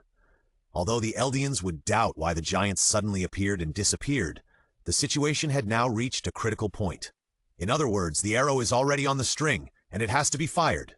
The plan is relatively simple and crude, and there is no other way. Now they can't think carefully. If they want to blame someone, they have to blame the devil who suddenly appeared. Hearing the explosion in the distance, Reiner knew that Berthold had already started to act. Naturally, he was not a hesitant person. He instantly transformed into the armored titan. Boom, boom. Alan, who had been rescued to a safe place, heard the heavy footsteps and suddenly looked up with a look of horror. How could it be? The giants who invaded the wall were obviously killed by that person? But what's going on with this shaking and trembling ground? What's going on with this thunderous sound? Is there anyone who can tell me? All thoughts stopped abruptly, and Alan stared at the figure that came out of the corner of the broken building, and his pupils suddenly contracted. It was a 15-meter tall, strong and tough giant. It was completely different from ordinary giants. His whole body was covered with super hard armor, and only some muscles were exposed at the joints for the purpose of convenient movement. This is the armored titan, known as the Shield of Marley, for its excellent strength, attack, and defense. The armored titan has an indestructible attack and extremely high defense. It usually keeps its entire body hardened, and even a blade cannot penetrate it. The armored titan squatted down and leaned forward, with every muscle and nerve tensed. The whole person was like a drawn hard bow, showing a posture of charging. With a loud bang, the armored titan crushed the soil under his feet, and his body shot out like an arrow from a string. The soldiers guarding in front of Wall Maria were startled and murmured unconsciously, "What the hell is that guy?" However, the roar on the ground made them react instantly, and they immediately shouted, "Fire! Fire! Bang! Bang!" The sound of artillery fire rang out one after another. The artillery that could almost kill a 3-meter-tall giant and injure a 15-meter-tall giant hit the armor of the armored titan, and the sound of metal and iron intersecting was heard. Not to mention, injuring the armored titan, even slowing him down a little bit, was impossible. "Nani?" The soldier looked terrified and took 2 steps back unconsciously. "So hard!" Another soldier panicked and no longer cared about anything else. He turned around and ran, shouting, "What the hell is that thing? It's coming! Get out of the way! The titan is attacking! Retreat quickly! Lower the city gate!" With the first one, there is the second one. The soldiers are only half the size of a foot in front of the armored titan. There is no suspense that they will be trampled to death after being caught up. Just when the armored titan was about to touch the wall, the roar of the female titan Annie suddenly rang in his ears. Reiner, who was at the back of the armored titan's neck, was slightly startled. "Annie, what is she doing? Isn't the roar used to attract brainless titans? But all the brainless giants around have been killed. Why do you need to do this? Are you in danger and asking me for help?" "Sorry, Annie, I'm at the critical moment of breaking the wall now, and I don't have time to respond to your call for help." "Wait a minute. Wait until I break through Wall Maria, and then go." Boom! All thoughts stopped instantly, and the armored titan only felt a huge force sweeping across his face, and countless tiny cracks appeared on his armor that was tougher than steel. His 15-meter-tall body suddenly flew backwards, and his speed was several times faster than when he was charging. Reiner looked terrified. What happened? Request a monthly ticket. Request a recommendation ticket. Boom! The broken armor splashed out with blood, and the body of the armored titan drew a perfect arc in the air and smashed into the building. The transparent shockwave wrapped in the sound wave quickly spread out in a spherical shape, and a violent explosion sounded, shaking the entire town. The entire head of the armored titan was blown up, even exposing Reiner, who was hiding at the back of his neck. However, he did not think about whether anyone saw this scene, and whether his identity would be shattered. At this moment, Reiner finally saw the figure that was not far away in the air.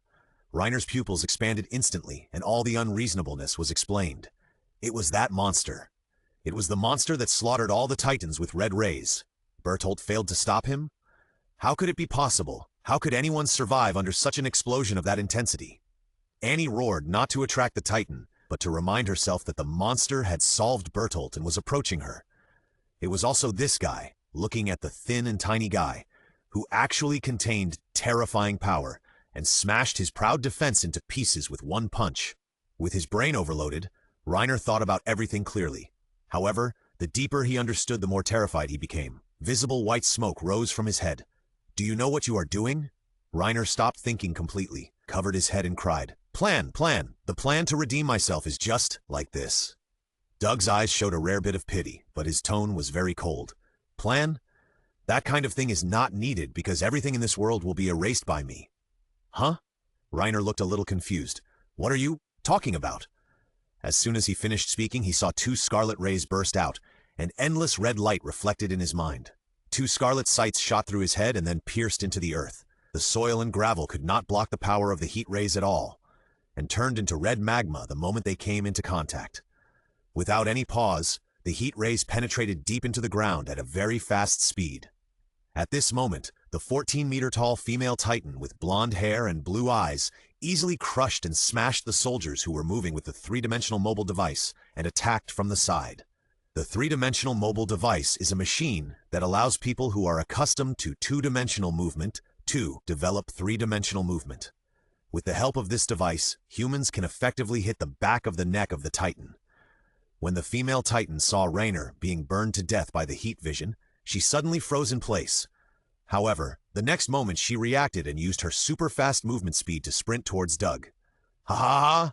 Doug laughed wildly and turned his head. The heat vision cut through the tall building and shot straight at the female titan. Even though the female titan was extremely fast, how could she be faster than the heat rays? When she realized the unavoidable fact, the strong fighting instinct made Annie respond instantly. She saw her fists shining like diamonds, crossed together and blocked in front of her head, trying to block the heat vision. This is the ability of local hardening, which can temporarily harden the skin, and even the weapons of the Survey Corps cannot cut it. However, in front of the thermal vision, it is a joke in an instant. The red light shot through the hardened fist of the female titan, burning Annie hidden in the body of the titan into ashes. Even the Eldians far behind her were not spared. They were cut open before they could scream, and the cloth on their bodies was on fire. Doug laughed wildly. His expression seemed to be laughing and angry, and his head continued to deflect. The red light shot onto the trees next to the stone house, and the trees instantly melted and collapsed. Flames burst out from the broken parts, igniting the surrounding houses and setting off a raging fire. The Eldians were horrified, and their eyes were extremely unbelievable. In an instant, all the titans, including those nearly invincible special titans, were killed by the demon in front of them, and it was a massacre, a one-sided massacre in the battle. No, there was no battle from beginning to end, and those titans didn't even touch this person. What a terrible fact. Some Eldians even thought they had seen a god, and they knelt on the ground and kowtowed to Doug. Suddenly, a large number of soldiers from the regiment came from all directions, surrounding Doug in the center like a surging tide. Some of them held blades, some held muskets, and some even pushed cannons and pointed them at Doug. The soldiers were all on high alert, with sweat dripping from their foreheads and expressions of terrified. Alan, who was watching the battle from a distance, looked a little dazed. "What are you doing? Didn't this man drive away the giants and save us? Why, point knives and cannons at him." The leading officer looked terrified, and even his legs were shaking slightly. He shouted, "What kind of existence are you? You can emit red light from your eyes, and you slaughter giants crazily without saying a word. If you dare to lie or try to leave the place," the officer's voice was trembling a little, "I will order without hesitation to fire the howitzer at you. I'll ask you directly, what is your true identity? Are you a human, or a new type of giant, or some other devil or monster? What's the question? What's that look? It's as if..." Alan was a little angry. "It's like looking at a monster, although he is scary what he does." "Ah, there's no need to defend me." Doug's face was indifferent, and his eyes were extremely indifferent, because from the beginning, I never thought about... "Fire!" The officer waved his arm. The deafening sound of gunfire covered Doug's voice. The indiscriminate gunfire covered the ground where Doug was, causing countless holes of different sizes to appear. "What happened?" The officer panted, his eyes fixed on the diffused gunpowder smoke. "Did you kill this devil?" "Of course." Doug grinned, pulling out an extremely nuclear smile. "No!" As soon as the voice fell, Doug looked violent, raised his fists and pounded on the ground fiercely. The surging red shockwave burst out from him instantly, sweeping the whole scene with a crushing attitude. Metal-made artillery, human flesh, solid houses, no matter what it was, were crushed into powder and splashed out under this surging shockwave. I say, Alan. Doug's figure seemed to teleport to the front of the young Alan, with a puzzled expression. If I didn't show up, why would your mother die? Alan didn't have time to wonder why this person suddenly came to him and was stumped by this strange question. Why did he die? Alan's expression was full of disbelief. What are you talking about? What do you mean if you hadn't shown up? The voice stopped abruptly, and in an instant, Alan's entire temperament, demeanor, and eyes all changed. He covered his head with his black bangs. His expression was extremely indifferent. Ah, if you hadn't appeared, Berthold would not have been able to transform into a colossal titan continuously. After kicking the city wall, he returned to human form and happened to encounter the mother-eating titan. Today, at that time, Berthold couldn't die there. So, I let him go and then let the mother-eating titan head towards. Alan stared at Doug expressionlessly. My home. Really? Doug was not surprised by this fact that he had known for a long time. He looked at the young Alan and said calmly, Then you who can use the power of the attack on Titan to interfere with the past and change the future, what do you want to do now? How to do it? Alan's expression was inexplicably puzzled. Of course, kill you as a variable. Everything is just to move towards that result. That's why I keep moving forward.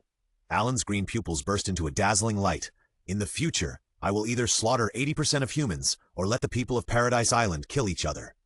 Alan bit his left hand, and a small amount of steam was released from his body. He instantly turned into a 15-meter-tall giant. This giant had black hair and green eyes, pointed ears similar to those of an elf, and strong muscles all over his body. This was not the Attack Titan, but a hybrid form of the Founding Titan and the Attack Titan. Come on, visitor from another world! Alan raised his fists in front of his body. No matter what you do, the final result will not change. Why do you think you can kill me? Doug stared at him coldly. Neither the Armored Titan nor the Colossal Titan can kill me, so what is your confidence? You're right. I am indeed not as strong as them in terms of combat power at the moment. Alan's eyes bloomed with a breathtaking purple light. But I am the Founding Titan. Boom, boom. As the voice fell, a rumbling sound like the collapse of the sky and the earth swept the whole place, and the three huge walls collapsed instantly, and tens of millions of 60-meter-tall super-large brainless titans sealed in the walls drilled out from inside. The Founding Titan has the ability to control other titans. Under Alan's control, tens of millions of super-large brainless titans broke through the wall and stomped on the ground, making a thunderous sound. They walked across the earth in groups, flattened everything under their feet, and walked towards Doug together. This scene was too terrible, like the end of the world. All the Eldians, no matter what they were doing just now, put down their things at this moment and looked at the supergiant titans with despair. In front of an opponent of this level, the blades, guns, and everything else in their hands seemed like a joke. Even if all of them rushed over, they would be trampled into meat paste by the supergiant titans in an instant. The Eldians fled in panic, burrowing into every corner like mice. Run, run! Run to a high place! Climb up the mountain! But the wall that once saved their lives also imprisoned them all. When the three walls collapsed, the supergiant brainless titan walked towards Doug. They had no way to avoid it and were crushed without any room for resistance. That's right. It's decided. Alan looked at Doug, sharing his joy with a fanatical look. We must destroy everything outside the island, houses, people, animals, life, and dreams. Killing only 80% is too lame. Why not just kill them all? Doug's eyes were unprecedentedly cruel. Do you know why I haven't killed you until now? Kill me? Alan's eyes glowed with purple. If you can do it, just try it. Come and kill me in front of tens of millions of supergiant giants. A mere Berthold has wasted so much of your time, and now look at this number. A large number of thick bones grew out of Alan's body, and he became 100 meters tall and more than 1,000 meters long. Except for the head, there were only bones, and he moved with countless ribs as feet. It was a complete alien. But there are tens of millions. Alan looked down at Doug, who was smaller than an ant, indifferently, and said in a cold tone, If you can kill them all and come to me, just come. Ta-da! Ta-da! With Alan's deafening roar, the supergiant brainless giant has destroyed everything in its path and surrounded Doug in the middle with an indescribable sense of oppression. Alan, I think you really don't know anything. Doug maintained a false smile on the surface, but the muscles in his cheeks were beating impatiently. But a large amount of blood-red light was continuously released from him, covering an extremely wide range, including all the supergiant giants. Soon, you will understand the meaning of Doomsday. Alan, who was at a very high altitude, saw the terrifying smile on Doug's face with his strong eyesight, and his heart skipped a beat, and the feeling of uneasiness spread. What am I worried about? Those red lights covering a very large area? No, those scary-looking red lights didn't cause any harm to the colossal titans at all, and couldn't even penetrate their reddened muscles. How ridiculous! What's the use of having range without any harm? A trace of pleasure flashed across Alan's face, and he ordered the colossal titan to step on Doug like a stink bug. Boom! The huge body tore through the air, and the colossal brainless titan accepted the order of the founding titan expressionlessly. However, the next moment, under Alan's unbelievable gaze, their bodies suddenly stopped. The raised soles of their feet froze in midair, and they were reluctant to fall. Why? Why? No! Alan roared at the top of his lungs. No, don't do that! The supergiant mindless titans are out of control or something. I hope they will obey my orders for the rest of their lives, and not obey orders or anything. At least kill this person first before doing that. Doug closed his eyes, raised his arms high, and slowly rose from the ground until he reached the height above all the supergiant, mindless titans and above Alan's head before he stopped. Swoosh! As Doug opened his eyes, all the supergiant mindless titans turned around in unison like a well-trained army, with red light in the depths of their eyes, staring at Alan indifferently. This is the power of the Doomsday Spores. Doug looked a little sarcastic. Do you understand? Alan, we are not on the same level. The original ability of the Doomsday Spores is that they will devour all the life around them just by staying in place and use their vitality as nutrients to continue to grow. And after the main body is destroyed, it can parasitize others, gradually devouring the host until Doomsday is resurrected again. But Doug has not grown to that level yet. He can only spread the spores, parasitize the bodies of the supergiants, and then control their actions. Doug grinned exaggeratedly in the air, his expression distorted. Go! Kill them all! Kill all the life in sight! Eat this world. Up and wipe it clean. As soon as the voice fell, the supergiant brainless giant began to move. The first to bear the brunt was the alien transformed by Aaron. Aaron's extremely tough ribs were quickly torn into pieces under the beating of the supergiant brainless giants, and the main body above also fell into the mouth of the supergiant giant in despair and was chewed into meat. Then, tens of millions of supergiants, 60 meters high, crushed the Eldians together, and then crossed the mountains and oceans in groups to launch a devastating attack on the world. Requesting monthly votes, requesting recommendation votes. Although Doug only took half a month to destroy the world in the giant world, the speed of time in the two worlds is different. The shocking event in Impel Down happened a year and a half ago, and the world has also changed dramatically. Holy Land Maroa. After a year and a half, the five elders gathered again. I still remember that the last time they gathered together to discuss something was because of Doug's forced entry into Impel Down and the massacre of prisoners. For a whole year and a half, no one has found any trace of Doug. It's as if he disappeared out of thin air. How ridiculous. That's right. Whether it's the live broadcast of the massacre of the Celestial Dragons or the invasion of Impel Down, these unprecedented events are challenging the authority of the world government. Where can we put our faces? Doug's personal combat power is also worrying. After all, he was able to escape from Akainu, one of the highest combat powers in the Navy, a year and a half ago. The danger now must be greatly increased. Even after a year and a half, Doug's actions are still like an indelible shadow, shrouding the heads of the five elders, and they are extremely angry about it. Don't be so excited, everyone. The other three five elders are all wearing suits, but only this five elder is wearing a white Taoist robe. He has a bald head, wears glasses and a beard, and holds a samurai sword in his hand. St. Charles, the one with the least authority among the five elders, and is only responsible for fighting. He said calmly, St. Mendesbin asked us to come here today just to discuss this matter. That's right. At this moment, St. Mendesbin pushed the door open, his face showing excitement. As the one with the most power among the five elders, Doug's challenge to the authority of the world government was like a thorn in the heart of St. Mendesbin. At this moment, the matter finally took a turn for the better. How could he not be excited? According to CP0's intelligence, they have discovered Trafalgar Law's hiding place. St. Mendesbin said, I believe you are all familiar with Law. In the Celestial Dragon incident, he was the accomplice who helped Doug escape from the scene. I see, although Doug has not been found, it is very likely that we can get clues through Luo, who has a close relationship with him. St. Charles nodded slightly.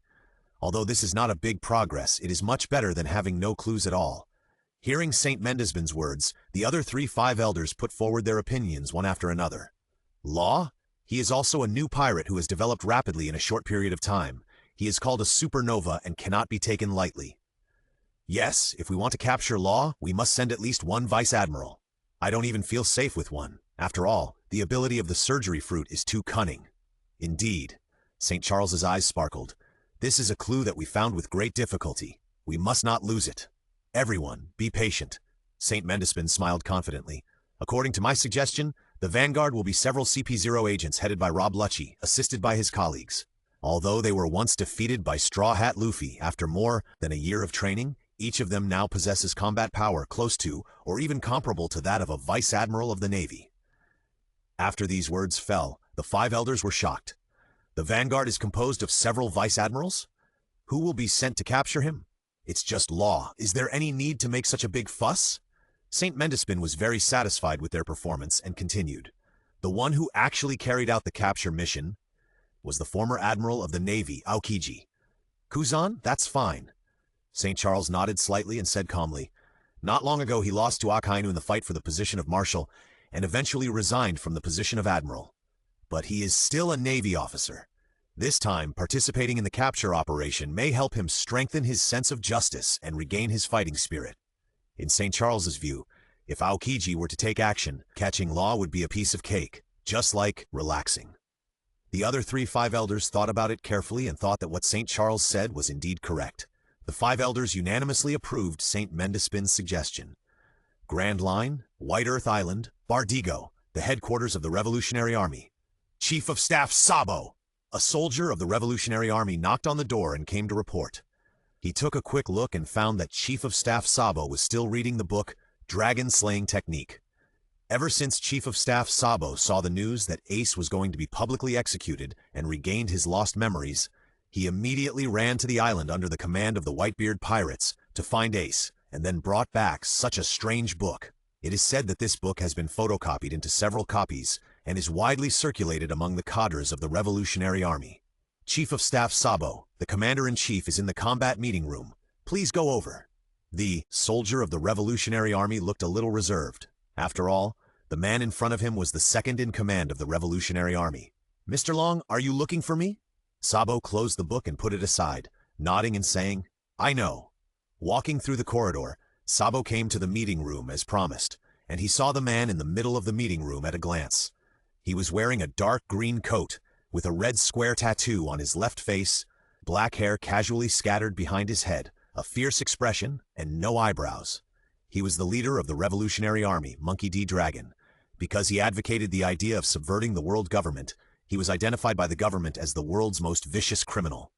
Because of his liberal ideas, dozens of kingdoms have been overthrown in a row. Mr. Dragon, you are so busy. How do you have time to look for me? Sabo's face was filled with a bright smile. You are in good shape, Sabo. Dragon forced an ugly smile. This can't be blamed on him, mainly because he looks too fierce. After a brief greeting, Long went straight to the point. You went to see your brother Ace last time and brought back this book. Sabo, yes. According to Ace, this book was given to him by Doug, the second most vicious criminal in the world. Sabo's eyes flickered. He immediately understood Long's thoughts and said, Mr. Long, you talked about this today. Did you find any news about Doug? Unexpectedly, Long denied it and said, No, Doug has completely disappeared. Even the most astute spies cannot get any information about him. But when Doug was broadcasting the killing of the Celestial Dragons live 1.5 years ago, someone found traces of Trafalgar Law near him. Long took out a stack of documents and said as he flipped through them, later, Law helped him get rid of the pursuit of Admiral Kizaru. Judging from these details, their relationship is extraordinary. Perhaps they secretly formed an alliance. Long continued. According to confidential information from the underground world, today they discovered the island where Law has been lurking. So I decided to send you to that island. Long cast his eyes towards Sabo. Go get information about Doug, and if possible, convince him to join the Revolutionary Army. Is that so? Sabo's eyes flickered. A person with such advanced ideas is indeed not a mediocre person. In addition, he is quite powerful, which will definitely be of great help to our Revolutionary Army. After a slight pause, Sabo said, So, where is Law's hiding place? Long put down the document and said in a deep voice, Punk Hazard. Since Caesar and Joker's forces were killed by Doug, Punk Hazard has become a truly uninhabited island. Although this island belongs to the world government, due to special reasons, ordinary people cannot find this island. So Law stayed here, repaired Punk Hazard, which was broken by Doug, and operated it as their base camp. In the past year and a half, Law also encountered difficulties in operation, and there were also pirates who occasionally landed, all of which needed him to deal with. But to be honest, these are nothing. What annoyed Law the most was the bastard who was the boss, Doomsday. Doug, that muscle bastard. When he thought of that guy, Law gnashed his teeth in hatred and slammed the table in anger. At that time, they talked about changing the world together and overthrowing the world government together, and a lot of nice words. But who would have thought that Doug, the bastard, would go directly to Impel Down to rescue Ace in order to prevent Whitebeard's head from being taken away by the Navy, so that Whitebeard would have no reason to go to war with the Navy. Okay, save him. He comforted himself at the time, saying that this behavior was also a slap in the face of the world government in front of the whole world, reducing their prestige, which was at least consistent with the direction of the ultimate goal. As a result, Luo didn't know whether the world government's face was hurt by the slap, but his face was really hurt by Doug's slap. 1.5 years.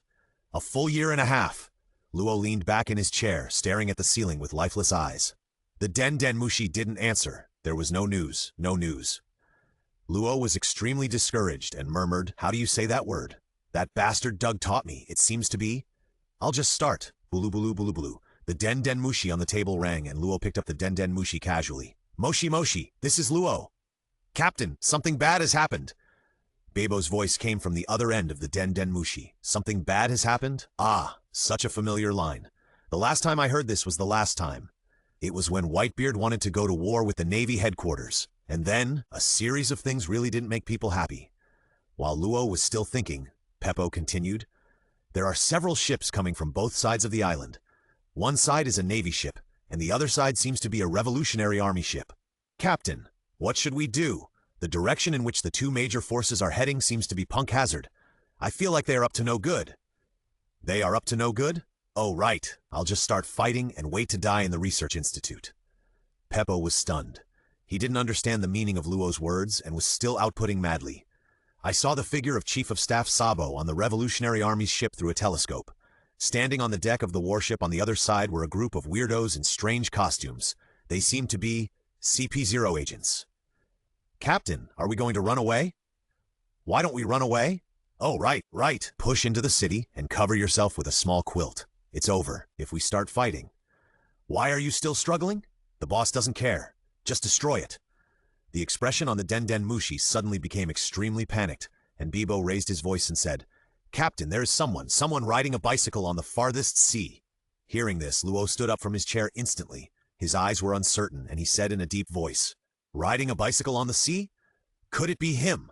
The Navy's highest combat power, one of the original 3 admirals, Aokiji." Luo's brain began to work rapidly. The Navy must have come with ill intentions, and it was difficult to judge the position of the Revolutionary Army. The original plan was to lure the Revolutionary Army and the world government, who were of similar strength, into a conflict, and they would reap the benefits. However, the appearance of Aokiji disrupted the balance between the two forces, making this plan bankrupt in an instant. Even Sabo, the second-in-command of the Revolutionary Army, plus him, might not be able to get any benefits from Aokiji. If they escaped, they would have a chance to use the submarine, but after such a long time of operation, is it really a dead end? Luo carried Guiku on his shoulder and walked out of the experiment, with a provocative smile on his lips. It has been a year and a half since the Impel Down incident. The Navy headquarters is waiting for an opportunity. The Revolutionary Army is also making preparations in secret, and there are frequent frictions between the 4 emperors. This incident is just a fuse. Luo spread his left hand, and a global-shaped specific space unfolded. The hat that was originally placed on the table fell into his palm with a snap. He put on the hat gently, his eyes sharp. The new era with heroes everywhere will eventually come. Who are they? Where are they? And what have they experienced? Only they themselves know. Buzz, buzz, buzz. Accompanied by the sound of mechanical rhythm, the heavy metal door of the Institute slowly closed, leaving only a voice echoing in the original place. "Let me experience the so-called, the highest combat power of the Navy." The Navy and the Revolutionary Army were advancing from 2 directions and did not meet each other. The first to land on Punk Hazard were CP0 agents, led by Rob Lucci.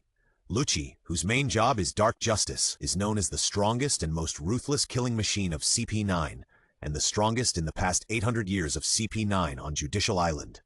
Animal type, cat-cat fruit? Panther-shaped ability user. He mastered the Navy 6 styles a year and a half ago, and now he can calmly display armament hockey and observation hockey, a well-deserved vice admiral level.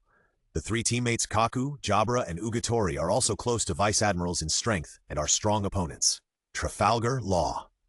Lucci looked at the enemy standing in front of him with an extremely cold expression and pronounced, as an accomplice of the vicious criminal Doug, but extremely weak, you have no right to live at all. That's right. The extremely young, square-nosed Kaku said, I have just learned several torture methods, and I must make you give out Doug's information. Lucci, how can you talk to the distinguished guests of the world government like this? Garibou said to Law with a pleasant face, Don't listen to their nonsense. We are just here on behalf of the world government to invite you to the holy land of Marioa for tea. Among the four people, only Wake didn't speak. Room. Law instantly created a huge dome-like space covering Lucci and the other four. Luo stretched out his finger and waved it upwards. In an instant, huge rocks, dozens of trees and soil were connected. They violated the laws of physics and were floated into the air by an invisible force. The scene was very spectacular. If you think you can beat me, smiled contemptuously, you are totally wrong. It's useless. Lucci put his hands behind his back, his eyes were indifferent. Soon, I will let you tell me about Doug. At this moment, a burst of laughter resounded through the world. If you want to know, boom. Suddenly a loud noise like a landslide broke out, completely cutting off the thoughts of the five people present. Doug, who jumped down from the sky, smashed into the ground between their confrontations and forcefully inserted into the battle. At that moment, the ground seemed to be hit by a meteorite, rumbling and cracking and spreading to the distance. Huge rubble continued to splash up, and the center was like an erupting volcano. The impact caused all five people to retreat. Why not ask me in person? Doug stretched out his hand and tore his shirt to pieces, revealing his angular and muscular upper body. There was a red glow in the depths of his eyes, and scarlet lightning was wrapped around his body. His momentum was as violent as a monster that chose people to devour. The four CP0 agents took a step back and swallowed hard. This damn oppressive feeling. Monthly votes, good brothers, please recommend. As the captain, Lucci did not hesitate at all and shouted, Go all out! Don't hold back! Only in this way can we hold on until Admiral Aokiji arrives. The first time he saw Doug, his almost beastly instinct told him that if he didn't want to die, he had to put aside all his pride and go all out with his teammates. In fact, it was not just him. The other CP0 agents had similar feelings. As early as Lucci opened his mouth, they had already shown their strongest postures. Yo! Life returned! Digestion! Absorption! In just a few seconds, Wei's face changed from thinner to fatter. The next moment, his hair moved automatically without wind, and it began to wriggle like an octopus. This is the return of life, which can instantly adjust a person's functions and body shape, and can also transmit consciousness to the whole body, including the hair and sweat hair, to manipulate and control the body. Kaku's neck gradually became longer, a pair of small bone horns grew on his forehead, and the exposed skin appeared spotted patterns. His arms and legs also turned into strong hooves, and the whole person turned into a standing giraffe. Animal devil fruit. New fruit? Giraffe form. Gabra's body surface showed black and gray hair, and his nails kept growing, flashing a cold light, looking very sharp, and gradually turned into a huge standing wolf. Animal devil fruit. Dog fruit? Wolf form. At this time, he possessed the ferocity and cunning of carnivorous animals, as well as a strong body, agile speed, claws and teeth that tore everything apart, and his strength was very powerful. Seeing that his companions were so cautious, Lucci secretly breathed a sigh of relief, and his body began to change, rapidly. Black ring-shaped spots covered his entire body, and yellow-brown hair grew from his exposed skin, turning him into a standing cheetah. Animal devil fruit? Leopard form. Except for Wake, they were all users of animal-type devil fruits, possessing strong physiques and swift speed. Three beastmen plus a weirdo, they stared at Doug, with amazing killing intent in their eyes. Law, who was standing by, frowned slightly, realizing that they were difficult to deal with, and immediately put his hand on the hilt of the knife, wanting to help Doug, but was stopped by Doug. Stay away and watch the show. Doug looked extremely excited. Although killing in the giant world was fun, there was basically no fighting, which was too boring. But the pirate world was different. People here really knew a lot of tricks. Law opened his mouth slightly, didn't say much, and quietly retreated a distance, but his palms were always open, keeping the state of being able to open the room at any time. Come on, attack me! Doug's face was full of violent smiles. Let me experience the long-lost fighting pleasure. As soon as the voice fell, The four CP0 agents moved together, roaring, snarling, and full of murderous intent. Weakling's hair split and gathered together, and in a blink of an eye, dozens of hair palms were formed.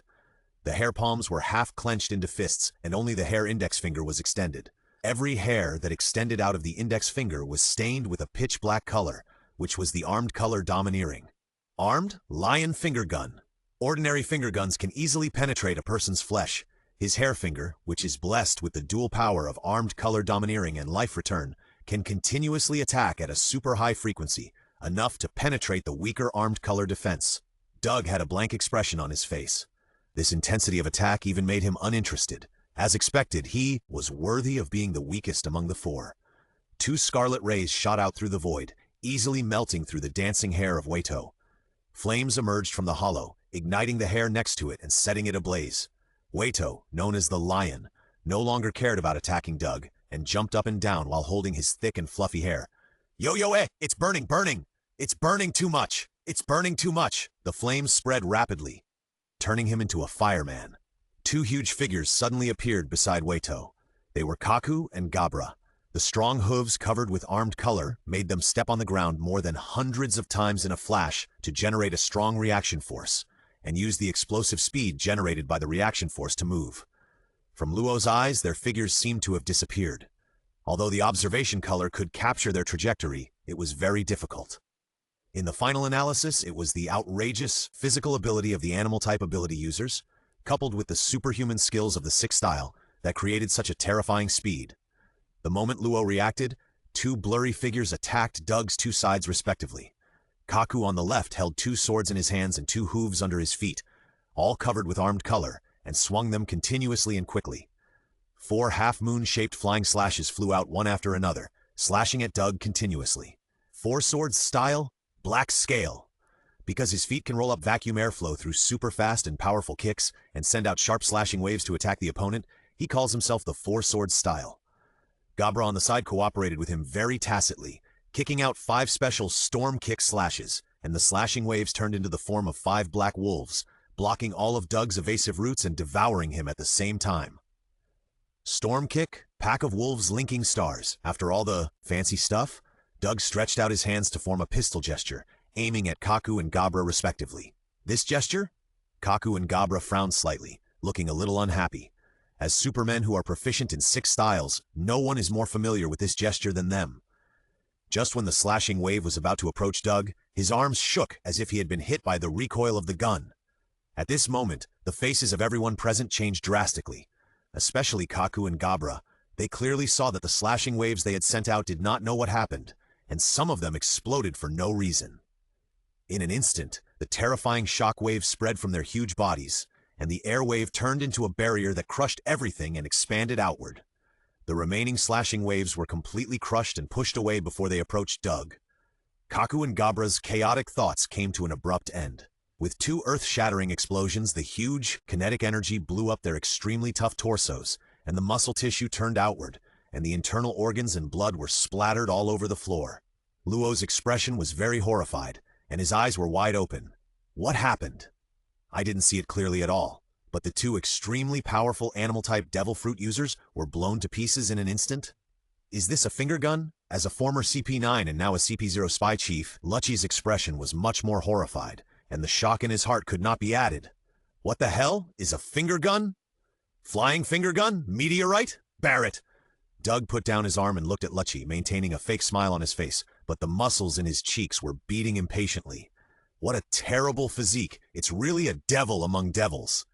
Lucci instantly realized that the enemy in front of him was definitely not something he could defeat, and immediately made an extremely correct move, running. Lucci's form changed again, from the human beast stage to the beast stage, and the whole person turned into a brutal and bloodthirsty leopard, using better mobility to quickly flee the battlefield.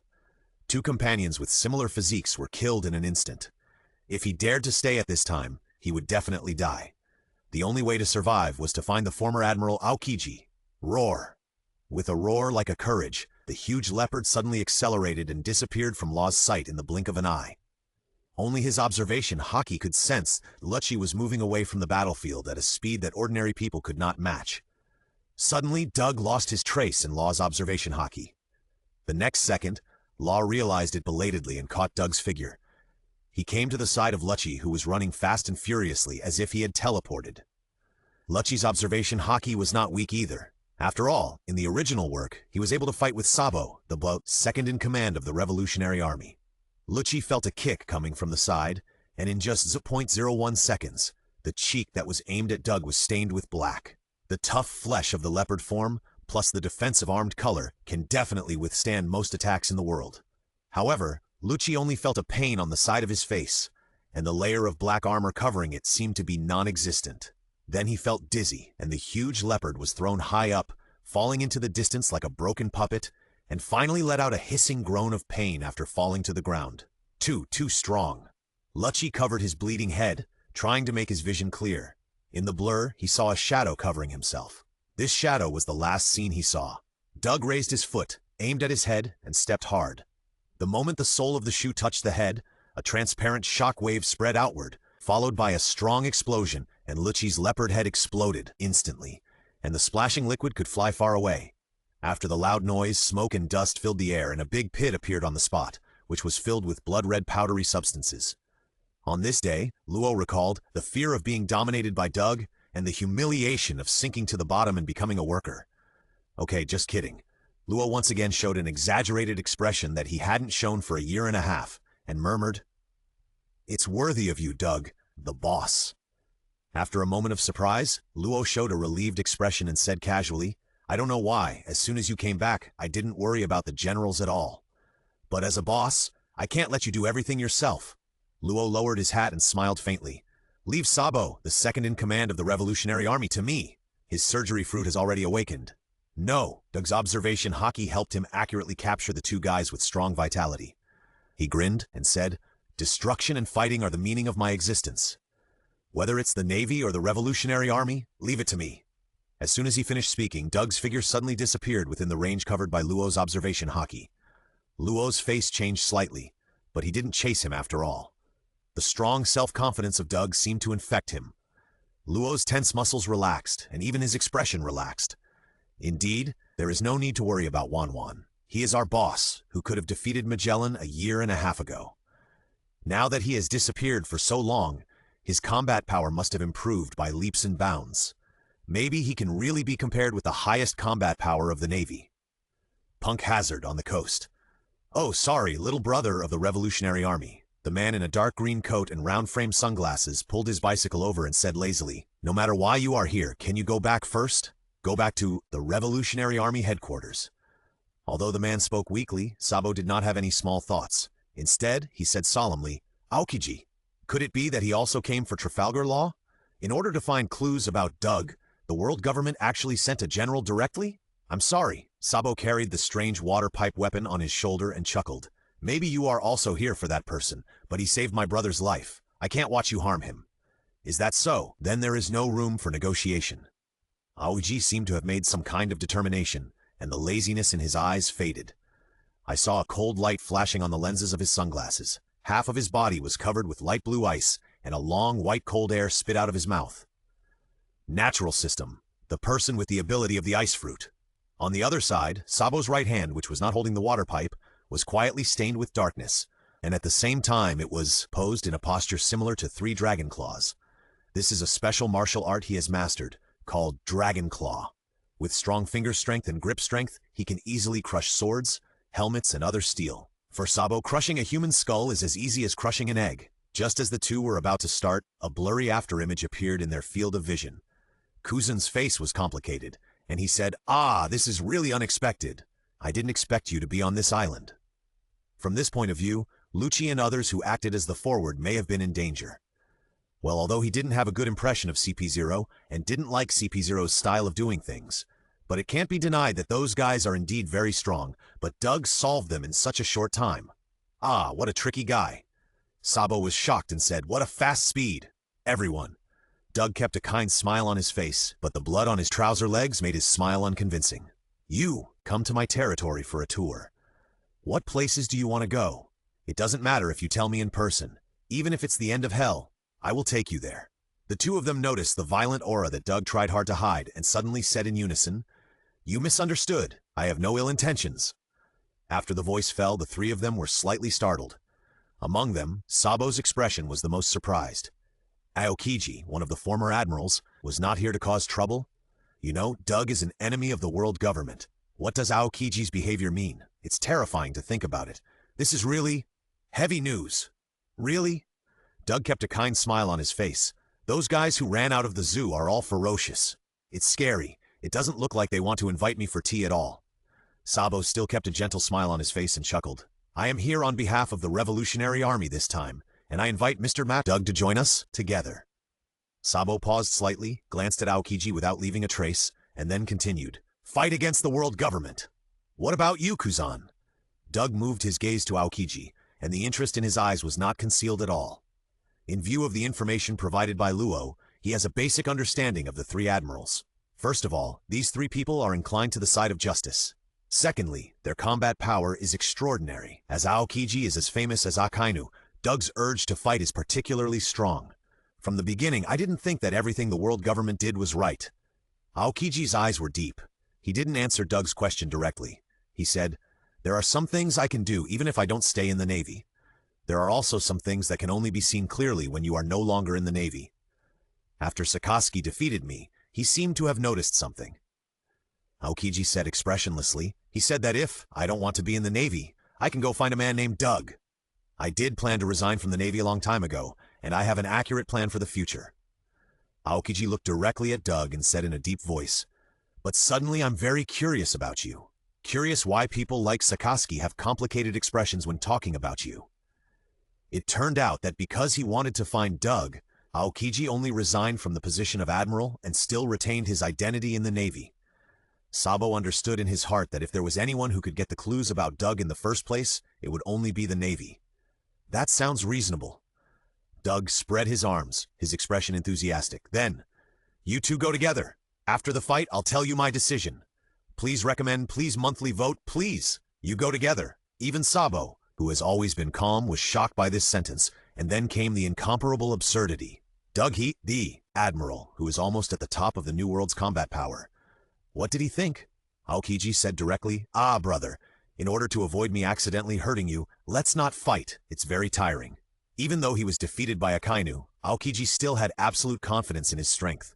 No matter what, he was the former highest combat power of the Navy. Don't worry, it's just a sparring match. Doug said, I won't kill you. As soon as the voice fell, he shot out like an arrow from a bow, aiming directly at Sabo of the Revolutionary Army. Sabo shook his head and said confidently, this is really... I didn't expect that there would be a day when I would be treated as a weakling and given priority. Although he said this, Sabo had no intention of looking down on Doug. He saw his hands formed into claws, and his upper and lower arms were wrapped with armed color. He did not attack Doug, whose figure was difficult to catch, but instead lightly touched the ground with his fists. Then he used a zero-distance attack method similar to inch force, instantly punching the ground at high speed, thereby exerting a strong force on a point on the ground. With Sabo as the center, the ground cracked and shattered like a landslide, and this force exploded in one breath, destroying the entire ground. Then a huge smoke and explosion sounded, and the entire rock layer was crushed downwards, and at the same time a shockwave rose into the air. Dragon's Breath. This move is Sabo's famous skill, and it is also an extension of the special martial arts Dragon Claw Fist. It is incredibly powerful and has a wide range of influence. On the other side, Aokiji had quietly left the battlefield the moment Sabo touched the ground. Let's leave the fighting to the two young men. Doug is still quite capable, he thought, but he neither dodged nor defended and stepped on the air to quickly approach Sabo. He surprisingly chose to withstand this terrible shockwave. Seeing this, Sabo's expression froze slightly. Then a warning sounded in his heart, and he made the dragon claw gesture again, while covering himself with armed color, and delivered a powerful blow to the oncoming Doug. Dragon Claw! Facts have proved that his response was extremely correct, but the dragon's breath soared into the sky, leaving only a shallow white mark on Doug's strong upper body. But what made people despair was that the white mark disappeared without a trace in an instant. What a terrifying recovery ability! Without time to marvel, Sabo gathered his mind and fought Doug, who was flying over with all his strength, dragon claw against fist. The shockwave expanded recklessly. After a stalemate of less than half a second, Doug shook off the dark dragon claws and knocked Sabo to the ground with one punch. Under Sabo's extremely shocked eyes, Scarlet lightning spread from his abdomen, and the terrifying force also shattered his armed color defense and penetrated into his internal organs. Ah! Sabo spurted out a large mouthful of blood, covering his abdomen with a painful expression. He could never have imagined that the power contained in Doug's body was so terrifying that he was killed in one blow. Is this still a human physique? The next moment, Doug's figure disappeared from the vision of Sabo and Aokiji at the same time. Aokiji's expression changed slightly, but fortunately, his observation color caught Doug's trace in advance. His entire left hand turned into ice, and then he gently grabbed towards his side, and Doug's right arm that flashed was easily grasped in his hand. The moment he touched Doug's arm, extremely cold ice crystals climbed and spread along Doug's skin. As long as Doug gets frostbitten, his entire arm will rot, and at this time his arm will become as fragile as ice and will break with a little impact. However, clenched his right fist fiercely, and muscles like the knots of an old tree branch burst out on his arm, and the sizzling red lightning burst out, instantly shattering all the frost. The inky black color permeated Doug's entire arm, and Aokiji's face changed slightly. With his grip strength, he couldn't even hold Doug's arm. He felt bad and wanted to elementalize in advance to avoid the attack, but the distance was too close, and Doug's speed was incredibly fast. With a loud bang, blood overflowed from the corner of Aokiji's mouth, and the whole person flew backwards in a spiral, even flipping dozens of meters in the air before falling heavily to the ground. The former admiral of the Navy and the second in command of the Revolutionary Army, is that all? Doug grabbed a handful of hair, his expression very puzzled. Why do I feel that there is no difference between him and those scum just now? If this is the only strength you have? Doug's face suddenly turned cold and he said indifferently, "Whether it is cooperation or help, it's just a joke. Ha ha." Sabo rubbed his sore fingers, jumped up from the ground, and said with a smile, "Mr. Doug, what's the big deal about a minor injury? Since you want to fight, I will fight you to your heart's content today." "Ah!" Aokiji sat up, patted the dust on his body, and said indifferently, "Brother Doug, it's my fault to underestimate you. Next, I won't do that again." As soon as the voice fell, Aokiji pulled off a few green grass from the ground, swung it out with force, and then suddenly exhaled a breath of cold air from his mouth, forming an ice knife. On the other side, Sabo held the Jackie Chan claw in his left hand and held the water pipe stained with black in his right hand, looking a little solemn. "That's right." Doug grinned, his expression fanatical. "Come and fight me with the determination to kill me." "I didn't want to use this ability." Sabo smiled lightly, and the water pipe in his hand hummed, vibrated high, speed, and turned into an afterimage. Superman Series, Wave Fruit. This is a lower-level fruit of the vibration fruit. The high-frequency fluctuation can bring strange power that is difficult to guard against, and even pass through weapons to the enemy's body, easily shattering the internal organs. Suddenly, Doug felt a chill coming from behind him. It was Aokiji. But Aokiji turned into a series of afterimages, and instantly crossed a distance of 100 meters to Doug's back. The edge of his body was covered with ice crystals, and white cold air continued to overflow. What is a general? That is to have no shortcomings. Whether it is physical skills, domineering, and the ability to control the fruit, they are above all living beings and the top of the world. But even such a Aokiji had a reason not to lose. Facing an enemy beyond imagination, it was not a shame to join forces with others. Boom! The three of them collided fiercely, shattering the ice crystals around them in an instant, turning into blue halos that swept into the distance. At the center of the collision, red and black lightning expanded recklessly, extremely bright and dazzling. As a matter of course, the entire island was in turmoil. Far away from the battlefield, the Heart Pirates gathered together. Among them, the polar bear Peppo was so scared that he lay on the ground, sticking out his big fat butt and trembling. He said, "Captain!" "Ah, I saw it!" Luo's voice was also trembling. "The sky hacked." "Not bad." Doug shook lightly, shattering the ice crystals covering his body, and said calmly, "I take back what I said just now. Compared with those rotten sweet potatoes and stinky bird eggs, you are indeed much stronger." Across from him, Sabo looked a little embarrassed. His top hat had long disappeared, his fluffy blonde hair was full of dust, and his blue suit had many holes. Compared to him, Aokiji didn't seem to have changed significantly, but his face was serious, and the left half of his body was always in the elemental state. It was obvious that he didn't dare to let his guard down for a second. As a general, through the fights during this period, he has a much clearer understanding of Doug's strength than Sabo. The deeper he understands, the more shocked Aokiji is. It is not difficult to judge from the clues that Doug did not use his full strength as he said, and has always maintained the level of competition. However, even so, he is still at ease in the face of the two of them, and even has the upper hand. No wonder Sikorsky's face changes drastically when he talks about Doug. Allah Allah!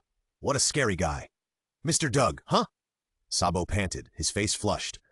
You won't continue to fight, will you? I am young and frivolous. Just pretend that you didn't hear what I said before, okay? Keep fighting with this monster? What a joke. Sabo suspects that even if he dies of exhaustion here, Doug will still be full of energy. Ah, I say, little brother. Aokiji also looked helpless, with his hands in his pockets and a headache. If you don't want to, can I just leave? Since the time with Akainu, he has never experienced such a tiring battle, and his old bones are almost broken. It's really... Can't you hide if you can't afford to provoke? Roar, Kuzan, what do you think Punk Hazard is? You can come and go as you please? Doug folded his hands and smiled. I will let you go easily unless I squeeze out the last bit of your value? Aokiji was slightly stunned, with a strange expression. Although this sounded like he agreed to let him stay here, he was not happy at all, but felt a little uncomfortable. So, the days of fishing for 3 days and drying the net for 2 days are forced to end? Doug looked at Sabo and said, As for your revolutionary army, I am too lazy to bother you if you don't provoke me, but it is absolutely impossible for me to join you. He was not interested in joining any force. Doomsday can only be a big boss, so there is no reason for him to be a younger brother to others. Is that so? Sabo sighed. That's a pity. See you again, Mr. Doug. After Sabo left, Law rushed over from afar. Doug asked, Did anything important happen during the time I was away? According to the system's reminder, Doug vaguely knew that the speed of time in the two worlds was different. Law's face straightened when he heard this, and he nodded and said, Kaido, one of the 4 emperors, has been quite active recently and has frequent contact with Big Mom, who is also one of the 4 emperors. I suspect they have the motive to join forces. Join forces? Give me the record pointer of the island where they are. Doug said, I'll go over there right now and blow their heads off. Law was stunned and watched Doug, who took the record pointer, fly directly into the sky. Aokiji beside him was stunned. He has always been like this, doing whatever he wants? Luo opened his mouth slightly, thought about it carefully, and said, Ah, it seems to be true. By the way, Kuzan, Luo's face was a little solemn. What do you think of Doug's current combat power? The sky was torn apart, which was a unique phenomenon when the 4 emperors fought. It was enough to prove that Doug now had the combat power of the 4 emperors. But Luo vaguely felt that Doug's strength was far more than what he seemed. Doug's strength? Aokiji's eyes were deep. Akainu is known as the strongest single attack, Whitebeard is known as the strongest man in the world, and Kaido is known as the strongest creature in the world. There are many strongest titles in this world. You mean? Luo swallowed hard and said in a trembling voice, Doug's family has a chance to compete for the title of strongest. Who knows? Aokiji had a blank expression. The only thing that is certain is that the world, which has been peaceful for a while, will begin to be turbulent again. New world, Cake Island. Oh no, Mom's old illness has come back again. Hurry up and tell me, what is the topic this time? Caramel Puff Tower. It turns out to be a dessert that stacks the puffs into a tower. What a difficult problem. One of them suddenly shouted, No matter how difficult it is, you must complete it for me. Once Mom's food addiction breaks out, she will completely lose herself. The death toll continues to rise. Now the only thing that can stop Mom is the Caramel Puff Tower. The scene changed to the city of snacks. Hurry up and bring the Caramel Puff Tower. A woman with a figure like a meat mountain had red eyes. She smashed the building made of dessert in front of her with one punch and stuffed it into her mouth. After chewing it with a crunch, she swallowed it with a gulp, but she was obviously very dissatisfied and roared crazily.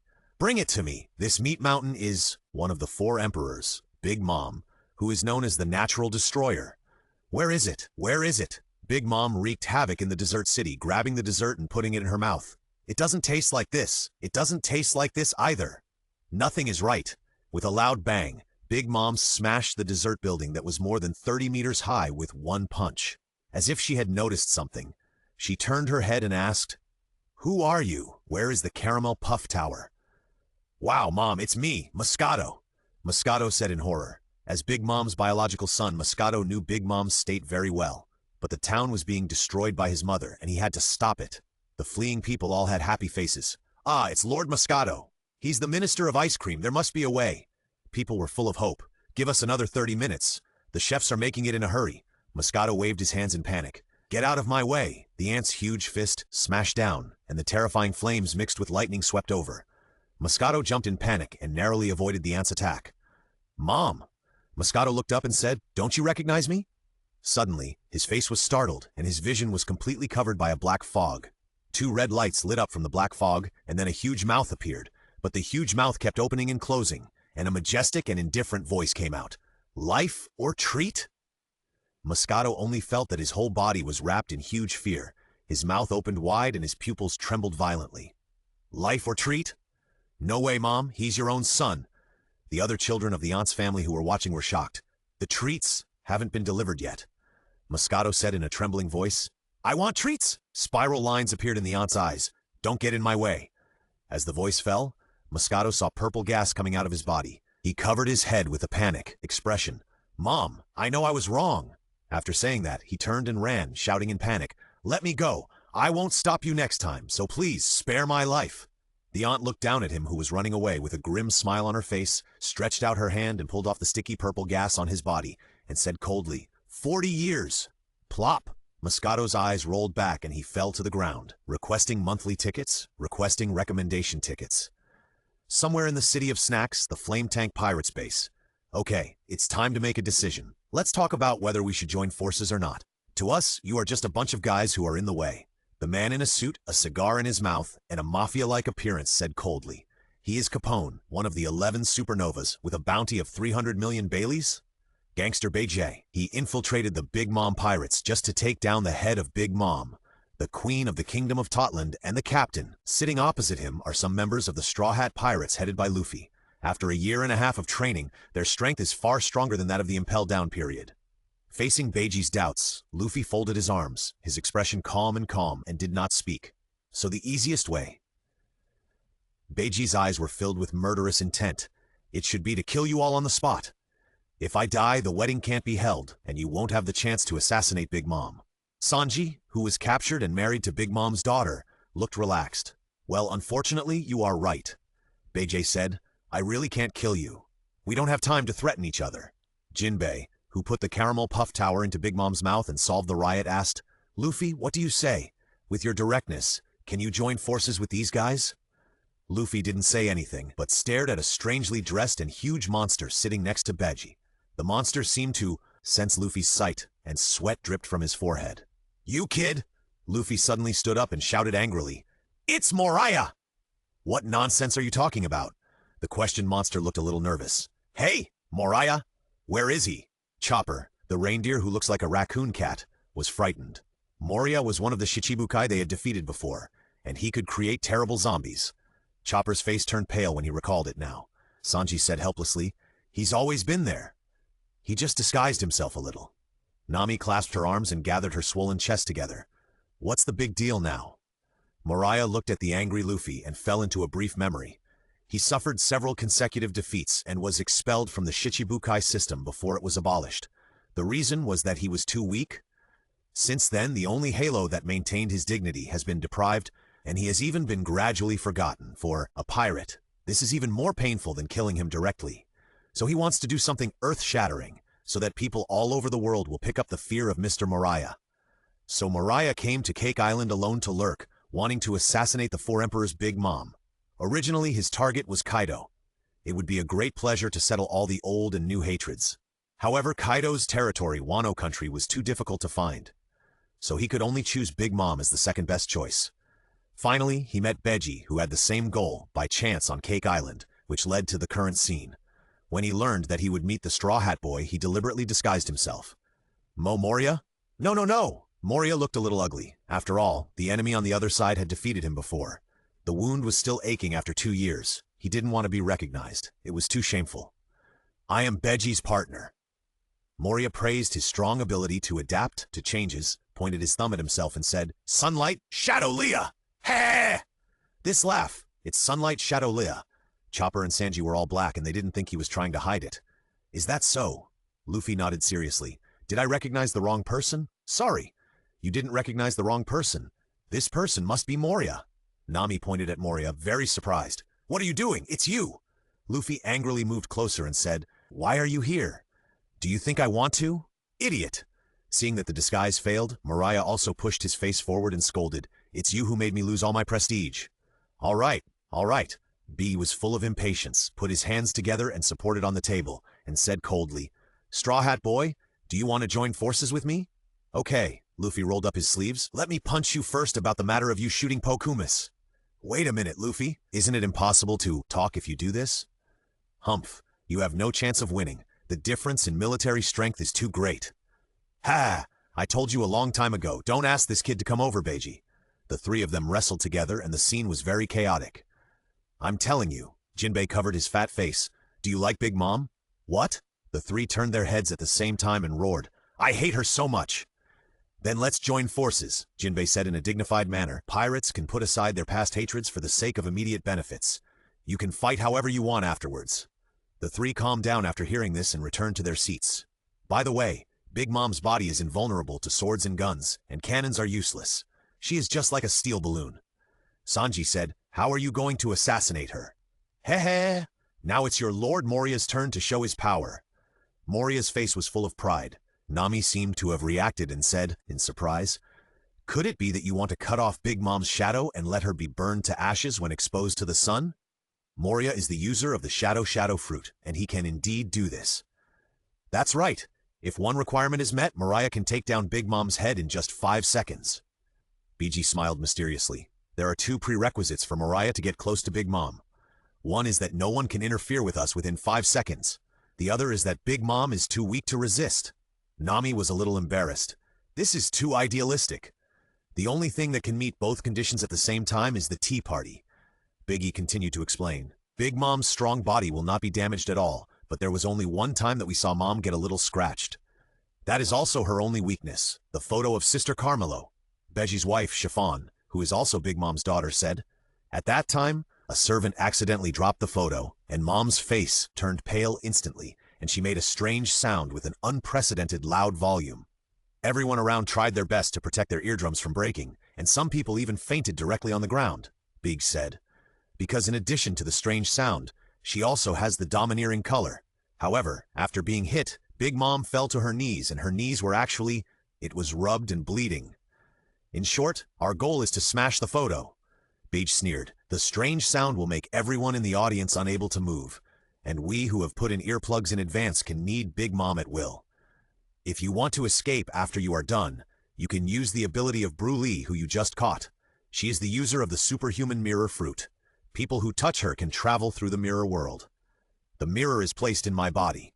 When the time comes, my subordinates will carry Bruli to take out the mirror so that we can escape." After listening to, Sanji nodded slightly and said, "On the whole, the success rate of the plan is still quite high.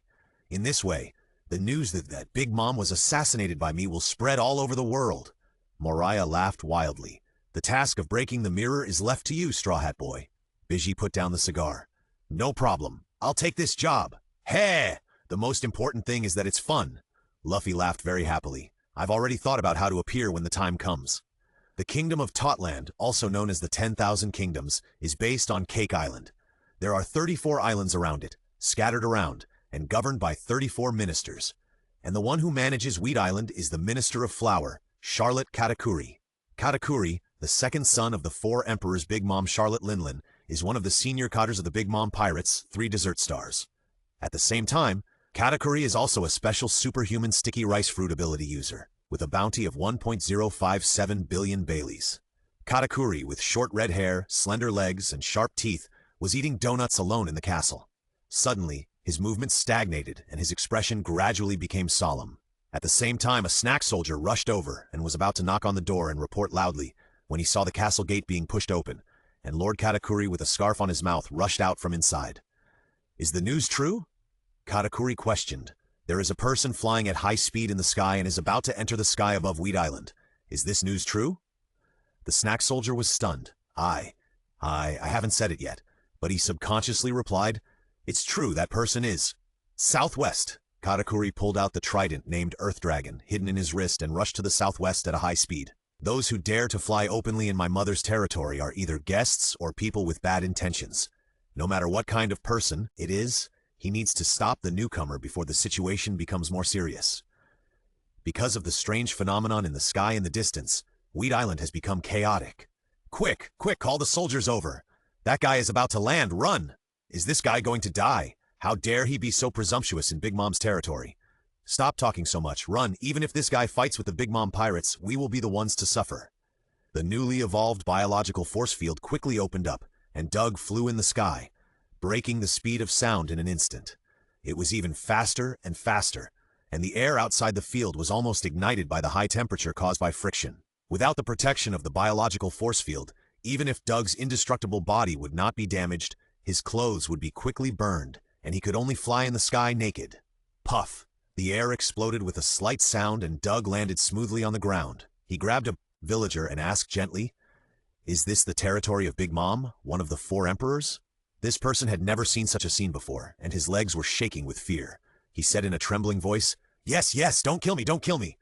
If I want to find Big Mom, where is the best place to go?" Doug's tone was very calm. "The island in the center of this sea area, Cake Island. I know." Doug put him down and turned his head to look in one direction. Katakuri, who came rushing over, was shocked. The world's second most vicious criminal, Doomsday Doug? What was he doing here? Katakuri's eyes glowed red, and he was trying to use his perfected observation haki to predict the future. He used the glutinous rice ball thrust, first turning his arm into a glutinous rice ball and surrounding the weapon trident, and then letting his arm rotate continuously to stab Doug, and then the screen went black. Katakuri raised his eyebrows, wondering if his observation, haki perception was wrong, and he predicted more pictures again. Picture 1. In the awakened state, he assimilated the entire ground into a glutinous rice ball and wrapped around Doug to try to contain him. Doug was indeed wrapped in glutinous rice, but the next second, the screen went black. Picture 2. In the awakened state, he stretched out a huge arm strengthened by glutinous rice balls from countless donuts and hit Doug from multiple directions. The screen went black. Screen 3. He simply stood there and did nothing, quietly waiting for Doug to come first. A few seconds later, Doug disappeared from his sight, but his observation haki saw Doug's attack trajectory, and he split his body in advance to avoid the attack, and the screen went black. Screen 4. Screen 5. No matter how he attacked, even though his observation haki clearly saw the attack trajectory, he still couldn't change the ending of the screen going black. Katakuri's brows were sweating, and he asked coldly, "Doug, what do you want to do in your mother's territory?" "The Emperor of the Sea has no need to exist." Doug's tone was very cold. "If you want to complete the revolution in the pirate world, the 4 emperors and the world government are the biggest stumbling blocks." In an instant, Katakuri could no longer keep calm and said in surprise, "Asshole, do you know what you were talking about?" On the other side, Cake Island, the top floor of the Cake Castle. The highlight of the snack tea party is actually the wedding. The 35th daughter of the Charlotte family and the 3rd son of the Vinsmoke family, Sanji, are engaged. But in fact, Big Mom's real purpose in creating this wedding was to wipe out the Vinsmoke family and take the Vinsmoke family's technology for herself. Okay, everyone, the royal wedding is officially starting. Cheer! The world will once again bloom with a flower of evil. Cheer! For today, which is so beautiful that it makes people dazzled. Standing on the high platform, the host's voice was full of passion. A few muffled sounds came from afar, and a large piece of dark clouds covered the sky above the castle like a lid, and then a dozen sparks rushed into the night sky like meteors. After a short period of dimness, the ground exploded with a bang, and the red fireworks illuminated the entire venue. The dark clouds exploded in an instant, and the warm sunlight shone down again. The cheerful music sounded, and the male protagonist, Vinsmoke Sanji, and the female protagonist, Charlotte Pudding, rode a cloud with a smiling face and slowly fell from the sky. This cloud was caused by Big Mom's ability. Big Mom is the owner of the superhuman soul fruit, which allows the soul to reside in various things and make them anthropomorphic. The anthropomorphic objects are also called homies. Pudding, who has 2 faces, hugged Sanji happily on the surface, but actually laughed in her heart. "This song is your requiem. Just listen to it with this silly face, Sanji." "Ahaha, mama. Big Mom looked very happy and said, "Dear guests, you have to enjoy it. Things only happen in a moment." At the same time, the members of the Big Mom Pirates stared at the 2 people in the center of the venue. All of them had ulterior motives. "Monda hey soon. The moment of the kiss of oath. Smoothie, one of the 3 generals, the feast of blood will begin. Sorry, you just disappear." Big Mom clenched her fists and said with a cold expression, "Vinsmoke family." As if she suddenly thought of something, Big Mom glanced at the venue and asked in surprise, "Where did Katakuri go?" "How dare he? He is the strongest cadre of Big Mom's pirate group, but he is not here at such a critical moment." "But," Big Mom said with a cold look in her eyes, "no matter what, The ending will not change. This is the confidence of the so-called four emperors who stand at the top of the food chain. The bloody wedding, it starts now. Request for monthly tickets, request for recommendation tickets. What are you doing? Pudding. Big Mom lowered her voice and said, "Too slow, Pudding. Shoot quickly." The one who appeared there was the groom Sanji, and the first time he saw your third eye. The moment he saw the disgusting true face of the beautiful bride with his own eyes, he would have wanted to retreat for a moment, and at that time you would have taken out the pistol. It should have been like this. It was written clearly in the script, Pudding. Why didn't you act according to it? Big Mom gnashed her teeth in hatred. In fact, Sanji, the leader of the pervert group, was not frightened when he saw Brulee's third eye, but praised her sincerely. Brulee, who had been despised for her third eye since she was a child, was so moved that she knelt on the ground and only felt tears blurring her eyes. At this moment, a gunshot rang out, and the priest who had been beside the two as a backup candidate fired. But Sanji, who had the ability to see and hear, easily dodged it and then kicked him away. At the same time as the gunshot rang out, it also meant that the battle plan to assassinate Big Mom had just begun. With a loud bang, the bottom layer of the huge multi-layer wedding cake with the bride and groom exploded, and countless Luffy rushed out of it. This is the ability of Brulee's fruit mirror image, which can turn animals into the appearance of the people they touch. The top layer of the cake castle instantly exploded. All kinds of noises mixed together. The Big Mom Pirates cadres looked ugly, and had to force the plan to start. First, control the table where the Vinsmoke family sat, and then quickly clean up Luffy, who was running around like a monkey with his head in his hands. Moria, who was hidden in the mirror, heard the noisy sound, smiled triumphantly, and kept charging at all times. As long as the photo was smashed by the Straw Hat Boy, he rushed out to cut off Big Mom's shadow. The plan was hindered, and such a delicious wedding cake was also destroyed. Big Mom only felt a pain in her heart. She let out a wheezing roar, and roared angrily, "My precious, precious cake! I was looking forward to it so much. And why Katakuri is not here at the critical moment? All of you, die!" Big Mom was extremely angry, but she became calmer. But she looked up to the sky and howled, and a terrifying, strange sound came out of her mouth. The sound was so loud that it instantly broke the eardrums of a large number of guests, and even affected the actions of the Big Mom Pirates crew. How could this happen? Becky dropped her cigar on the ground, her face full of shock. How could this not be played according to the routine? How could she use a big move right at the start? They didn't even have the chance to wear earplugs. Boom! The red and black lightning spread outward in circles with her as the center. Except for a few 20 or 30 people in the field, the rest of the people all rolled their eyes and fell to the ground. The 20 or 30 people were not much better. Except for the generals Smoothie and Luffy, who were still struggling, the others were pale and could not move at all. With a strange sound in her mouth, Big Mom's eyes glowed red, showing a terrifying speed that did not match her huge body. She instantly appeared in front of Luffy, clenched her huge and powerful fists, and countless flames and lightning arcs intertwined and entangled, and fiercely bombarded Luffy. Big Mom was born with strange strength. When she was 5 years old, she punched a bear to death. She wanted to help the giant swat mosquitoes, but ended up slapping several ribs of the giant soldier with a slap. Such a fist hit Luffy, who had not yet transformed into Gear 4 Elastic Man, even had to distract himself from resisting the strange sound without any suspense. Luffy's face was first stunned and shocked, then quickly twisted and deformed. Saliva and broken teeth fell out of his mouth. His slightly thin body was thrown high up, directly soaring dozens of meters, before falling heavily to the ground and fainting. The four emperors with full combat power are definitely not something Luffy can touch now. Big Mom stopped screaming, and her eyes swept over the people of the Straw Hat Pirates and the Vinsmoke family, full of murderous intent, and said indifferently, "Do you really think that I care about the so-called plan? In the face of absolute strength, everything is in vain." The red and black lightning expanded outward with Big Mom as the center unscrupulously, and her tone was extremely cold. "Straw Hat Pirates, Vinsmoke family, none of you can escape." However, at this moment, Big Mom's eyes suddenly changed and turned his head in a certain direction. Just when everyone was at a loss, they heard the sound of air being torn apart, and then a black shadow shot into the venue like a cannonball. Boom! The entire cake castle shook violently, the top floor broke and cracked, and the layers were lifted up. The surging shockwave made the Big Mom Pirates cadres almost unstable. Quiet, a dead silence. The Big Mom Pirates members looked terrified, and they didn't understand the current situation at all. What's wrong? What happened? Smoothie couldn't hide his shock. What happened today was really more explosive than the other. Smoke and dust swept the whole venue. Daifuku approached the center of the pit.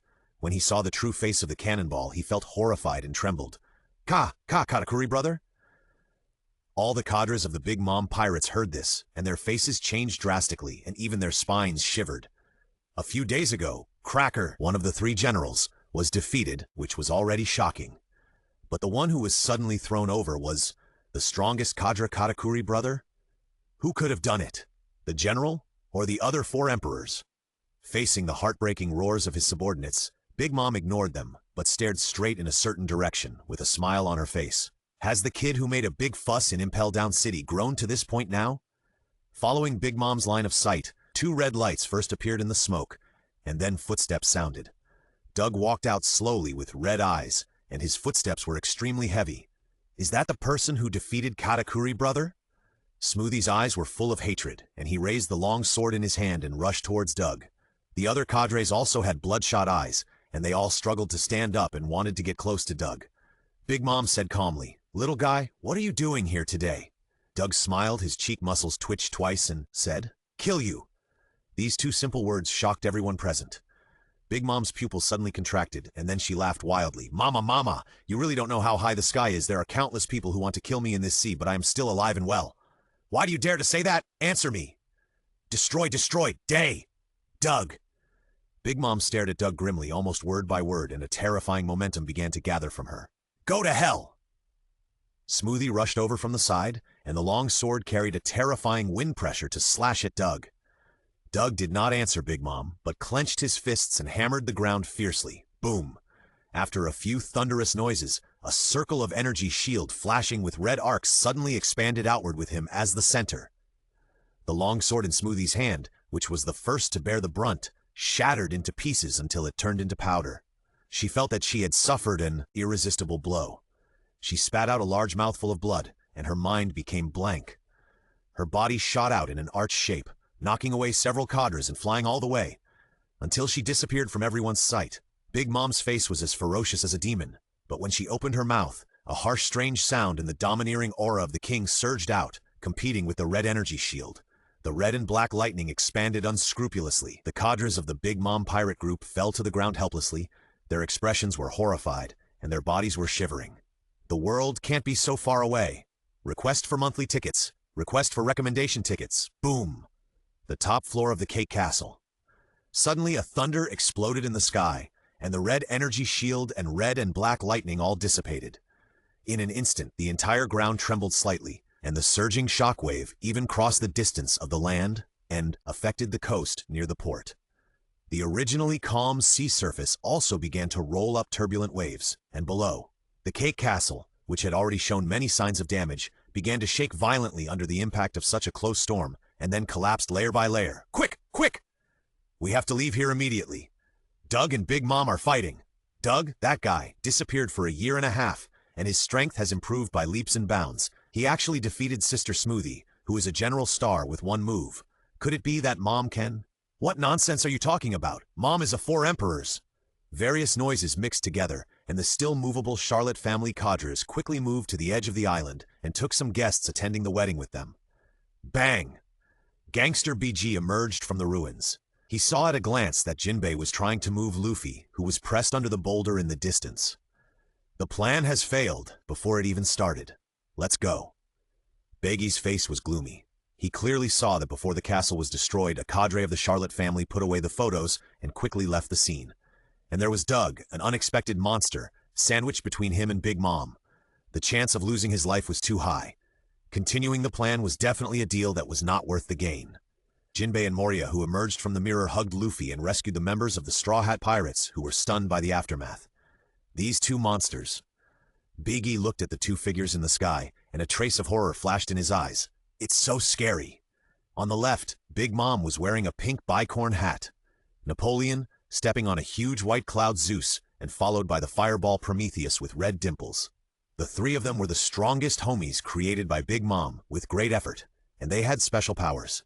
On the right, Doug's eyes glowed red, his strong muscles bulged high, and it seemed as if something terrifying was about to burst out from under his skin.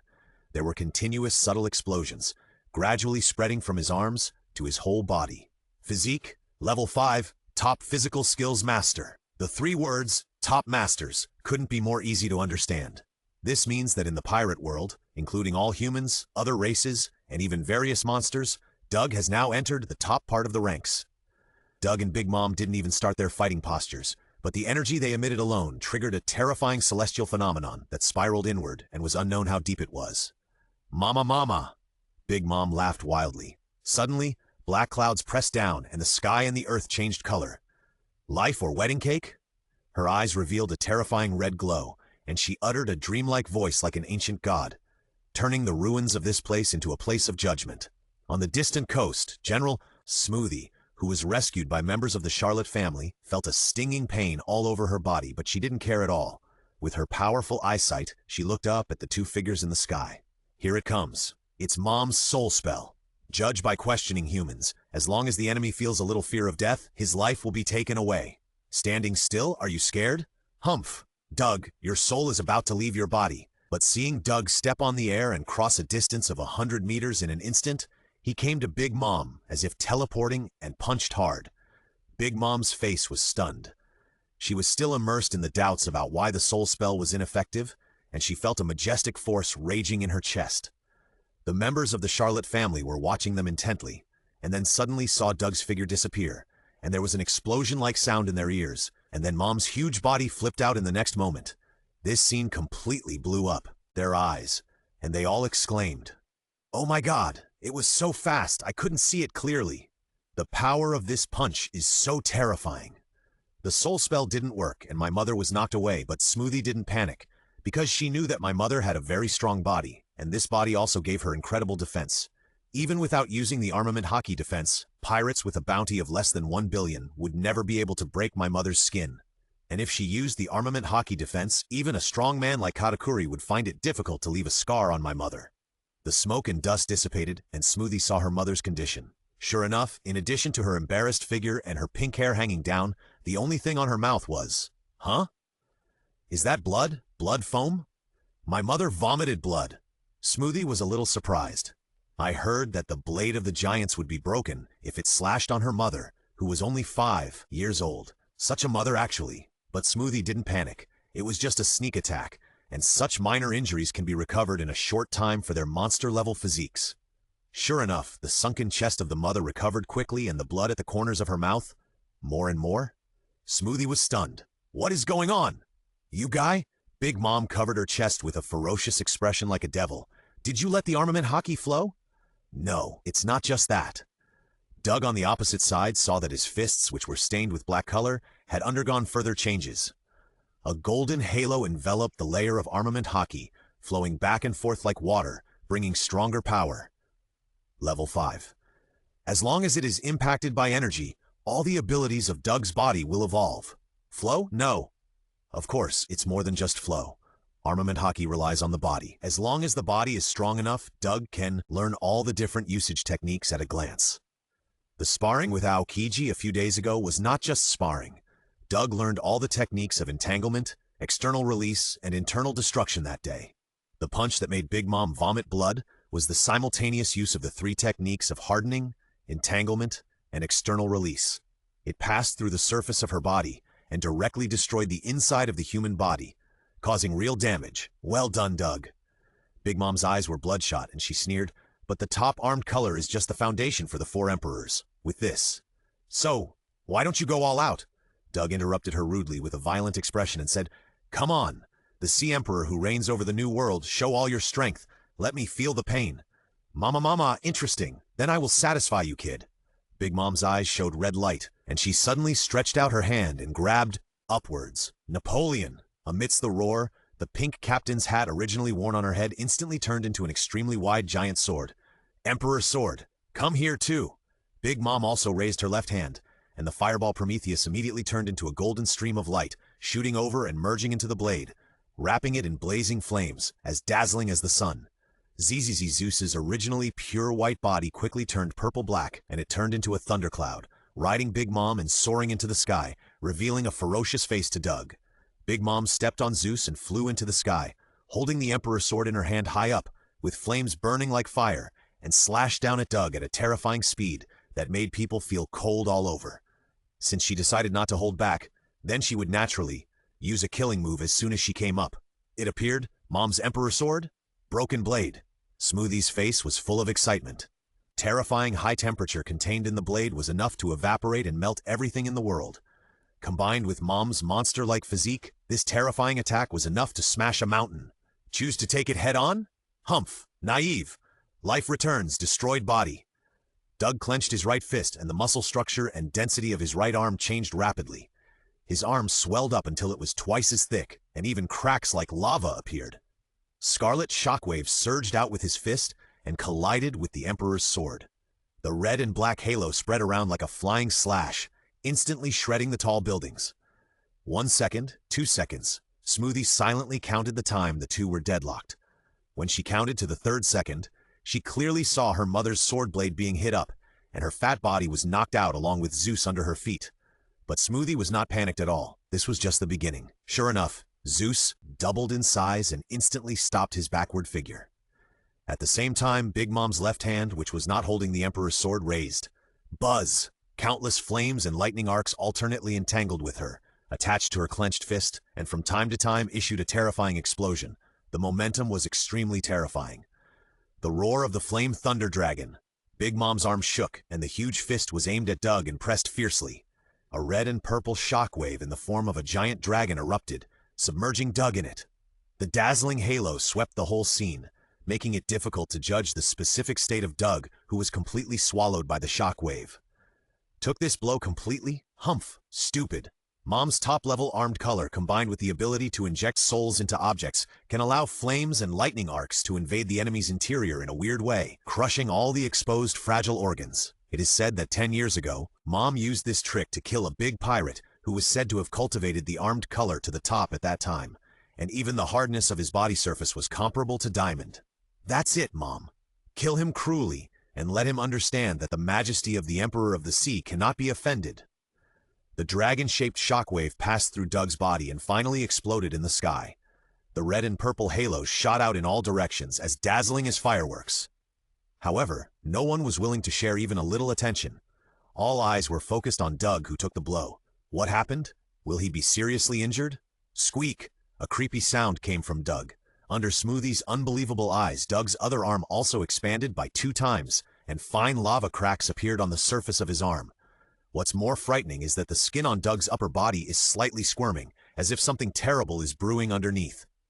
There is no effect, but Smoothie is still not panicking.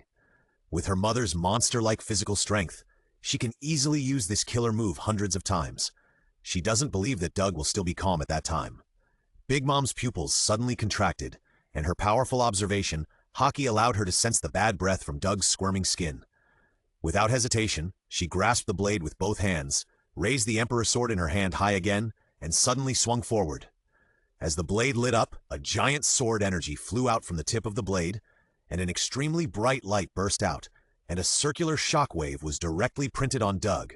Here it comes, the secret technique that Mom secretly learned from the giant country. Even the tough flesh of a giant sea king with a body size of more than 1,000 meters will be blasted out with a big hole if it resists this attack head-on. But the circular shockwave, transformed by the sword energy, seemed to have touched some invisible barrier and could only expand from both sides of Doug to the back. Doug stood in the sky, pushing his hands forward, and the flowing armed color covered his hands, firmly resisting the shockwave and unloading this force. With a loud bang, Doug instantly appeared in front of Big Mom, punching the sword hard with his fist. The horrible impact made her spit blood and fall from the thundercloud Zeus. Damn kid! Amid the angry roar, the soul breath on the Emperor's sword disappeared completely and turned back into a hat on Big Mom's head. She suddenly stretched out her fat palms and grabbed upwards. Zeus and Prometheus's bodies simultaneously split off apart, quickly surging towards Doug's head, and in an instant, a red and black thundercloud gathered. Countless thunders rolled and surged, countless flames intertwined, and a terrible rumbling sound came. Thunder and fire in the sky. The surging thunder and fireballs condensed into a huge thunder and fire column as thick as a wheel at this moment, and suddenly slashed towards Doug. Beautiful counterattack. The impact of falling to the ground could not cause any harm to the mother's body. Instead, taking advantage of this opportunity to attack fiercely, was the most correct way to deal with it. Although she didn't hit him, Smoothie was still not panicking. Long-range attacks were not good, but in close combat, the mother nicknamed Iron Balloon would not be weaker than anyone. Sure enough, Big Mom, who fell to the ground, collided with Doug, who flew down many times, and light and heat surged out, dazzling thunder and red-orange flames, and scarlet energy shockwaves expanded unscrupulously. The surrounding void was slightly distorted, and the white high-pressure airwaves instantly submerged everyone's sight. Suddenly, Big Mom was knocked out, and Zeus and Prometheus in her hands returned to their original state. With an extremely weak breath, her eyes were full of bloodshot, and blood was flowing out of her mouth and nose. She looked extremely embarrassed, but her momentum remained undiminished. She roared, "Enough!" Doug stood in midair, looking down at the Sea Emperor indifferently. "What? Are you asking for mercy?" In the distance, a large number of invisible lifespans left the human body under the horrified eyes of the people, but Big Mom swept across the crowd with one hand and deprived the ants of everything. "Then give it!" The ownerless souls rushed to the 3 Horcruxes under her control, so Napoleon, whose soul breath was exhausted, regained his life and even got strengthened. Seeing this scene, Smoothie was overjoyed. Here it comes. Mom's ultimate means, the secret that she will only use when she is desperate, burning 1 year of her own lifespan to gain a powerful... Huh? Burn lifespan. Not good, the enemy is too strong. Mom has started to fight desperately. Today's mother is already close to 70 years old, and she is still burning her lifespan at this time. Smoothie was panicked. She didn't dare to think about it at all. She yelled at the cadres beside her. "Quick, let's go and support Mom. Even if Mom loses her dignity as the Sea Emperor, it is 100 times better than losing her life." Faced with this dangerous situation, she was prepared to use her numbers to bully the few and join the remaining cadres to beat Doug together, giving Mom a chance to counterattack. Request for monthly tickets. Request for recommendation tickets. Holy Land Mary Joa. The 5 elders held another meeting. St. Neil Borrow's face was heavy. "I have a good news and a bad news. Which one do you want to hear first?" The other 3 looked at him in surprise, and St. Mendesman said casually, "Listen to the good news first, so that you can be mentally prepared for the bad news." The other 3 did not refute. To be honest, they did not think that there was any bad news in the world that could shock the 5 elders, so the order did not matter. The good news is that Doug left Punk Hazard and went to Cake Island to meet Charlotte Lingling, one of the 4 emperors. The 3 frowned slightly, and Mendesman Saint's expression instantly became ferocious. "What kind of good news is this?" "Doug, who caused the world to shake, met the 4 emperors at the center of the vortex, and you told me this is good news." Mendesman Saint roared angrily. "Doug! Doug! It's him again. He slaps the face of the world government again and again, but I can't do anything about him." As soon as he heard about Doug, he became extremely irritable, and even his breathing became heavy. For 10 years, he has always been vaguely the leader of the 5 elders, but since Doug appeared, he has lost all his face, especially the operation to capture Trafalgar Law that he planned before, even losing the precious combat power of the Navy, Aokiji. This person made him, who was full of confidence before the operation, completely become a laughingstock among the 5 elders. Hearing St. Mendesman's roar, St. Neilborough's face turned even colder, and he scolded. "St. Mendesman, all this is because you were too permissive with Doug, which eventually led to him turning the world upside down. If you had paid great attention to the killing of the celestial dragons at the beginning, this situation would not have happened today." St. Mendesman did have some regrets. St. Charles had a blank expression on his face and said in a cold voice, "Now is not the time to discuss responsibility. Hurry up and tell the bad news." Speaking of bad news, the 5 elders except St. Neilborough all looked gloomy. "The good news is like this. How bad the bad news is, I really dare not think about it." Neilborough nodded slightly and said in a deep voice, "The bad news is that Doug and Charlotte Lingling have had a conflict." "What? Isn't this good news?" Mendesman stood up suddenly and said with a smile, "It's best to let the 4 emperors kill Doug so that we don't have to do anything. It's a happy situation for everyone." Neilborough looked a little unhappy. Charles Ross shook his head slightly. It seemed that Doug had become Mendesman's inner demon. He said calmly, "Mendesman, let Neilborough finish his words." Mendesman sat down awkwardly. Neilborough continued, "But Charlotte Lingling has always been at a disadvantage in the duel with Doug." Silence. It was so quiet that after the voice fell, the venue fell into a dead silence. Mendesman had already fallen into a state of doubting his life. Charles Ross was thinking about something, and the other 2 were even more horrified. "Everyone, we can't let Doug grow up." At the critical moment, Charles Saint raised the frame on his nose and said coldly, "A year and a half ago it was Magellan, and now it is Charlotte Linlin. His growth rate is unprecedented, and it will have a very serious impact on our rule in the future. My suggestion is," he glanced at the extremely ugly faces of the other 4 people and said, "send Borsalino and Yishiao to Cake Island." When this was said, the 5 elders were a little shocked. Kizaru and Fujitora? 2 admiral-level combat forces gathered together. Even against the 4 emperors they can kill. Akainu Sakaski was promoted to marshal, and Aokiji Kuzan took the initiative to resign from the position of admiral, which meant that the positions of admirals in the Navy were vacant for 2 at once.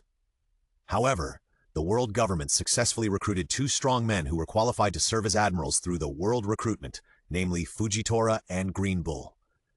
In addition to Kizaru, whose position has not changed, there are still 3 admirals. St. Charles said, "Of course, their purpose is not to interfere with the battle between Doug and Big Mom, but to observe the battle between them outside the island and capture the winner back to Impel Down." Hearing this, the 3 people except St. Mensman nodded repeatedly, thinking that this arrangement was very reasonable. However, we have no way of knowing the relationship between Doug and Big Mom. No one knows whether they will be fighting in the last second and reconcile in the next second. St. Charles said, "So I think it is better to let the generals focus on protecting themselves. After all, they are excellent combat forces." Indeed, this makes sense. St. Neil Boro agreed very much. Pirates are such a weird group, although Doug is not a pirate, but a vicious criminal. "No!" St. Mendeспин looked hideous and said hysterically, "The most important goal is to kill Doug. At any cost, I will go with them. I will not be satisfied until I see Doug being killed with my own eyes." St. Mendeспин, calm down. You are not a combatant. If you go there and get affected... St. Charles frowned slightly and thought to himself, "This St. Mendeспин is simply a shame for the world government." He said impatiently, "I will go in your place. I will take off Doug's head and bring it back for you." "How about it, St. Mendeспin?" "Let me introduce St. Charles, bald, the main combatant among the 5 elders. He has a sword named the First Generation Kaitetsu. As the hidden combat power of the world government, his true level is definitely not weaker than any admiral, and is even slightly stronger than most of the admirals in history. You go?" St. Mendeспин could not hide his shock. His eyes were uncertain, and he murmured, "Well then, okay." He tried his best to go with them, not just to see Doug being killed with his own eyes. He was afraid that something like Kuzan's defection would happen again, so he had to use the authority of the 5 elders to supervise the generals. But in this regard, St. Chelros, who was a 5 elder and had a powerful deterrent, would definitely do better than him. With 3 general-level combat powers, even if Doug and Big Mom joined forces, they could suppress them, so there should be nothing to worry about. Since there is no objection, then it is decided. Charles's eyes were very cold. Those who dare to violate the majesty of the world government must be wiped out. After a slight pause, he turned around and ordered, "Tell Sakaski, Green Bull, and others not to relax. At this time, I don't want to hear the news that there are pirates who are desperate to attack the Navy headquarters." Neil Boro Saint said, "Don't worry. Even if we leave the 2 admirals, we still have the commander-in-chief of the army, Steelbone Sora, and the God's Army." The so-called God's Army is a special force stationed in the Red Earth continent, directly under the 5 elders, and assembled by some of the elites of the Celestial Dragons. It is the hidden power of the world government and will only be used at the most critical moment. Then I'm relieved. Charles Saint stroked the first generation of Kitetsu at his waist, his tone cold. 3 admiral-level combat forces want to kill people. No one in this world can escape. He, Doug, naturally is no exception. Cake Island on the coast. Whether it was Becky and his group or the big guys from the Dark World, they were all concentrating on the battle between the 2 Emperor-level strongmen. When they saw Big Mom being knocked out by Doug one after another, the boss opened his mouth wide and his eyes were dull. As a veteran 4 emperors who has reigned over the sea for who knows how many years, Big Mom is undoubtedly powerful. Even so, she still had no power to fight back in front of Doug, and even her immortal body that she relied on was useless. People looked at each other and could see the incredible look in each other's eyes. The rise of new stars is unstoppable, and the so-called 4 emperors are not invincible. On the side, Smoothie, one of the 3 generals of the Charlotte family, shouted, "Cadres who can still fight, come here quickly. Mom can't hold on any longer." How could it be? Hearing Smoothie's words, Prospero, the eldest son of the Charlotte family, looked as if he had seen a ghost and exclaimed, "It's only been half an hour, Mom. Can't she hold on any longer?" Mom has indeed only suffered minor injuries so far, Smoothie said in a low voice with an ugly face. But Doug seems to have put too much pressure on Mom. In order to defend the dignity of the Emperor of the Sea, she has begun to burn her life. As soon as these words came out, the cadres looked horrified, and they all wanted to rush over to support. Swish! At this moment there was a sound of breaking wind behind them.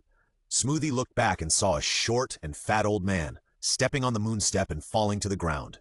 Although the old man was white-haired, he was in good spirits. He wore a pink button-down shirt and a white apron. Smoothie was delighted and said respectfully, "Mr. Longbread, you came at the right time. We were just about to go to support Mom. If we continue to fight, Mom might." Longbread, who was over 90 years old, was a figure of the previous generation and one of the founders of the Big Mom Pirates. Although his upper limit of strength was unknown, he was definitely stronger than Smoothie, who was a star general. "I am here to stop you. Lingling is a strong man standing at the top of this world and has her own pride," Longbread said with a heavy expression, "and Lingling never likes others to interfere in her battles. That's why Lingling would rather consume her life than ask for your help." Longbread sighed. "Let's wait and see for a while. If Lingling can't win even if she burns her life, then we will have no choice but to go." "Understood, Mr. Longbread." Smoothie nodded, suppressed the uneasiness in his heart, and cast his eyes on the battlefield again. "Beg for mercy? Are you kidding me?"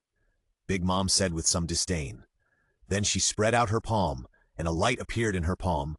"Use 2 years of my life, otherwise I can't get stronger." A long-lost sense of crisis came to her mind, and Big Mom completely let go of her prejudice against the young man in front of her.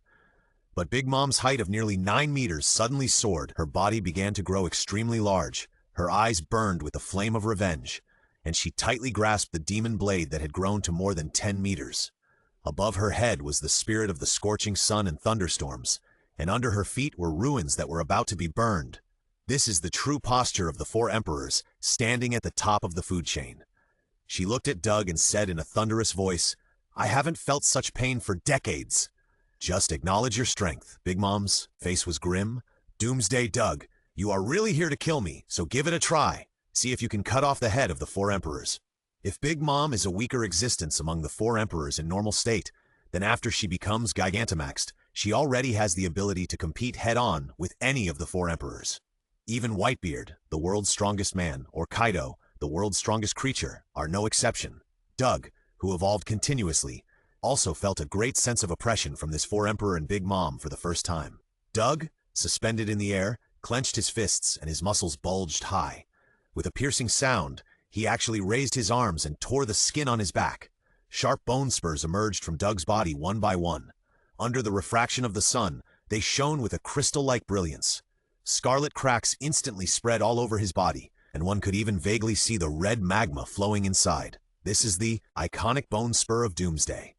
The two looked at each other, and they all saw the murderous intent in each other's eyes. Without any extra words, Doug and Big Mom collided fiercely. In an instant, the sky thundered again, and 2 figures kept intersecting and colliding, leaving a trail of afterimages so fast that it was dizzying. The bone spurs and the Emperor's sword tore through the air, leaving traces of thunderstorms and flames. Big Mom's blood had just splashed out, and it was turned into blood-red steam by the high temperature. A large group of scarlet halo expanded on the ground, causing the buildings made of various desserts within thousands of meters to collapse. Countless black chocolate blocks flew across, and then were burned into liquid by the flames. Suddenly, the lightning and flames on the blade in Big Mom's hand disappeared, and only a black and red substance similar to lightning was wrapped around it. But when the blade chopped down, Doug clearly sensed the unprecedented danger. Doug raised his right fist, gathered all his strength into the bone spur on his fist, and stabbed fiercely at the Emperor's sword that was slashing down. Unexpectedly, the bone spur failed to touch the Emperor's sword, but a small black and red lightning exploded in front of the blade, bypassing the bone spur and causing substantial damage to Doug.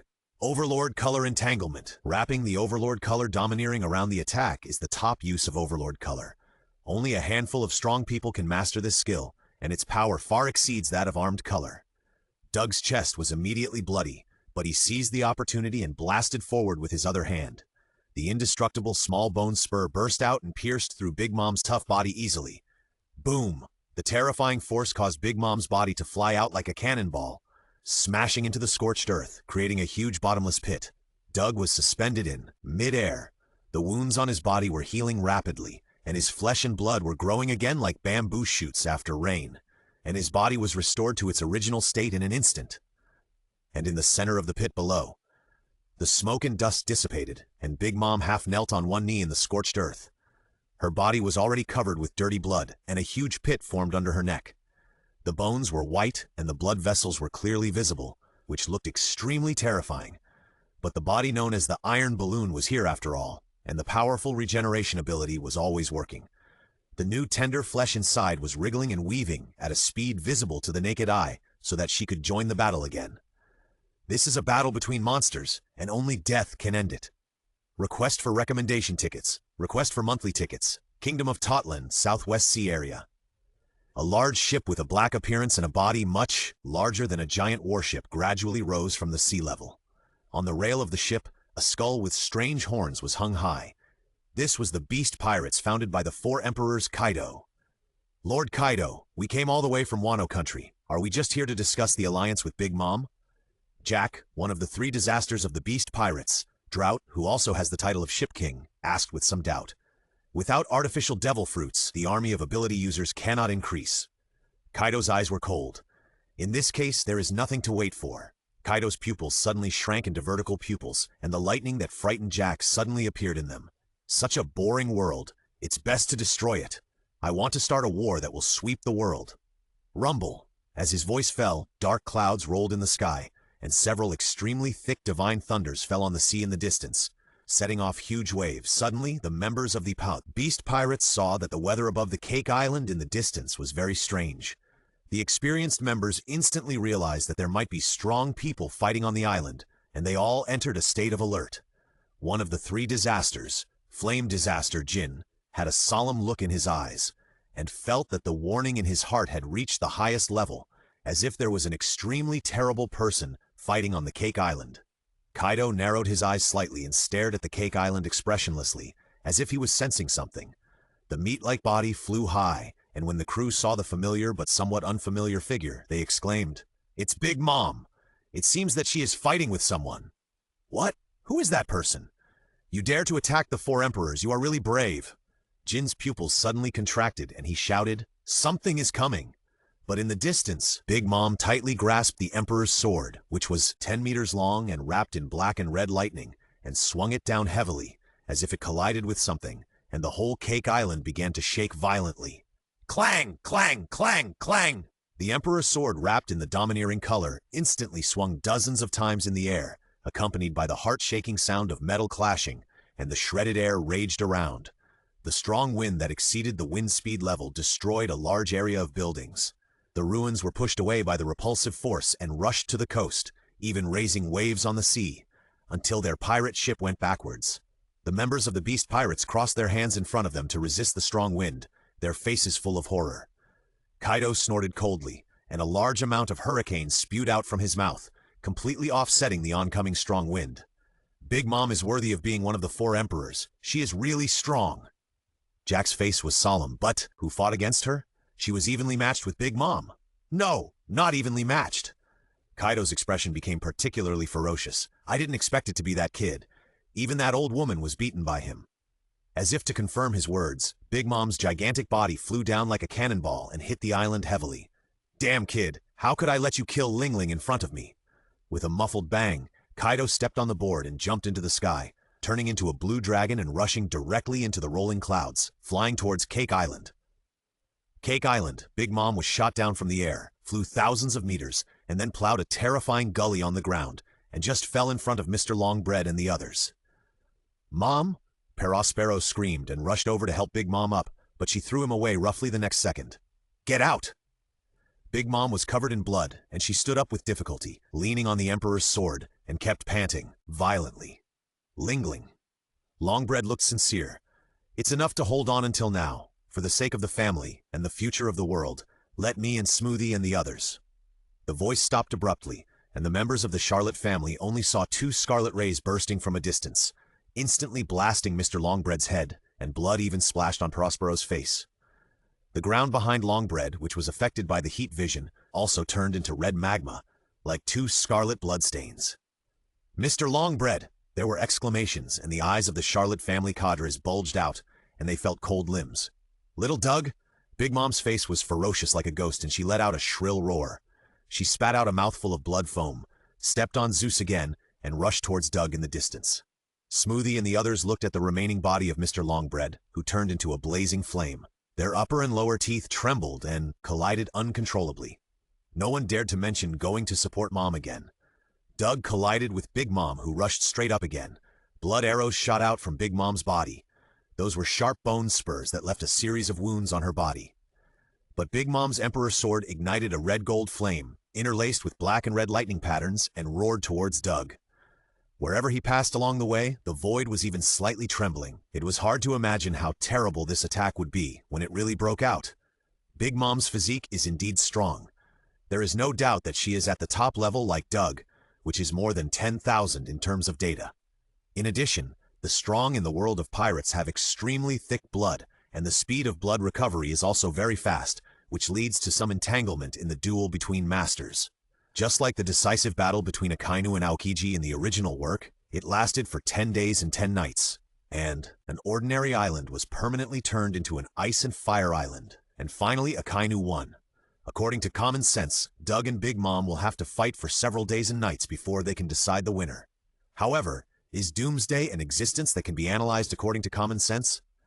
As a top person, Big Mom's blood recovery speed is indeed very fast, but no matter how fast it is not faster than the evolution speed of Doomsday. Big Mom's pupils suddenly contracted, and even the speed of the Emperor's sword slashing slowed down a few points, because Doug on the opposite side disappeared from her field of vision and even the perception of the color of observation. What is this speed? It's not at the same level as at the beginning. When did his physical fitness become so strong? Boom! A deafening explosion sounded, and Big Mom's thoughts stopped instantly. She saw Doug's big hand pressing her head hard into the soil, deep into the abyss, and the land within a radius of 1,000 meters sank. Doug's eyes were calm, and he said indifferently, "You have been dancing for so long. It's really hard for you, the Sea Emperor." Unfortunately, Big Mom, whose head was blown to pieces, could no longer hear his praise.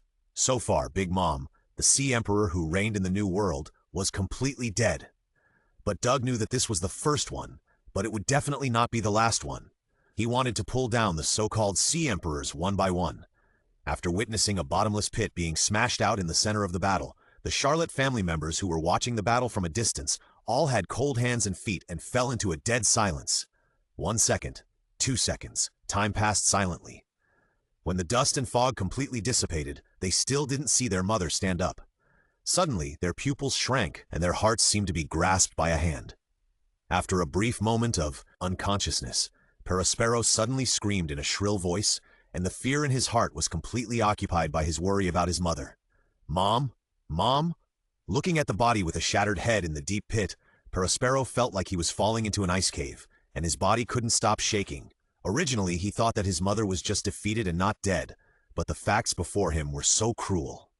At the same time, countless vague white light balls rose in the kingdom of Totland, floating up to the sky, and finally disappeared into thin air. That is, the souls of homies. Homies are species with human thoughts and powers that Big Mom uses the power of the soul fruit to inject souls into objects or animals. And these white light balls floating to the sky represent the failure of the power of the soul fruit, which is enough to prove that Big Mom, one of the 4 emperors, is really dead. The last glimmer of light in Perospero's eyes faded, his knees softened, and he fell to the ground helplessly. There was no any way to survive. In the fiercely competitive New World, without the protection of the Sea Emperor-level combat power, their entire Totland kingdom would be annexed by other forces.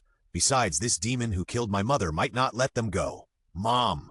Amidst the howling, there was another hysterical scream. Minister of Ice Cream Moscato, who was also killed for stopping Big Mom, knelt on the ground with tears on his face. His body trembled, wiped away the tears, and choked. "Mom, you can go with peace of mind. Although with my son's combat power, it is probably a fantasy to ask Doug to avenge you. But if my son can't avenge you, how can I be your son?" As soon as these words came out, the remaining members of the Charlotte family were shocked. The flames of hatred in their hearts were gradually ignited, and their faces were full of expressions of hatred against the enemy. Moscato was right. Even though they knew they were no match for their mother, even though they were like moths to a flame, they still had to avenge their mother. Unexpectedly, Moscato suddenly kowtowed heavily and said in a deep voice, "Today I will sever the mother-son relationship for you. I will avenge my mother's murder in my next life." After saying that, he did not dare to stop and ran towards a pirate ship on the coast. Boom! The members of the Charlotte family were struck by lightning, and the rebellious heart that had just risen was instantly shattered. Smoothie's face was dull, but then a bitter feeling rose in his heart. That's right. Not everyone has the courage to face death and face Doug. Even if they united with their passion to crush their mother, there was no possibility of winning. The only chance to survive. It seemed that they had to sever the relationship like Moscato did. Just when some members were tempted, they suddenly heard a burst of wild laughter that resounded through the world. Doug's eyes flashed red, and his eyes were extremely violent. Hey, what are you doing?" "Listen carefully," he shouted, roaring. "I am here to kill all of you. Do you understand? Resisting and then killing me is your only way to survive." As soon as the voice fell, Doug's figure rushed out and came to Prospero lying on the ground as if teleporting. Prospero's eyes bulged, and he felt that his whole body was surrounded by an indescribable fear. At this moment, his mother and the future of the kingdom of Totland were all thrown behind his mind. Every nerve and every muscle was shouting, "Live! Live! Candy wall!"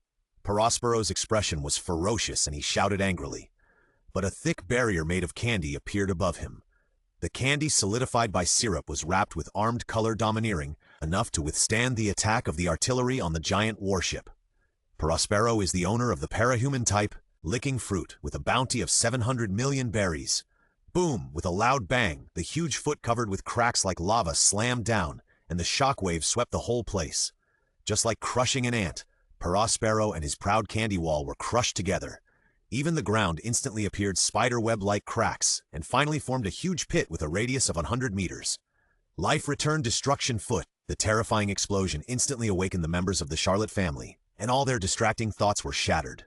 They fled around like crazy bullfrogs. This kick also completely crushed the remaining resistance in their hearts. Revenge? What a joke, it's just suicide. This is no longer a power that humans can possess. Even pirates like them, who are highly respected in the New World, are just bugs that can be trampled at will in front of this person. "Run! Help! Is there anyone coming to save us?" "I told you." Doug smiled, his cheek muscles twitched a few times, and his eyes lit up red. "If you can run away, just try it!" Whoosh! In an instant, 2 scarlet rays burst out, instantly piercing through the figure of a member of the Charlotte family. Then the scarlet rays swept across, cutting the fleeing members of the Charlotte family in half. Wherever they went, there was nothing that could resist, and they all turned into nothingness.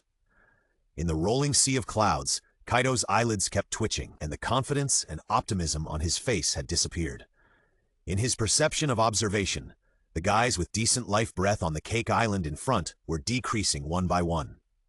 Although those rats in the Big Mom Pirates were just a bunch of stuff to be killed with a stick in his eyes. But those rats were not puppets standing there for him to kill after all. He thought to himself that even he could not slaughter these rats so cleanly, let alone like Doug, who destroyed the Smile Factory, crushing, withering, and rotten. On the other hand, since Doug could slaughter them wantonly on the Cake Island, it undoubtedly showed that the old woman Lingling might have really been killed. Damn little brat! 2 streams of white air like a dragon blew out of Kaido's nostrils, and he roared, "You ruined my plans again and again. First, you destroyed the army of people with special abilities that I had high hopes for, and now you've killed the old woman who is most likely to form an alliance with me." A blazing flame emanated from Kaido's dragon mouth, and his eyes were extremely grim. "If I don't kill you to vent my anger, how can I be the 4 emperors? Request for monthly tickets. Request for recommendation tickets." Although observation hockey is Doug's least good hockey, at this time he still felt an extremely powerful aura in the distance, which was constantly spreading in this direction.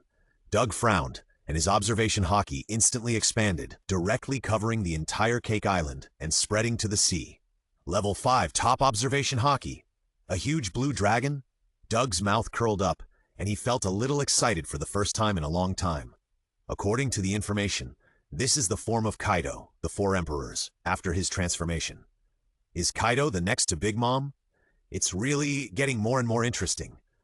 In an instant, the overwhelming black clouds came and covered the top of Cake Island. Thunder rolled in, and countless purple thunders that were as thick as dragons passed by with their teeth and claws. Look, the sky has changed. Other places are still clear. Something is coming again, God. What on earth will happen? The residents of Cake Island on the coast gasped. The scene that seemed like the end of the world made their expressions stiff, and their legs seemed to be rooted and unable to move. Doomsday, Doug! The roar came from the rolling black clouds, and then a ferocious dragon head poked out. As the huge dragon's mouth opened and closed, the strong wind pressure blew countless villagers into the coast. Kaido's black dragon whiskers fluttered in the air, and his pupils shrank sharply, flashing a light that made people tremble. Let's form the world's strongest alliance and subvert this boring world together. How about it? If he could get help from a force beyond the level of the Sea Emperor to accomplish what he had always dreamed of. A mere 4 emperors, it doesn't matter if he is not one. Okay, Doug responded loudly, since you don't. The fierce light that had just risen in his pupils suddenly disappeared and Kaido's expression was dull. What did you say? You actually agreed? The peerless villain who could kill that old woman was definitely not someone who was easy to get along with. He was even ready to fight with Doug, and then slowly discuss it. But before that, you have to accompany me to do something. Doug smiled mysteriously, and he suddenly thought of a very interesting idea. In the New World, in an unknown sea area, a yellow boat was floating on the sea. There were only 3 people on the boat. One was nearly 3 meters tall, wearing a cloak of justice, a yellow and white striped suit, black curly hair, and yellow sunglasses. One was slightly less than 3 meters tall, also wearing a navy coat with a purple lining, holding a cane, eyes closed, and an X-shaped scar on the left side of his forehead. The last person had a dignified face, a bald head, a coat, a white samurai suit, wooden clogs, and a saber from the 12 works of the supreme great swords on his waist, the first generation of Kitetsu. It was the Navy Admiral Kizaru Borsalino, Fujitora Issei, and the 5 Elder Stars fighter Chael. Issei, I met Doug once when the Shampudi incident happened. Kizaru said slowly, that guy is a very strong monster, so scary. Although he said so, Kizaru didn't show any fear. The vicious day of destruction Doug, it's no big deal to see him once after a year and a half. Compared to him, Fujitora was much more restrained. Haha, I dare not underestimate Mr. Doug. Fujitora's face was serious. After all, he is the one who asked the 3 of us to go out together. Relax, there is nothing to be nervous about. St. Charles was resting his eyes with his sword, and said calmly, the 3 of us are just to prevent him from joining forces with Big Mom. If we really want to fight Doug, I am enough. As the strongest among the 5 Elder Stars, St. Charles did not take Doug seriously. At this moment, the golden Den Mushi in St. Charles's arms rang. He frowned slightly and connected the Den Mushi. Immediately, the voice of St. Neilboro came from it. St. Charles, the action has changed. Hearing this, Kizaru and Fujitora were startled. Charles Saint frowned and asked, what happened? I have good news and bad news here. Forget it. I can't tell whether it's good news or bad news. Listen, Big Mom. One of the 4 Sea Emperors has been killed by Doomsday Doug. What? So fast? The 3 of them were shocked. Whether it was Kizaru, who always had a lazy expression, or Charles Saint, who was calm about everything, they were struck by lightning when they heard the news. The 4 emperors have been roaming the sea for decades. There may be strengths and weaknesses among them, but the gap is not too big.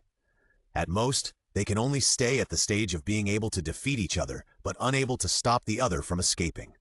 After all, killing a Sea Emperor-level combat power and confronting or even defeating them head-on are 2 completely different concepts, and the difficulty of this is quite great. But now Doug has clearly done it, and he broke into the Big Mom pirates alone, and even took the head of the Sea Emperor among thousands of troops. This is extremely rare in history, or even almost non-existent. St. Charles suddenly laughed. Why can't we tell good from bad? Doug helped us destroy a Sea Emperor-level force, and then we went over to take his head, and 2 unstable factors in the world were removed at once. Isn't this great news? That's right. Another voice suddenly sounded from the other end of the Den Mushi. You 3 can kill the 4 emperors together. Even if it's Doug, there's nothing to worry about. Kill Doug! Kill him! St. Mendispin, calm down. I haven't finished talking yet. Calm down. That's right, let St. Charles judge for himself. A noisy voice sounded from the other end of the Den Mushi. St. Charles had a cold face. He suddenly felt that not only St. Mendispin was a disgrace to the world government, but all of the 5 elders of this generation, except himself, were like that. One by one, they had no blood at all, and they were scared by Doug, who killed the 4 emperors. Ahem. After letting the other 2 pull St. Mendispin away, St. Neilboro said in a deep voice, Kaido, who has been staying in Wano country honestly, suddenly disappeared with his subordinates at some point, but according to the clues What a strong aura, a monster among monsters. Kizaru changed his lazy attitude and his expression was more solemn than ever. This is really... Fujitora quietly pulled out his staff sword. Although he couldn't see, the strong sense of oppression in front of him almost made him shudder. No need to say. St. Charles couldn't help sweating on his forehead. He hung up the golden Dendenmushi and threw it down. The knuckles that were pinching the first generation of Kitetsu turned white. They are here! In the sky in the distance, a four-clawed blue dragon with a length of more than 100 meters and extremely ferocious soared above the sea. But Kaido, alone, couldn't make them change color. The real horror was the figure standing on the dragon's head, which brought a sense of oppression. The domineering aura and the red energy shockwave were released by him unscrupulously. Doug? How about it? Want to fight? Yellow Monkey's fingers glowed yellow. Saint Mendispin. If you want to fight. Fujitora pressed his fingertips on the hilt of the knife and pulled it apart slightly, and a circle of purple halos appeared above his head. I will definitely go all out. You too. The veins on St. Charles's head popped out and he shouted, Think carefully, this is above the vast ocean. I'm fine, but you are all ability users. If we really fight, we have no advantage. People with ability cannot touch the seawater. That's it. The light on Yellow Monkey's fingers dissipated instantly, and he put his hands in his pockets in one go. Then there is really no other way. Fujitora nodded slightly, put away the knife and stood up, with the corners of his mouth slightly raised, but his expression was very heavy. St. Charles frowned slightly. He seemed to have seen a faint smile on the faces of the two men just now, especially Yellow Monkey, whose expression doubled the degree of asking for a beating. Forget it. It must be his illusion. Although Neil Boro Saint didn't finish what he said just now, I believe you all have understood the meaning of the message. After pushing the blame on Neil Boro Saint, Charles Saint said coldly, The plan has changed. Kaido and Doug, one is an Emperor-level combat power, and the other is even beyond the Emperor level. Facing such a strong man, especially on the vast ocean, we can't take the initiative to attack. Just wait and see. After saying that, Charles Saint put his hand on the hilt of the knife, staring at the two figures that were getting closer and closer, as if facing a great enemy. Once the battle begins, Kizaru and Fujitora will not be able to play a big role. If you really want to stop Doug, you still have to put your hope on him. Damn it! If it were on land, I would be alone. The wind whistled past, and the red energy shockwave came towards them, making the waves on the sea roll and the outer clothes of the three people fluttering. If it weren't for the flowing armed color protecting them, they would definitely be torn to pieces in an instant. The closer they were, the more Charles Saint could sense the gap between himself and Doug. His face was ugly, and more sweat oozed from his forehead. Kizaru and Fujitora's bodies also tensed up. They did not have the ability to kill Doug or Kaido instantly. If they could not kill them, once the boat was overturned by the two, they would have to fly with the moonstep, which consumed a lot of physical strength to avoid contact with the seawater. But in that case, they would be like meat on a chopping board, at the mercy of others. Just when the Azure Dragon came to their heads, Charles Saint suddenly realized that Doug was looking down at him coldly. Charles Saint had never experienced that kind of tyrannical look and scrutiny, and deep shame and anger suddenly appeared on his face. But the terrifying momentum made him raise the alarm in his heart to the highest level, and he had no intention of thinking about other things. Just when Charles Saint was extremely nervous and even couldn't help wanting to swing his knife, Doug indifferently withdrew his gaze, and the huge Azure Dragon also flew away. St. Chalros swallowed his saliva, and beads of sweat on his forehead fell onto the deck. The comfort of escaping death enveloped his whole body, and a trace of relief flashed in St. Chalros's eyes, but then came a deep shame. Damn it! If it were on land, I would have the left and right generals to protect me. How could I be better than you, Doug? St. Chalros said angrily. Chase! Let's catch up quietly. Although he was angry, he did not lose his composure. The word quietly even reflected his wisdom. Doug just killed Big Mom. It is impossible that he has no injuries on his body. St. Chalros said coldly, he can only exert 80%, no 70% of his strength now. Once we find land, we will do our best to strangle him. What are you doing? Let's go, St. Chalros said in a low voice. Kizaru, Fujitora, do you think the world government can't sanction you? If I can't control Doug, I can't control you either, right? Yellow Monkey shrugged. Since St. Mendispin said so, there is really nothing we can do. Fujitora smiled happily. Let's follow for now. Yellow Monkey finished speaking and quietly looked at Fujitora. Fujitora seemed to have noticed something, rolled his pupilless eyes and nodded slightly. Pirates fighting, the five elders died violently, listening to it. How pleasant. Kaido said coldly. Yellow monkey and no, Fujitora. There is also a bald guy I don't know, but he is not weaker than them. 3 admiral-level combat forces, I really don't know why you don't kill them. Am I such a bloodthirsty person in your eyes? Doug chuckled and said, there is no need to pay attention anyway, they are not my target. Bloodthirsty? You should ask the dead members of the Charlotte family. Kaido expressionless. But speaking of this, what exactly do you need me to do for you? He once challenged the Navy and the 4 emperors alone and was arrested 18 times, but no one has ever been able to kill him, not even himself. With what? It is because of its unimaginable defense and vitality. So he is not afraid of Doug setting a trap, but he wants to find out what Doug is planning. I heard your nickname is the strongest creature? Doug asked back. Strongest creature? Humph! Kaido sneered. It's just people's hype. They say things like Kaido is the strongest in a one-on-one fight and the strongest creature among all living things on land, sea, and air. As long as that old man Whitebeard doesn't die, I will never agree with this title. Doug raised his eyebrows. I do feel that your titles are somewhat conflicting. One is the strongest man, and the other is the strongest creature. Who is stronger between you? When old man Whitebeard was young, I never defeated him once. Speaking of Whitebeard, Kaido suddenly looked a little sad, but soon he roared, but that guy is old. Now he will definitely not be my opponent. Even if I can wear him down, I can wear that old man down to death. Kaido paused slightly and said in a low voice, but in that case, how can he be considered the strongest? Old? Doug frowned slightly and sighed. It's really a pity. You kid? Kaido looked puzzled and said impatiently, you've been going around in circles. What on earth do you want to say? Doug said, don't you want to overthrow the world government? Kaido retorted, not only overthrow the world government, but also create an era of violence. In short, as long as you do me this favor, I will let you see the fall of the world government with your own eyes. After watching it, you can die. Kaido snorted twice and said angrily, I've said it before, I want more than just. But he was interrupted by Doug again. As long as you are a person, whether it's a man or a woman, even if it's only once in a lifetime, everyone has thought about becoming the strongest in the world. Doug suddenly shouted, his expression unprecedentedly fanatical. Come on, the strongest creature in the world and the strongest man in the world, unite to challenge me. Let me defeat you and become the strongest in the true sense. Kaido's eyes widened, and at this moment his brain even stopped thinking. Requesting monthly tickets, requesting recommendation tickets. 1 versus 2? Wororororo, you kid. Kaido laughed so hard that his dragon body rolled in the sea of clouds. Tears as big as a human head fell from the sky and hit the sea, causing waves. How dare you say that? Even though Doug was an ally, Kaido still couldn't control his anger. He said coldly, then I'll do you a favor. But can you convince that monster, the old man with white beard? Kaido said. He is a proud and stubborn old man. It is impossible for him to accept such a ridiculous request. Don't bother with that. Above the sky, the fierce wind blew Doug's black coat high up.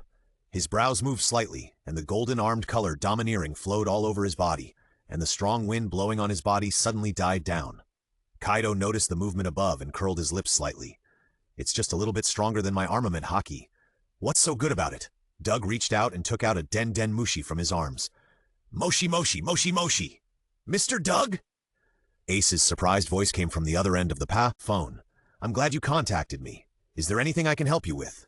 Ah, is Whitebeard next to you? Doug asked calmly. Dad? Although Ace was a little surprised, he still replied, do you want to find Dad? I'll ask for you. After waiting for a while, a low voice came from the other end of the Den Mushi. Doug boy, thank you for saving my son. If you have the chance, you can come to our pirate group for a few drinks. Drink? Doug thought about it and smiled faintly. There will be a chance. The location will be set in Marineford. Marineford? Kaido couldn't hold back before Whitebeard opened his mouth. He roared, you kid, are you from the Navy? What island is Marineford? The Navy headquarters. However, since Sakazuki replaced Sengoku as the Navy Admiral, he moved the Navy headquarters to the New World, and Marineford became the G1 branch of the Navy. Of course, he was definitely fearless, but at such a critical moment, there was no need to run to the enemy's base camp. Oh? The Carp Kid is actually next to you? Whitebeard was also surprised, but then he laughed and said, Goolalala, sure. How do you want to drink? How to drink? Doug grinned and said, the way to drink is that 7 days later, you and Kaido will come to Marineford together and have a decisive battle with me. Of course, you don't have to worry about the venue, I'll take care of it. Doug? Whitebeard's voice sounded getting deeper and deeper. Are you doing this to become the Pirate King? No.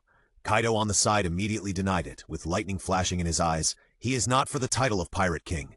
Really? I wish it was like this. On the other side of the Den Den Mushi, a terrible aura condensed on Whitebeard, and his eyes shot out 2 rays of light. So this is your goal, Doug. The picture was cut in half. World's strongest man, Whitebeard, and world's strongest creature, Kaido, said in unison. Your goal is that, right? At this moment, they seemed to have returned to the days when they were trainees and crew members of the Rocks Pirates. An unprecedented tacit understanding gathered in their chests.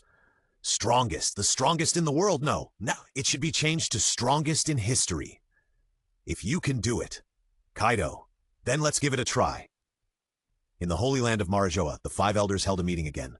St. Neilboro pushed the door open with a serious expression. I have another good news and bad news here. The good news is that although St. Charles and his men met Doug directly, there was no conflict between the two. The other 3 looked at him indifferently. He paused slightly and then said, the bad news is that Doug's strength is beyond St. Charles's imagination. He wants to request reinforcements, and Doug seems to have joined forces with another Sea Emperor, Kaido. St. Mendesbin was silent for a moment, pulled out a chair and left, directly, whatever he wanted. The other 2 looked at each other and said expressionlessly, let St. Chalros come back. There is nothing to be afraid of anymore. If they can't control them, then they can just ignore them and let them play freely on the sea.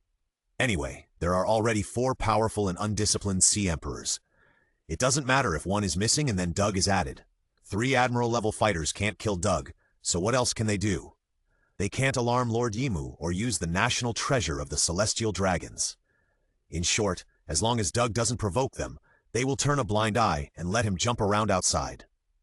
What did you say? St. Mendesbin, who had just walked to the door, was full of shock and anger, and the voice of CP0 on the Den Den Mushi in his hand sounded so dreamy. He smashed the Den Den Mushi against the wall fiercely, and his breathing gradually became heavy, mixed with a hint of nervousness that he didn't want to admit. Something big happened. Everyone. The veins on St. Mendesbin's forehead popped up, and his expression was extremely ferocious. I have a very bad good news. The other 3 looked at each other. Just by looking at St. Mendesbin's expression, they knew that this news was definitely related to Doug. As expected, St. Mendesbin said in a cold voice, Doug is riding Kaido and heading towards the Holy Land of Marajoa. As soon as these words came out, the 5 elders were shocked and angry, and at the same time were greatly shocked. What? How did things develop to this extent? Damn, Doug, is he crazy? Neilboro gritted his teeth. Do you really think we are made of mud? Everyone, Mendesbin said expressionlessly. It's okay if he's outside, but he dares to come to the Holy Land on his own initiative. He's just asking for death. After a slight pause, he said in a deep voice, the front and back of the Holy Land are the Navy, headquarters, and the G1 branch respectively.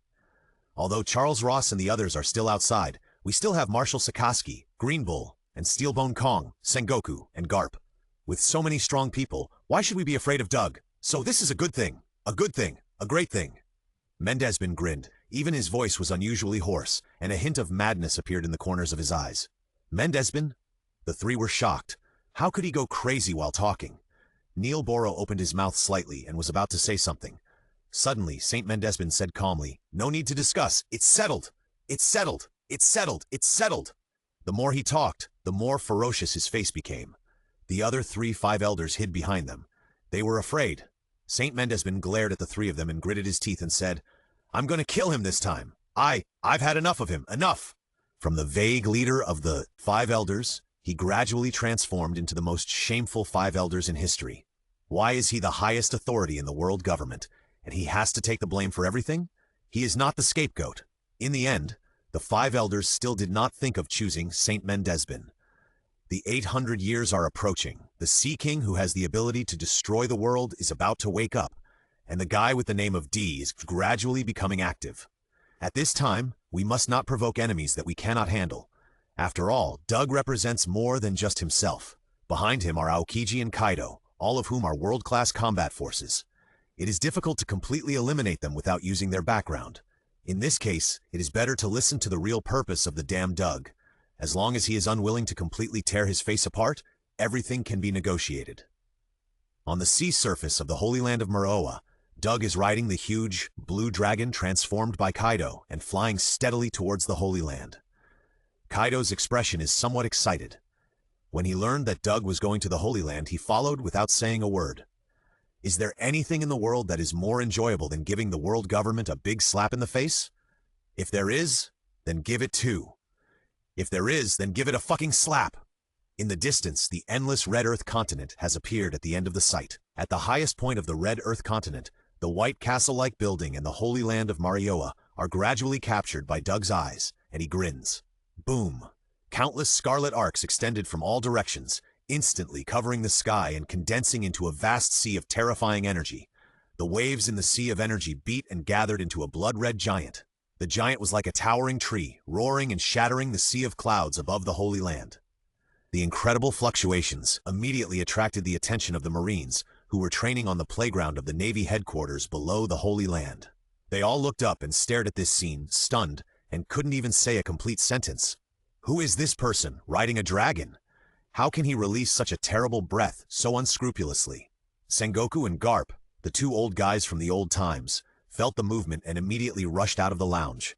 Domineering haki and energy shockwaves? The gray-haired Sengoku frowned slightly and said in a deep voice, "He is releasing it so recklessly. Isn't he afraid that the domineering haki will be exhausted and unable to entangle?" That's right. Both armament haki and domineering haki will be consumed, and the consumption speed will be different depending on the intensity and amount of use. After consumption, it can only be restored by resting. But Doug is now standing in front of the Holy Land, and countless masters are lurking here. How can they give him a chance to recover? Who knows? The carefree Garp picked his nose. Maybe he has some unknown cards. But speaking of it, Kaido himself is troublesome enough. Sengoku covered his face with a headache. Not to mention a stronger Doug. What do you think? It seems that his target is those stupid celestial dragons. Garp looked strange and asked tentatively, "Then are we really going to stop him? If you don't want to go, just say so." Sengoku was a little helpless. "Why do you drag me into this?" After a slight pause, he covered his face and said in a low voice, "Oh my goodness, old man, I'm old. My observation haki is no longer effective. My eyesight is not good and I can't see." Garp was stunned, then reacted immediately and imitated him. I have asthma and should not do strenuous exercise." "Did anything happen above the Holy Land, Marijoa, just now?"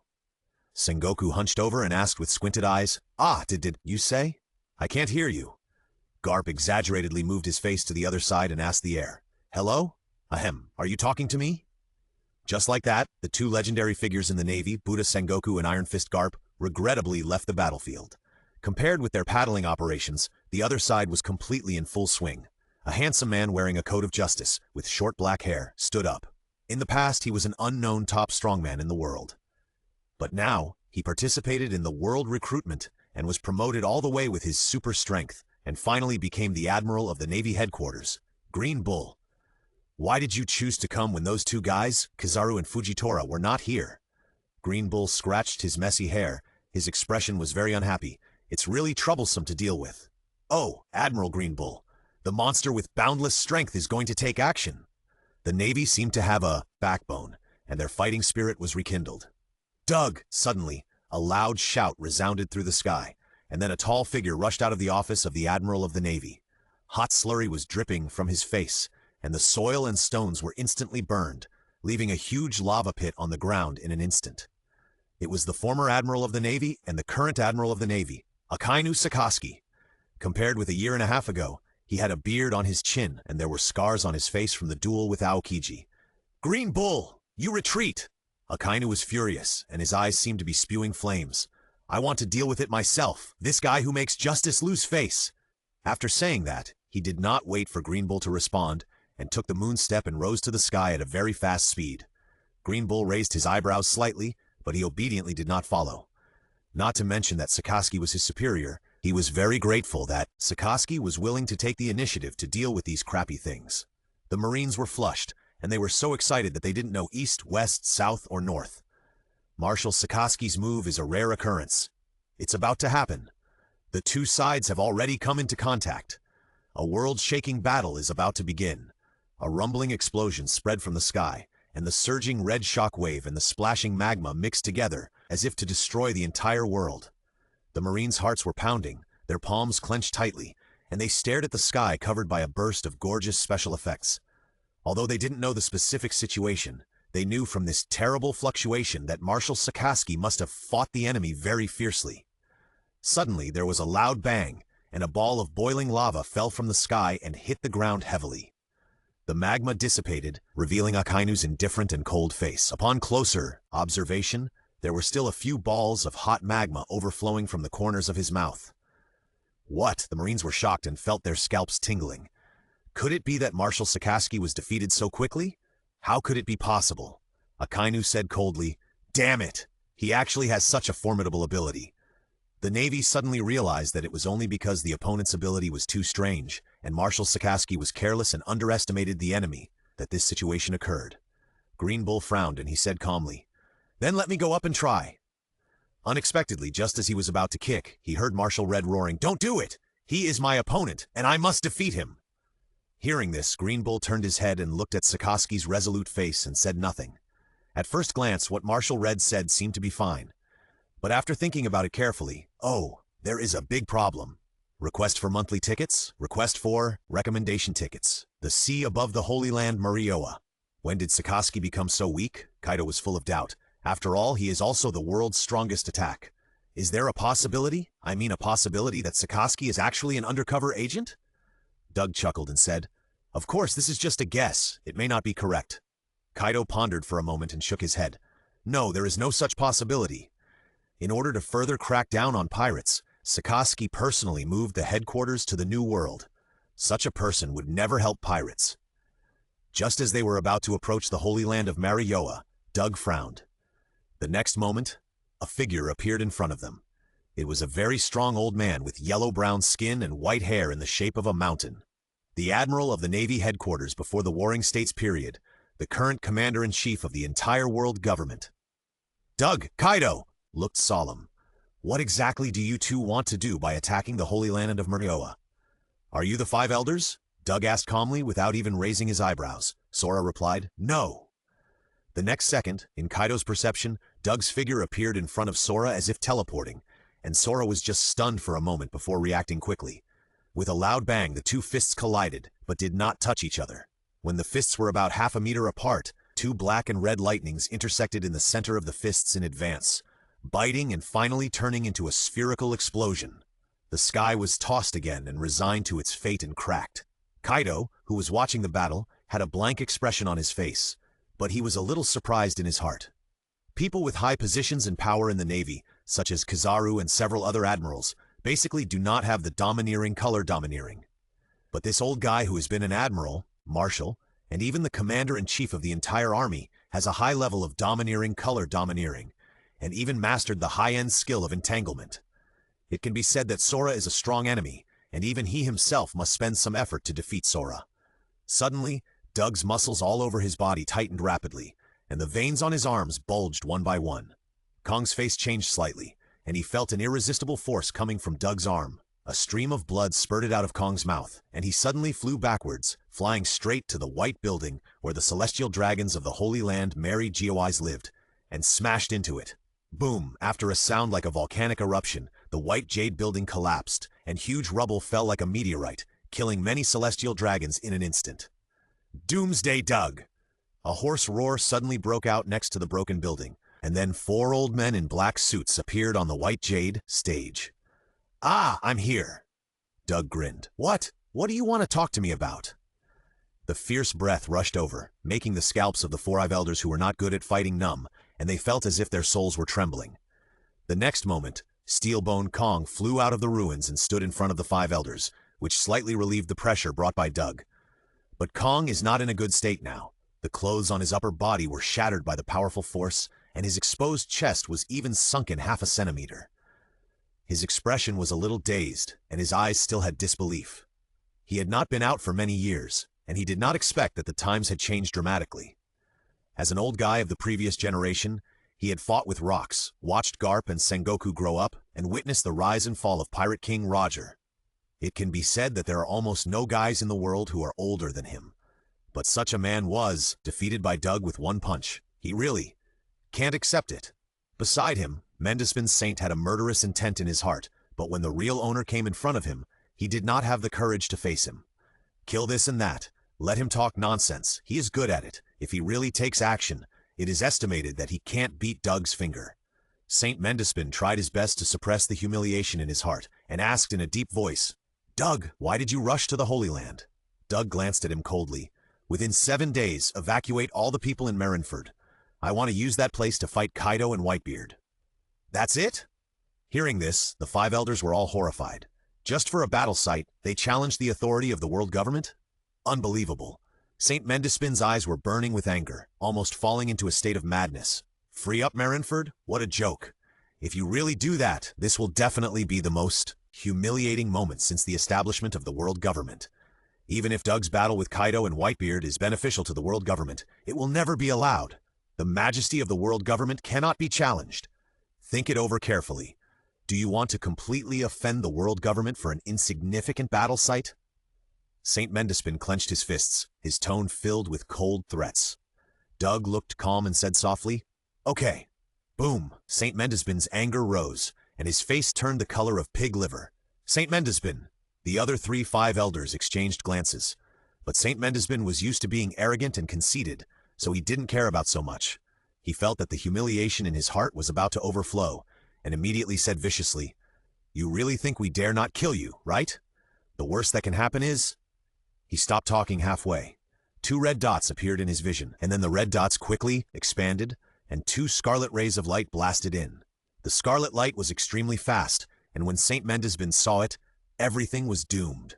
St. Mendispin still had a threatening expression on his face, and the scarlet light instantly hit his head, and the terrifying high temperature and impact force were completely released on him.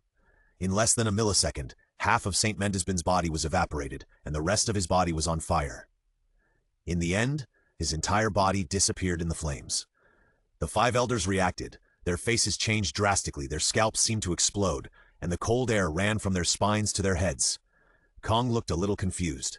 Did the 5 elders who held the highest authority in the world government die so easily? Died in front of him, died in the Holy Land of Marioa, and even their bodies were reduced to ashes. Too horrible. I'm here to inform you, not to discuss with you. Doug's expression was ferocious, and his cheek muscles were slightly clenched and bulged. Either order all the people in Marineford to withdraw now, or— I will. Doug's eyes had 2 red lights looming, and his expression looked a little violent. Kill you all!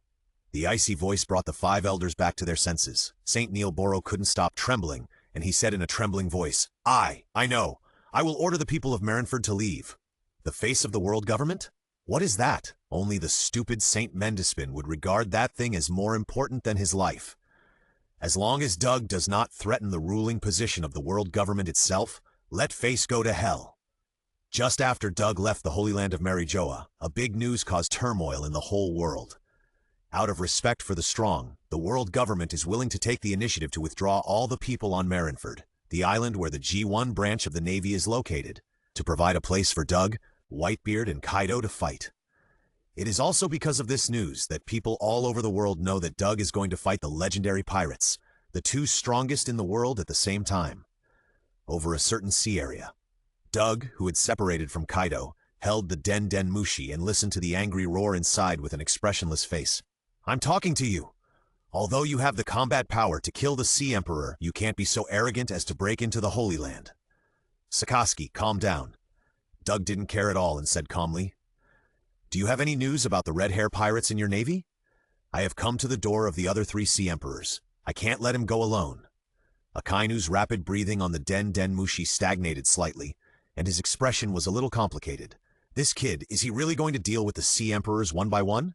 I will help you check the location of red hair, and I can find out the approximate location, but the specific location can only depend on you. Akainu covered his forehead and said in a deep voice, You are really too impulsive to break into the Holy Land this time. In history, there have been many Sea Emperors who wanted to shake the world government and even rushed to the Holy Land like you. But without exception, they all died in the Holy Land. Really? Doug's tone was calm. In fact, you were able to escape unscathed today, and there was a lot of luck involved. Akainu's voice was a little heavy. The 3 Admiral-level fighters of Chael Ross Saint are not here, and the 2 old men Garp and Sengoku seem to have opinions about the Celestial Dragons. Green Bull was stopped by me. If these people really take action, even if I am not counted, plus Steel Bone Kong, it is equivalent to having 7 Admiral-level fighters. This is a force, enough to change the world pattern. Doug said, With this calculation, the Emperor-level fighters are really as numerous as dogs. This is not the most critical point. The celestial dragons can rule the world for 800 years. In addition to the legend that their ancestors saved the world, more importantly, they have two national treasures. Akainu paused slightly and said with some regret, I don't know what these two national treasures are specifically, but there is only one thing that is certain. They definitely have the power to kill the Emperor-level powerhouses on the sea. Doug asked with some confusion, but why didn't they use the national treasures to attack me when I went there today? Akainu said, maybe. Although the power of the national treasure is terrifying, it also requires a considerable price to activate it. After saying that, Akainu's tone suddenly became heavier. In short, it's not easy for a strong man like you to appear. I don't want all the previous preparations to fail. Even if it may sound a bit selfish, I still have to say it. He can be cruel and eliminate his colleagues and ordinary people in order to complete the mission, or he can execute the Navy soldiers who ran away because of fear. He did do these things, and it doesn't matter whether they are good or bad. It's left for later comments. But apart from these, there are still many things he can do. Akainu's tone was particularly sincere. I, Sakaski, in the name of all the Navy, ask you, Doug. You must wait until you are sure before taking action against the world government, because you are our only hope to overthrow the world government. Hope? Doug looked a little amused. This word appeared on Doomsday, which was too out of place. But Doomsday is Doug, and Doug is more than just Doomsday. Please rest assured, since I came to this world, the end of the world government has been destined. The sun moved slowly, covering Doug with a layer of golden gauze, making him look like a god who came to the mortal world to save the world from difficulties. However, the front side that was not illuminated by the sun was shrouded in darkness, and two red lights were looming, looking a bit tyrannical and evil. In the new world, on an island, a pirate group with extremely few people was holding a party. Captain, a lot of earth-shaking things have happened in the new world these days. Ben Beckman, a deputy captain with a gray hair, rubbed his gun with a solemn expression. As soon as these words came out, the cheerful atmosphere in the pirate group came to an abrupt end, and even the air seemed to solidify. It's time for a party now, ha-ha! Don't discuss these upsetting things. Shanks, the leader of the Red Hair Pirates and one of the four emperors, smiled widely. Is there anything more important than drinking? But Captain, Jesus Boo, who was dressed like a scumbag, but was actually a cadre of the Red Hair Pirates, said in a deep voice, Big Mom is dead. Kaido and Whitebeard have also been found. And now? The fat Logi Lu, holding a piece of meat in his hand, said, Among the four emperors, only our Red Hair Pirates have not contacted Doug. Beckman had a complicated look. It's not difficult to infer from Doug's behavior that he is not very friendly to the Emperor of the Sea. If he really comes to us? He didn't continue, but every member knew what Beckman wanted to say. The Red Hair Pirates don't have many members, but each of them is a powerful pirate. But in terms of overall strength, the gap with the Big Mom Pirates won't be too big. Since Big Mom will be killed by Doug in the base camp, the ending will not change if it's them. What is coming will come, and you can't avoid it. Sitting on the stump, Shanks poured wine into the cup and said half-jokingly, We'll talk about these things when Doug comes. Ha-ha!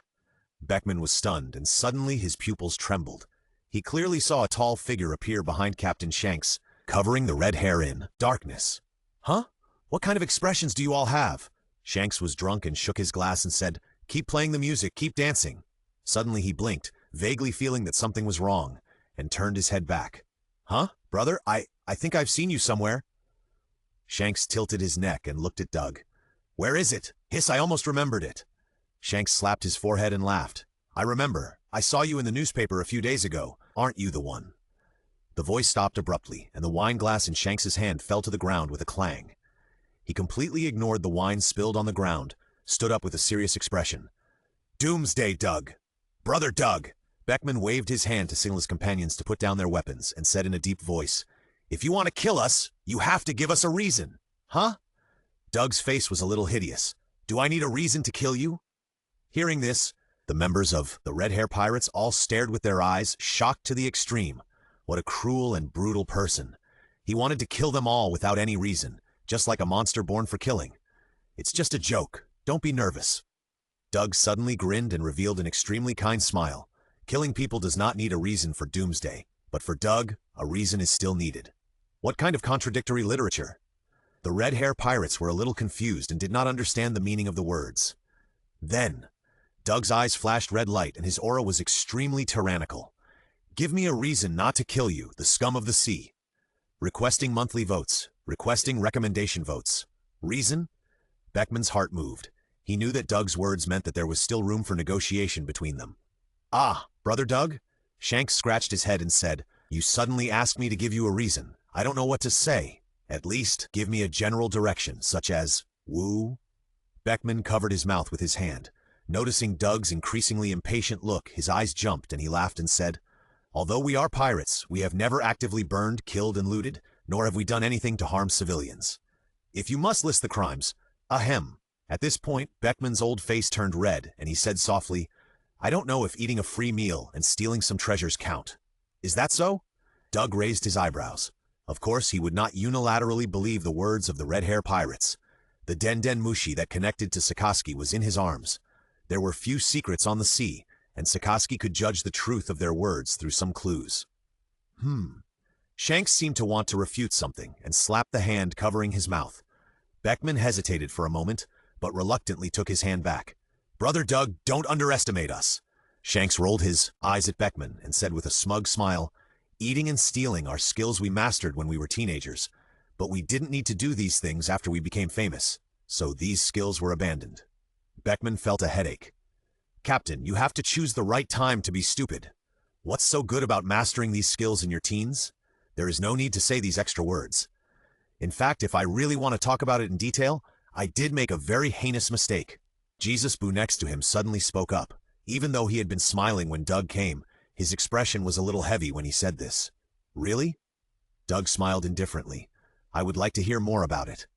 "That mistake was," Jesus Boo turned his head and looked at Shanks, "I accepted the captain's invitation and became a pirate."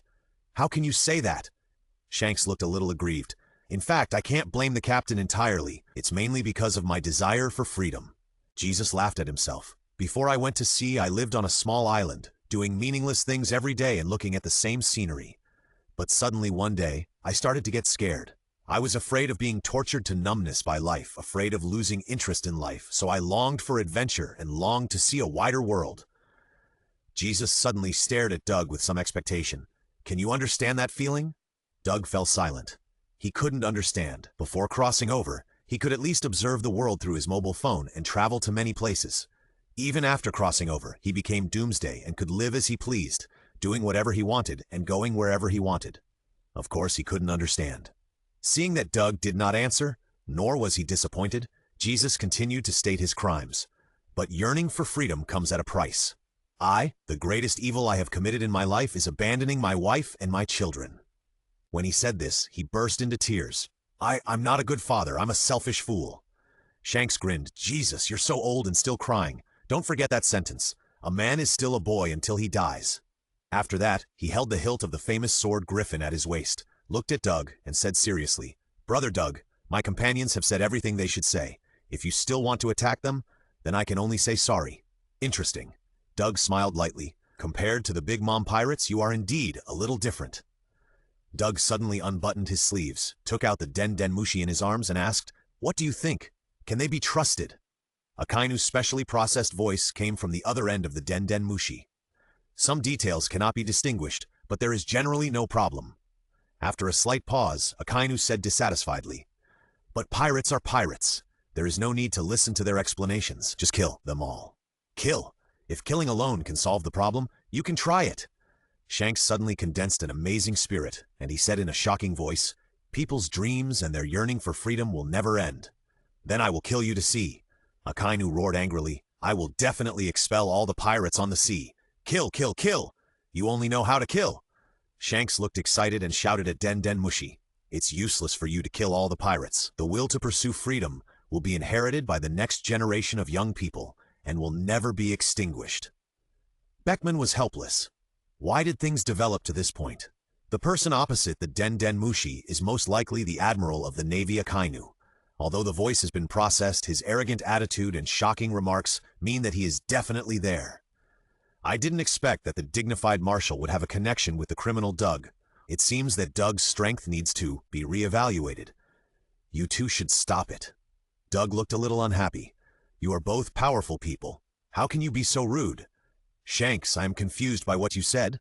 Doug looked at him and asked, "Is there any necessary connection between yearning for freedom and being a pirate? Aren't pirates just thieves? Isn't it natural to be killed and attacked? Shanks was stunned, his mouth slightly open, and he didn't know what to say for a moment. This really hit his blind spot in knowledge. That's right, Akainu and Denden Mushi agreed. From what you described, you are more like adventurers than pirates. Doug said, if that's the case, why do you insist on being a pirate? Shanks and Jesus Boo and others looked at each other blankly. All of them were a little confused. That's right. Why do we go to sea under the banner of pirates? Beckman, who was in charge of the think tank, was very calm. He explained, you have to ask the world government about these. If they didn't erase history, charge a lot of fees on each island, and let the celestial dragons do whatever they want, maybe there wouldn't be so many pirates in the world. Yes, yes, yes, Shanks clapped his hands happily. Beckman said exactly what I wanted to say. Doug spread his hands. That's it. What's there to argue about? He pointed his thumb at himself and grinned. I'll solve the world government. Don't be a shitty pirate. A thief is a thief. But adventurers are different. Become an adventurer, follow your heart, and pursue your freedom. Shanks looked dazed. He used to be a crew member of the Pirate King Roger and was deeply influenced by Roger. But now when he heard Doug's words, he felt a strange emotion in his heart. Expectation, restlessness, a brand new life seemed to be right in front of him. Beckman didn't look Doug in the eye and said in a low voice, Mr. Doug, from today on, our Red Hair Pirates will be renamed the Red Hair Adventure Group. Everyone and Captain Shanks. Beckman glanced around and finally fixed his eyes on the extremely excited Shanks. You have no objection, right? Ah! Shanks grinned. Of course. After seeing that they agreed, Beckman looked at Doug again and said in a deep voice, but if you fail, nothing will change. In the eyes of the world, we are still the Red Hair Pirates, not the Red Hair Adventure Group. The influence brought by Pirate King Roger has swept the world, and it is not something that their adventure group can change. So, Beckman paused slightly. Jesus Boo immediately added, in order to turn the pirates in the world into adventurers. The crackling black and red lightning burst out in Shanks' eyes and he roared, Doug, I can trust you, right? I put everything on you. Go help us to overthrow the world government completely. White Earth Island, Baldigo, the headquarters of the Revolutionary Army. Sabo looked at the figure falling from the sky and his eyes couldn't help but rise. Mr. Doug, as the author of the dragon-slaying art, you can visit the Revolutionary Army. It's our luck. The more he tasted the dragon-slaying art, the more he could feel the profound wisdom contained in it, and even subtly developed a sense of admiration for Doug. Author? Doug laughed. How dare I call myself the author of the dragon-slaying art? I'm just an ordinary person standing on the shoulders of my predecessors. Ordinary Doomsday. Sabo cleverly skipped this topic. Mr. Doug, I heard that you came here this time to discuss something with our Commander-in-Chief, Mr. Long, right? That's right. Doug nodded slightly. Under Sabo's leadership, Doug soon met Monkey D. Dragon, the leader of the Revolutionary Army. The strange slipper print on his face made Dragon look ferocious and ugly, but his character of not changing his expression even when facing a catastrophe, and his combat power that surpassed some generals, made people always subconsciously ignore his appearance. Mr. Doug, it's an honor to meet you. Dragon stood up and personally pulled a chair for Doug, and then returned to his seat. I won't say any more nonsense, let's get straight to the point. Doug said calmly, after the world government is overthrown by me, the riots among the civilians will be dealt with by you, the Revolutionary Army. Sabo's eyes widened suddenly when he heard this. So explosive right at the beginning? Long's eyes moved slightly, and he said in a deep voice, I can only solve part of it. The Revolutionary Army has been lurking for these years without any preparation. Dozens of kingdoms have already turned to us in secret, and there are even some member states of the world government. But the world government is the legitimate ruler after all, and there are more than 170 member states. Their influence far exceeds ours. We can't solve it completely. It's okay, just leave the rest to the Navy. Doug's face showed a touch of confidence. The civilians are not in contact with the world government officials the most, but the Navy who are at the forefront of everything. If they come forward to appease them, the fear in the hearts of the civilians will also be reduced. Sabo was so shocked that he couldn't close his mouth. Hearing what Mr. Doug said, is there any connection between him and the Navy? It is even possible that he has reached some kind of agreement with the Navy's top brass in secret. This is really unbelievable. Long nodded slightly, but suddenly questioned. But Mr. Doug, even if the high-ranking Navy has made a deal with you, what about the lower-level Navy? The Celestial Dragons have always controlled the economic source of the lower-level Navy. Your overthrow of the world government will undoubtedly cut off their financial resources. There is a saying that I don't know if Mr. Doug has heard of. People die for money, and birds die for food. How could you not have heard of it? This saying came from our country. Doug said calmly, "You know that the Big Mom pirates were wiped out by me. My people have secretly collected their treasures. Add to that the relics of the beast pirates and the world government, there will be no problem holding on for a while." According to intelligence, Kaido is the richest among the four emperors, and his control of treasures is completely immeasurable. Big Mom controls a lot of territory and forces villagers to pay taxes, and has a lot of savings. Compared with them, Whitebeard and Red Hair are simply poor ghosts. The former is said to have distributed all their treasures to their hometowns, leaving very little behind. The latter is even more so. Their clothes reveal a sense of poverty. At first glance, they look like a group of small fish, and they don't have the majesty of the Emperor of the Sea. Of course, the bulk of the treasures are the remaining treasures of the world government. After all, they are the masters of the world and claim to be the descendants of God. They must have a lot of good things. Take these things to hold on for a while, and your revolutionary army will fill the gap, and then popularize the ideas to create a virtuous circle. This is why Doug didn't take action against the world government at the beginning. Reform is not based on passion. The Mars of this world is still very fragile and needs to be cared for. It also needs someone to keep burning themselves. Just like the Revolutionary Army, they have the heart of reform, but not the soul of reform. But giving them the dragon-slaying technique is like drawing eyes on this sleeping dragon. "Mr. Doug, you are really thoughtful." A relieved smile appeared on Long's ugly face. For more than 10 years, he has never seen the dawn of victory on this thorny road like today. And all of this was brought about by the man in front of him. Long looked solemn. "Doug, please rest assured that you will not walk alone on the thorny road. We, the Revolutionary Army, generation after generation." Sabo's eyes were firm. "We will firmly follow your thoughts. Go, hold high the red flag and plant it in every corner of this world." There was a faint red light in Doug's eyes. Next is the final battle. In the New World, on an unknown uninhabited island, 6 pirate ships of different shapes were parked on the coast. If there were pirates from the New World here, they would recognize at a glance that these 6 ships all belonged to the supernova called the Era of Extreme Evil a year and a half ago. "Hey, kid, is the news you said true?" Luffy folded his arms with a bad look on his face. "Of course it's true." Kid threw the newspaper on the table and said coldly, "Straw Hat Luffy, don't you read the news?" I didn't expect Doug to take the lead. Hawkins shuffled the tarot cards calmly.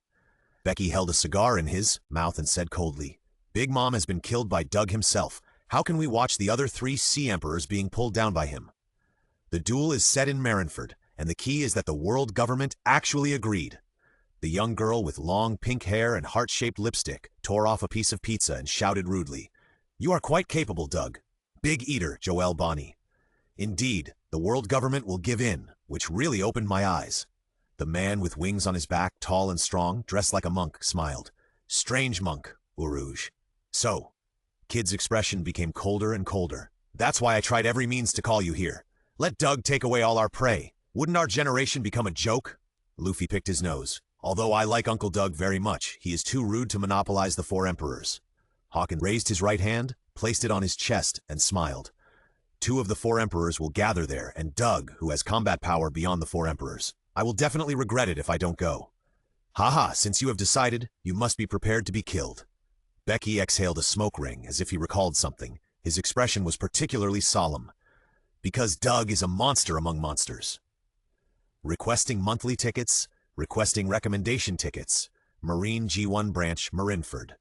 This place has become extremely empty. Not only have all the Navy evacuated the island, but even the layers of buildings have been flattened by the 5 elders, leaving only the towering mountains. It can be said that in order to provide Doug and his men with a suitable battlefield, the 5 elders have done everything they can. There is only a group of Navy standing on the coast of the entire island. The leader is a long-legged girl with cherry-pink lipstick on her mouth. She is tall, wearing a white justice cloak, and has a beautiful face. She is the alternate admiral, Peach Rabbit Jian. Today is the agreed day. Doug will go to war with 2 of the 4 emperors, and the order she received is to make sure the duel goes smoothly. On the distant horizon, a ship that looks like a white whale can be vaguely seen. Above the rails of the ship, a flag with a white beard and a skull is hung high. This is the Moby Dick of the Whitebeard pirates.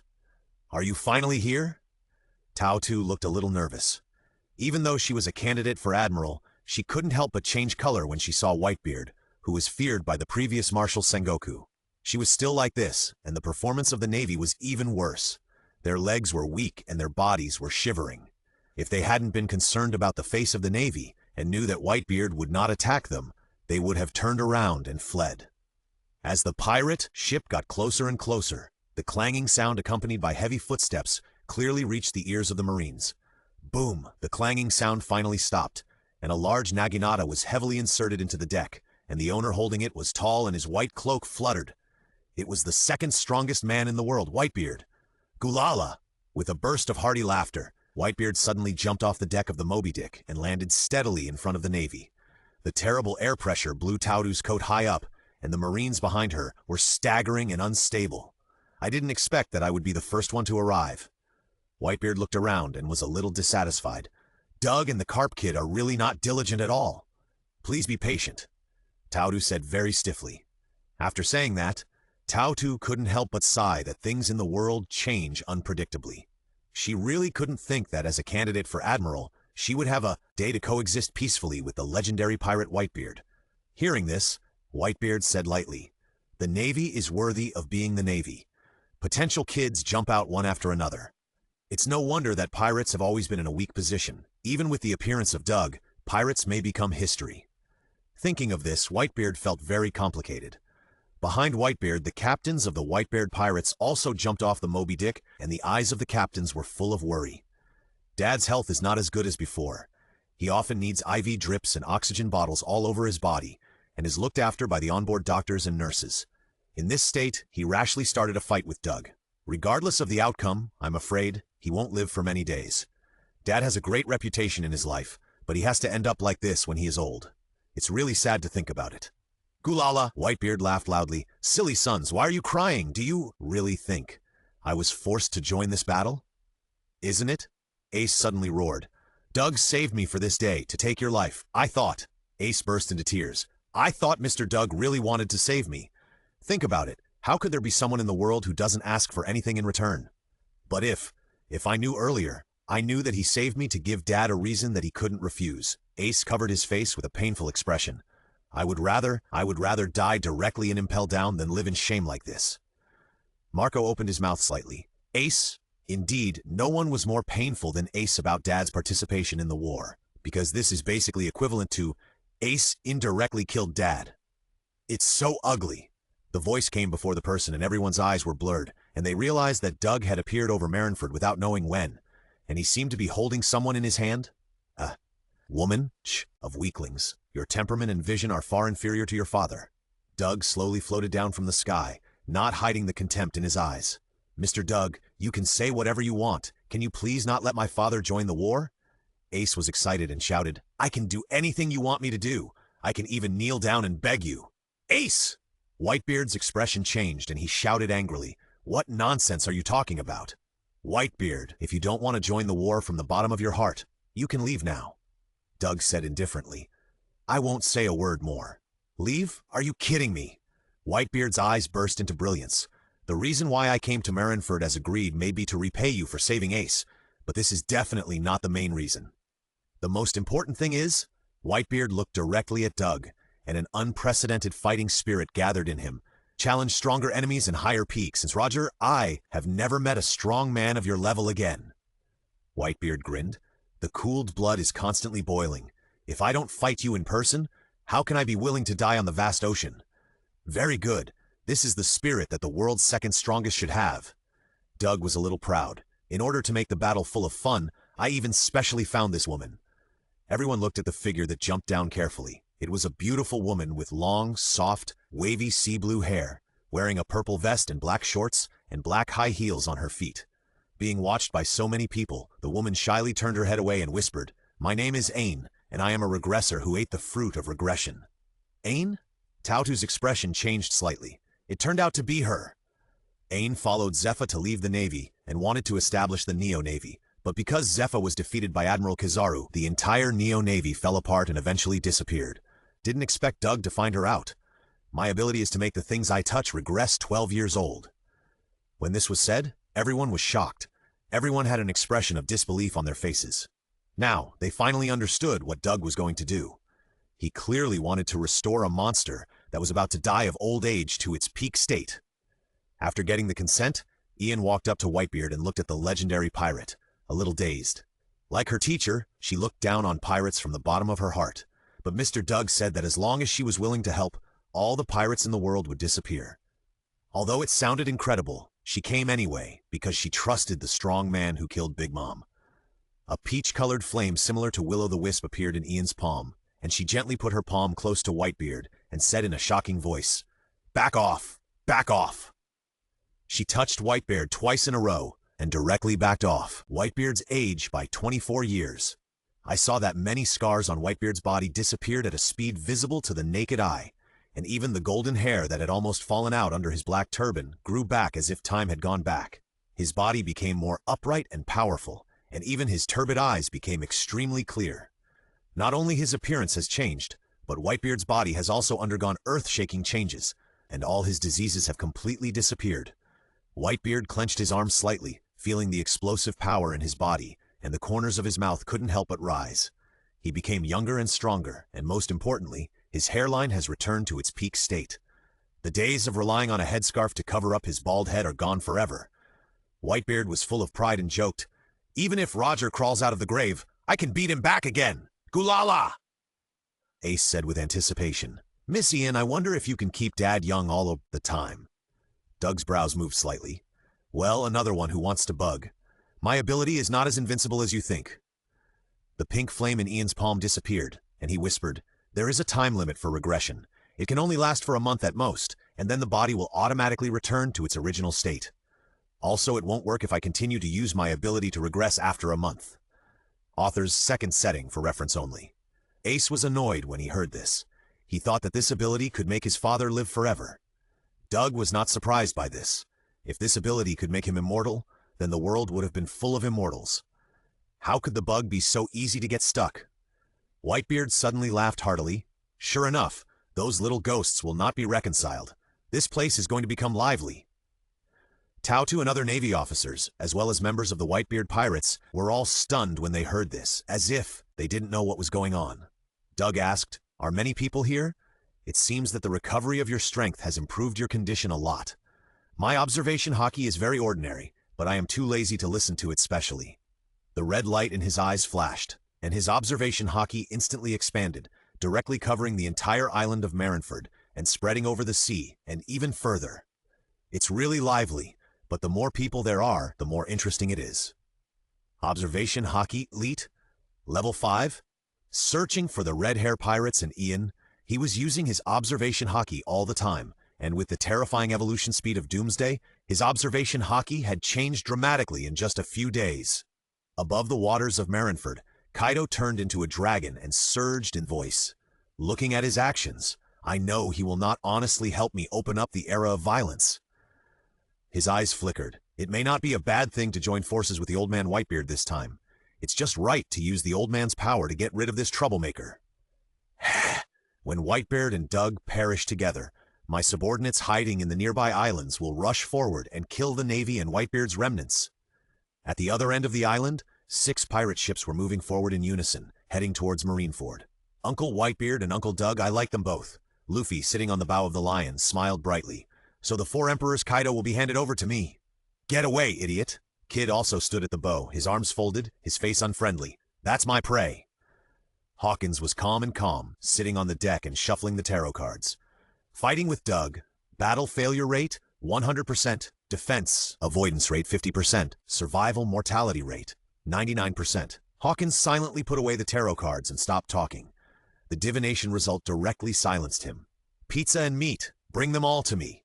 Bonnie sat on the dining table, kicked the tableware in front of her and smashed it, yelling, "Hurry up, hurry up! These are not enough!" The crew members looked embarrassed and hurried to the cabin to find spare food. Bonnie was still eating more attentively. This might be the last meal. "Father!" The crew members in suits and holding guns stood beside Becky and said respectfully, "All the subordinates have been dismissed and the severance pay has been distributed." After a slight pause, he said in a deep voice, "Of course, this also includes your wife and son. Follow your instructions to knock them out. They won't wake up in a short time. You just stay on the ship. It's useless for a weak person to walk in front of Doug, that monster." Becky took a puff of his cigar and said coldly, "The last battle should be fought by the boss." Ulki didn't say anything, but kept smiling and prayed for himself. In the sea further away, a yellow boat was floating on the sea. I am sure you all know about St. Mendespin's death. St. Charles' confidence and optimism completely disappeared. Even though he looked down on St. Mendespin and thought he was a disgrace to the world government, he was one of the 5 elders after all, so he couldn't help but feel grief over the death of St. Mendespin. "Your Excellency St. Chalros, this is really sad news." Fujitora had a heavy expression. "Please accept my condolences." St. Chalros, oh. Kizaru's expression was still so wretched, and he said slowly, "Then are we going to attack Doug next?" "Of course." St. Chalros gritted his teeth. "We missed the battle between Doug and Big Mom last time. We are here in advance this time, and we definitely can't miss it. When their battle is over, we will rush up and kill the winner and the remnants of Whitebeard." St. Chalros said with a beaming smile, "When the cranes and the clams quarrel, the fisherman benefits. This wave, I would like to call it a decisive kill." Kizaru touched the stubble on his chin and said with emotion, "Finally, I have a chance to see Doug take action with my own eyes. How did that guy, who is as strong as a monster, kill Big Mom?" "Yeah." Fujitora had a kind expression. "I am also very interested in the strength of Your Excellency Doug." "Monster?" St. Charles sneered, not agreeing with Kizaru and Fujitora's views. Whether it was a monster or not, that would have to wait until Doug defeated the combined forces of Whitebeard and Kaido, and then escaped from the pursuit of him and the 2 admirals. What? Single duel? When did he ever say that he wanted to fight Doug singled out? How ridiculous. To deal with the world's strongest in the true sense, there is no need to talk about morality, and a righteous group fight is bound to be carried out. Marineford. Doug grinned. "I wanted to fight you a few moves to warm up, but now a better appetizer is here." "Gulala." Whitebeard turned his face to one direction, his expression excited. "This generation of brats is still quite interesting. I can't let you take them all away." The Navy looked in that direction in confusion, only to see a row of towering mountains, and had no idea what the 2 were talking about. Boom! At this moment, there were suddenly several loud noises. The Navy only saw a few blurry figures jumping down from the mountain, instantly causing the ground to shake and shatter. A huge hole appeared, and thick smoke rose. "Ah, what's going on? Who is so blind, dare to disturb the duel of these monsters? You are really looking for death." Although the Navy was a little surprised, they were not worried at all.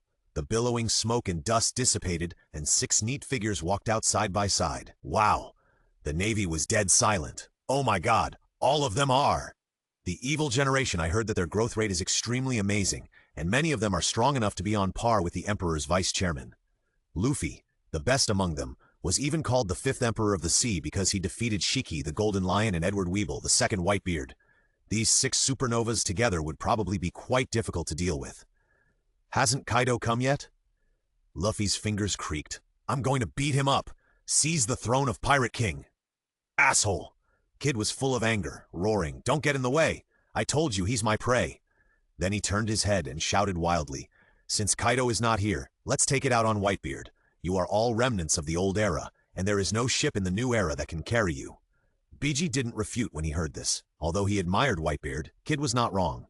Whitebeard was indeed an old guy who was about to be buried.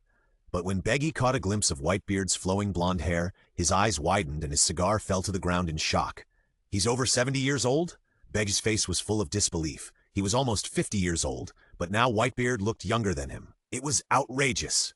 "You all chose Whitebeard." Uruj smiled. "Let's leave Doug to the 3 of us. How about that? Hawkins, Bonnie?" Not so good. Hawkins had a blank expression on his face. He remembered the result of the divination.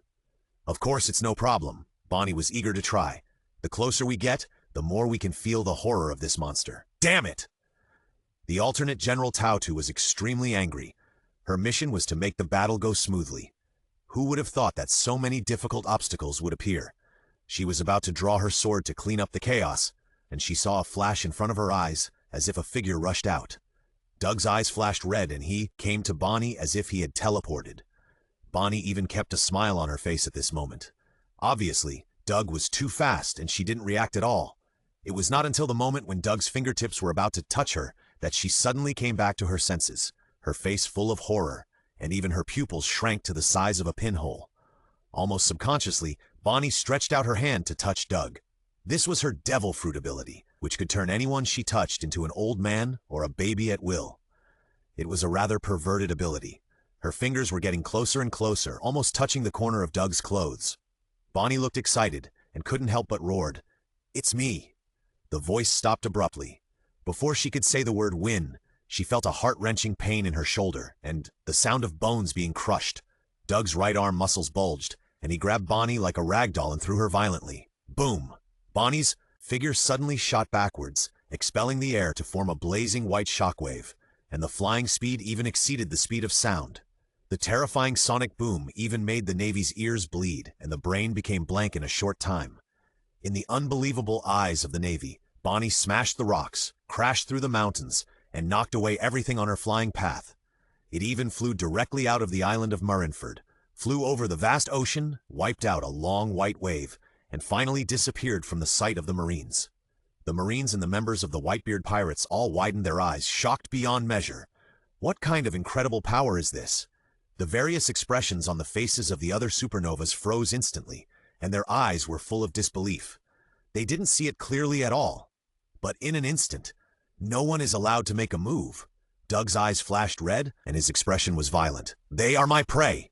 Tautu was slightly stunned, feeling that his whole body was enveloped by a chill.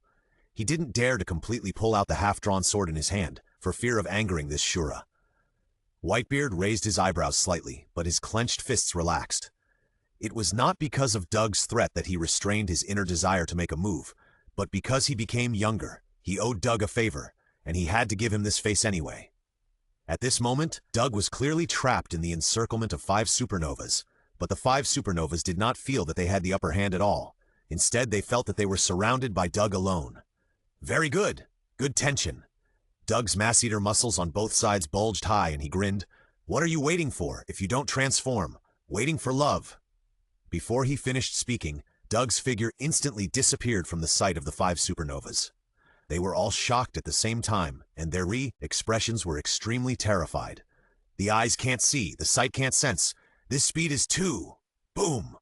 Suddenly, a loud noise like a landslide broke out, completely cutting off all the thoughts of the supernovas. They came to their senses belatedly, and found that the one who was hit this time was the magician Basil Hawkins. Doug's fists smashed into Hawkins's abdomen. The powerful force instantly tore the air around Hawkins apart, and the surging shockwaves spread to the surroundings, scraping the faces of the supernovas. Although he hit his opponent, Doug frowned slightly and said coldly, "Devil fruit ability? It doesn't feel like hitting a physical entity, and it's not a natural system." Suddenly, a series of explosions sounded on the distant coast. Doug showed a look of understanding. He grinned and said, "A substitute? How many do you have?" As soon as the voice fell, 20 scarecrows with red eyes and strange faces emerged from Hawkins's body. Scarecrows exploded and turned into sawdust and flew away. Hawkins could no longer maintain a calm attitude. His face was as pale as paper, and his brain was in a state of downtime on the spot. 20 scarecrows! He carefully arranged 20 scapegoats for this battle. But the damage from Doug's punch just now was diverted, causing the 20 people to explode and die at the same time. A lot of cold sweat broke out on Hawkins' forehead, and he suddenly remembered the result of the divination. Defense. Evasion rate 50%. He can only dodge once out of 2 attacks. In other words, he will definitely not be able to dodge Doug's next attack. The scene of 20 scarecrows exploding into powder replayed in Hawkins' mind, and an indescribable sense of fear spread all over his body. Hawkins' body was stiff, and his flowing golden hair turned white in just a few seconds, and the white hair was constantly falling off Hawkins' scalp, just like dead leaves falling from hot branches. Doug looked a little funny, and suddenly felt a few strange waves coming from behind. That's right. Doug put away his fist for the time being, and Hawkins on the side was like a drowning person who was rescued, half kneeling down and gasping for breath. Perhaps a year and a half ago, the supernova had no power to resist the Admiral-level combat power. But now, after hard training, they are almost in the best state, and they can definitely suppress the generals when they gather together. However, even so, they still feel powerless in front of Doug, and their powerful strength almost suffocates them. The supernovas understand that in the face of such an incredible enemy, they must show their strongest posture. Aruge's body size has skyrocketed, from the original height of about 4 meters to 8 meters away, and the muscles on his arms are like the branches of an old tree with twisted roots. This is the ability of his devil fruit, which can convert the damage received into size and strength. The greater the damage to the body, the greater the body's giganticity and the increase in strength. For today's battle, he told his men to whip himself severely a few days in advance, either with a whip or an iron rod, just for this moment today. In addition to the changes in his body, he also took out a pencil as thick as a wheel. The pencil is as black as ink, in the shape of a regular hexagonal prism, and looks particularly heavy, but in his hand it is like a light wooden stick, waving it at will. Castle? Full size! Becky clenched his fists, holding his arms in front of him, with only his middle and pinky fingers extended. As soon as he finished speaking, he seemed to be under the spell of Medusa, and his skin slowly began to petrify. Then there was a loud bang, and spiderweb-like cracks appeared on the ground under Becky's feet. The petrified skin quickly spread until every piece of skin on his body, even the cigar in his mouth, turned into a small cannon. A terrifying red light flashed from Becky's eyes, and his body shape changed at an incredible speed. His legs turned into tracks, and cannons were set up on his shoulders. In just a few seconds, a huge castle with a total length of 80 meters and a weight of 585 tons rose from the ground and appeared in everyone's sight. Big Father! This is the ability of Becky's castle fruit, which can station everything including himself in his body, like a castle. And the objects that enter Becky's body will all become smaller, and they will return to their original state after leaving Becky's ability range. These powerful siege cannons were supposed to be controlled by Becky's men, but since he had dismissed all his men not long ago, the big boss can only rely on his own weight. Hawkins, who was half kneeling on the ground, bit his tongue hard, and the stinging sensation gradually made him get rid of his fear. Hawkins' fingers were as flexible as a medieval magician, and the tarot cards were constantly shuffled in his hands. Hawkins waved his palm lightly, and dozens of tarot cards containing purple lights suddenly separated and stood in the air one by one.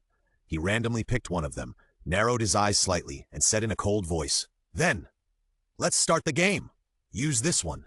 Hawkins held the tarot card in his left hand, and the rapier in his right hand was shining with purple light. The blade was twisting like an octopus's tentacles. Scarecrow card. Suddenly, a large amount of straw came out from the front of the hilt, just like the scene where the genie in Aladdin's lamp was awakened. Countless straws soared into the sky and turned into a huge straw spirit. At this moment, the clear sky was suddenly covered with dark clouds, and even the air around Hawkins began to distort. The upper body of the straw spirit was woven from straw, and the lower body was empty like a ghost. It looked extremely creepy, emitting a terrifying purple light all over its body, with 2 fangs at the corners of its mouth that seemed to break through the sky. A circle of red prayer beads wrapped around its neck, and 10 fingers were made up of 10 nails containing strange spell power. "You're quite impressive, these bastards," Kid sneered as he watched his companions transform into monsters one by one. "Buzz, what happened?" The Marines looked confused. They clearly felt the sabers on their waists trembling inexplicably. Not only them, but also some members of the Whitebeard Pirates felt the same way. Some metal parts on their bodies were constantly trembling. Under their unbelievable gazes, all the metal objects on their bodies flew out uncontrollably. "You, look!" The Marines pointed ahead with wide eyes, as if they had seen some incredible scene. Kid raised his hand, and countless purple electric sparks burst out from his palm. He shouted, "Swords!" With an order, sabers, gears, iron blocks, steel blocks, metal shields. Tens of thousands of metal objects flew up from all over Marineford and gathered in the air into a torrent of steel. Kid is the user of the magnet fruit, which can control any form of magnetic field and can use magnetism and electric iron and other metal objects. The steel torrent was attracted by Kid, and then he used the power of the magnetomagnetic fruit to precisely transform and assemble it, and finally merged it into a steel demon of dozens of meters. Magnetic Demon. This assembled steel demon will be dozens of times harder than the original material, and can withstand the laser of the pacifist that can melt steel. At the same time, Kid used magnetism to strengthen his body, thereby enhancing basic qualities such as strength and endurance, allowing him to easily control millions of tons of magnetic demons. "Wow!" Luffy looked at them, and his eyes lit up with little stars. "So handsome! The big fortress, the huge monster, and the robot demon. I want them so much, heh." Indeed, in terms of appearance, I still agree with this. Doug quietly waited for them to transform. After all, it is fun to have the opponent go all out. If you don't give them a chance, just go up and punch them, which is somewhat boring. "You supernovas," Doug smiled indifferently. "Everyone looks like a monster. It's really scary." The supernovas heard the compliment, but there was no smile on their faces. They stared at Doug with a heavy face and almost roared in unison, "Don't lie! The real monster is you, right?" Luffy's eyes sparkled, and he said in a shocking voice, "I can't hold back. 4th gear." He is a rubber man who ate the rubber fruit, and the fourth gear is his unique move. I saw the purple-black color saturating his arms, and then a golden halo appeared, covering this layer of armed color, flowing back and forth like water. Since the assassination of Luffy Big Mom failed, his master Pluto, Silverbaz, Rayleigh crossed the mountains and seas to find him, and once again guided Luffy to practice domineering. As the world was in turmoil, Rayleigh knew that Luffy's strength was far from enough at this time, so he took out all the training methods at the bottom of the box, not only letting Luffy learn Ryu Sakura, but also learning the domineering color entanglement. Today, Luffy is the 5th Emperor of the Sea in name and reality. After filling his arm with armed color, Luffy bit his arm and blew air into it, and his muscles swelled up like an inflated balloon. Sankeyman, Snake Man form. As the strongest supernova in 800 years, each of them has potential that ordinary people can hardly imagine. Is this the complete form of the evil generation? It's so scary. Do you dare to come and challenge Doug and others? The Marines felt the terrifying breath emanating from the supernovas, and they couldn't help but feel a chill on their backs. These supernovas have the power to crush them easily. Doug looked calm and hooked his finger. Come on, supernovas. Excited, nervous, and afraid. The 5 supernovas had different emotions. Luffy and Kid were excited, facing the existence that surpassed the Emperor of the Sea. Even if a group fight was despicable, once they won, their road to becoming the Pirate King would be unimpeded. Uroge and Bege were nervous. The scene of Bonnie being defeated was still vivid in their minds. Doug was a monster more terrifying than the 4 emperors, and his majesty could not be offended. If they really wanted to challenge the strongest in the world, the price they paid would be extremely painful. Hawkins was afraid. Blood was what Hawkins lacked the most. Hawkins's men were just his tools to block his knife, and Hawkins himself was a speculator living in probability. But why would he stand here after calculating that the failure rate of challenging Doug was 100%? That's because Hawkins's calm expression completely collapsed. His eyes were full of bloodshot, and he looked ferocious and pitiful. That's because Doug didn't accept surrender at all. He had found 3 Sea Emperors in a row. Hawkins didn't know that Doug had found red hair, which was enough to prove Doug's determination to wipe out all pirates. As a pirate, he was also a supernova standing at the forefront of the tide of the times. If he didn't resist, he would die soon. If Doug was replaced by Kaido, Whitebeard, or any other pirate who could defeat him, he would put down all his face and cry and beg the other party to let him go. But there is always a way out. According to the calculation of probability, he has no chance of winning against Doug alone. But as long as the supernovas, Whitebeard, Kaido, and even the Navy lurking in the dark and others are added, the probability of killing Doug, this monster, is as high as 50%. This is the only chance to win, and we must seize it. Let's go together. Kill him. Hawkins' face was ferocious. Our chance of winning is 100%. The other 4 supernovas were stunned when they heard this. Really? Doug came to Hawkins and grinned. A 100% chance of winning? Hawkins' face changed, and he ignored the mockery in Doug's tone and quickly launched an attack. The 20-meter-tall Chuling lightly grabbed a wooden stick almost as tall as it, and there were many nails inlaid on the wooden stick that were as tall as a person. The huge Chuling held the wooden stick in his right hand, tore up the strong wind, and pressed heavily towards Doug. This attack was powerful and heavy, enough to split the mountains and crack the earth. Bang! Doug raised one hand high, without even covering the armed color, and caught the wooden stick steadily.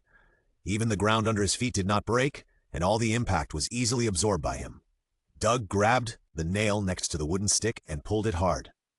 The huge Chuling floating in the air looked horrified, and his body was brought closer to Doug by this huge force. But it was not someone who could be bullied easily. Its ferocious mouth suddenly opened, and more than a dozen nails carrying spell power flew towards Doug. Doug looked at the nails coming at him without any intention of dodging. He let them hit the biological force field, splashing ripples but not causing any damage. Glancing at Hawkins' desperate eyes, Doug had a blank expression on his face. He clenched his fist and punched the giant straw spirit with a simple punch. Boom! After a loud explosion, the shockwave swept the whole place, and the Marines in the distance were blown to the ground one after another. The giant straw spirit's head exploded instantly, turning into sawdust that floated in the air. Ah! Hawkins looked at Doug with a horrified expression. Even if they attacked together, was there really a 50% chance of killing this monster? The backlash of having his ability destroyed made Hawkins' body churn, and blood flowed from the corners of his mouth. But he had no time to worry about these things, and begged for mercy. No more fighting. No more fighting. I am willing to work like a cow and a horse for you. I only ask you to let me go." Doug smiled. His cheek muscles twitched a few times, and his eyes lit up red. In an instant, two scarlet rays of light penetrated Hawkins's head and accidentally shot through part of the body of the big boss behind him. "Ah!"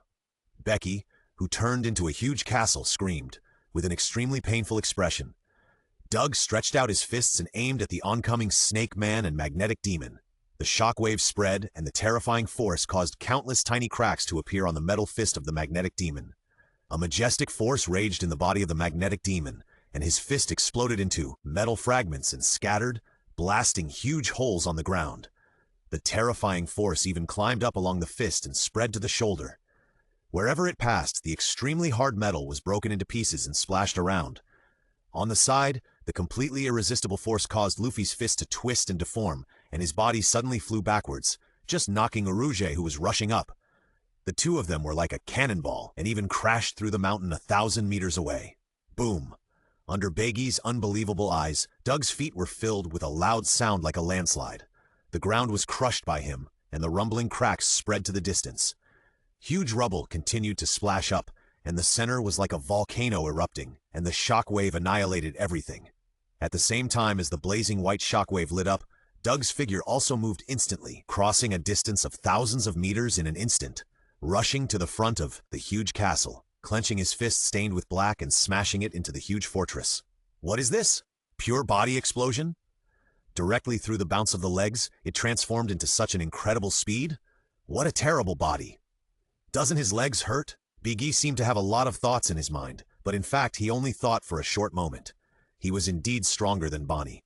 At least he could react when facing Doug's indescribable speed. But even if he clearly saw Doug's movements, his physical fitness would not allow him to dodge Doug's attack. Biggie gritted his teeth and could only resist. In the original work, Beggie's giant castle was famous for its toughness and resistance to beatings. The most famous record was that it withstood several attacks from the four emperors' Big Mom in a rage. However, in Doug's hands, the giant castle didn't even last for a second. Big only felt that every part of the castle was shaking, and a large amount of blood spurted out of his mouth and flew high. Luffy and Uruji on the other side of the mountain covered their heads and felt that their bones were trembling. Just as they wanted to get up and return to the battlefield, they found that a shadow enveloped them. Ulki looked up, his face full of horror. The huge castle crashed towards them like a meteorite.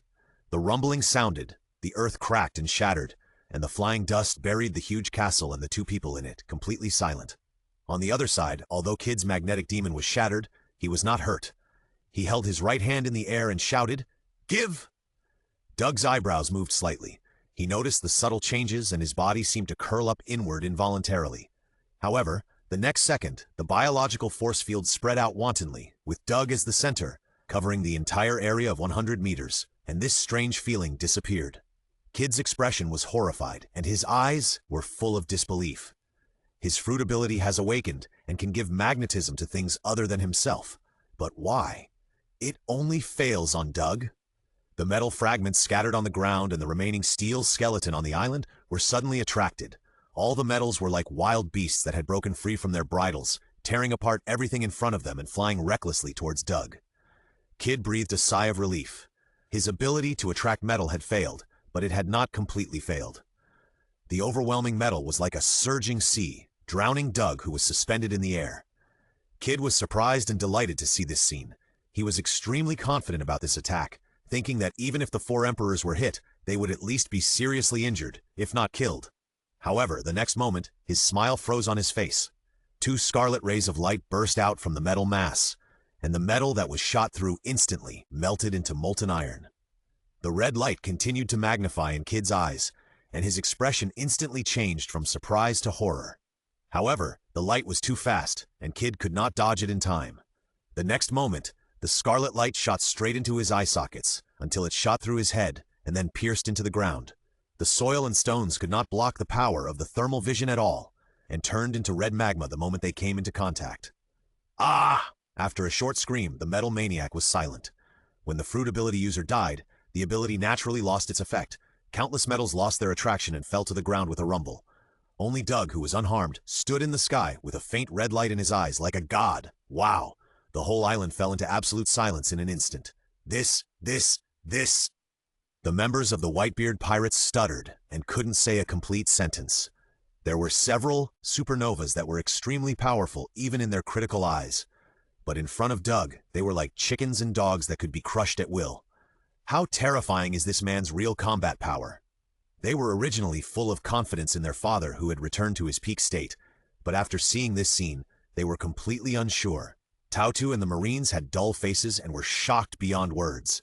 Their brains stagnated in an instant. A supernova with one punch? And a supernova who has been trained, the gold content of this is different from Japanese. The battle was over in the blink of an eye, as if stepping on an ant on the roadside. It was simply invincible. No wonder the five elders, the highest authority in the world government, would give in. The whole audience fell into a tacit silence and everyone felt a huge sense of suffocation. Marineford, East Coast. Swish! Swish! Swish! A few sword beams flashed by, and the pirate ship that wanted to watch Doug fight the four emperors was cut into several pieces. The pirates screamed in fear and fell into the water. But they were hit by the laser beams and the meteorites with blazing flames that fell from the sky, and there was no sound. The former is Kizaru's ability, and the latter is Fujitora's ability. Fujitora is a superhuman, the heavy fruit, which can use the power to manipulate the strength and direction of gravity at will, and can even instantly raise gravity to a distance of tens of thousands of kilometers from the ground, pulling down meteorites with high temperature and flames. On the yellow boat on the sea, St. Chalros put the ghost chest back into the scabbard, and his face was a little solemn, because Doug was stronger than the last time they met? But how is this possible? It has only been a short time. At this time, he suddenly felt that St. Mendesbin's idea was correct. Even if he had to kill Doug at all costs, this guy was too dangerous. Now whether the three general-level combat forces can kill Doug, St. Chalros feels that it is unknown. We must find Lord Yim. Discuss the final solution for Doug. Maybe? We have to use the two national treasures of the Celestial Dragons. You go to the island first, St. Chalros ordered in a cold voice. Kizaru and Fujitora were stunned. This was different from what was planned, but they didn't think about it. Kizaru accumulated a mirror-like light in his hand and shot out beams of light that refracted and bounced back to the surrounding targets, forming a light track. Yada mirror! Kizaru moved at the speed of light through the track. When he was teleported to the end of the track, his whole body turned into flashes, and then he accelerated and landed on the island safely. This is Kizaru's ability. He is the owner of the Trillion Trill fruit. He can use the speed of light to move over long distances, stay in the air for a short time, and flash back and forth. Fujitora used his ability to make a wooden barrel on the boat float weightlessly, carrying himself to Marineford. They can both fly, but both have disadvantages. Kizaru cannot move long distances. Fujitora's ability can only be used in a certain area, and cannot be applied to a specific person, such as making a person float weightlessly. In other words, if the vehicle under Fujitora is shattered, he will fall from the air. This is why St. Childros avoided fighting Doug and Kaido when they met on the sea. Putting aside the many restrictions, even if the aftermath of the battle accidentally splashed the seawater on them, they would become exhausted and become ordinary people. Kaido is afraid of the seawater, but if he showed this flaw in front of Doug, who is not a power user, even if it was only for a short moment, he would most likely be killed instantly. After waiting for Kizaru and Fujitora to leave, St. Childros carefully took out a Pat Diamond Den Den Mushi from his arms and dialed the phone respectfully. After the call was connected, an unimaginable scene appeared. St. Childros, as the highest authority in the world government, actually knelt on one knee in a public place without caring about his image, and said respectfully, "Greetings, Lord Im." Fortunately, there was no one around. Otherwise, if someone found him and beat him up like a newspaper, the world would definitely be in turmoil. St. Childros simply described Doug's affairs and waited quietly for a reply. It's not the new Joy Boy. It's a brand new light. It must be extinguished in advance. These few words uttered by Im caused a great uproar in the heart of St. Charles, and his face was full of disbelief. A brand new light? How is it possible? In the past 800 years, there have only been two lights born in the world. One is Lord Im, and the other is Joy Boy, the former leader of the huge kingdom. According to historical records, when the agreed time comes, the Sea King and the Pluto will revive one after another, including the new Joy Boy, who is the reincarnation of Joy Boy. As Lord Im, who killed Joy Boy, he is naturally very concerned about the reincarnation of Joy Boy. Originally, he thought that Doug was the reincarnation of Joy Boy, but according to Lord Im, this is not the case. After a long time, Im said again, Uranus has completely awakened. He poses no threat. The Den Mushi was hung up. St. Chaelros' pupils suddenly contracted, and then he was filled with ecstasy. The ancient weapon with the power to destroy the world, Uranus, has completely awakened. The celestial dragons have been able to rule the world for 800 years without any harm, and the generations of strong men in the Navy have made great contributions. However, there have been a series of events in history, such as pirates rushing to the Holy Land and strong men in the Navy rebelling and rushing to the Holy Land. There are many amazing people among these rebels, but the celestial dragons can still sit on the throne safely. The decisive factor is still Uranus, one of the two national treasures. Uranus is so powerful that he once killed a Sea Emperor-level strongman in seconds. However, due to certain restrictions, Uranus cannot take action frequently, which is also the heartache of the 5 elders of all generations. They believe that as long as the king can break through the shackles, no one in the world will be able to resist the rule of the celestial dragons, and the so-called Sea Emperor will not be able to escape death even if he is far away. Now that his dream has come true, St. Chaelros feels extremely unreal. There's nothing to worry about anymore. St. Charles looked at Marineford from a distance, his expression somewhat sarcastic. The world is under control. Doug, who had finished cleaning up the field, clapped his hands and cast his eyes on Whitebeard. The warm-up exercise is over. It's time to serve the main course. It's really powerful. Whitebeard raised the corners of his mouth and shouted heroically, "Then let me try. How high is your real level?" He could see that Doug was just playing around and didn't show his full strength. Doug looked indifferent and chuckled. "Don't wait for Kaido. It may be difficult for you alone. How do you know if you don't try?" A sharp look flashed in Whitebeard's eyes, and with a low roar, the long sword Kuromoku in his hand swung out a knife flower, and then suddenly slashed at Doug. Whitebeard Edward Newgate, the owner of the strongest superhuman fruit, the Tremor fruit, is the ability to cause vibrations at any time. The power is so great that it can vibrate the atmosphere, crack the sea, and even cause a tsunami.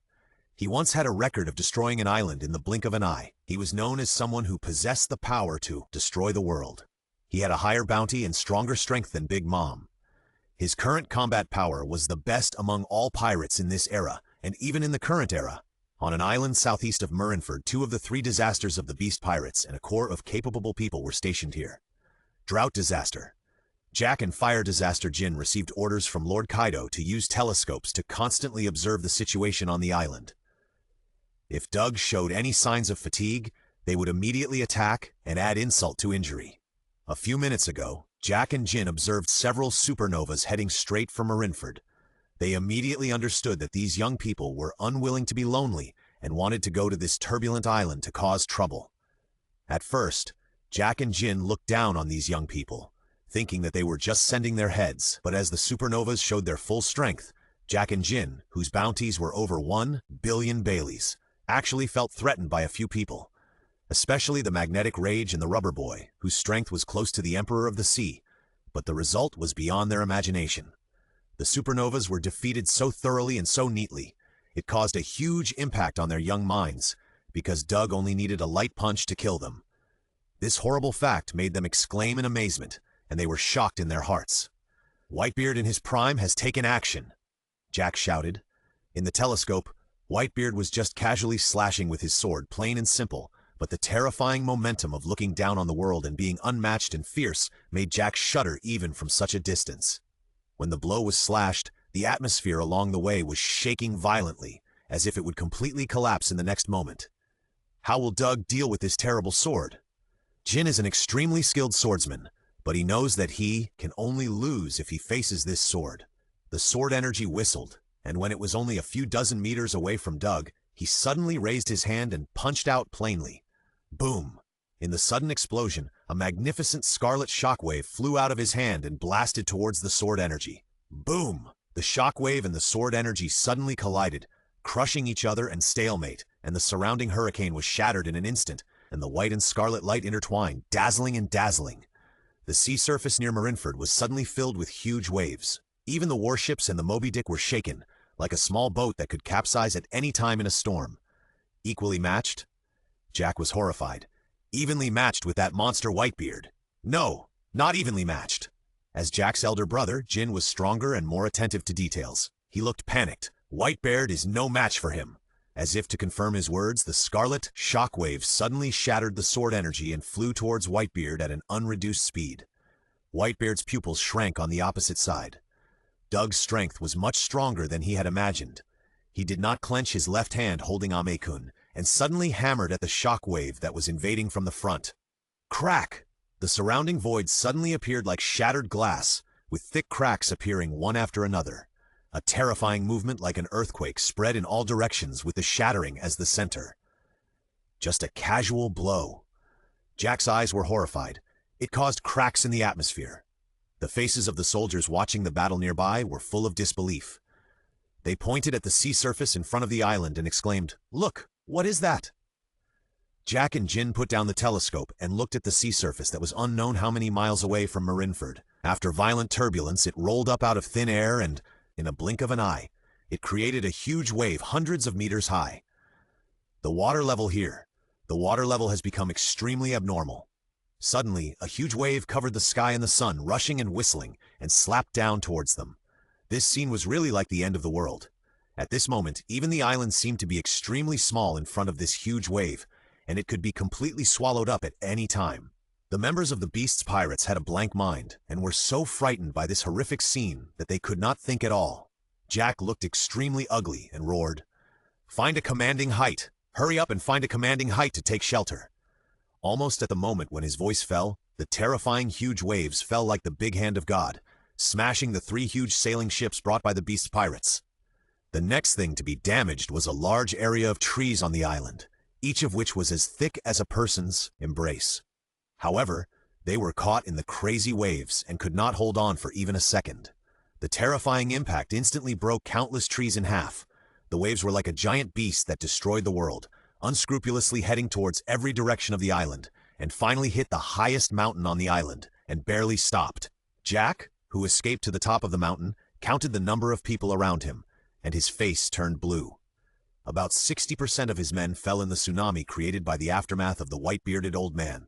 "Damn it!" Jack felt his limbs cold and his scalp numb. He murmured, "This is just the aftermath, and it almost wiped us out? This old man?" Then he seemed to remember something, looked up at Jin, who had already flown high into the sky with his wings, and shouted, "How is the battle going?" This attack was too scary. Not to mention the shockwave from Doug, he even suspected that Doug himself would be crushed by this punch. Jin, who was flying high in the sky, was holding a telescope in his hand. His body was stiff and he almost fell from the sky. His eyes were dull and his mouth was wide open as if he could swallow a whole egg. He struggled to suppress the shock that was about to overflow and trembled. "Whitebeard's fist is bleeding!" As soon as these words came out, the hearts of the members of the Beast's pirates seemed to be hit hard, and the corners of their eyes could not stop twitching. How is it possible? Jack was shocked beyond words. His face was pale and bloodless. A casual blow made Whitebeard, the old man, almost try his best, and he was not able to block it. His fist was even injured and bleeding? "Boss Kaido, you actually—" Jack looked blank, and an extremely absurd feeling emerged in his heart. "You actually want us to kill such a terrifying monster?" Jack breathed heavily, and for the first time he questioned the boss's order. Such a monster can easily penetrate his proud defense and tear his tough body apart. Such a monster. What can he use to provoke? In stark contrast to the mood of watching the excitement at the beginning, the Beast's pirates, from the cadres and the 3 disasters to the ordinary ability users, fell into absolute silence at this moment. They were all doubting their lives and thinking about how to fight against such a strong man who could never be matched by human power. Jin's eyes turned black, and he fell directly from the air. He was the only one in the Beast's pirates who saw the whole process. The scarlet shockwave was like an indestructible beast, breaking through the shattered atmosphere, biting Whitebeard viciously and injuring him. Jin felt that the future was dark, and only the big word death was emitting a terrifying red light. In the center of Marineford, Doug and Whitebeard simply collided a few times, but turned this place into a meteorite crater, which could break and sink at any time. Crush Whitebeard? Such a scene shocked everyone's eyes. Whether it was the Navy or the Whitebeard pirates, their mouths were wide open and their eyes were full of disbelief. For a moment, they even regarded this man as an invincible Shura. Whitebeard panted slightly, and the scars on his hands were slowly recovering. As a top-level person, his body naturally could not be viewed with common sense, but he still had basic recovery ability. However, whether it is recovery or defense, He cannot compare with the gifted Big Mom and the unparalleled physical Kaido. After all, Whitebeard is just an ordinary person who is slightly taller. As long as you are alive, no one dares to call yourself the strongest, Whitebeard said in a low voice. It seems that I am still too confident. Even if I'm at my peak, I can't make you go all out. Whitebeard was already convinced. At this time, he couldn't make Doug use his full strength, so no matter how many years he regressed, it wouldn't work. Finally, Doug raised the corners of his mouth and grinned. They are all here! Day of destruction, Doug. A roar suddenly sounded, and Kaido was shrouded in surging domineering aura. His black hair fluttered, and he held a mace in his hand, stepping on the ground step by step to create spiderweb-like cracks approaching Doug. In the perception of the observation haki, Doug's breath was mighty, just like the scorching sun high above. The oppressive feeling that could almost burn everything made Kaido shocked and angry. It was getting beyond his control. He had to unite all forces at all costs, including that stubborn old man with white beard. This stumbling block was completely crushed. Kaido's eyes suddenly shrank into vertical pupils, and a thrilling buzzing sound echoed in everyone's ears. The purple, domineering aura swept the whole place, instantly covering half of Marineford, and crushed Doug with amazing momentum. Gleam of light flashed in Whitebeard's eyes, and the same surging blue, domineering aura rushed out of him, ferociously attacking Doug in a double-sided manner. As the strongest man in the world, he had his own backbone and was unwilling to join forces with the extremely annoying Kaido. But he also had the courage to bend and stretch, and he would not be so stubborn as to fight alone, even though he knew he could not win. Because he wanted to know the state of the man in front of him when he was going all out. If the battle reached this point, it would be too ridiculous if he still couldn't force Doug's strength. For such an unpredictable enemy, it is not a shame to join forces with Kaido. The blue and red domineering auras intertwined and unexpectedly gave rise to a completely new change. Bang! Bang! Bang!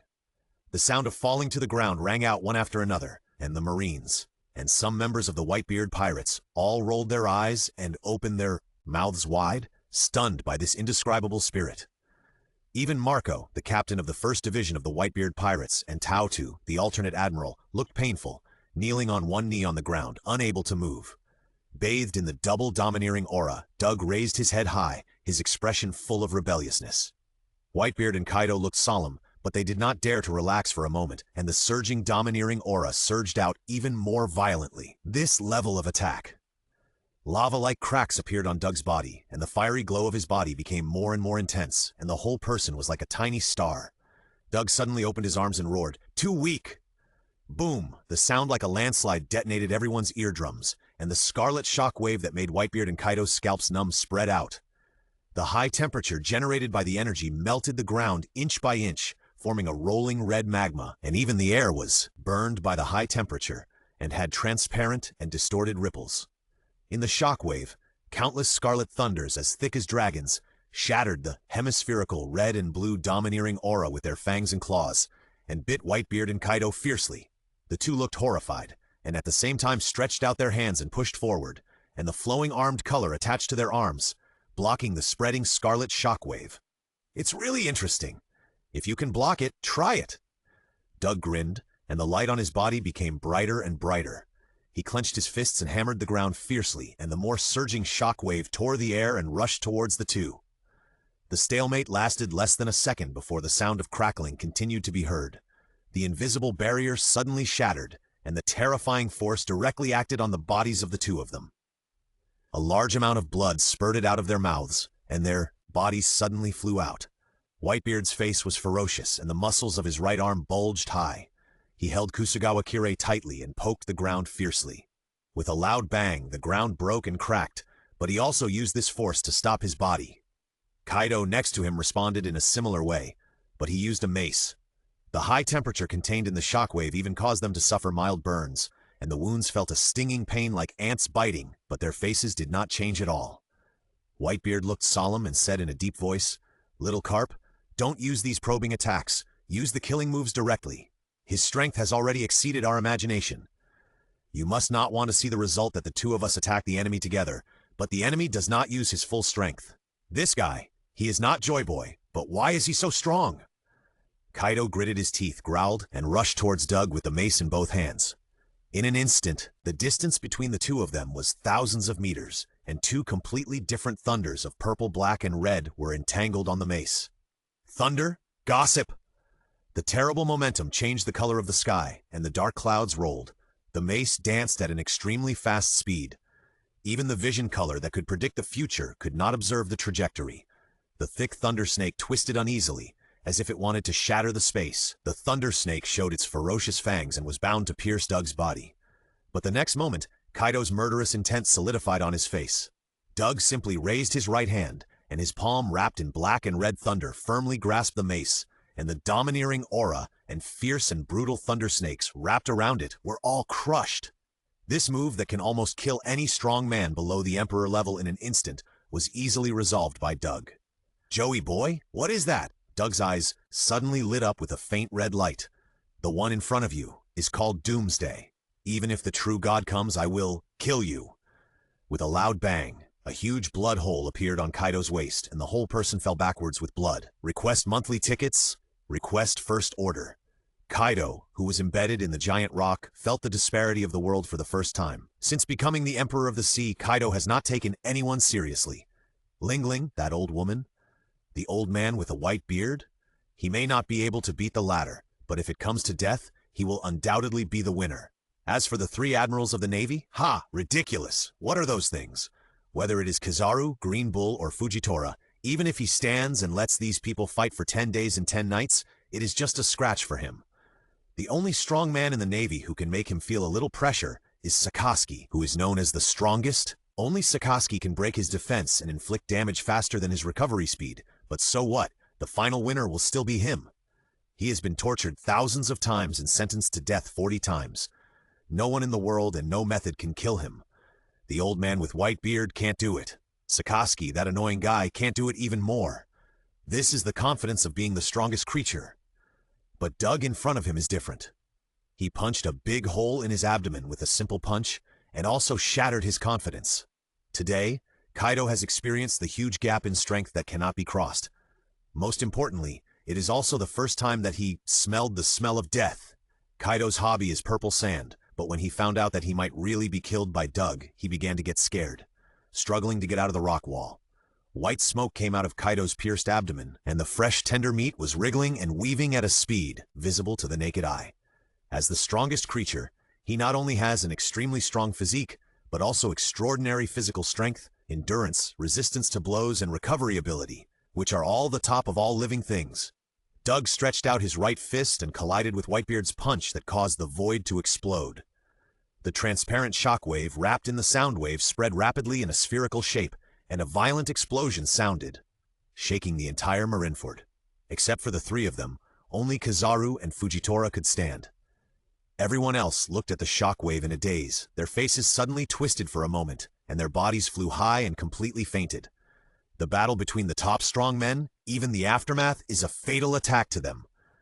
And Whitebeard in the center of the battlefield only stagnated for a few seconds, and his huge body could not stop retreating backwards. In the rolling dark clouds, thunder and lightning roared continuously.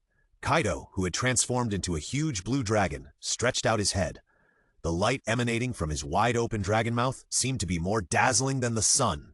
With a loud bang, a blazing flame shockwave spurted out from his mouth, and the heat wave rolled, and the surrounding air was completely distorted. Heat breath! The flame shockwave, which was several miles long and powerful enough to evaporate a mountain, instantly submerged Doug's figure in it. Whitebeard was not idle either. He condensed the power that caused the air shock into a ball cover, attached it to the Supreme Greatsword 12 works of Kusukome Chiri, and slashed it fiercely at Doug, who was submerged in the flame shock wave. Crackling, the air along the way resigned to its fate and cracked. In the heat breath, Doug stood with his head held high, not hurt by the terrible power of the heat breath at all. He clenched his right fist and bone spurs shining, with a faint blue cold light drilled out of his skin. Bang! Doug expressionlessly deflected the spherical air shockwave sent by Whitebeard onto the sea surface. Boom! With a loud noise like a volcanic eruption, the surging waves were instantly evaporated, and a huge cave with a diameter of several thousand meters appeared on the sea surface. The waves that were hundreds of meters high and covered the sky and the sun hit Marineford one after another, hit the surrounding islands, and even rolled further away. In the end, The seawater rushed back and filled up the huge cave with a diameter of several thousand meters in the blink of an eye. In the face of the power of nature, even Whitebeard had to retreat.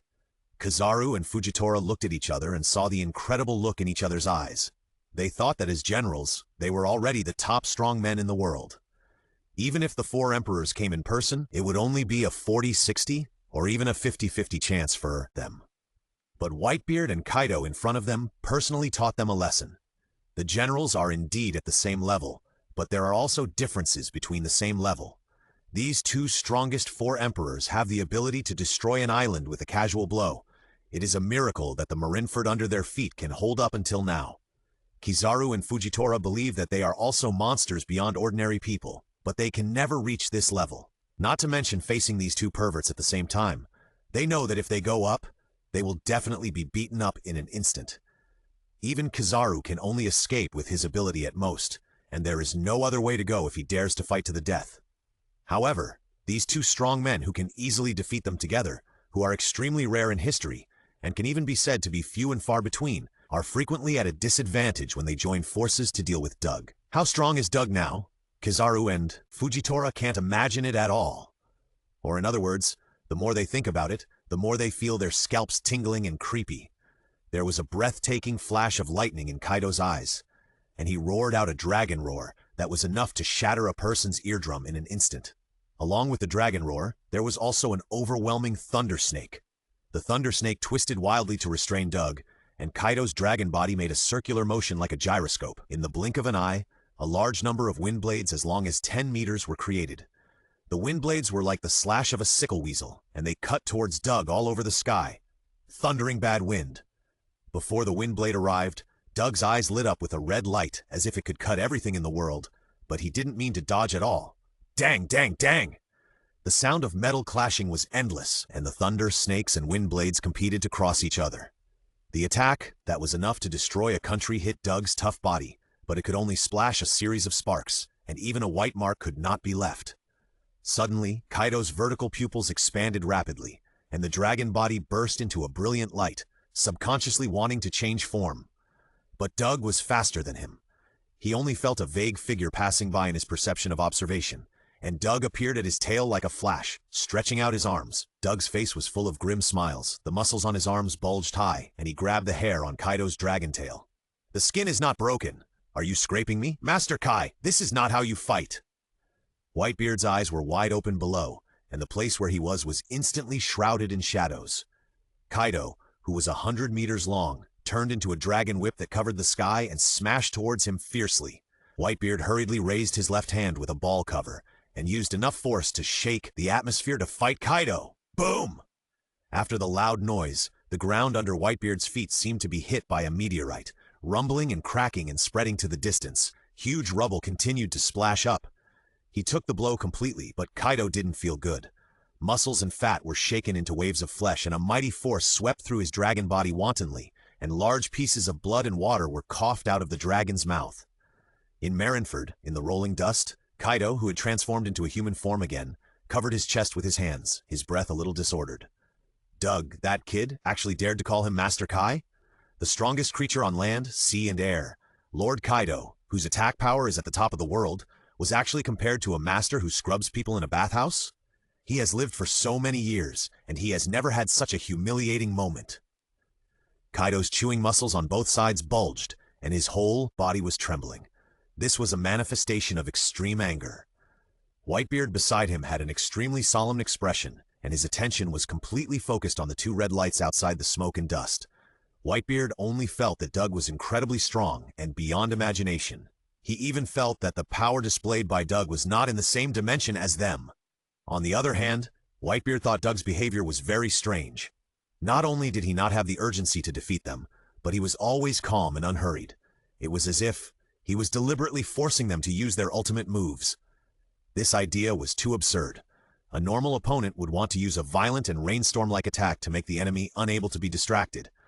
How could he deliberately wait for the opponent to brew a big move?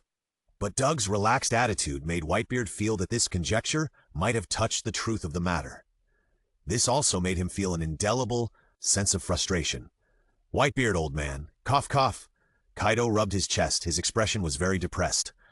I'm beginning to doubt whether you are teaming up with Doug to trick me. You can hit me with this punch, and you even use internal destruction. Kaido suddenly spat out a mouthful of blood foam, which was even mixed with a few broken internal organs. It's only thanks to my strong recovery ability that even such injuries can be repaired in a very short time. Carp Kid, you talk too much nonsense. Whitebeard's face was gloomy, and he shouted angrily, just use that trick and force him to go all out. If we don't do that, we will really become the biggest joke. Kaido was stunned when he heard this. He said in a low voice, really? So that's it? It turns out that you haven't slacked off for so many years. Roar. Finally. Can't help but brew a big move. Using his observation haki to listen to the fluctuations coming from Whitebeard and Kaido, Doug felt a sense of excitement for the first time in a long time. He opened his arms and laughed wildly. Ha ha! In his wild laughter, lava-like lines appeared on Doug's body surface, and the bone spurs under his skin almost broke out of his body. The red light in his eyes was looming, and he shouted, come on, come on, come on! Offer all your strength! Let me evolve gloriously! On the opposite side, Whitebeard and Kaido felt the terrifying aura of Doug, which was like a god or demon, and their expressions became more solemn than ever. They could not understand the meaning of Doug's words, and they had no intention of understanding them. The energy in their bodies climbed to the peak at this moment. The muscles on Whitebeard's arms swelled like air, and his hands tightly grasped the large Naginata Kusukumokiri, pouring all his strength and domineering into it. Kaido's body shape changed rapidly. 2 ferocious dragon horns grew on his head, sharp teeth grew in his mouth, his human head turned into a dragon head, and his whole body was covered with blue scales, completely turning into a dragon man. Oh la la la, your legs and feet are not rusty yet, Whitebeard, old man. Kaido in dragon man form grinned and raised the mace sideways above his head with a grin. Gulala, who do you think you are talking to? Carp Kid! Whitebeard kept swinging his sword. His eyes shot straight at Doug. Are you sure I won't interrupt you? Are you taking this opportunity to accumulate strength? Doug grinned and laughed heartily. Great! Really great! In the distance, the 2 generals standing just in front of Whitebeard and Kaido, Kizaru and Fujitora, changed their colors and moved silently. From the world's 2 strongest combined skills, this move is not good. Even if Kizaru can take this opportunity to transform into an element in advance, he will definitely die if he is hit by this move, because the essence of elementalization is to make the body have the fluidity of natural substances, such as water or a handful of sand. If you pierce it with a knife, the mixture will automatically flow away, leaving a gap without being hurt. But the range covered by the combined attack of these 2 is not the size of a knife or a fist. Facing such an attack, you can't ask Kizaru to transform into an element better. Cold sweat seeped out of Kizaru's forehead, who has always been indifferent. In his perception, even if his upper body and lower body can be separated by 20 meters, he will be completely swallowed up by this terrible attack. Doug, that guy! Fujitora wiped the cold sweat from his head and said in a deep voice, they actually let the 2 Four Emperors charge and attack together. It's really messed up. Indeed. Kizaru's expression was particularly surprised. Whitebeard and Kaido's momentum is still rising. I even feel that anyone in this world who takes this attack completely will be wiped out in an instant. As time passed, Fujitora and Kizaru looked more and more horrified. What on earth is Doug thinking? Not only did he not show any signs of interrupting Whitebeard and Kaido, but he was getting more and more excited. The 2 stood side by side. When their faces flushed and their might accumulated to an unprecedented height, they swung their swords and sticks at the direction where Doug was standing with all their strength. The shockwave, which was blue-purple and had a diameter of hundreds of meters, instantly swept everything in front of it. The strong and dazzling light made this area no longer have any other colors. The speed of the shockwave was so fast that Fujitora thought from his perspective and felt that he could not avoid it at all. Compared with the shockwave, Doug was as small as an ant and was swallowed up by the blow in an instant. Jack, who was on the island in the distance, put his elder brother Jin, who had fallen to the ground with black eyes, to rest. Then Jack took the telescope from Jin and prepared to continue observing the battle situation in Marineford so that he could support Lord Kaido at any time. Let me see, what is the situation? The shipping magnate Jack pointed the telescope at Marineford and suddenly found a blue-purple dot in the telescope. He scratched his head in confusion, took down the telescope and turned it around to take a look, and found that there was no dirt on the lens. It's strange. When Jack picked up the telescope and raised his head again, he suddenly found that the field of vision in front of him was completely occupied by a blue-purple light. Jack's eyes were filled with indescribable fear. His lips kept trembling. His heart seemed to be pinched by an invisible big hand, and his breathing almost stopped. The next moment, he shouted loudly and transformed from an 8-meter-tall human into a mammoth tens of meters long. Animal system, elephant fruit, ancient species? Mammoth form. Why is Jack so brave? What is the most powerful part of the mammoth? Meat, meat, meat, and fucking, it's meat. The body of the mammoth expanded at a very fast speed like a balloon, and the breath like a deep forest beast emanated from him indiscriminately. However, the next second, the mammoth transformed by the shipping king Jack, along with everything within a radius of tens of kilometers, was blasted into dust by this blue-purple shockwave. Hegemony, way high. Request for monthly tickets, request for first order. Boom, boom. The dark clouds rolled up, the sky cracked like a doomsday scene, and heavy rain fell. The raindrops fell on Kaido and Whitebeard. Their faces were horrified and full of disbelief. Whitebeard looked solemn and said in a deep voice, "Take this move hard." Voice did not disappear. Kaido clenched the mace in his hand, his expression ferocious. "It's getting stronger, this monster." "Carp Kid, something bad is coming." Whitebeard's eyes were shining, and his consciousness was more focused than ever. Kaido snorted coldly and raised the mace in his hand. Crack! A thunder fell from the sky and rolled on the mace held by Kaido. "You are no longer useful." In the flat land that was broken and shattered, Doug stood up and straightened his back. Everything around him seemed to be silent with his movement. Whitebeard and Kaido's pupils suddenly shrank, and they felt their limbs cold and creepy for no reason, and they couldn't help but shiver. Boom! The air made a deafening explosion, and Doug's upper body, the clothes that had been protected by the biological force field until now, were instantly torn by muscles. Lava-like lines began to appear on Doug's body. His height instantly rose from 2.6 meters to 5 meters, and his solid muscles twisted like a giant python. The body of destruction. After a long time, all the restrictions on his body were lifted. Doug grinned. His expression seemed to be smiling and angry, and a kind of incomparable burst of pleasure emerged in his heart. Boom! Doug's figure disappeared in an instant, and the ground with a radius of hundreds of meters suddenly collapsed. The red light in his eyes increased wildly until his eyes turned completely blood red. In an instant, he crossed a distance of several thousand meters and appeared in front of Kaido, who was at a loss. He raised his arms high and smashed them down like a hammer of destruction. Kaido opened his eyes wide and was surrounded by an indescribable fear.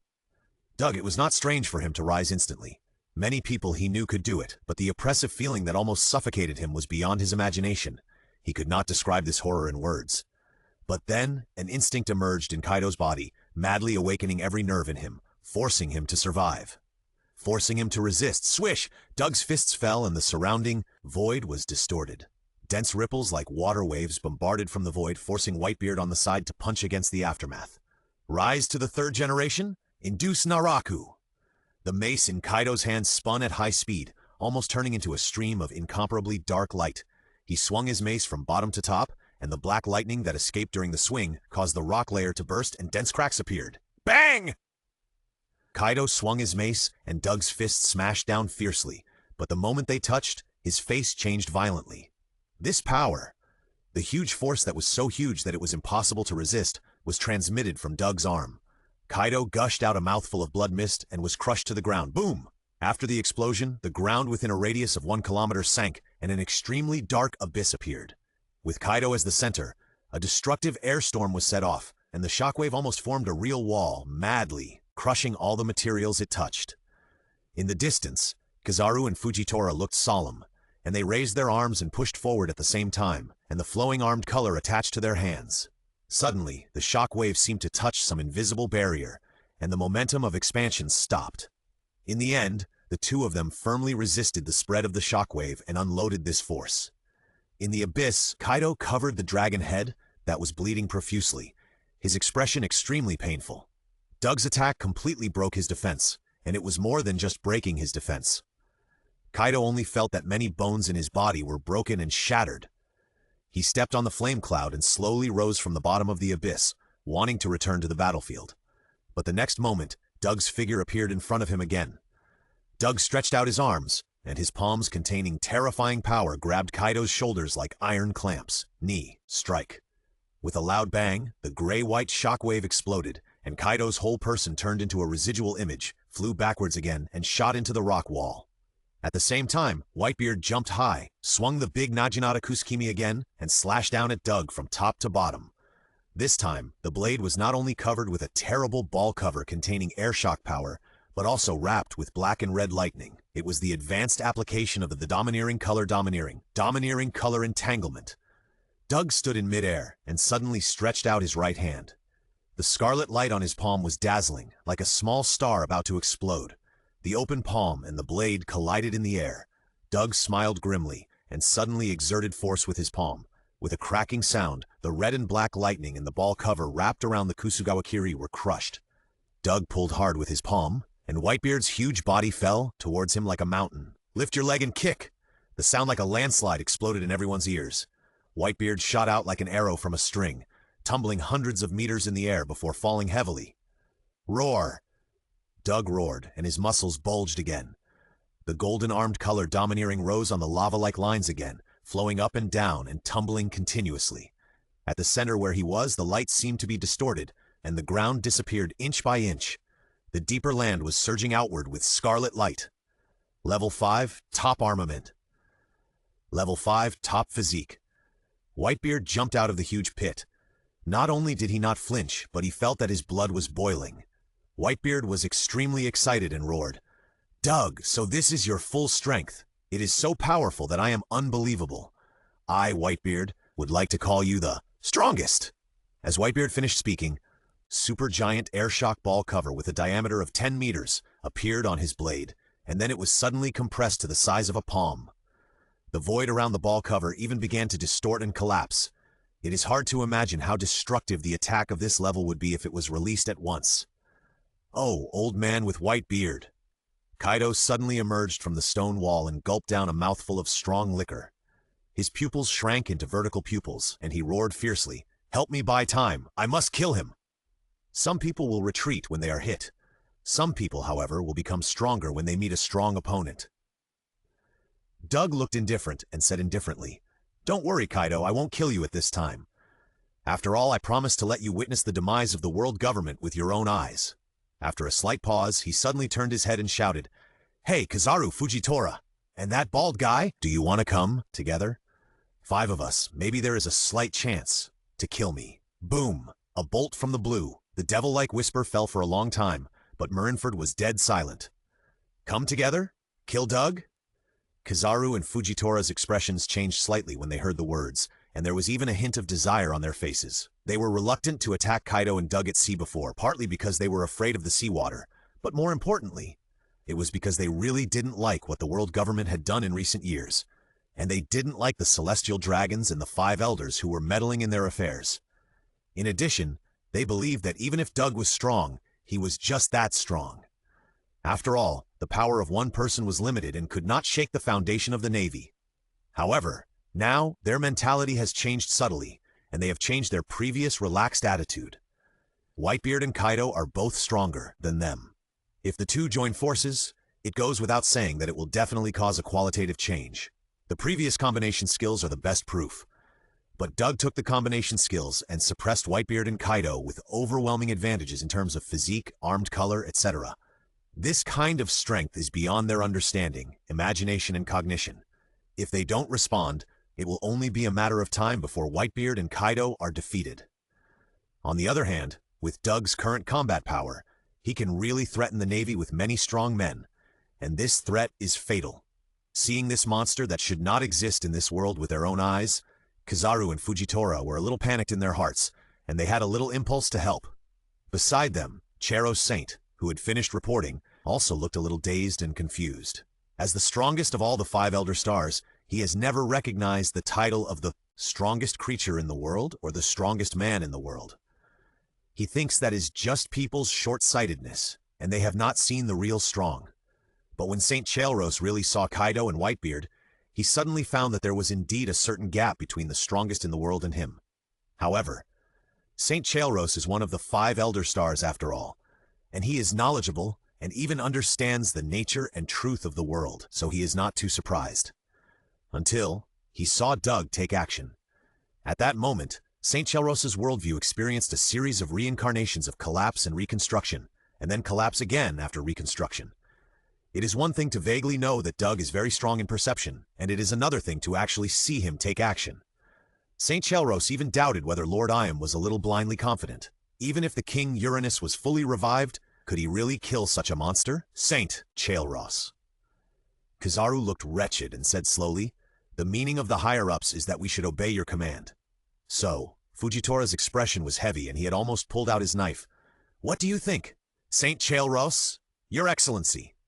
Completely different from the previous idea of slacking off, Kizaru and Fujitora, these two admiral-level masters, really have the idea of completely eliminating the uncontrollable dangerous elements like Doug. Even if they are about to face Shura after taking this step forward, they have no hesitation, because the opportunity to kill Doug may only come today, only at this moment.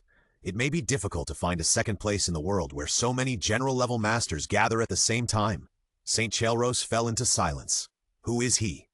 The highest authority in the world government. Why should such a respected and extraordinary person rush to the front line and shed blood like a lowly pirate or a navy who works like a cow for the celestial dragons? If it is to maintain the rule of the world government, he is indeed obliged to do so, but Lord Emu has already said that there is no need to worry. In this case, why do you still want to intervene in such matters? Kizaru and Fujitora frowned slightly. They understood the position of St. Charles. Sometimes silence is already an answer. Fujitora's face changed slightly, and he said in a deep voice, "Your Excellency St. Charles, I want to remind you. Don't talk nonsense, life." St. Charles looked unhappy and said in a low voice, "Who do you think you are? You are just one of the many strong men under the command of the world government. What qualifications do you have to remind me?" Fujitora's face turned green. He is not young, and he is a general-level strong man.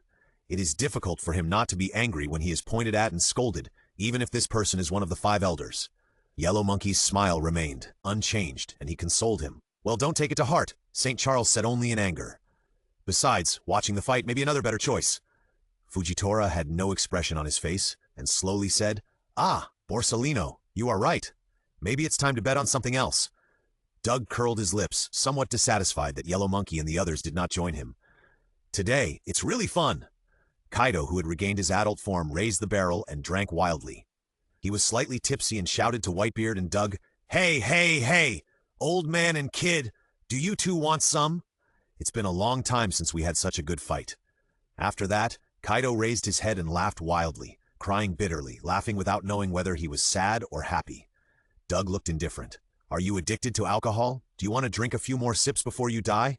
Whitebeard grinned and said heartily, "Doug, don't be careless. This is the ultimate..."